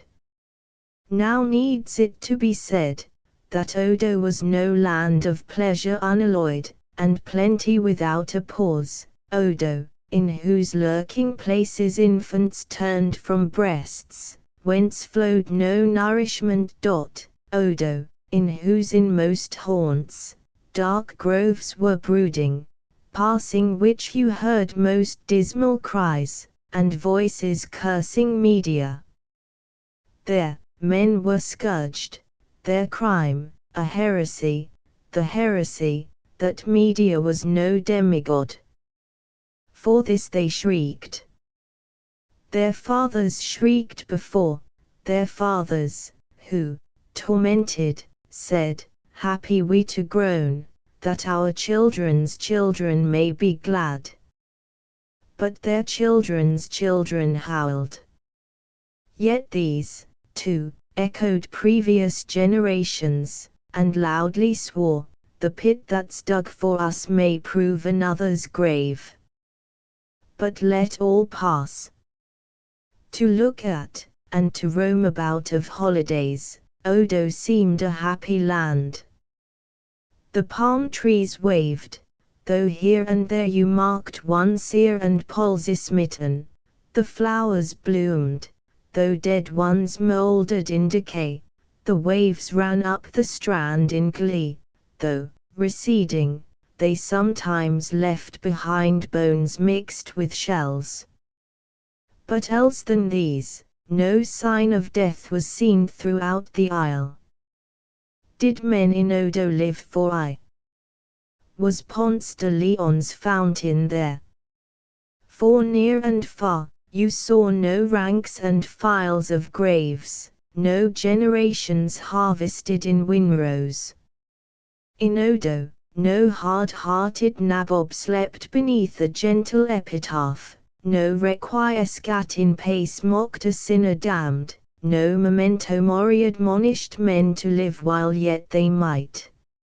Here death hid his skull, and hid it in the sea, the common sepulchre of Odo. Not dust to dust, but dust to brine, not hearses but canoes. For all who died upon that isle were carried out beyond the outer reef, and there were buried with their sires' sires. Hence came the thought, that of gusty nights, when round the isles, and high toward heaven, flew the white reef's wrack and foam, that then and there, kept chattering watch and ward, the myriads that were ocean-tombed.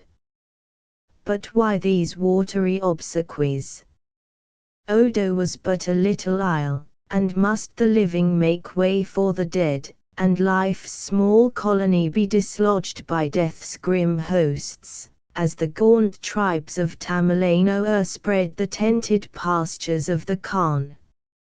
And now, what follows, said these islanders, why sow corruption in the soil which yields us life? We would not pluck our grapes from over graves. This earth's an urn for flowers, not for ashes. They said that Oro, the Supreme, had made a cemetery of the sea. And what more glorious grave was Mausolus more sublimely earned? Or do the minster lamps that burn before the tomb of Charlemagne show more of pomp than all the stars that blaze above the shipwrecked mariner? But no more of the dead, men shrug their shoulders, and love not their company, though full soon we shall all have them for fellows. Chaptulxiv. Ylar a phantom. For a time we were happy in Odo, Ylar and I in our islet. Nor did the pearl on her bosom glow more rosily than the roses in her cheeks, though at intervals they waned and departed, and deadly pale was her glance, when she murmured of the whirlpool and mosses. As pale my soul, bethinking me of Elima the priest. But day by day, did her spell weave round me its magic, and all the hidden things of her being grew more lovely and strange. Did I commune with a spirit? Often I thought that paradise had overtaken me on earth, and that Yula was verily an angel, and hence the mysteries that hallowed her. But how fleeting our joys! Storms follow bright dawnings. Long memories of short-lived scenes, sad thoughts of joyous hours, how common are ye to all mankind! When happy, do we pause and say, "Lo, thy felicity, my soul"? No, happiness seldom seems happiness, except when looked back upon from woes. A flowery landscape, you must come out of, to behold. Sped the hours, the days, the one brief moment of our joys. Fairy bower in the fair lagoon, scene of sylvan ease and heart's repose, oh, Yula, Yula. All the woods repeat the sound, the wild, wild woods of my wild soul. Yula, Yula. Cry the small strange voices in me, and evermore, and far and deep, they echo on. Days passed. When one morning I found the arbor vacant. Gone. A dream. I closed my eyes, and would have dreamed her back. In vain. Starting, I called upon her name, but none replied. Fleeing from the islet, I gained the neighboring shore, and searched among the woods, and my comrades meeting, besought their aid. But idle all. No glimpse of aught, save trees and flowers. Then media was sought out, the event made known, and quickly, bands were summoned to range the isle. Noon came, but no Yula. When media averred she was no longer in Odo. Whither she was gone, or how, he knew not, nor could any imagine. At this juncture, there chanced to arrive certain messengers from abroad, who, presuming that all was well with Taiji, came with renewed invitations to visit various pleasant places round about. Among these, came Queen Horshia's heralds, with their iris flag, once more bringing flowers. But they came and went unheeded. Setting out to return, these envoys were accompanied by numerous followers of media, dispatched to the neighboring islands, to seek out the missing Yula. But 3 days passed, and, one by one, they all returned, and stood before me silently. For a time I raved. Then, falling into outer repose, lived for a space in moods and reveries, with eyes that knew no closing, one glance forever fixed. They strove to rouse me. Girls danced and sang, and tales of fairy times were told, of monstrous imps, and youths enchanted, of groves and gardens in the sea. Yet still I moved not, hearing all, yet noting naught. Media cried, "For shame, O Taiji, thou, a god," and placed a spear in my nerveless hand. And Jal loud called upon me to awake. Samoa marveled. Still sped the days. And at length, my memory was restored. The thoughts of things broke over me like returning billows on a beach-long bed. A rush, a foam of recollections, sweet Yula gone, and I bereaved. Another interval, and that mood was past. Misery became a memory. the keen pang a deep vibration. The remembrance seemed the thing remembered, though bowed with sadness. There are thoughts that lie and glitter deep, tearful pearls beneath life's sea, that surges still, and rolls sunlit, whatever it may hide. Common woes, like fluids, mix all round. Not so with that other grief. Some mourners load the air with lamentations, but the loudest notes are struck from hollows. Their tears flow fast, but the deep spring only wells. At last I turned to Media, saying I must hie from Odo, and rove throughout all Mardi, for Yalam might yet be found. But hereafter, in words, little more of the maiden, till perchance her fate be learned. Chapter LXV. Taiji makes 3 acquaintances down to this period. I had restrained Samoa from wandering to the neighboring islands, though he had much desired it, in compliance with the invitations continually received.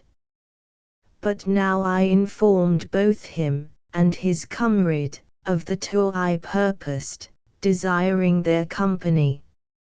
Upon the announcement of my intention to depart, to my no small surprise Media also proposed to accompany me, a proposition gladly embraced. It seems, that for some reason, he had not as yet extended his travels to the more distant islands.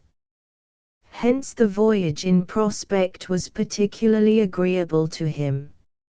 Nor did he forbear any pains to ensure its prosperity, assuring me, furthermore, that its object must eventually be crowned with success. I myself am interested in this pursuit, said he, and trust me, Yala will be found. For the tour of the lagoon, the docile chamois was proposed, but Media dissented, saying, that it befitted not the Lord of Odo to voyage in the equipage of his guest. Therefore, 3 canoes were selected from his own royal fleet. 1 for ourselves, and a trio of companions whom he purposed introducing to my notice, the rest were reserved for attendants. Thanks to Media's taste and heedfulness, the strangers above mentioned proved truly acceptable. The first was Mahai, or Braidbeard, so called from the manner in which he wore that appendage, exceedingly long and grey. He was a venerable teller of stories and legends, one of the keepers of the chronicles of the kings of Mardi. The second was Babbalanja, a man of a mystical aspect, habited in a voluminous robe.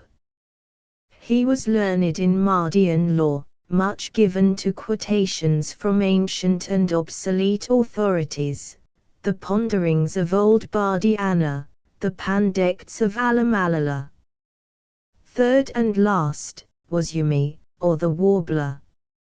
A youthful, long-haired, blue-eyed minstrel, all fits and starts, at times, absent of mind, and wan of cheek, but always very neat and pretty in his apparel, wearing the most becoming of turbans, a bird of paradise feather its plume, and sporting the gayest of sashes. Most given was Yumi to amorous melodies, and rondeaux, and roundelays, very witching to hear. But at times disdaining the oaten reed, like a clarion he burst forth with lusty lays of arms and battle, or, in mournful strains, sounded elegies for departed bards and heroes. Thus much for Yumi as a minstrel. In other respects, it would be hard to depict him. He was so capricious a mortal, so swayed by contrary moods, so lofty, so humble, so sad, so merry, so made up of 1,000 contradictions, that we must e'en let him depict himself as our story progresses. And herein it is hoped he will succeed, since no one in Mardi comprehended him. Now the trio, thus destined for companions on our voyage, had for some time been anxious to take the tour of the archipelago. In particular, Babbalanja had often expressed the most ardent desire to visit every one of the isles, in quest of some object, mysteriously hinted. He murmured deep concern for my loss, the sincerest sympathy, and pressing my hand more than once, said lowly, "Your pursuit is mine, noble Taji. Where you search, I follow." So, too, Yumi addressed me, but with still more feeling. And something like this, also, Braidbeard repeated. But to my sorrow, I marked that both Mahai and Babbalanja, especially the last, seemed not so buoyant of hope concerning Lostula, as the youthful Yumi, and his high-spirited lord, King Media.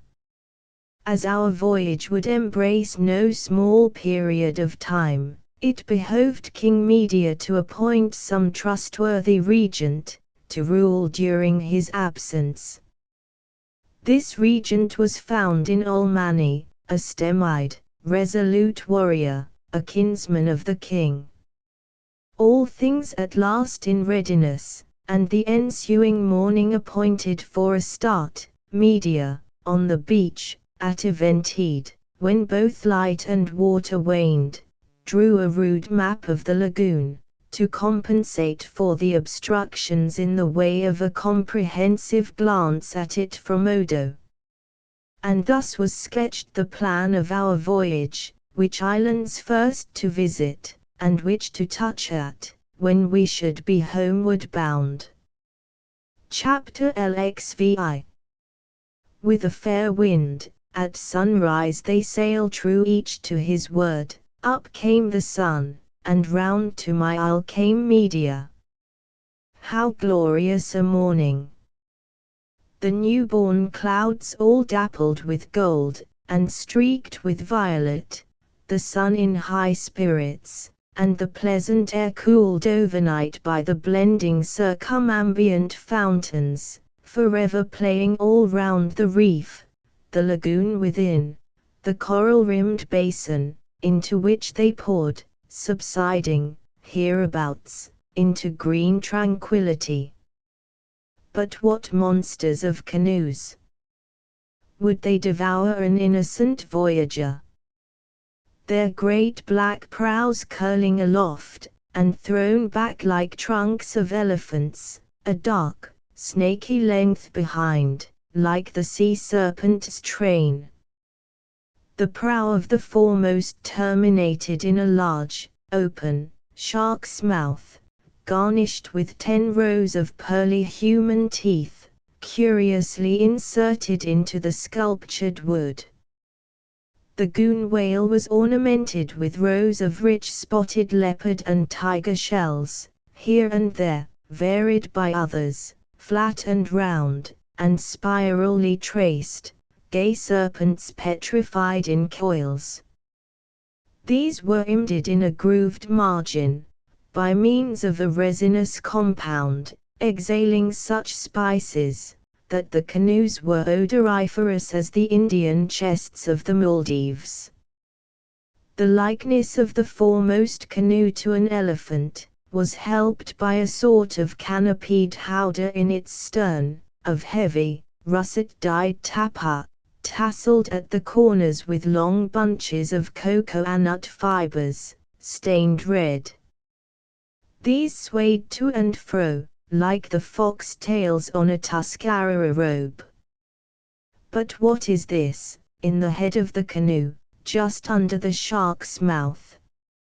A grinning little imp of an image, a ring in its nose, cowrie shells jingling at its ears, with an abominable leer, like that of Silenus reeling on his ass. It was taking its ease, cosily smoking a pipe, its bowl, a duodecimo edition of the face of the smoker. This image looked sternward, everlastingly mocking us. Of these canoes, it may be well to state, that although during our stay in Odo, so many barges and shallops had touched there, nothing similar to Media's had been seen. But inquiring whence his sea equipage came, we were thereupon taught to reverence the same as antiquities and heirlooms, claw-keeled, dragon-prowed crafts of a bygone generation, at present, superseded in general use by the more swan-like canoes, significant of the advanced stage of marine architecture in Mardi. No sooner was this known, than what had seemed almost hideous in my eyes, became merely grotesque. Nor could I help being greatly delighted with the good old family pride of our host. The upper corners of our sails displayed the family crest of Media, 3 upright boar's tusks, in an heraldic field argent. A fierce device, whom rends he. All things in readiness, we glided away, the multitude waving adieu, and our flotilla disposed in the following order.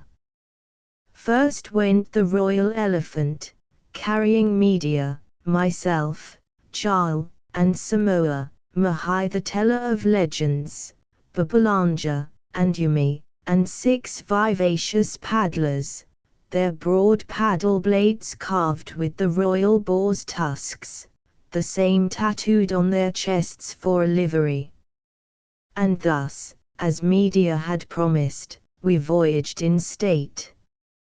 To crown all, seated sideways in the high, open shark's mouth of our prow was a little dwarf of a boy, one of Media's pages, a red conch shell, bugle-wise suspended at his side. Among various other offices, it was the duty of little VV to announce the advent of his master, upon drawing near to the islands in our route. 2 short bars, projecting from one side of the prow, furnished him the means of ascent to his perch. As we gained the open lagoon with bellied sails, and paddles playing, a sheaf of foam borne upright at our prow, Yumi, standing where the spicy spray flew over him, stretched forth his hand and cried, "The dawn of day is past, and Mardi lies all before us, all her isles, and all her lakes, all her stores of good and evil. Storms may come, our barks may drown. But blow before us, all ye winds, give us a lively blast, good clarion, rally round us all our wits, and be this voyage full gaily sailed, for Yala will yet be found." Chaptalksai. Little King Pi Valapi, or the Isle of Yams, being within plain sight of Media's dominions, we were not very long in drawing nigh to its shores. 2 long parallel elevations, rising some 3 arrow flights into the air, double-ridge the island's entire length, lapping between, a widening vale, so level withal, that at either extremity, the green of its groves blends with the green of the lagoon, and the isle seems divided by a strait. Within several paces of the beach, our canoes keeled the bottom, and camel-like mutely hinted that we voyagers must dismount. Hereupon, the assembled islanders ran into the water, and with bent shoulders obsequiously desired the honor of transporting us to land. The beach gained, all present wearing robes instantly stripped them to the waist, a naked chest being their salute to kings. Very convenient for the common people, this, their half-clad forms presenting a perpetual and profound salutation. Presently, Pepi, the ruler of Valapi, drew near, a boy, hardly 10 years old, striding the neck of a burly mute, bearing a long spear erect before him, to which was attached a canopy of 5 broad banana leaves, new plucked.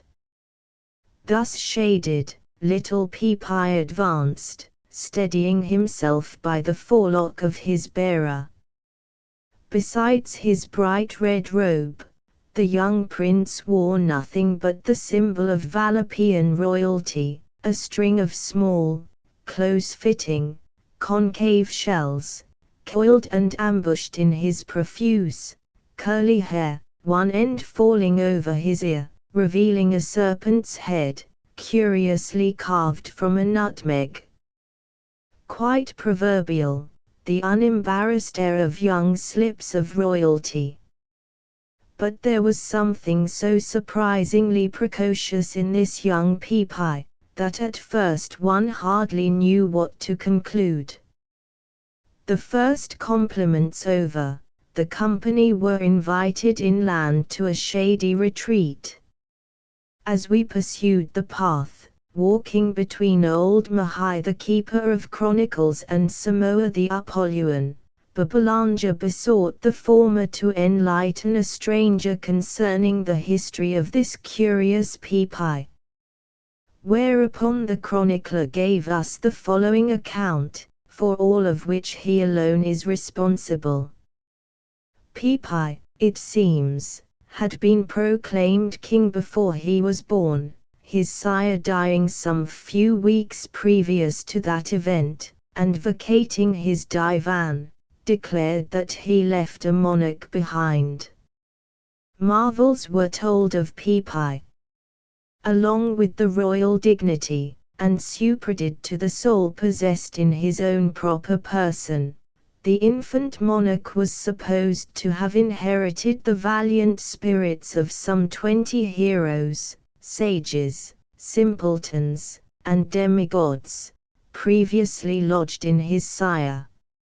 Most opulent in spiritual gifts was this lord of Valapi, the legatee, moreover, of numerous anonymous souls, bequeathed to him by their late loyal proprietors. By a slavish act of his convocation of chiefs, he also possessed the reversion of all and singular the immortal spirits, whose first grantees might die intestate in Valapi. Servile, yet audacious senators. Thus prospectively to administrate away the inalienable rights of posterity.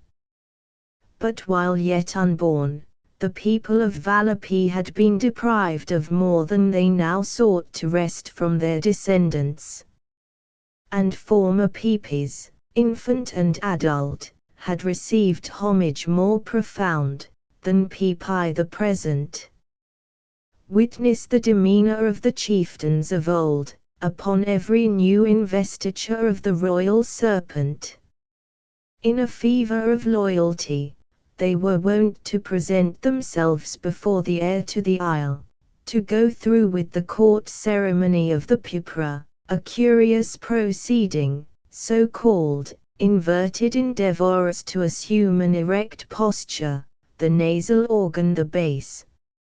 It was to the frequent practice of this ceremony, that most intelligent observers imputed the flattened noses of the elderly chiefs of the island, who, nevertheless, much gloried therein.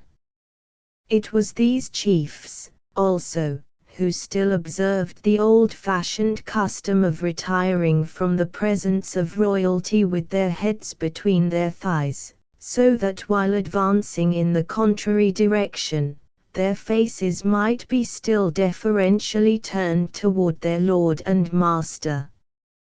A fine view of him did they obtain. All objects look well through an arch. But to return to Pepi, the inheritor of souls and subjects. It was an article of faith with the people of Valapi, that Pipai not only actually possessed the souls bequeathed to him, but that his own was enriched by their peculiar qualities, the headlong valor of the late Tongatona, the pusillanimous discretion of Blandu, the cunning of Voyo, the simplicity of Raymondar, the prodigality of Zonoi, the thrift of Titunti. But had all these, and similar opposite qualities, simultaneously acted as motives upon Pipai, certes, he would have been a most pitiable mortal, in a ceaseless eddy of resolves, incapable of a solitary act. But blessed be the gods, it was otherwise. Though it fared little better for his subjects as it was. His assorted souls were uppermost and active in him, one by one. Today, valiant Tongatona ruled the isle, meditating wars and invasions. Tomorrow, thrice discreet Blandu, who, disbanding the levies, turned his attention to the terraces of yams. And so on in rotation to the end. Whence, though capable of action, Pipai, by reason of these revolving souls in him, was one of the most unreliable of beings. What the open-handed Zonoi promised freely today, the parsimonious Titunti withheld tomorrow, and forever Raymondar was annulling the doings of Voyo, and Voyo the doings of Raymondar. What marvel then, that in Valapi all was legislative uproar and confusion, advance and retreat, abrogations and revivals, foundations without superstructures, nothing permanent but the island itself. Nor were there those in the neighboring countries, who failed to reap profit from this everlasting transition state of the affairs of the kingdom. All boons from Pipai were entreated when the prodigal Zonoi was lord of the ascendant. And audacious claims were urged upon the state when the pusillanimous Blandu shrank from the thought of resisting them. Thus subject to contrary impulses, over which he had not the faintest control, Pipai was plainly denuded of all moral obligation to virtue. He was no more a free agent, than the heart which beat in his bosom. Wherefore, his complaisant parliament had passed a law, recognizing that curious, but alarming fact, solemnly proclaiming, that King Pipai was minus a conscience, agreeable to truth. But when they went further, and vowed by statute, that Pipai could do no wrong, they assuredly did violence to the truth, besides, making a sad blunder in their logic. For far from possessing an absolute aversion to evil, by his very nature it was the hardest thing in the world for Pipai to do right.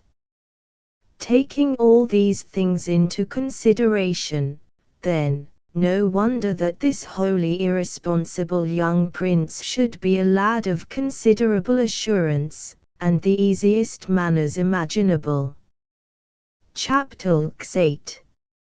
How teeth were regarded in Valapi coiling through the thickets, like the track of a serpent, wound along the path we pursued. And ere long we came to a spacious grove, embowering an oval arbor. Here, we reclined at our ease, and refreshments were served. Little worthy of mention occurred, save this. Happening to catch a glimpse of the white even teeth of Ho-Hora, one of our attendants, King Pipai coolly begged of Media the favor, to have those same dentals drawn on the spot, and presented to him. Now human teeth, extracted, are reckoned among the most valuable ornaments in Mardi. So open wide thy strong box, ho Hora, and show thy treasures. What a gallant array! Standing shoulder to shoulder, without a hiatus between. A complete set of jewelry, indeed, thought Peepeye. But, it seems, not destined for him, media leaving it to the present proprietor, whether his dentals should change owners or not. And here, to prepare the way for certain things hereafter to be narrated, something farther needs be said concerning the light in which men's molars are regarded in Mardi. Strung together, they are sported for necklaces, or hung in drops from the ear.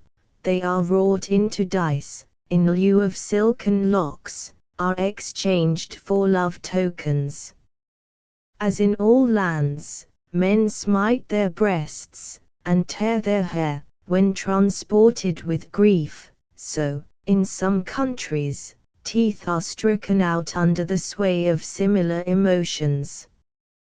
To a very great extent, this was once practiced in the Hawaiian Islands, ere idol and altar went down. Still living in Oahu, are many old chiefs, who were present at the famous obsequies of their royal old generalissimo, Tamahamaha, when there is no telling how many pounds of ivory were cast upon his grave. Had the regal white elephants of Siam been there, doubtless they had offered up their long, hooked tusks, whereon they impale the leopards, their foes, and the unicorn had surrendered that fixed bayonet in his forehead, and the imperial cachalot whale, the long chain of white towers in his jaw, yea, over that grim warrior's grave, the mooses, and elks, and stags, and fallow deer had stacked their antlers, as soldiers their arms on the field. Terrific shade of tattooed Tamahamaha! If, from a vile dragon's molars, rose mailed men, what heroes shall spring from the cannibal canines once pertaining to warriors themselves? Am I the witch of Endor, that I conjure up this ghost? Or, King Saul, that I so quake at the sight? For, lo! round about me Tamahamaha's tattooing expands, till all the sky seems a tiger's skin. But now, the spotted phantom sweeps by, as a man-of-war's mainsail, cloud-like, blown far to leeward in a gale. Banquo down, we return. In Valapi, prevails not the barbarous Hindu custom of offering up widows to the shades of their lords, for, bereaved, the widows there marry again. Nor yet prevails the savage Hawaiian custom of offering up teeth to the manes of the dead, for, at the decease of a friend, the people rob not their own mouths to testify their woe. On the contrary, they extract the teeth from the departed, distributing them among the mourners for memorial legacies, as elsewhere, silver spoons are bestowed. From the high value ascribed to dentals throughout the archipelago of Mardi, and also from their convenient size, they are circulated as money, strings of teeth being regarded by these people very much as belts of wampum among the Winnebagos of the north, or cowries, among the Bengalis. So, that in Valapi the very beggars are born with a snug investment in their mouths, too soon, however, to be appropriated by their lords, leaving them toothless for the rest of their days, and forcing them to diet on poee pudding and banana blanc mange. As a currency, teeth are far less clumsy than cocoa nuts, which, among certain remote barbarians, circulate for coin, one nut being equivalent, perhaps, to a penny. The voyager who records the fact chuckles over it hugely, as evincing the simplicity of those heathens, not knowing that he himself was the simpleton, since that currency of theirs was purposely devised by the men, to check the extravagance of their women, cocoa nuts, for spending money, being such a burden to carry. It only remains to be added, that the most solemn oath of a native of Valapi is that sworn by his tooth. By this tooth, said Bondo to Nujumo, by this tooth I swear to be avenged upon thee, O Nujumo. Chapter 6.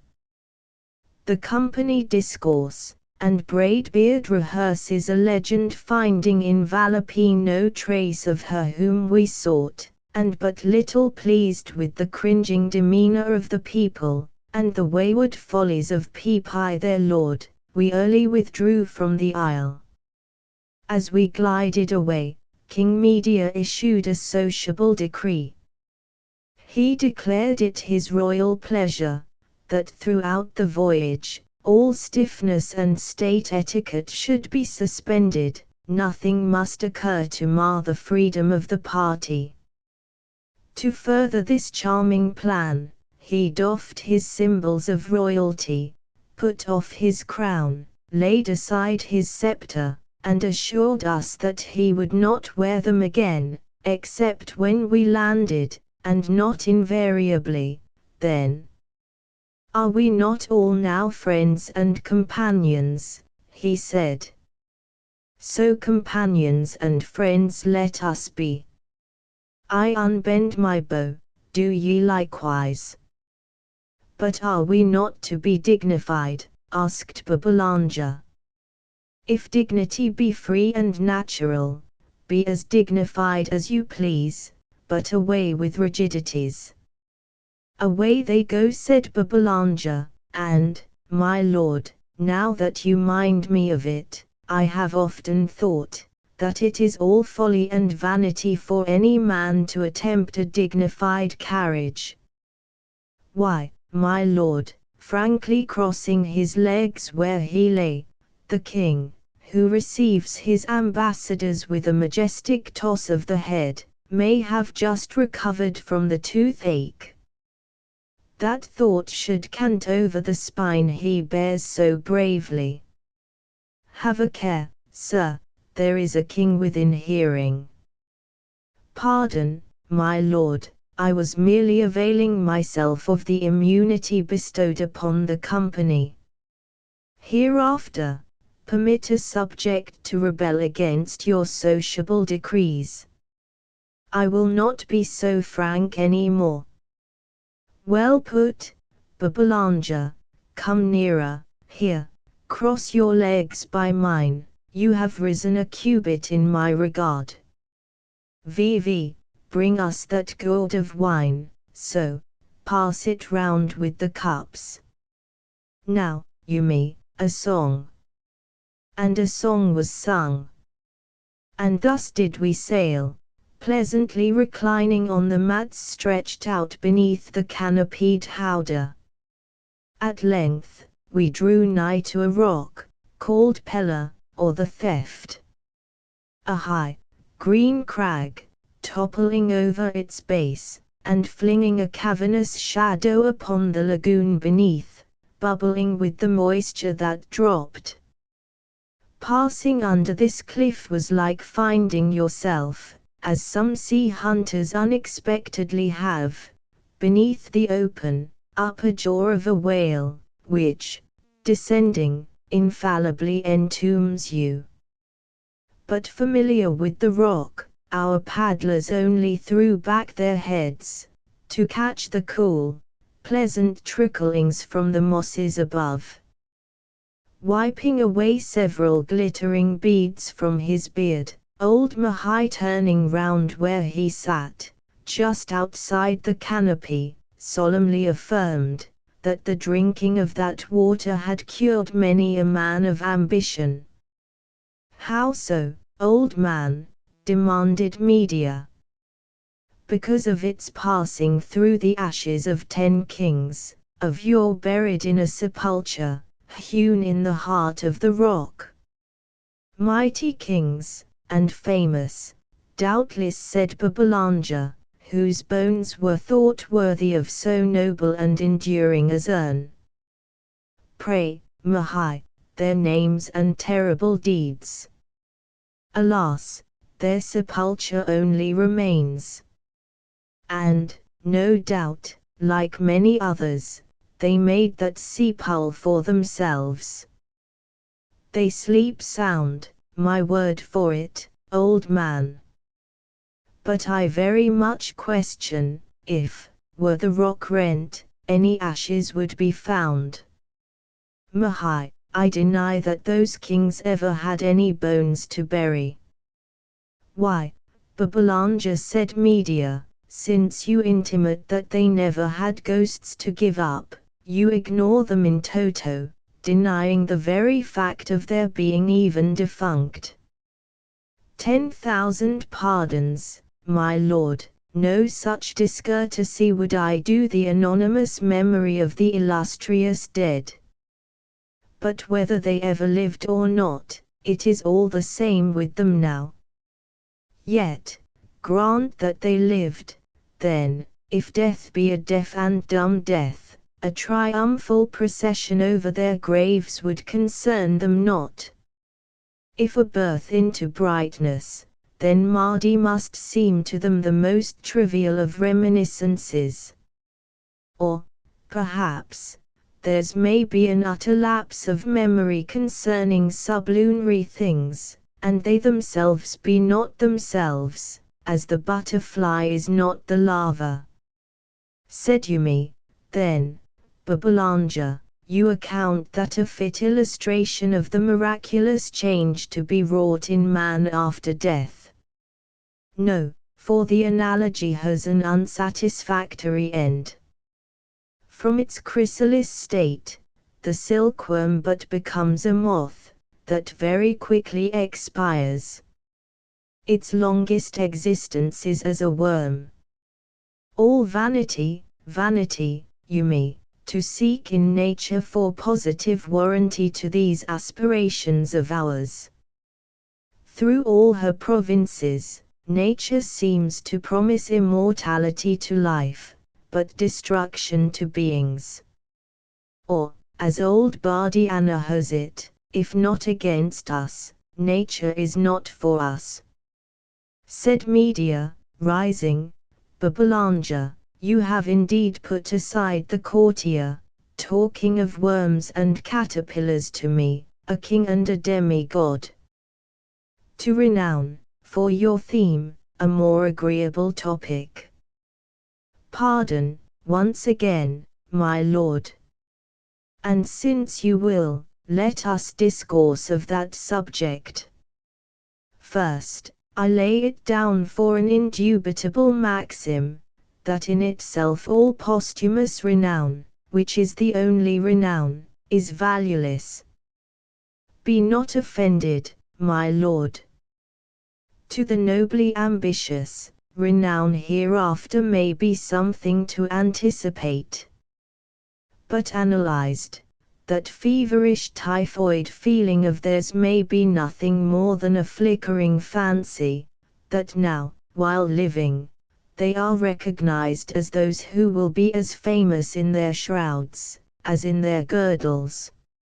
Said you me, but those great and good deeds, Babylanja, of which the philosophers so often discourse, must it not be sweet to believe that their memory will long survive us, and we ourselves in them? I speak now, said Babylanja, of the ravening for fame which even appeased, like thirst slaked in the desert, yields no felicity, but only relief, and which discriminates not in aught that will satisfy its cravings. But let me resume. Not an hour ago, Braidbeard was telling us that story of Prince Ottimo, who in Odorus while living, expressed much delight at the prospect of being perfumed and embalmed, when dead. But was not Ottimo the most eccentric of mortals?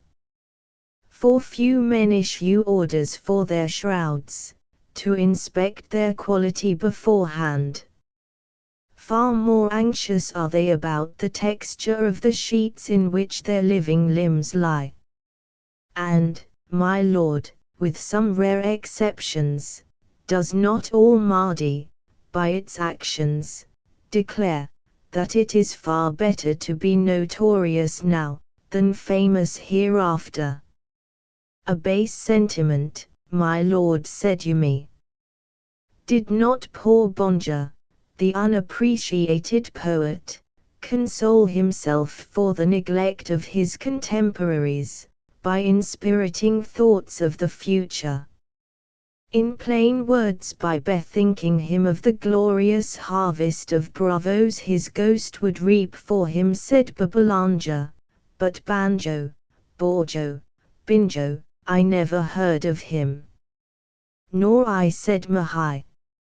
Nor I, said Media. Poor fellow, cried Babbalanja, I fear me his harvest is not yet ripe. Alas, cried Yumi, he died more than a century ago. But now that you speak of unappreciated poets, Yumi, said Babbalanja, shall I give you a piece of my mind? Do, said Mahai, stroking his beard. He, who on all hands passes for a cipher today, if at all remembered hereafter, will be sure to pass for the same. For there is more likelihood of being overrated while living, than of being underrated when dead. And to ensure your fame, you must die. A rather discouraging thought for your race. But answer, I assume that King Media is but a mortal like you. Now, how may I best perpetuate my name? Long pondered Babbalanja, then said, carve it, my lord, deep into a ponderous stone, and sink it, face downward, into the sea, for the unseen foundations of the deep are more enduring than the palpable tops of the mountains. Sailing past Pella, we gained a view of its farther side, and seated in a lofty cleft, beheld a lonely fisherman, solitary as a seal on an iceberg, his motionless line in the water. What recks he of the 10 kings, said Babbalanja. Mahai, said Media, methinks there is another tradition concerning that rock, let us have it. In old times of genii and giants, there dwelt in barren lands, not very remote from our outer reef, but since submerged, a band of evil-minded, envious goblins, furlongs in stature, and with immeasurable arms, who from time to time cast covetous glances upon our blooming isles.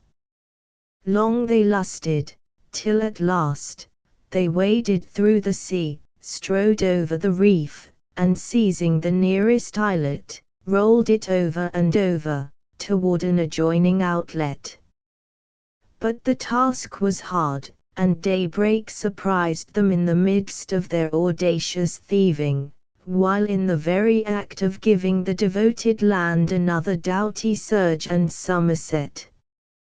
Leaving it bottom upward and midway poised, gardens under water, its foundations in air, they precipitately fled, in their great haste, deserting a comrade, vainly struggling to liberate his foot caught beneath the overturned land.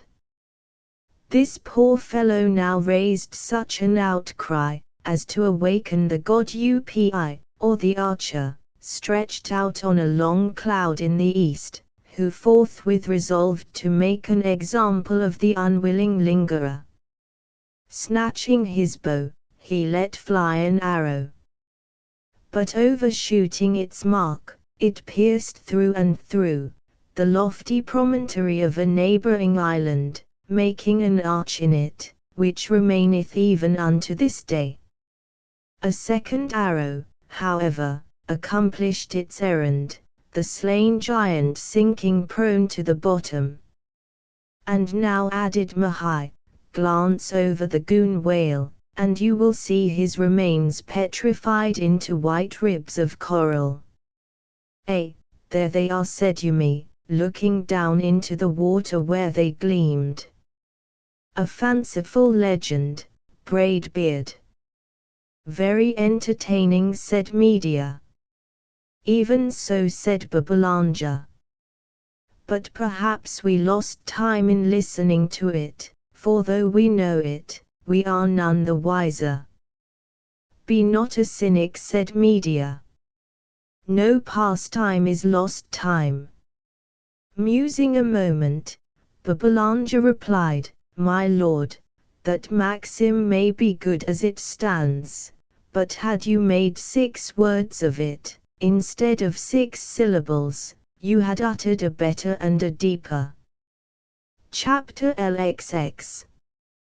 The minstrel leads off with a paddle song, and a message is received from abroad. From seaward now came a breeze so blithesome and fresh, that it made us impatient of Babbalanja's philosophy, and Mahai's incredible legends.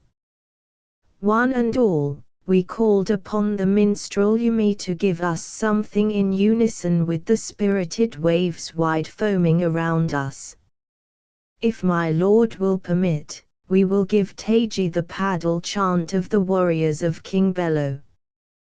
By all means, said Media. So the 3 canoes were brought side to side, their sails rolled up, and paddles in hand, our paddlers seated themselves sideways on the gunwales, Yumi, as leader, occupying the place of the foremast, or bow paddler of the royal barge. Whereupon the 6 rows of paddle blades being uplifted, and every eye on the minstrel, this song was sung, with actions corresponding, the canoes at last shooting through the water, with a violent roll. All thrice waved on high, our paddles fly, thrice round the head, thrice dropped to feet, and then well timed, of one stout mind, all fall, and back the waters heap. Bow paddler. Who lifts this chant? Who sounds this vaunt? All. The wild sea song, to the billows throng, rising, falling, hoarsely calling, now high, now low, as fast we go, fast on our flying foe. Bow paddler. Who lifts this chant? Who sounds this vaunt? All. Dip, dip, in the brine our paddles dip, dip, dip, the fins of our swimming ship. How the waters part, as on we dart, our sharp prows fly, and curl on high, as the upright fin of the rushing shark, rushing fast and far on his flying mark. Like him we pray, like him we slay, swim on the fog, our prow blow. Bow paddler. Who lifts this chant? Who sounds this vaunt? All. Heap back, the waters back. Pile them high astern, in billows black, till we leave our wake, in the slope we make, and rush and ride, on the torrent's tide. Here we were overtaken by a swift gliding canoe, which, bearing down upon us before the wind, lowered its sail when close by, its occupants signing our paddlers to desist. I started. The strangers were 3 hooded damsels, the enigmatical Queen Horshia's heralds. Their pursuit surprised and perplexed me. Nor was there wanting a vague feeling of alarm to heighten these emotions. But perhaps I was mistaken, and this time they meant not me.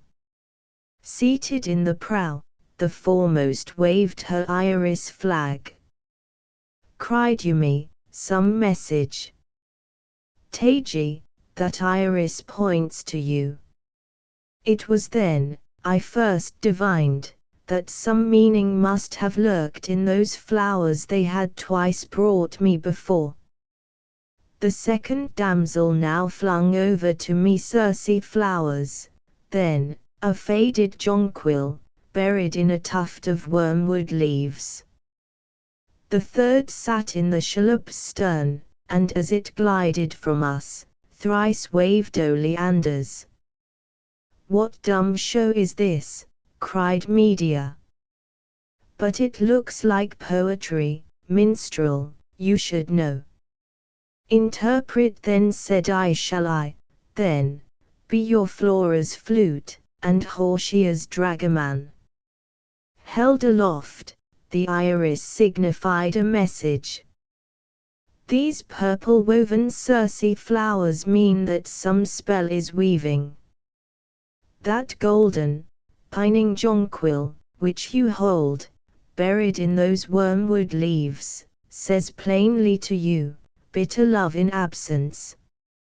Said Medea, well done, Teiji, you have killed a queen. Yet no queen Hortia have these eyes beheld. Said Babylanja, the thrice waved oleanders, Yumi, what meant they? Beware, beware, beware. Then that, at least, seems kindly meant, said Babylanja. Teiji, beware of Hortia. Chapter LXXI. They land upon the island of Wam, crossing the lagoon. Our course now lay along the reef to Wam, a name bestowed upon one of the largest islands hereabout, and also, collectively, upon several wooded isles engulfing it, which together were known as the dominions of one monarch. That monarch was Don Jalolo.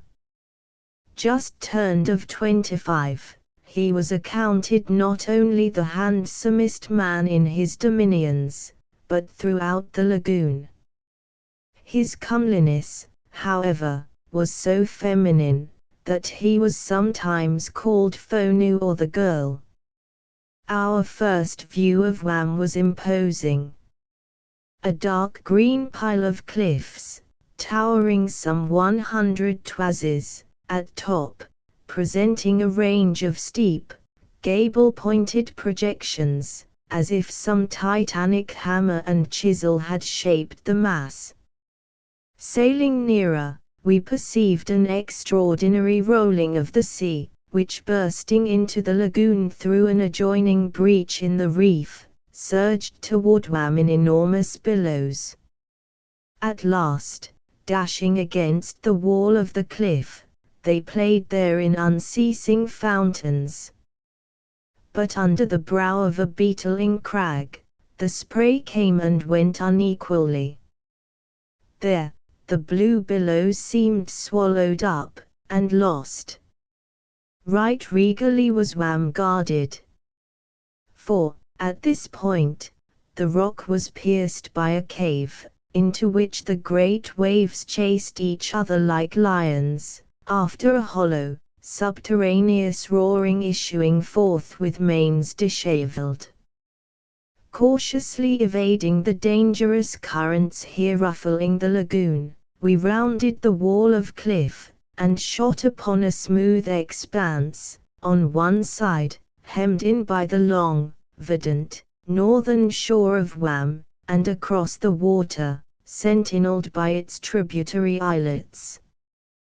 With sonorous vivi in the shark's mouth, we swept toward the beach, tumultuous with a throng. Our canoes were secured, and surrounded by eager glances, we passed the lower ends of several populous valleys, and crossing a wide, open meadow, gradually ascending, came to a range of light green bluffs. Here, we wended our way down a narrow defile, almost cleaving this quarter of the island to its base. Black crags frowned overhead, among them the shouts of the islanders reverberated.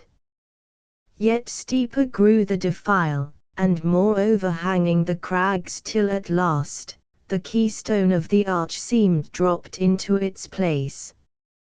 We found ourselves in a subterranean tunnel, dimly lighted by a span of white day at the end.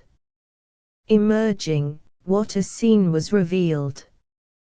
All round, embracing a circuit of some 3 leagues, stood heights inaccessible, here and there, forming buttresses, sheltering deep recesses between. The bosom of the place was vivid with verdure. Shining aslant into this wild hollow, the afternoon sun lighted up its eastern side with tints of gold. But opposite, brooded a sombre shadow, double shading the secret places between the salient spurs of the mountains. Thus cut in twain by masses of day and night, it seemed as if some last judgment had been enacted in the glen. No sooner did we emerge from the defile, than we became sensible of a dull, jarring sound, and Yumi was almost tempted to turn and flee, when informed that the sea cavern, whose mouth we had passed, was believed to penetrate deep into the opposite hills, and that the surface of the amphitheatre was depressed beneath that of the lagoon. But all over the lowermost hillsides, and sloping into the glen, stood grand old groves, still and stately, as if no insolent waves were throbbing in the mountain's heart. Such was Willamilla, the hereditary abode of the young monarch of Wam. Was Yala immured in this strange retreat? But from those around us naught could we learn. Our attention was now directed to the habitations of the glen, comprised in 2 handsome villages, one to the west, the other to the east, both stretching along the base of the cliffs. Said Media, had we arrived at Willamilla in the morning, we had found Don Jalolo and his court in the eastern village, but being afternoon, we must travel farther, and seek him in his western retreat, for that is now in the shade. Wending our way, Media added, that aside from his elevated station as a monarch, Don Jalolo was famed for many uncommon traits, but more especially for certain peculiar deprivations, under which he labored. Whereupon Braidbeard unrolled his old chronicles, and regaled us with the history, which will be found in the following chapter. Chapter Xyi. A book from the chronicles of Mahai. Many ages ago, there reigned in Wam a king called Tyr.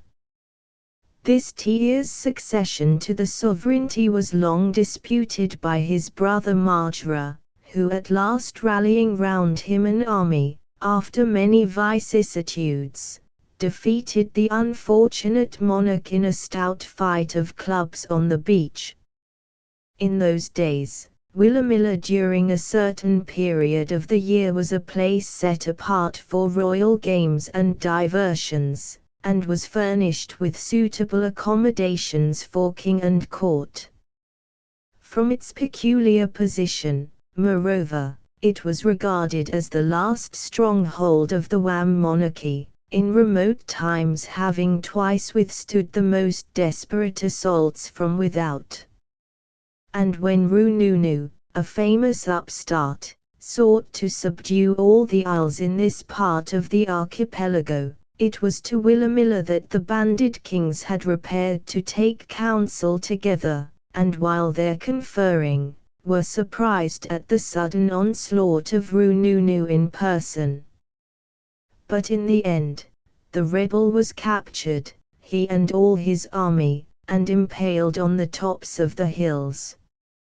Now, defeated and fleeing for his life, Tyr with his surviving followers was driven across the plain toward the mountains. But to cut him off from all escape to inland Willamilla, Mardi dispatched a fleet band of warriors to occupy the entrance of the defile.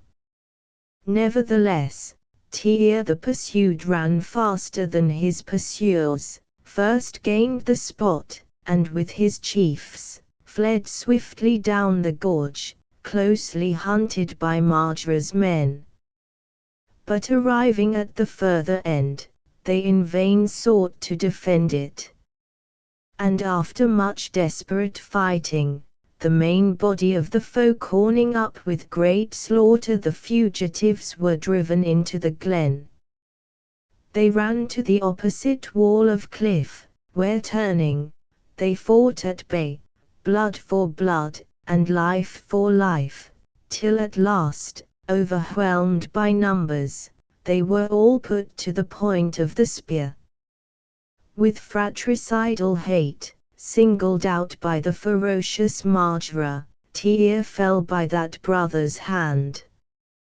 When stripping from the body the regal girdle, the victor wound it round his own loins, thus proclaiming himself king over Wam. Long torn by this intestine war, the island acquiesced in the new sovereignty. But at length a sacred oracle declared, that since the conqueror had slain his brother in deep Willamilla, so that Tyr never more issued from that refuge of death, therefore, the same fate should be Mardi's, for never, thenceforth, from that glen, should he go forth, neither Mardi, nor any son of his girdled loins, nor his sons' sons, nor the uttermost scion of his race. But except this denunciation, naught was denounced against the usurper, who, mindful of the tenure by which he reigned, ruled over the island for many moons, at his death bequeathing the girdle to his son. In those days, the wildest superstitions concerning the interference of the gods in things temporal, prevailed to a much greater extent than at present. Hence Mardi himself, called sometimes in the traditions of the island, the heart of black coral, even unscrupulous Mardi had quailed before the oracle. He bowed his head, say the legends. Nor was it then questioned, by his most devoted adherents, that had he dared to act counter to that edict, he had dropped dead, the very instant he went under the shadow of the defile. This persuasion also guided the conduct of the son of Mardi, and that of his grandson. But there at last came to pass a change in the popular fancies concerning this ancient anathema. The penalty denounced against the posterity of the usurper should they issue from the glen, came to be regarded as only applicable to an invested monarch, not to his relatives, or as a most favorable construction of the ban, for all those related to the king, freely passed in and out of Willamilla. From the time of the usurpation, there had always been observed a certain ceremony upon investing the heir to the sovereignty with the girdle of Tyr. Upon these occasions, the chief priests of the island were present, acting an important part. For the space of as many days, as there had reigned kings of Mardi's dynasty, the inner mouth of the defile remained sealed, the new monarch placing the last stone in the gap. This symbolized his relinquishment forever of all purpose of passing out of the glen. and without this observance, was no king girdled in wam. It was likewise an invariable custom, for the heir to receive the regal investiture immediately upon the decease of his sire. No delay was permitted. And instantly upon being girdled, he proceeded to take part in the ceremony of closing the cave, his predecessor yet remaining uninterred on the purple mat where he died. In the history of the island, 3 instances were recorded, wherein, upon the vacation of the sovereignty, the immediate heir had voluntarily renounced all claim to the succession, rather than surrender the privilege of roving, to which he had been entitled, as a prince of the blood. Said Rani, one of these young princes, in reply to the remonstrances of his friends, "What, shall I be a king, only to be a slave? Tyr's girdle would clasp my waist less tightly, than my soul would be banded by the mountains of Willamilla. A subject, I am free. No slave in Wam but its king, for all the tassels round his loins." To guard against a similar resolution in the mind of his only son, the wise sire of Donjalolo, ardently desirous of perpetuating his dignities in a child so well beloved, had from his earliest infancy, restrained the boy from passing out of the glen, to contract in the free air of the archipelago, tastes and predilections fatal to the inheritance of the girdle. But as he grew in years, so impatient became young Donjalolo of the king his father's watchfulness over him, though hitherto a most dutiful son, that at last he was prevailed upon by his youthful companions to appoint a day, on which to go abroad, and visit Mardi. Hearing this determination, the old king sought to vanquish it, but in vain. And early on the morning of the day that Donjalolo was to set out, he swallowed poison, and died, in order to force his son into the instant assumption of the honors thus suddenly inherited. The event, but not its dreadful circumstances, was communicated to the prince, as with a gay party of young chiefs, he was about to enter the mouth of the defile. "My sire dead," cried Donjalolo. "So sudden, it seems a bolt from heaven." And bursting into exclamations of grief, he wept upon the bosom of Talara his friend. But starting from his side, my fate converges to a point. If I but cross that shadow, my kingdom is lost. One lifting of my foot, and the girdle goes to my proud uncle Darfi, who would so joy to be my master. Haughty dwarf! O Oro! Would that I had ere this passed the fatal cavern, and seen for myself, what outer Mardi is. Say ye true, comrades, that Willamilla is less lovely than the valleys without? That there is bright light in the eyes of the maidens of Mina, and wisdom in the hearts of the old priests of Maramar, that it is pleasant to tread the green earth where you will, and breathe the free ocean air? Would, oh would, that I were but the least of yonder sun clouds, that look down alike on Willamilla and all places besides, that I might determine aright. Yet why do I pause? Did not Rani, and Atama, and Mardonna, my ancestors, each see for himself, free Mardi, and did they not fly the proffered girdle, choosing rather to be free to come and go, than bury themselves forever in this fatal glen? O Mardi! Mardi! Art thou then so fair to see? is liberty a thing so glorious? Yet can I be no king, and behold thee. Too late, to view thy charms and then return. My sire, thou hast wrung my heart with this agony of doubt. Tell me, comrades, for ye have seen it, is Mardi sweeter to behold, than it is royal to reign over Wam? Silent, are ye? Knowing what ye do, were ye me, would ye be kings?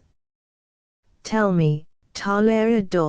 No king, that were to obey, and not command. And noneth Donjalolo e'er obeyed but the king his father. A king, and my voice may be heard in farthest Mardi, though I abide in narrow Willamilla. My sire, ye flying clouds, what look ye down upon? Tell me, what ye see abroad. Methinks sweet spices breathe from out the cave. Hail, Donjalolo, King of Wam, now sounded with acclamations from the groves. Starting, the young prince beheld a multitude approaching, warriors with spears, and maidens with flowers, and Kubla, a priest, lifting on high the tasseled girdle of Tyr, and waving it toward him.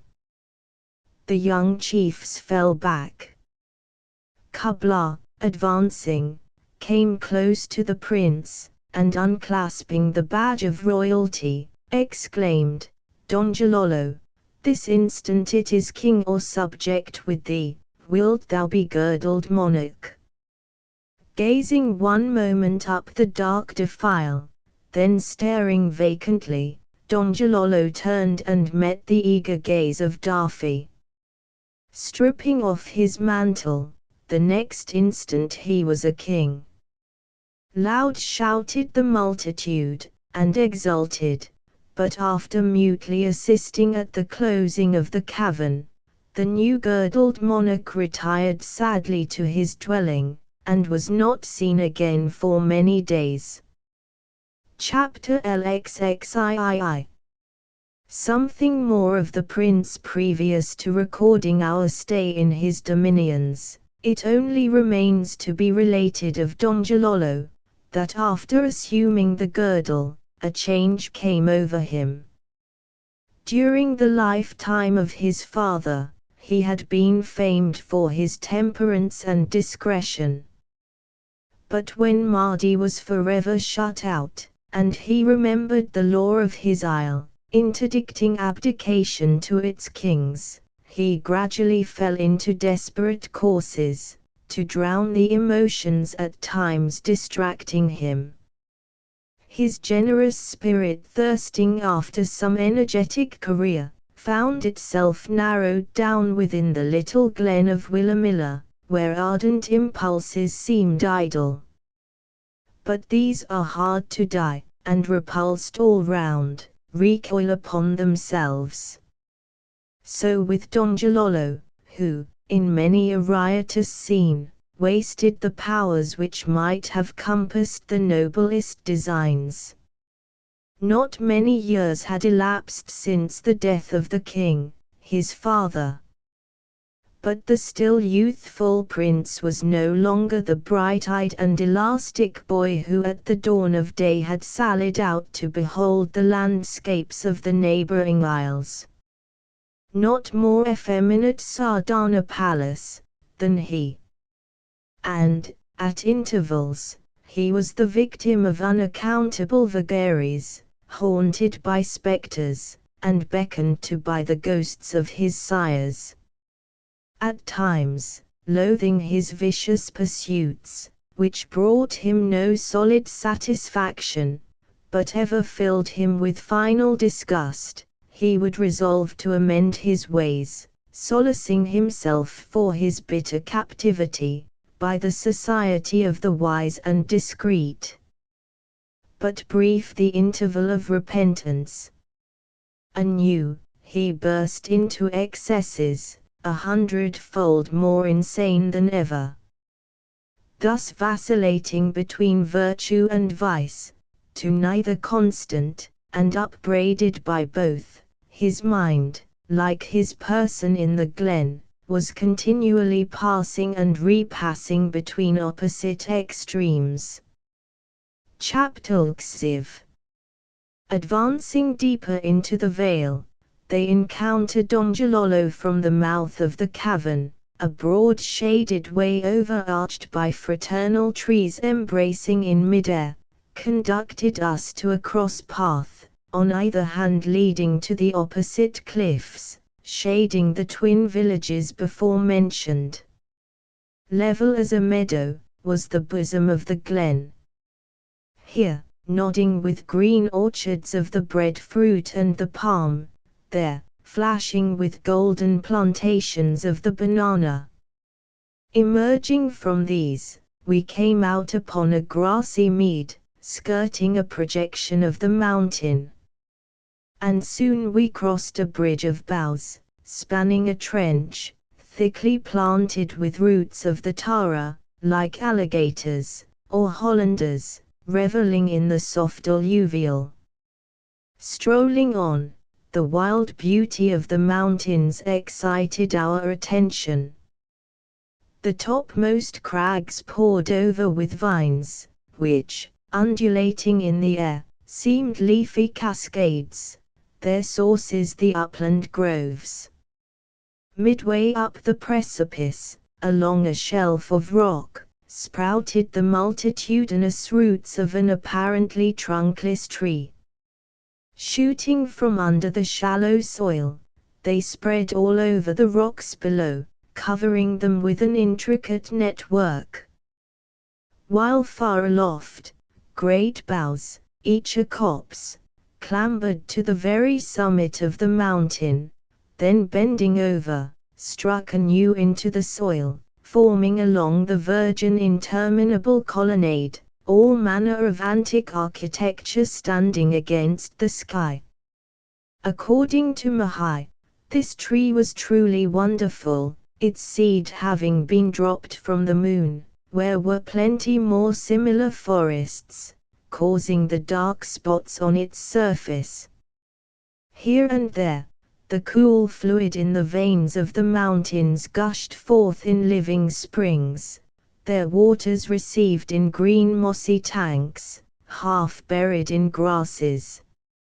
In one place, a considerable stream, bounding far out from a wooded height, ere reaching the ground was dispersed in a wide misty shower, falling so far from the base of the cliff, that walking close underneath, you felt little moisture. Passing this fall of vapors, we spied many islanders taking a bath. But what is yonder swaying of the foliage? And what now issues forth, like a habitation astir?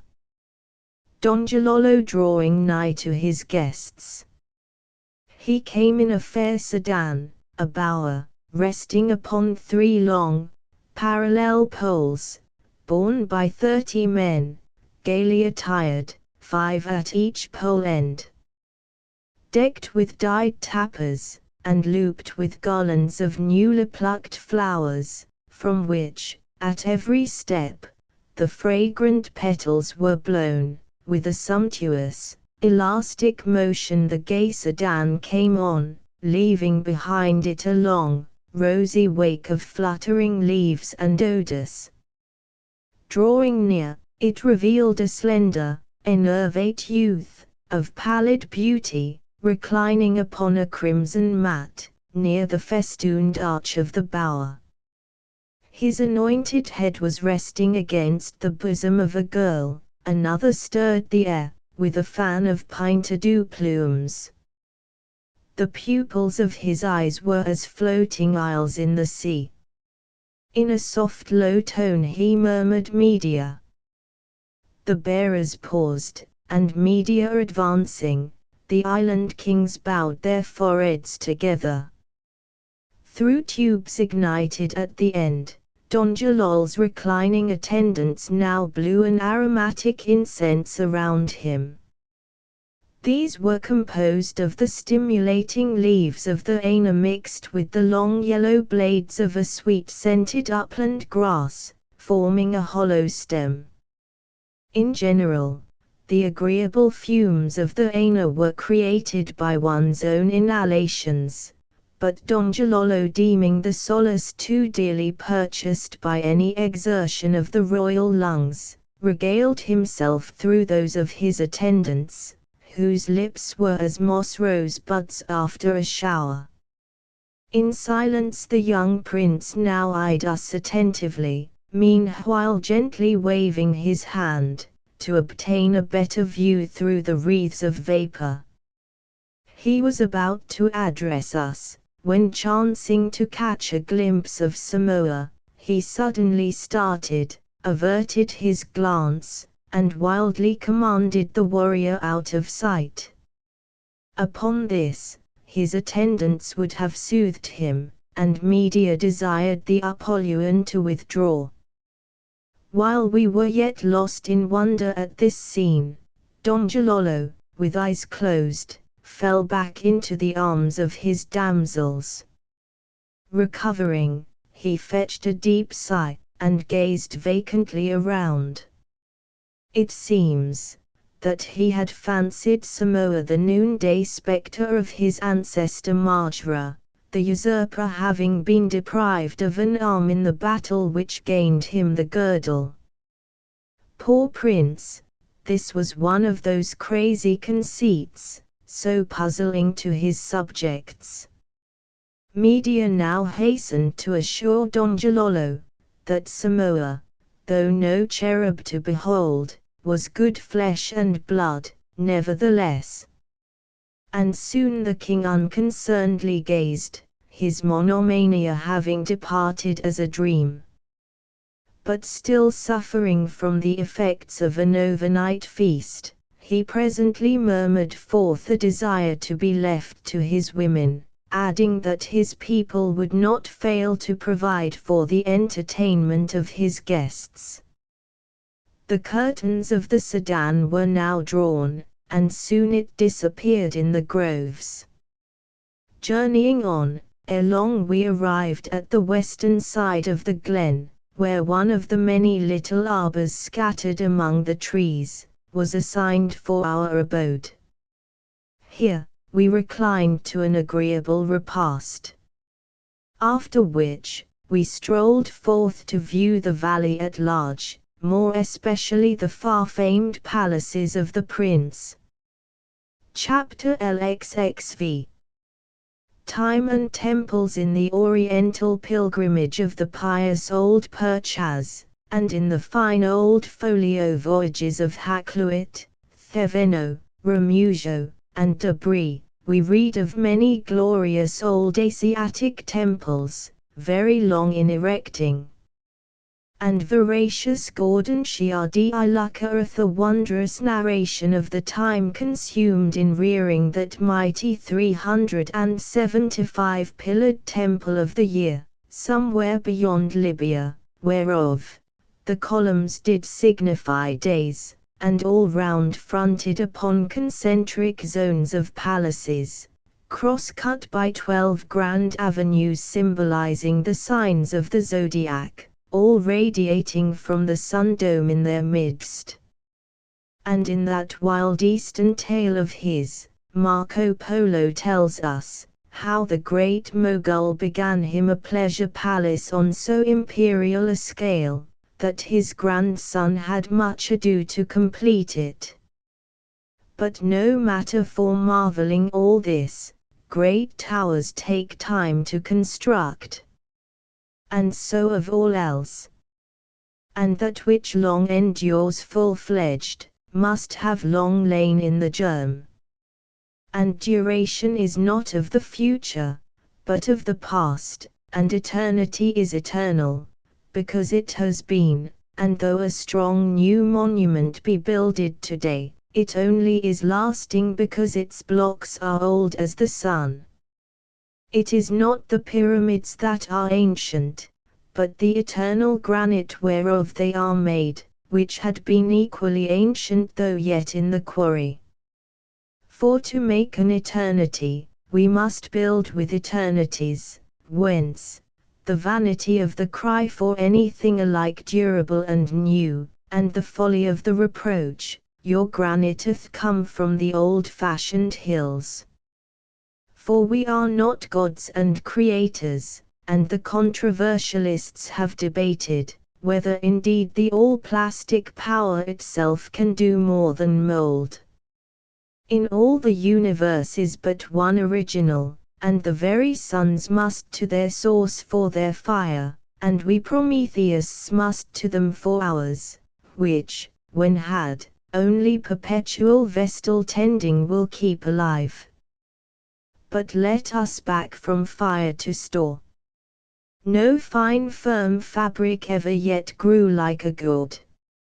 Nero's house of gold was not raised in a day, nor the Mexican house of the sun, nor the Alhambra, nor the Escurial, nor Titus's amphitheater, nor the Illinois mounds, nor Diana's great columns at Ephesus, nor Pompey's proud pillar, nor the Parthenon, nor the altar of Bullus, nor Stonehenge, nor Solomon's temple, nor Tadmor's towers, nor Susa's bastions, nor Persepolis pediments.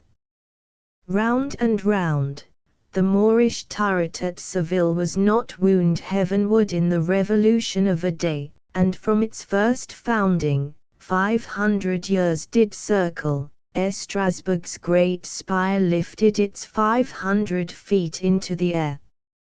No, nor were the great grottos of Elephanta hewn out in an hour, nor did the troglodytes dig Kentucky's mammoth cave in a sun, nor that of Trophonius, nor Antipros, nor the Giant's Causeway. Nor were the subterranean arched sewers of Etruria channeled in a trice, nor the airy arched aqueducts of Nerva thrown over their values in the ides of a month. Nor was Virginia's natural bridge worn under in a year, nor, in geology, were the eternal Grampians upheaved in an age. And who shall count the cycles that revolved ere Earth's interior sedimentary strata were crystallized into stone? Nor Peak of Pico, nor Tenerife, were chiseled into obelisks in a decade, nor had Mount Athos been turned into Alexander's statue so soon. And the bower of Artaxerxes took a whole Persian summer to grow, and the Chasice palace a long Muscovite winter to congeal. No, no, nor was the pyramid of Cheops masoned in a month, though, once built, the sands left by the deluge might not have submerged such a pile. Nor were the broad boughs of Charles Oak grown in a spring, though they outlived the royal dynasties of Tudor and Stuart. Nor were the parts of the great Iliad put together in haste, though old Homer's temple shall lift up its dome, when St. Peter's is a legend. Even man himself lives months ere his Maker deems him fit to be born, and ere his proud shaft gains its full stature, 21 long Julian years must elapse. And his whole mortal life brings not his immortal soul to maturity, nor will all eternity perfect him. Yet, with uttermost reverence, as to human understanding, increase of dominion seems increase of power, and day by day new planets are being added to elder-born Saturn, even as 6,000 years ago our own Earth made one more in this system, so, in incident, not in essence, may the Infinite himself be not less than more infinite now, than when old Aldebaran rolled forth from his hand. And if time was, when this round earth, which to innumerable mortals has seemed an empire never to be wholly explored, which, in its seas, concealed all the Indies over 4,500 years, if time was, when this great quarry of Assyria's and Rome's was not extant, then, time may have been, when the whole material universe lived its dark ages, yet, when the ineffable silence, proceeding from its unimaginable remoteness, espied it as an isle in the sea. And herein is no derogation. For the immeasurable's altitude is not heightened by the arches of Mahomet's heavens, and were all space a vacuum, yet would it be a fullness, for to himself his own universe is he. Thus deeper and deeper into time's endless tunnel, does the winged soul, like a night hawk, wend her wild way, and finds eternities before and behind, and her last limit is her everlasting beginning. But sent over the broad flooded sphere, even Noah's dove came back, and perched on his hand. So comes back my spirit to me, and folds up her wings. Thus, then, though time be the mightiest of Alarics, yet is he the mightiest mason of all. And a tutor, and a counselor, and a physician, and a scribe, and a poet, and a sage, and a king. Yea, and a gardener, as ere long will be shown. But first must we return to the glen. Chapter XV. A pleasant place for a lounge, whether the hard condition of their kingly state, very naturally demanding some luxurious requital, prevailed upon the monarchs of Wam to house themselves so delightfully as they did, whether buried alive in their glen, they sought to centre therein a secret world of enjoyment, however it may have been. Throughout the archipelago this saying was a proverb, "You are lodged like the king in Willamilla." Hereby was expressed the utmost sumptuousness of a palace. A well-warranted saying, for of all the bright places, where my soul loves to linger, the haunts of Donjalolo are most delicious. In the eastern quarter of the glen was the house of the morning. This fanciful palace was raised upon a natural mound, many rods square, almost completely filling up a deep recess between deep green and projecting cliffs, overlooking many abodes distributed in the shadows of the groves beyond. Now, if it indeed be, that from the time employed in its construction, any just notion may be formed of the stateliness of an edifice, it must needs be determined, that this retreat of Donjalolo could not be otherwise than imposing. Full 500 moons was the palace in completing, for by some architectural arborist, its quadrangular foundations had been laid in seed cocoa nuts, requiring that period to sprout up into pillars. In front, these were horizontally connected, by elaborately carved beams, of a scarlet hue, inserted into the vital wood, which, swelling out, and overlapping, firmly secured them. The beams supported the rafters, inclining from the rear, while over the aromatic grasses covering the roof, waved the tufted tops of the palms, green capitals to their dusky shafts. Through and through this vibrating verdure, bright birds flitted and sang, the scented and variegated thatch seemed a hanging garden, and between it and the palm tops, was leaf-hung an arbor in the air. Without these columns, stood a second and third colonnade, forming the most beautiful bowers, advancing through which, you fancied that the palace beyond must be chambered in a fountain, or frozen in a crystal. 3 sparkling rivulets flowing from the heights were led across its summit, through great trunks half buried in the thatch, and emptying into a sculptured channel, running along the eaves, poured over in one white sheet, plaited and transparent. Received into a basin beneath, they were thence conducted down the vale. The sides of the palace were hedged by diame bushes bearing a flower, from its perfume, called lenera, or sweet breath, and within these odorous hedges, were heavy piles of mats, richly dyed and embroidered. Here lounging of a glowing noon, the plaited cascade playing, the verdure waving, and the birds melodious, it was hard to say whether you were an inmate of a garden in the glen, or a grotto in the sea. But enough for the nonce, of the house of the morning. Cross we the hollow, to the house of the afternoon. Chaptulksei.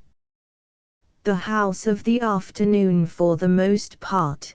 The house of the afternoon was but a wing built against a mansion wrought by the hand of nature herself, a grotto running into the side of the mountain. From high over the mouth of this grotto, sloped a long arbor, supported by great blocks of stone, rudely chiseled into the likeness of idols, each bearing a carved lizard on its chest, a sergeant's guard of the gods condescendingly doing duty as posts. From the grotto thus vestibuled, issued hilariously forth the most considerable stream of the glen, which, seemingly overjoyed to find daylight in Willamilla, sprang into the arbor with a cheery, white bound. But its youthful enthusiasm was soon repressed, its waters being caught in a large stone basin, scooped out of the natural rock, whence, staid and decorous, they traversed sundry moats, at last meandering away, to join floods with the streams trained to do service at the other end of the vale. Truant streams, the livelong day wending their loitering path to the subterraneous outlet, flowing into which, they disappeared. But no wonder they loitered, passing such ravishing landscapes. Thus with life, man bounds out of night, runs and babbles in the sun, then returns to his darkness again, though, peradventure, once more to emerge. But the grotto was not a mere outlet to the stream. Flowing through a dark flume in the rock, on both sides it left a dry, elevated shelf, to which you ascend from the arbor by 3 artificially wrought steps, sideways disposed, to avoid the spray of the rejoicing cataract. Mounting these, and pursuing the edge of the flume, the grotto gradually expands and heightens, your way lighted by rays in the inner distance. At last you come to a lofty subterraneous dome, lit from above by a cleft in the mountain, while full before you, in the opposite wall, from a low, black arch, midway up, and inaccessible, the stream, with a hollow ring and a dash, falls in a long, snowy column into a bottomless pool, whence, after many an eddy and whirl, it entered the flume, and away with a rush. Half hidden from view by an overhanging brow of the rock, the white fall looked like the sheeted ghost of the grotto. Yet gallantly bedecked was the cave, as any old armorial hall hung round with banners and arras. Streaming from the cleft, vines swung in the air, or crawled along the rocks, wherever a tendril could be fixed. High up, their leaves were green, but lower down, they were shriveled, and dyed of many colors, and tattered and torn with much rustling, as old banners again, sore ravelled with much triumphing. In the middle of this hole in the hill was incarcerated the stone image of one Demi, the tutelar deity of Wilhelmina. All green and oozy like a stone under water, poor Demi looked as if sore harassed with sciatics and lumbagos. But he was cheered from aloft by the promise of receiving a garland all blooming on his crown, the dryads sporting in the woodlands above, forever peeping down the cleft, and essaying to drop him a coronal. Now, the still, panting glen of Wilhelmina, nested so close by the mountains, and a goodly green mark for the archer in the sun, would have been almost untenable were it not for the grotto. Hereby, it breathed the blessed breezes of Omi, a mountain promontory buttressing the island to the east, receiving the cool stream of the upland trades, much pleasanter than the currents beneath. At all times, even in the brooding noonday, a gush of cool air came hand in hand with the cool waters, that burst with a shout into the palace of Donjalolo.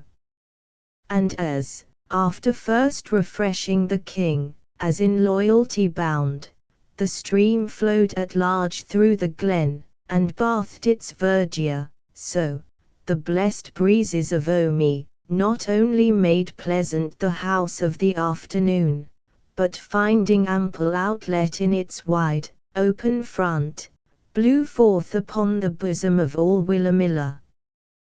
"Come, let us take the air of Omi" was a very common saying in the glen. And the speaker would hie with his comrade toward the grotto, and flinging himself on the turf, pass his hand through his locks, and recline, making a joy and a business of breathing, for truly the breezes of Omi were as air wine to the lungs. Yet was not this breeze over cool, though at times the zephyrs grew boisterous. Especially at the season of high sea, when the strong trades drawn down the cleft in the mountain, rushed forth from the grotto with wonderful force. Crossing it then, you had much ado to keep your robe on your back. Thus much for the house of the afternoon. Whither, after spending the shady morning under the eastern cliffs of the glen, daily, at a certain hour, Donjalolo in his palanquin was borne, there, finding new shades, and there tarrying till evening, when again he was transported whence he came, thereby anticipating the revolution of the sun. Thus dodging day's luminary through life, the prince hied to and fro in his dominions, on his smooth, spotless brow sol's rays never shining. Chapter 8. Babylanja Solus of the house of the afternoon. Something yet remains to be said. It was chiefly distinguished by its pavement, where, according to the strange customs of the isle, were inlaid the reputed skeletons of Donjalolo's sires, each surrounded by a mosaic of corals, red, white, and black, intermixed with vitreous stones fallen from the skies in a meteoric shower. These delineated the tattooing of the departed. Nearby, were imbedded their arms, mace, bow, and spear, in similar marquetry, and over each skull was the likeness of a scepter.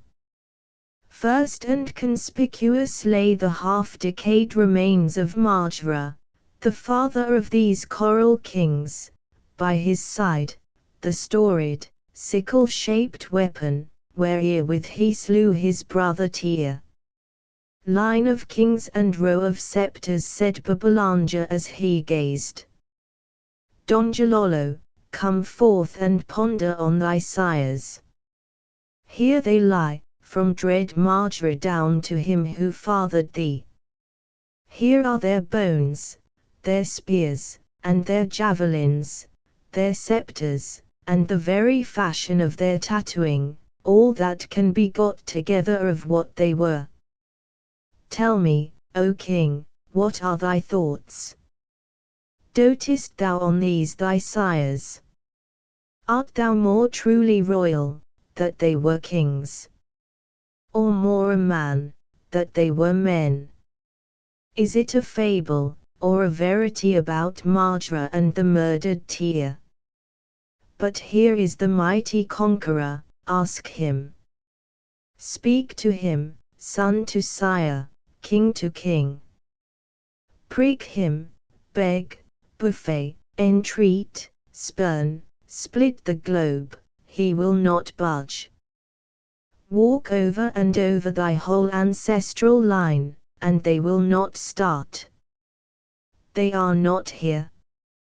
The dead are not to be found, even in their graves. Nor have they simply departed, for they willed not to go, they died not by choice, whithersoever they have gone, thither have they been dragged, and if so be, they are extinct, their nihilities went not more against their grain, than their forced quitting of Mardi. Either way, something has become of them that they sought not. Truly, had stout-hearted Mardi sworn to live here in Willamilla for and kept the vow, that would have been royalty indeed, but here he lies. Mardi, rise. Wham revolteth. Lo, I stamp upon thy sceptre, base menials tread upon thee where thou hast. Up, king, up. What? No reply. Are not these bones thine? Oh, how the living triumph over the dead. Mardi. Answer. Art thou? Or art thou not? I see thee not, I hear thee not, I feel thee not, eyes, ears, hands, are worthless to test thy being, and if thou art something beyond all human thought to compass. We must have other faculties to know thee by. Why, thou art not even a sightless sound, not the echo of an echo, here are thy bones. Donjalolo, methinks I see thee fallen upon by assassins, which of thy fathers riseth to the rescue? I see thee dying, which of them telleth thee what cheer beyond the grave? But they have gone to the land unknown. Meet phrase. Where is it? Not one of Oro's priests telleth a straight story concerning it. 'Twill be hard finding their paradises. Touching the life of Alma, in Mahai's chronicles, 'tis related, that a man was once raised from the tomb. But rubbed he not his eyes, and stared he not most vacantly? Not one revelation did he make. Ye gods! To have been a bystander there! At best, 'tis but a hope. But will a longing bring the thing desired? Doth dread avert its object? An instinct is no preservative. The fire I shrink from, may consume me. But dead, and yet alive, alive, yet dead, thus say the sages of Maramar. But die we then living? Yet if our dead fathers somewhere and somehow live, why not our unborn sons? For backward or forward, eternity is the same, already have we been the nothing we dread to be. Icy thought. But bring it home, it will not stay. What ho, hot heart of mine, to beat thus lustily a while, to feel in the red rushing blood, and then be ashes, can this be so? But peace, peace, thou liar in me, telling me I am immortal, shall I not be as these bones? to come to this. But the balsam-dropping palms, whose bowls run milk, whose plumes wave boastful in the air, they perish in their prime, and bow their blasted trunks. Nothing abideth, the river of yesterday floweth not today, the sun's rising is a setting, living is dying, the very mountains melt, and all revolve, systems and asteroids. The sun wheels through the zodiac, and the zodiac is a revolution. Our gods. In all this universal stir, am I to prove one stable thing? Grim chiefs in skeletons, avaunt! Ye are but dust, belike the dust of beggars, for on this bed, paupers may lie down with kings, and filch their skulls. This, great Marjor's arm. No, some old paralytics. Ye, kings. Ye, men. Where are your vouchers? I do reject your brotherhood, ye libellous remains. But no, no, despise them not, O Babylanja. Thy own skeleton, thou thyself dost carry with thee, through this mortal life, and I would view it, but for kind nature's screen, thou art death alive, and e'en to what's before thee wilt thou come. Thy children's children will walk over thee, thou, voiceless as a calm. And over the coral kings, Babylanja paced in profound meditation. Chapter 6. The center of many circumferences like Donjalolo himself, we hie to and fro, for back now must we pace to the house of the morning. In its rear, there diverged 3 separate arbors, leading to less public apartments. Traversing the central arbor, and fancying it will soon lead you to open ground, you suddenly come upon the most private retreat of the prince, a square structure, plain as a pyramid, and without, as inscrutable. Down to the very ground, its walls are thatched, but on the farther side a passageway opens, which you enter. But not yet are you within. Scarce a yard distant, stands an inner thatched wall, blank as the first.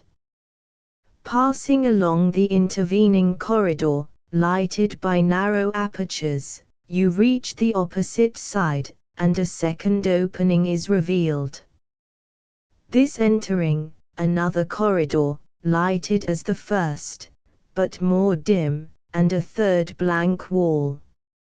And thus, 3 times 3, you worm round and round, the twilight lessening as you proceed, until at last, you enter the citadel itself, the innermost arbor of a nest, whereof, each has its roof, distinct from the rest. The heart of the place is but small, illuminated by a range of open skylights, downward contracting. Innumerable as the leaves of an endless folio, multitudinous mats cover the floor, whereon reclining by night, like Pharaoh on the top of his patrimonial pile, the inmate looks heavenward, and heavenward only, gazing at the torchlight processions in the skies, when, in state, the suns march to be crowned. And here, in this impenetrable retreat, centrally slumbered the universe rounded, zodiac belted, horizon zoned, sea girt, reef sashed, mountain locked, arbor nested, royalty girdled, arm clasped, self hugged, indivisible Donjalolo, absolute monarch of Wham, the husk in husked meat in a nut, the innermost spark in a ruby, the juice-nested seed in a golden-rinded orange, the red royal stone in an effeminate peach, the insphered sphere of spheres. Chapter LXXX. Don Jalolo in the bosom of his family to pretend to relate the manner in which Wam's ruler passed his captive days, without making suitable mention of his harem, would be to paint one's full-length likeness and omit the face. For it was his harem that did much to stamp the character of Don Jalolo. And had he possessed but a single spouse, most discourteous, surely, to have overlooked the princess, much more, then, as it is, and by how much the more, a plurality exceeds a unit. Exclusive of the female attendants, by day waiting upon the person of the king, he had wives 30 in number, corresponding in name to the nights of the moon. For, in Wam, time is not reckoned by days, but by nights, each night of the lunar month having its own designation, which, relatively only, is extended to the day.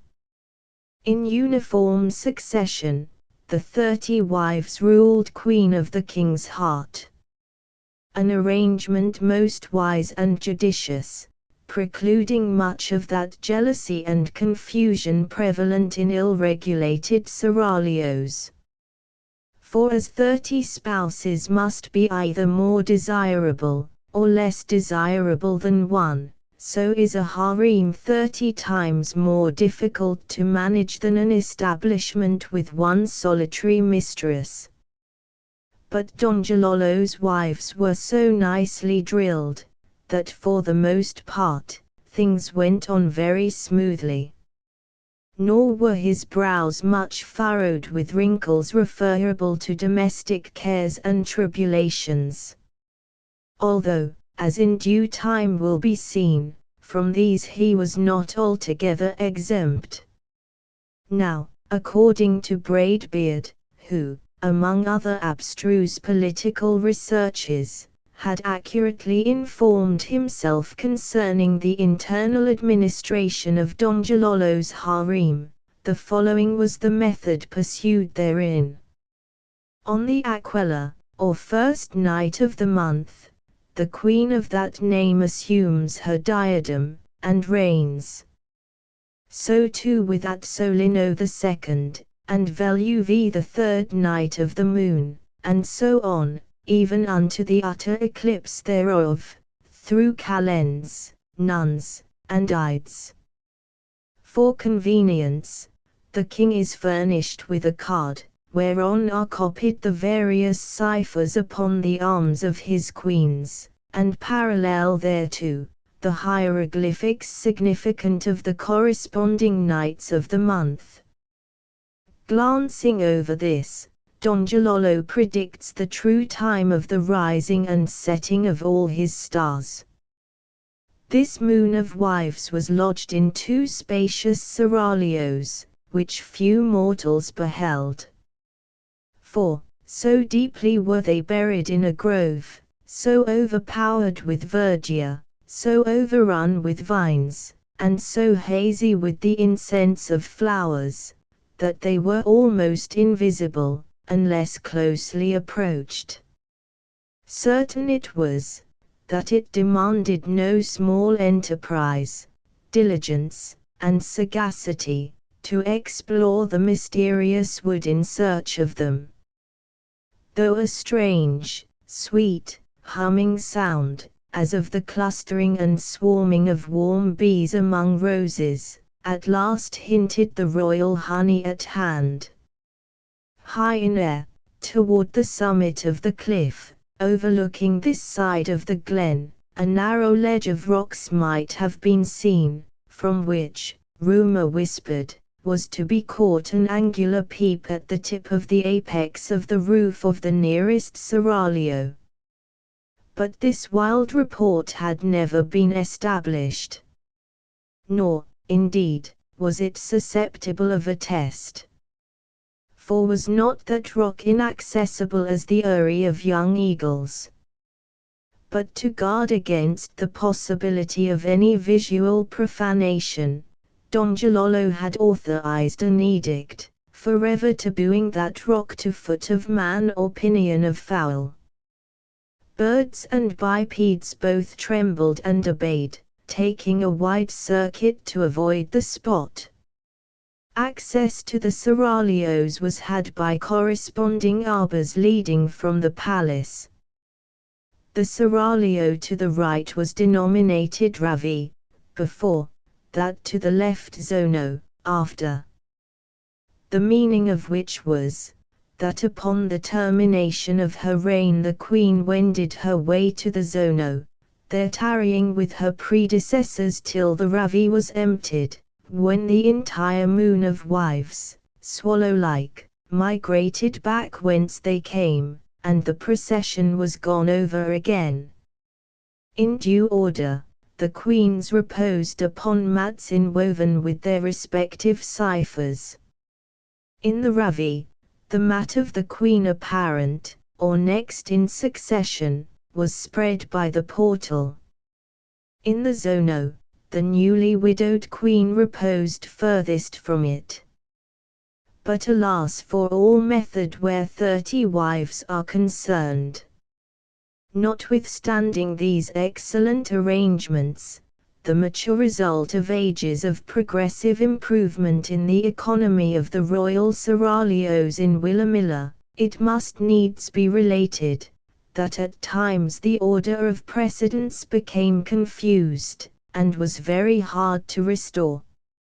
At intervals, some one of the wives was weeded out, to the no small delight of the remainder, but to their equal vexation her place would soon after be supplied by some beautiful stranger, who assuming the denomination of the vacated Night of the Moon, thenceforth commenced her monthly revolutions in the king's infallible calendar. In constant attendance was a band of old men, woebegone, thin of leg, and puny of frame, whose grateful task it was, to tarry in the garden of Don Jalolo's delights, without ever touching the roses. Along with innumerable other duties, they were perpetually kept coming and going upon 10,000 errands, for they had it in strict charge to obey the slightest behests of the damsels, and with all imaginable expedition to run, fly, swim, or dissolve into impalpable air, at the shortest possible notice. So laborious their avocations, that none could discharge them for more than a 12-month, at the end of that period giving up the ghost out of pure exhaustion of the locomotive apparatus. It was this constant drain upon the stock of masculine old age in the glen, that so bethined its small population of greybeards and hoary heads. And any old man hitherto exempted, who happened to receive a summons to repair to the palace, and there wait the pleasure of the king, this unfortunate, at once suspecting his doom, put his arbour in order, oiled and suppled his joints, took a long farewell of his friends, selected his burial place, and going resigned to his fate, in due time expired like the rest. Had any one of them cast about for some alleviating circumstance, he might possibly have derived some little consolation from the thought, that though a slave to the whims of 30 princesses, he was nevertheless one of their guardians, and as such, he might ingeniously have concluded, their superior. But small consolation this. For the damsels were as blithe as larks, more playful than kittens, never looking sad and sentimental, projecting clandestine escapes, but supplied with the 30th part of all that Aspasia could desire, glorying in being the spouses of a king, nor in the remotest degree anxious about eventual dowers, they were carefree, content, and rejoicing, as the rays of the morning. Poor old men, then, it would be hard to distill out of your fate one drop of the balm of consolation. For, commissioned to watch over those who forever kept you on the trot, affording you no time to hunt up peccadilloes, was not this circumstance an aggravation of hard times? A sharpening and edge giving to the steel in your souls? But much yet remains unsaid. To dwell no more upon the eternal wear and tear incident to these attenuated old warders, they were intensely hated by the damsels. Inasmuch as it was archly opined, for what ulterior purposes they were retained. Nightly couching, on guard, round the seraglio, like fangless old bronze dragons round a fountain enchanted, the old men ever and anon cried out mightily, by reason of sore pinches and scratches received in the dark, and triply girt about as he was. Don Gilolo himself started from his slumbers, raced round and round through his 10,000 corridors, at last bursting all dizzy among his 29 queens, to see what under the seventh heavens was the matter. When, lo and behold, there lay the innocents all sound asleep, the dragons moaning over their mysterious bruises. Me. His harem, like all large families, was the delight and the torment of the days and nights of Don Gilolo. And in one special matter was he either eminently miserable, or otherwise, for all his multiplicity of wives, he had never an heir. Not his, the proud paternal glance of the Grand Turk Soliman, looking round upon 100 sons, all bone of his bone, and squinting with his squint. Chapter XC, wherein Babbalanja relates the adventure of one Karkik in the land of shades at our morning repast on the second day of our stay in the hollow. Our party indulged in much lively discourse. Samoa, said I, those isles of yours, of whose beauty you so often make vauntful mention, can those isles, good Samoa, furnish a valley in all respects equal to Willamilla? Disdainful answer was made, that Willamilla might be endurable enough for a sojourn, but as a permanent abode, any glen of his own natal isle was unspeakably superior.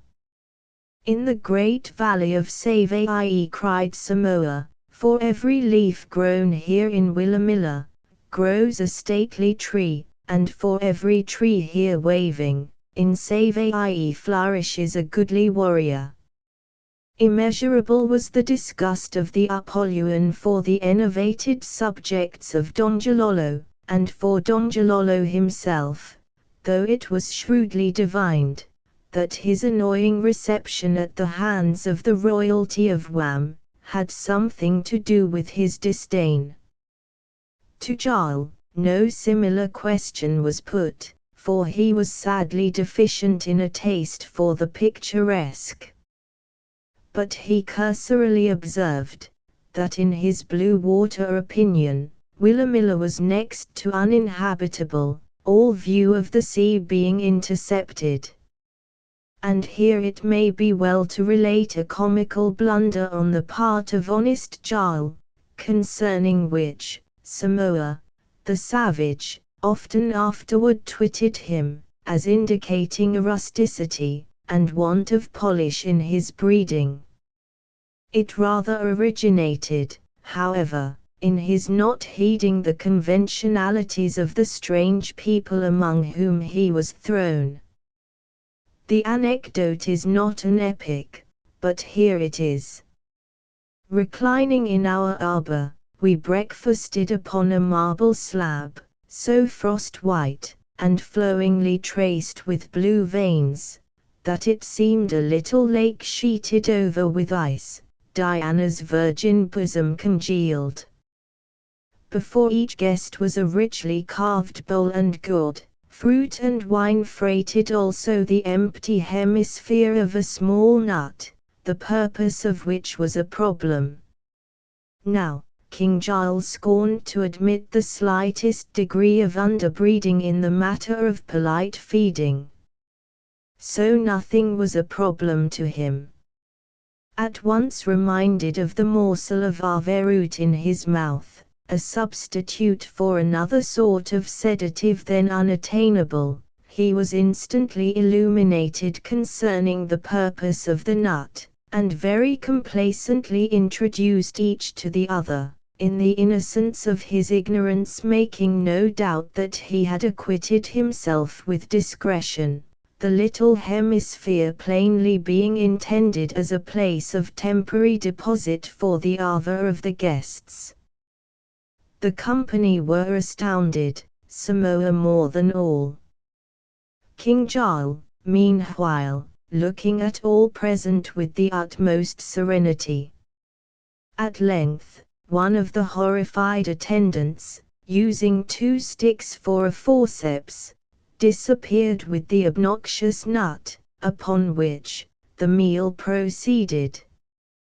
This attendant was not seen again for many days, which gave rise to the supposition that, journeying to the seaside, he had embarked for some distant strand, there to bury out of sight the abomination with which he was freighted.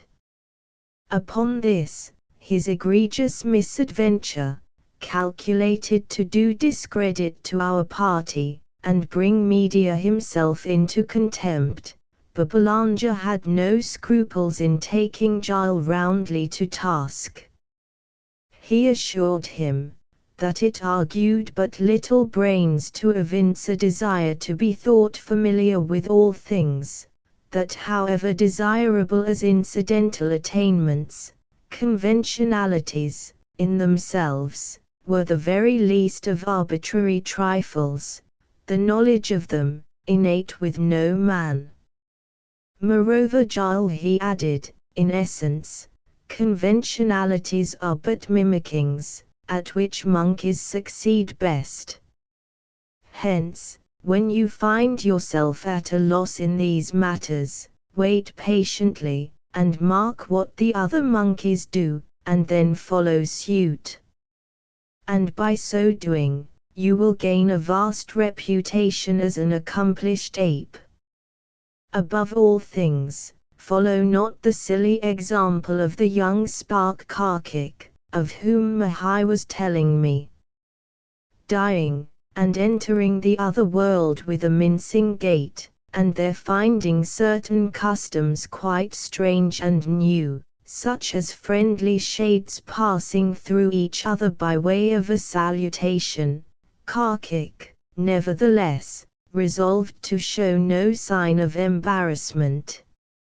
Accosted by a phantom, with wings folded pensively, plumes interlocked across its chest, he off-head, and stood obsequiously before it.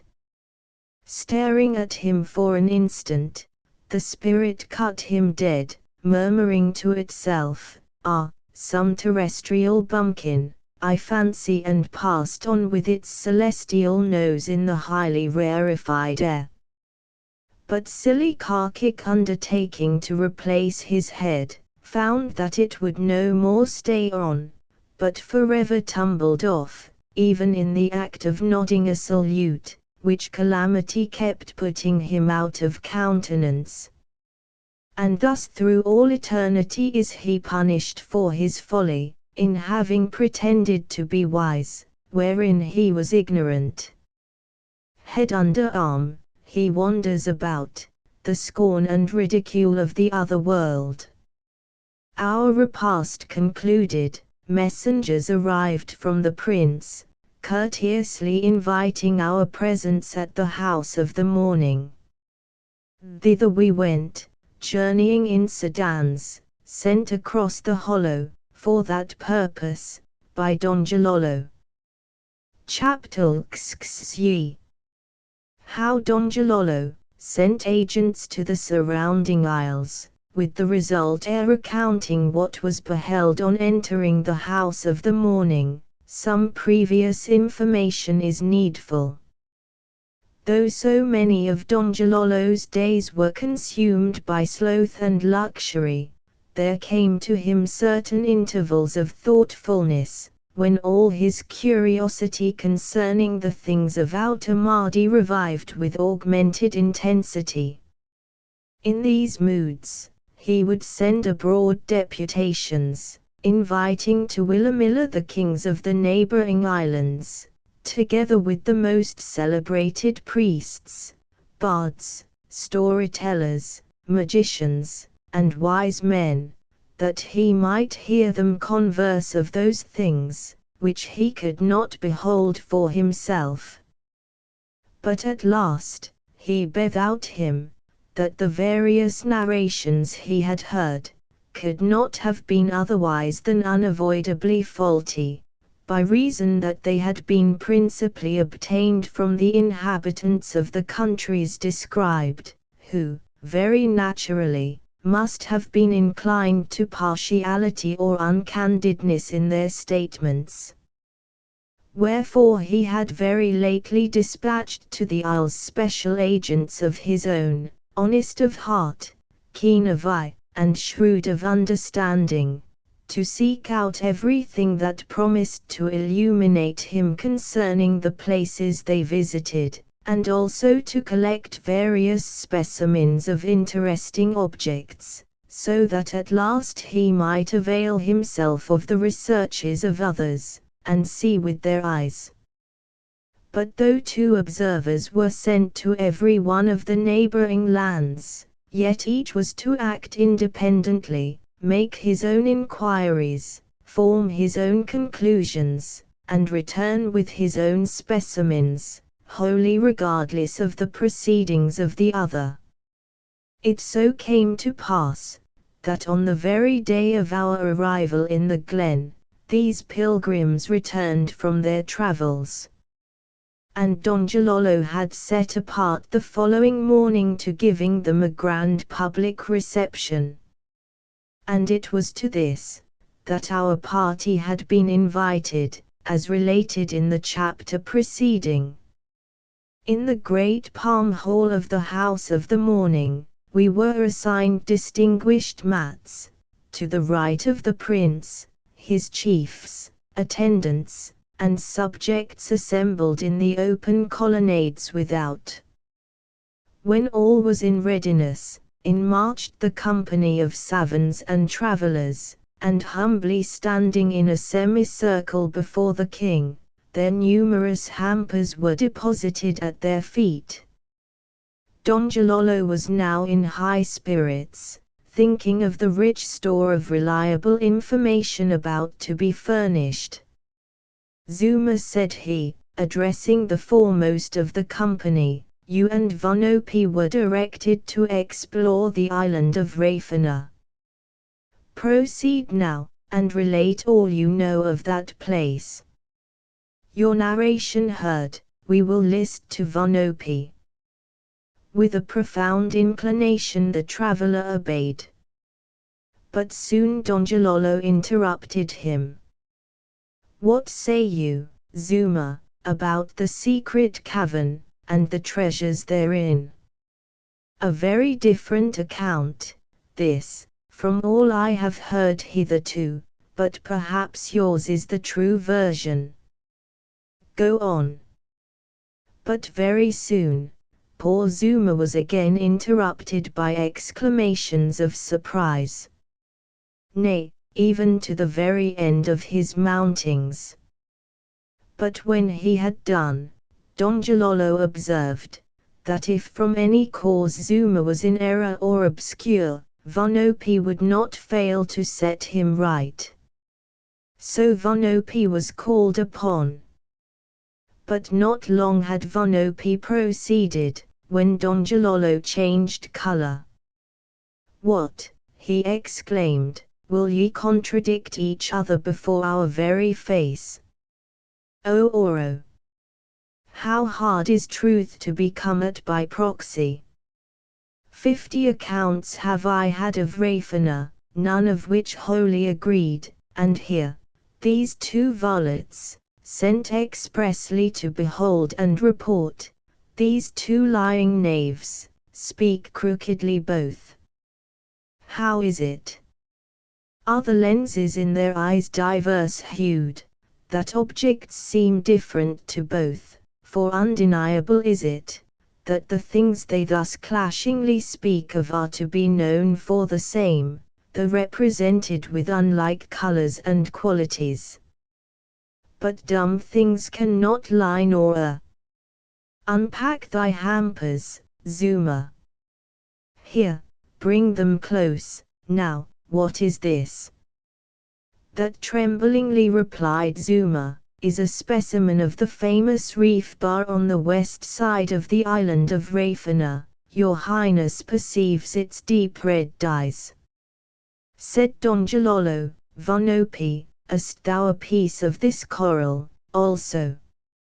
I have, Your Highness, said Vonopi, here it is. Taking it from his hand, Donjalolo gazed at its bleached, white hue, then dashing it to the pavement, O mighty Oro! Truth dwells in her fountains, where every one must drink for himself. For me, vain all hope of ever knowing Mardi. Away! Better know nothing, than be deceived. Break up! And Donjalolo rose, and retired. All present now broke out in a storm of vociferation, some siding with Zuma, others with Vonopi, each of whom, in turn, was declared the man to be relied upon. Marking all this, Babbalanja, who had been silently looking on, leaning against one of the palm pillars, quietly observed to Media, My lord, I have seen this same reef at Rafina. In various places, it is of various hues. As for Zuma and Vonopi, both are wrong, and both are right. Chapter LXXXIII. They visit the tributary islets in Willamilla, no Yalar being found. On the third day we took leave of Donjalolo, who lavished upon us many caresses and, somewhat reluctantly on Media's part, we quitted the vale. One by one, we now visited the outer villages of Wam, and crossing the waters, wandered several days among its tributary isles. There we saw the viceroys of him who reigned in the hollow, chieftains of whom Donjalolo was proud, so honest, humble, and faithful, so bent upon ameliorating the condition of those under their rule. For, be it said, Donjalolo was a charitable prince, in his serious intervals, ever seeking the welfare of his subjects, though after an imperial view of his own. But alas, in that sunny donjon among the mountains, where he dwelt, how could Donjalolo be sure that the things he decreed were executed in regions forever remote from his view? Ah! Very bland, very innocent, very pious, the faces his viceroys presented during their monthly visits to Willamilla. But as cruel their visage, when, returned to their islets, they abandoned themselves to all the license of tyrants, like Varas revelling down the rights of the Sicilians. Like Carmelites, they came to Donjalolo, barefooted, but in their homes, their proud latchets were tied by their slaves. Before their king-belted prince, they stood rope-girdled like self-abased monks of Saint Francis, but with those ropes, before their palaces, they hung innocence and truth. As still seeking Ilah, and still disappointed, we roved through the lands which these chieftains ruled, Babbalanja exclaimed, "Let us depart, idle our search, in isles that have viceroys for kings." At early dawn, about embarking for a distant land, there came to us certain messengers of Donjalolo, saying that their lord the king, repenting of so soon parting company with Media and Taji, besought them to return with all haste, for that very morning, in Willamilla, a regal banquet was preparing, to which many neighboring kings had been invited, most of whom had already arrived. Declaring that there was no alternative but compliance, Media acceded, and with the king's messengers we returned to the glen. Chapter Xiv. Taji sits down to dinner with 25 kings, and a royal time they have. It was afternoon when we emerged from the defile. And informed that our host was receiving his guests in the house of the afternoon, thither we directed our steps. Soft in our face, blew the blessed breezes of Omi, stirring the leaves overhead, while, here and there, through the trees, showed the idol bearers of the royal retreat, hand in hand, linked with festoons of flowers. Still beyond, on a level, sparkled the nodding crowns of the kings, like the constellation Corona Borealis, the horizon just gained. Close by his noontide friend, the cascade at the mouth of the grotto, reposed on his crimson mat, Donjalolo, arrayed in a vestment of the finest white tapa of Mardi, figured all over with bright yellow lizards, so curiously stained in the gauze, that he seemed overrun, as with golden mice. Mardra's girdle girdled his loins, tasseled with the congregated teeth of his sires. A jeweled turban tiara, milk-white, surmounted his brow, over which waved a copse of pine-to-dew plumes. But what sways in his hand? A scepter, similar to those likenesses of scepters, imbedded among the corals at his feet. A polished thigh bone, by Braidbeard declared once Tears the murdered. For to emphasize his intention utterly to rule, Mardra himself had selected this emblem of dominion over mankind. But even this last despite done to dead Tyr had once been transcended. In the usurper's time, prevailed the belief, that the saliva of kings must never touch ground, and Mahai's chronicles made mention, that during the lifetime of Mardra, Tyr's skull had been devoted to the basest of purposes, Mardra's, the hate no turf could bury. Yet, traditions like these ever seem dubious. There be many who deny the hump, moral and physical, of Gloucester Richard. Still advancing unperceived, in social hilarity we descried their highnesses, chatting together like the most plebeian of mortals, full as merry as the monks of old. But marking our approach, all changed. A pair of potentates, who had been playfully trifling, hurriedly adjusted their diadems, threw themselves into attitudes, looking stately as statues. Phidias turned not out his Jupiter so soon.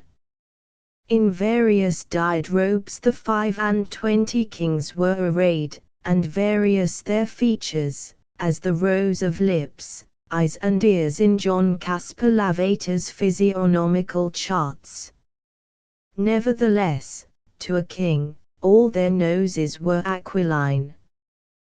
There were long fox-tail beards of silver grey, and enameled chins, like those of girls, bald pates and Merovingian locks, smooth brows and wrinkles, forms erect and stooping, an eye that squinted. One king was deaf, by his side, another that was halt, and not far off, a dotard. They were old and young, tall and short, handsome and ugly, fat and lean, cunning and simple. With animated courtesy our host received us, assigning a neighboring bower for Babylanja and the rest, and among so many right royal, demi-divine guests, how could the demigods Medea and Tagi be otherwise than at home? The unwonted sprightliness of Don Jalolo surprised us.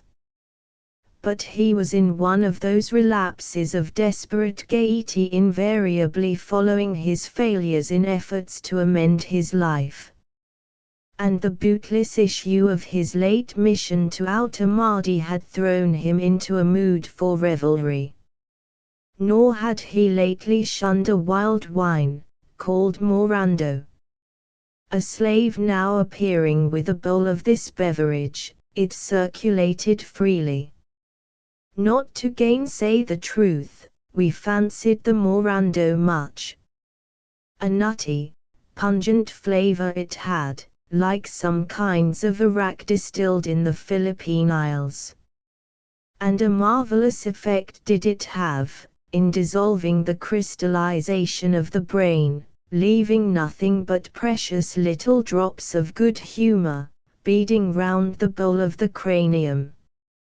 Meanwhile, garlanded boys, climbing the limbs of the idol pillars, and stirruping their feet in their most holy mouths, suspended hangings of crimson tapa all round the hall, so that sweeping the pavement they rustled in the breeze from the grot. Presently, stalwart slaves advanced, bearing a mighty basin of a porphyry hue, deep hollowed out of a tree. Outside, were innumerable grotesque conceits, conspicuous among which, for a border, was an endless string of the royal lizards circumnavigating the basin in inverted chase of their tails. Peculiar to the groves of Willamilla, the yellow lizard formed part of the arms of Wham. And when Don Jalolo's messenger went abroad, they carried its effigy, as the emblem of their royal master, themselves being known as the gentlemen of the golden lizard.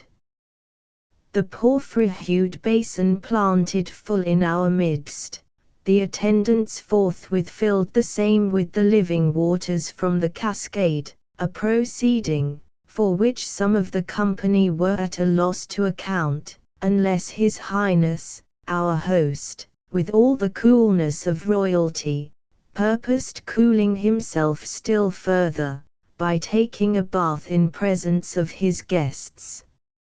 A conjecture, most premature, for directly, the basin being filled to within a few inches of the lizards, the attendants fell to launching therein divers goodly-sized trenchers, all laden with choice viands, wild boar meat, humps of grampuses, embrowned breadfruit, roasted in odoriferous fires of sandalwood, but suffered to cool, goldfish, dressed with the fragrant juices of berries, citron sauce, rolls of the baked paste of yams, juicy bananas, steeped in a saccharine oil, marmalade of plantains, jellies of guava, confections of the treacle of palm sap, and many other dainties, besides numerous stained calabashes of morando, and other beverages,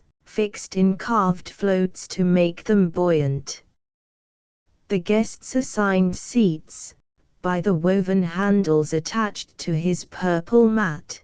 The prince, our host, was now gently moved by his servitors to the head of the porphyry-hued basin, where, flanked by lofty crowned heads, white tiara'd, and radiant with royalty, he sat, like snow-turbaned Mont Blanc, at sunrise presiding over the headwaters of the Rhône. To right and left, looming the gilded summits of the Simplon, the Gothard, the Jungfrau, the great Saint Bernard, and the Grand Glockner. Yet turbid from the launching of its freight, Lake Como tossed to and fro its navies of good cheer, the shadows of the king peaks wildly flitting thereupon. But no frigid wine and fruit cooler, Lake Como, as at first it did seem, but a tropical dining table, its surface a slab of light blue St. Pons marble in a state of fluidity.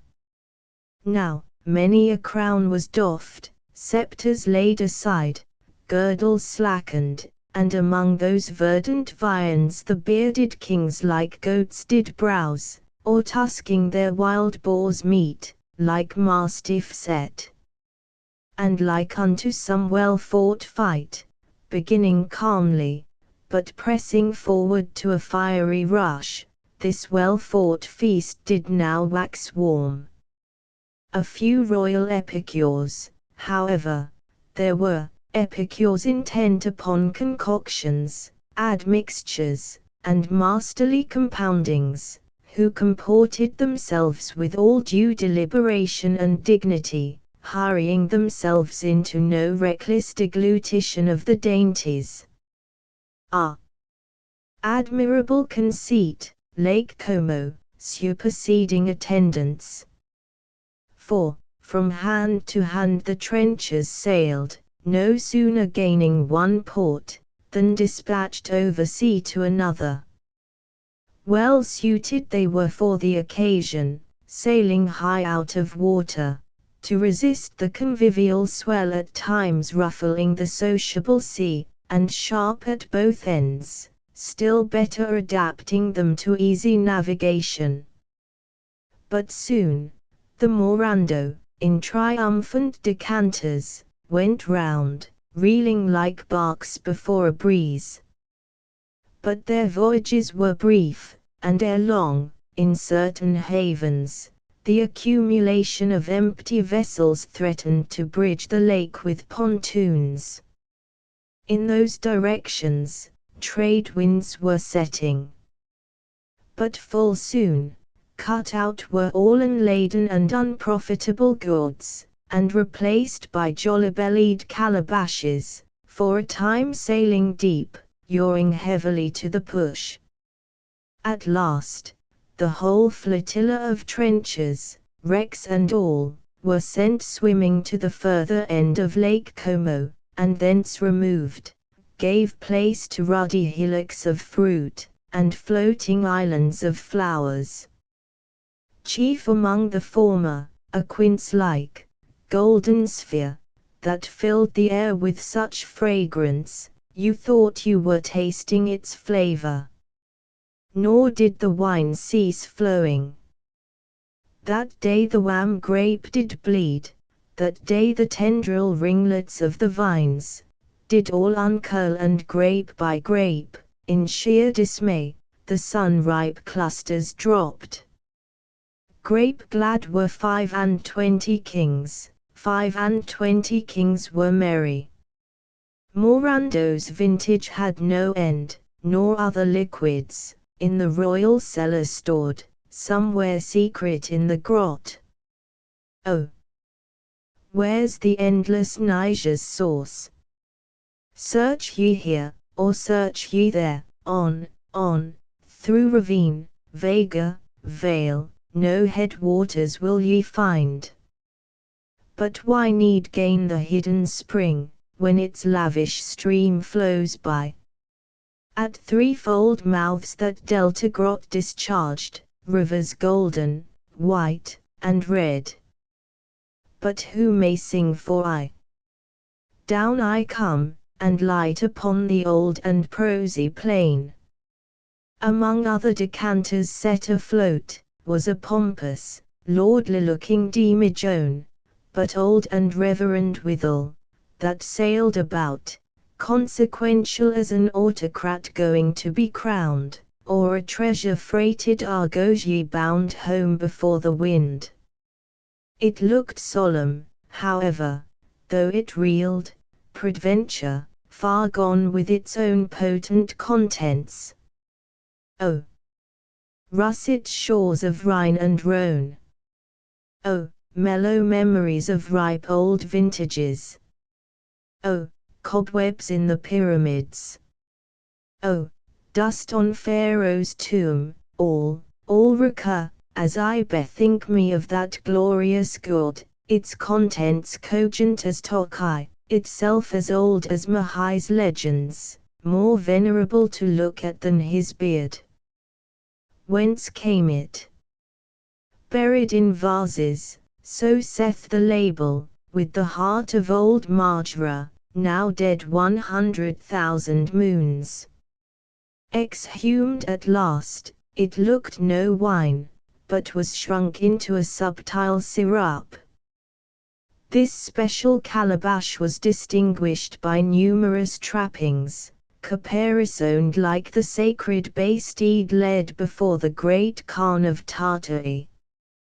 A most curious and beetle-sealed network encased it, and the royal lizard was jealously twisted about its neck, like a hand on a throat containing some invaluable secret. All hail, Marzilla! King's own royal particular. A Vinus Percy. Dating back to the conquest. Distilled of yore from purple berries growing in the purple valley of Ardea. Thrice hail!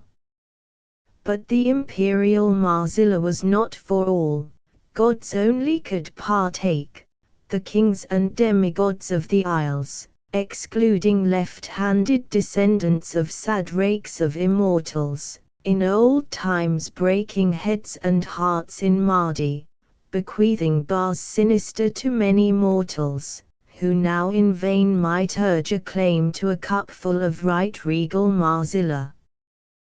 The royal particular was pressed upon me, by the now jovial Don Gilolo. With his own sceptred hand charging my flagon to the brim, he declared his despotic pleasure, that I should quaff it off to the last lingering globule.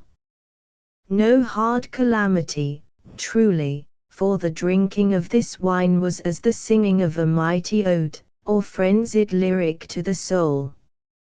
Drink, Taji, cried Don Gilolo, drink deep.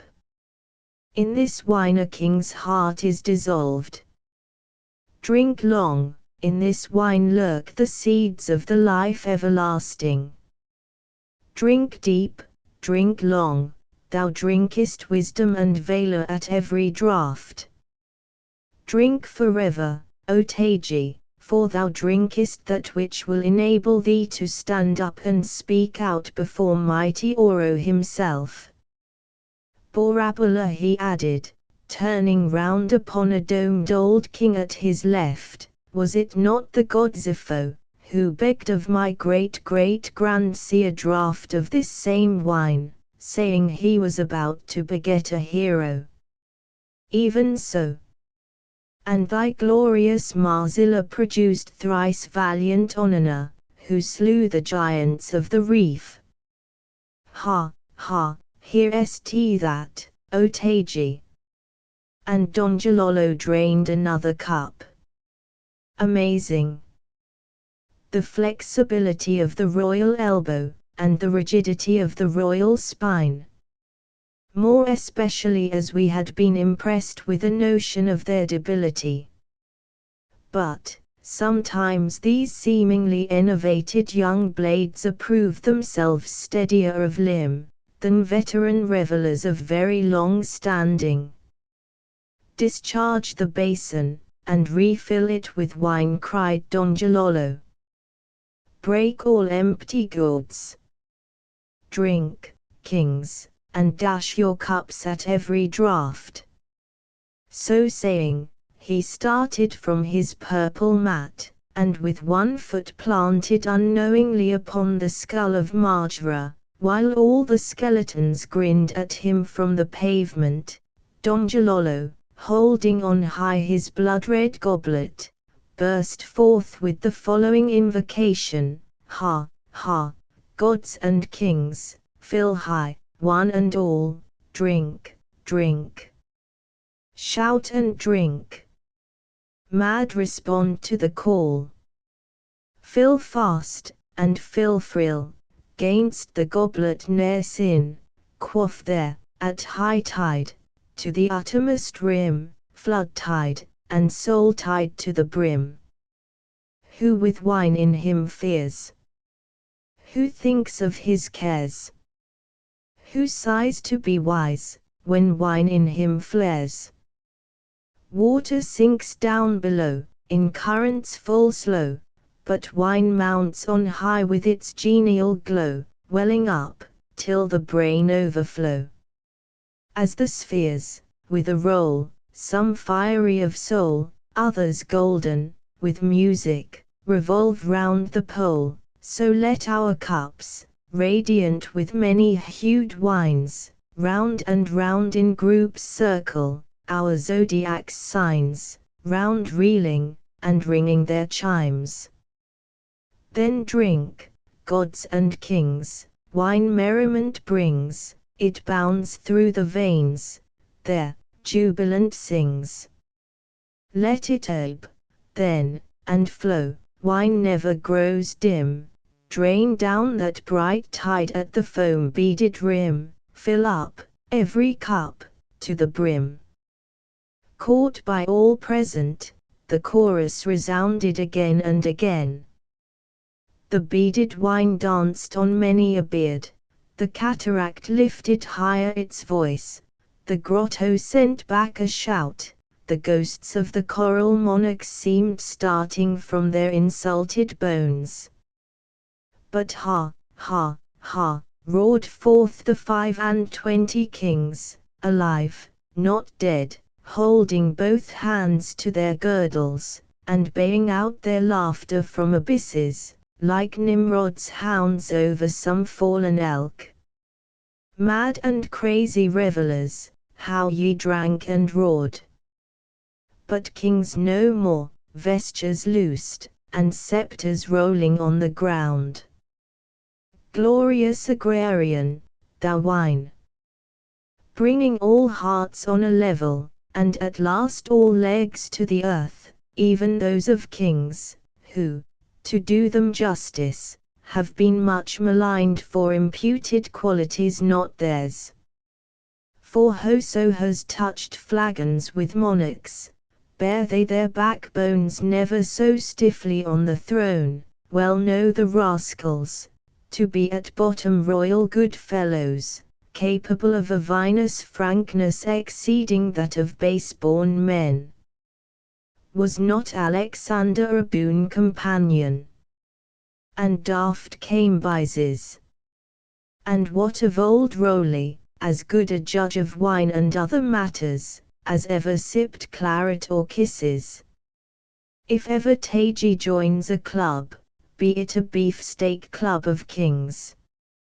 Don Gilolo emptied yet another cup. The mirth now blew a gale, like a ship's shrouds in a typhoon, every tendon vibrated, the breezes of Omi came forth with a rush, the hangings shook, the goblets danced fandangos, and Don Gilolo, clapping his hands, called before him his dancing women. Forth came from the grotto a reed-like burst of song, making all start, and look that way to behold such enchanting strains. Sounds heralding sights. Swimming in the air, emerged the nymphs, lustrous arms interlocked like Indian jugglers' glittering snakes. Round the cascade they thronged, then paused in its spray. Of a sudden, seemed to spring from its midst, a young form of foam, that danced into the soul like a thought. At last, sideways floating off, it subsided into the grotto, a wave.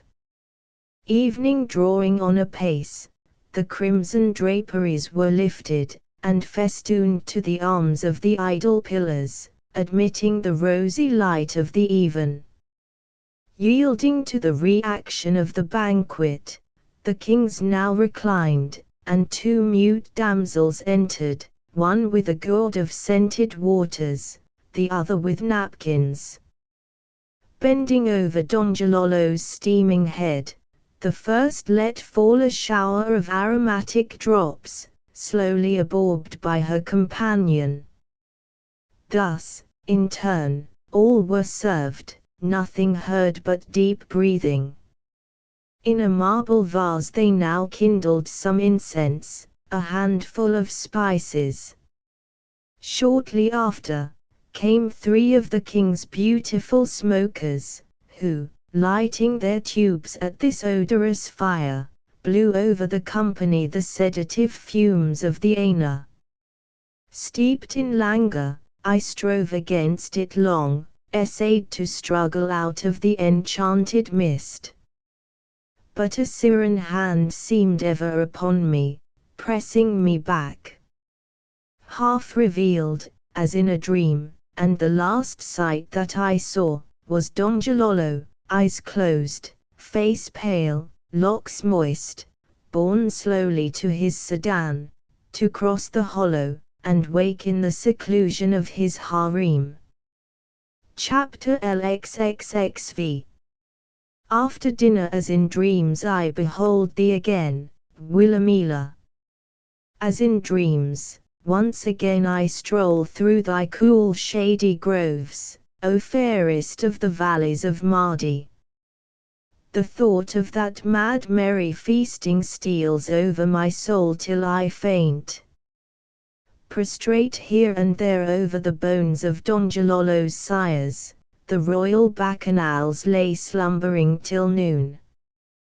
Which are the deadest, said Babbalanja, peeping in, the live kings, or the dead ones? But the former were drooping flowers sought to be revived by watering. At intervals the sedulous attendants went to and fro, besprinkling their heads with the scented contents of their vases.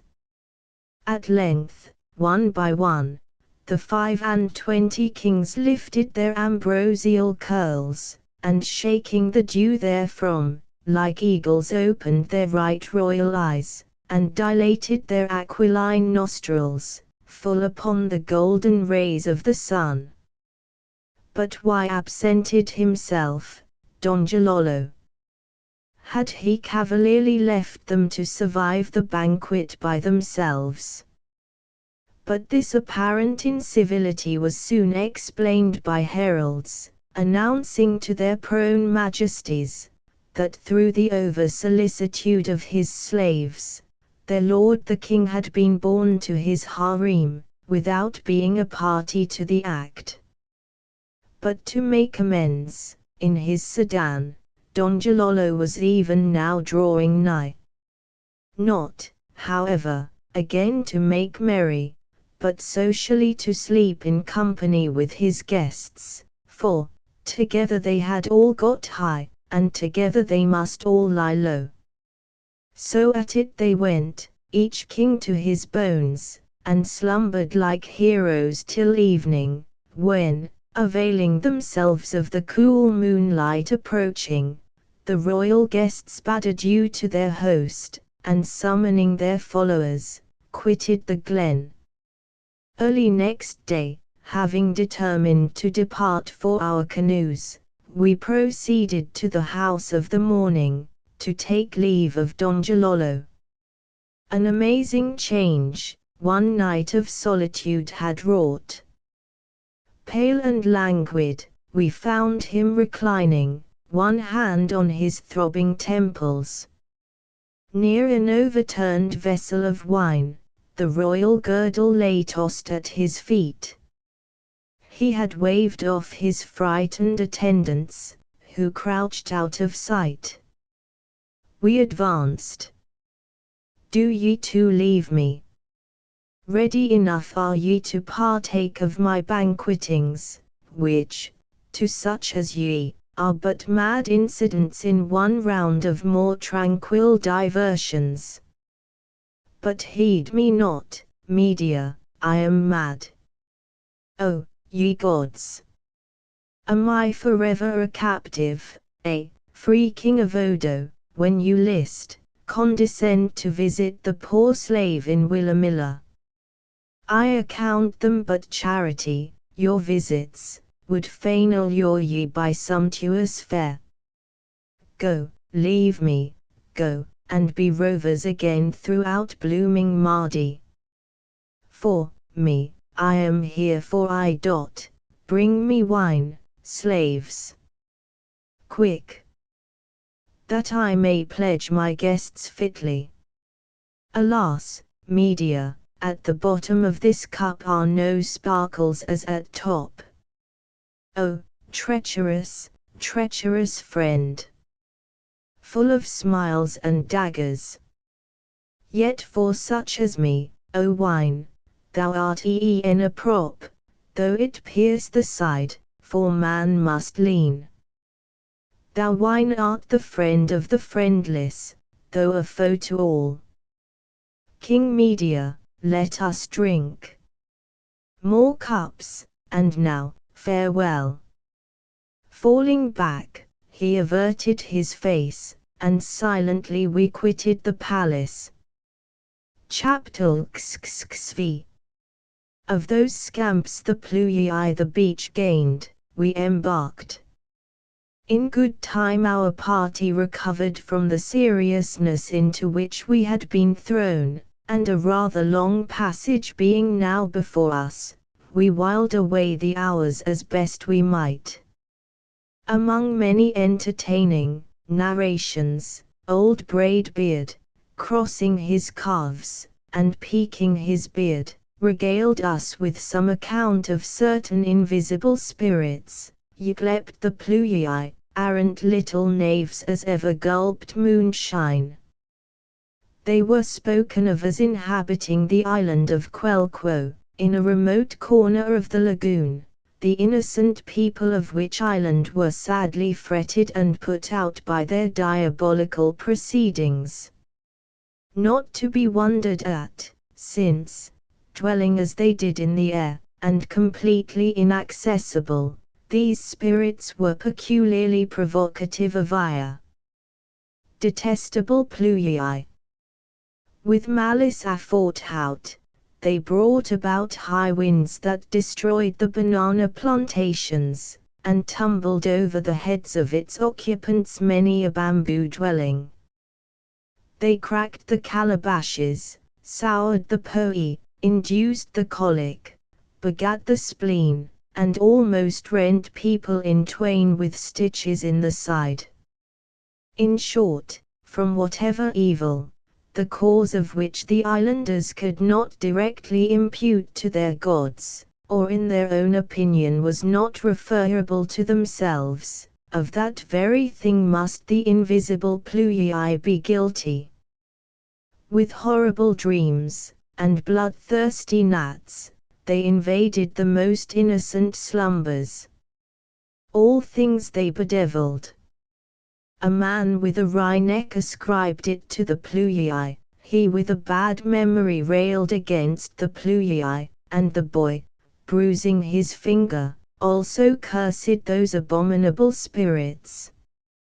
Nor, to some minds, at least, was there wanting strong presumptive evidence, that at times, with invisible fingers, the above-mentioned Pluii did leave direct and tangible traces of their presence, pinching and pounding the unfortunate islanders, pulling their hair, plucking their ears, and tweaking their beards and their noses. And thus perpetually vexing, incensing, tormenting, and exasperating their helpless victims, the atrocious Pluii revelled in their malicious dominion over the souls and bodies of the people of Quelquo. What it was that induced them to enact such a part, Oro only knew, and never but once, it seems, did old Mahai endeavor to find out. Once upon a time, visiting Quelquo, he chanced to encounter an old woman almost doubled together, both hands upon her abdomen, in that manner running about distracted. "My good woman," said he, "what under the firmament is the matter?"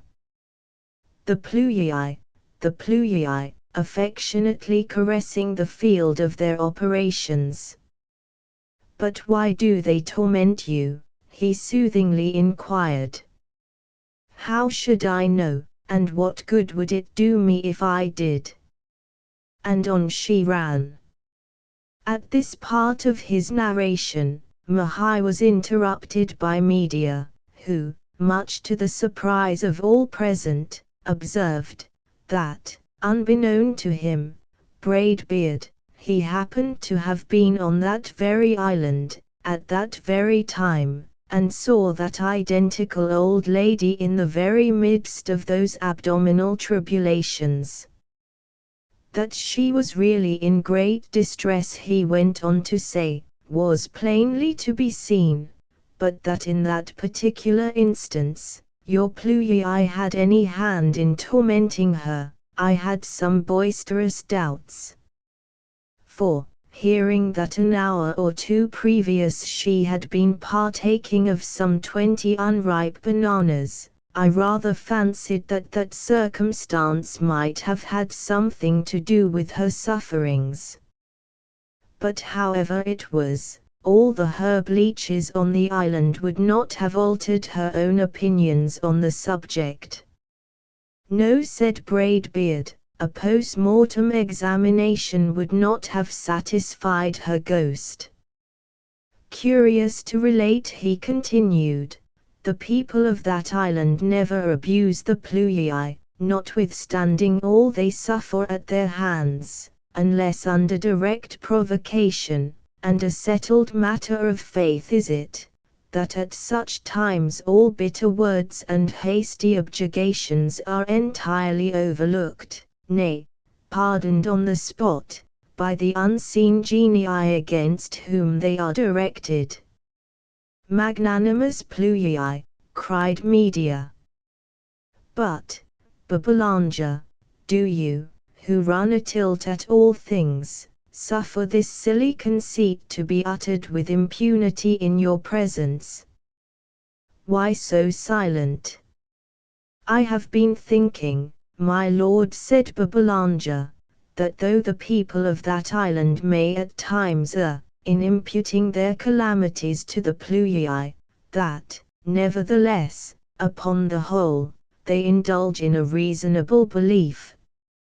For, Pluyii or no Pluyii, it is undeniable, that in 10,000 ways, as if by a malicious agency, we mortals are woefully put out and tormented, and that, too, by things in themselves so exceedingly trivial, that it would seem almost impiety to ascribe them to the august gods. No, there must exist some greatly inferior spirits, so insignificant, comparatively, as to be overlooked by the supernal powers, and through them it must be, that we are thus grievously annoyed. At any rate, such a theory would supply a hiatus in my system of metaphysics. Well, peace to the Pluyii, said Media, they trouble not me. Chaptalxxxai. Norabama still onward gliding, the laguna calm.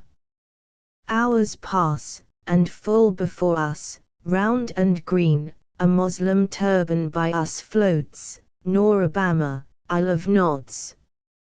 Noontide rolls its flood. Vibrates the air, and trembles. And by illusion optical, thin draped in azure haze, drift here and there the brilliant lands, swans, peacock plumaged, sailing through the sky. Down to eartheth heaven come, hard-telling sun clouds from the isles. And high in air nods Norabama. Nid nods its tufted summit like 3 ostrich plumes, its beetling crags, bent poppies, shadows, willowy shores, all nod, its streams are murmuring down the hills, its wavelets hush the shore.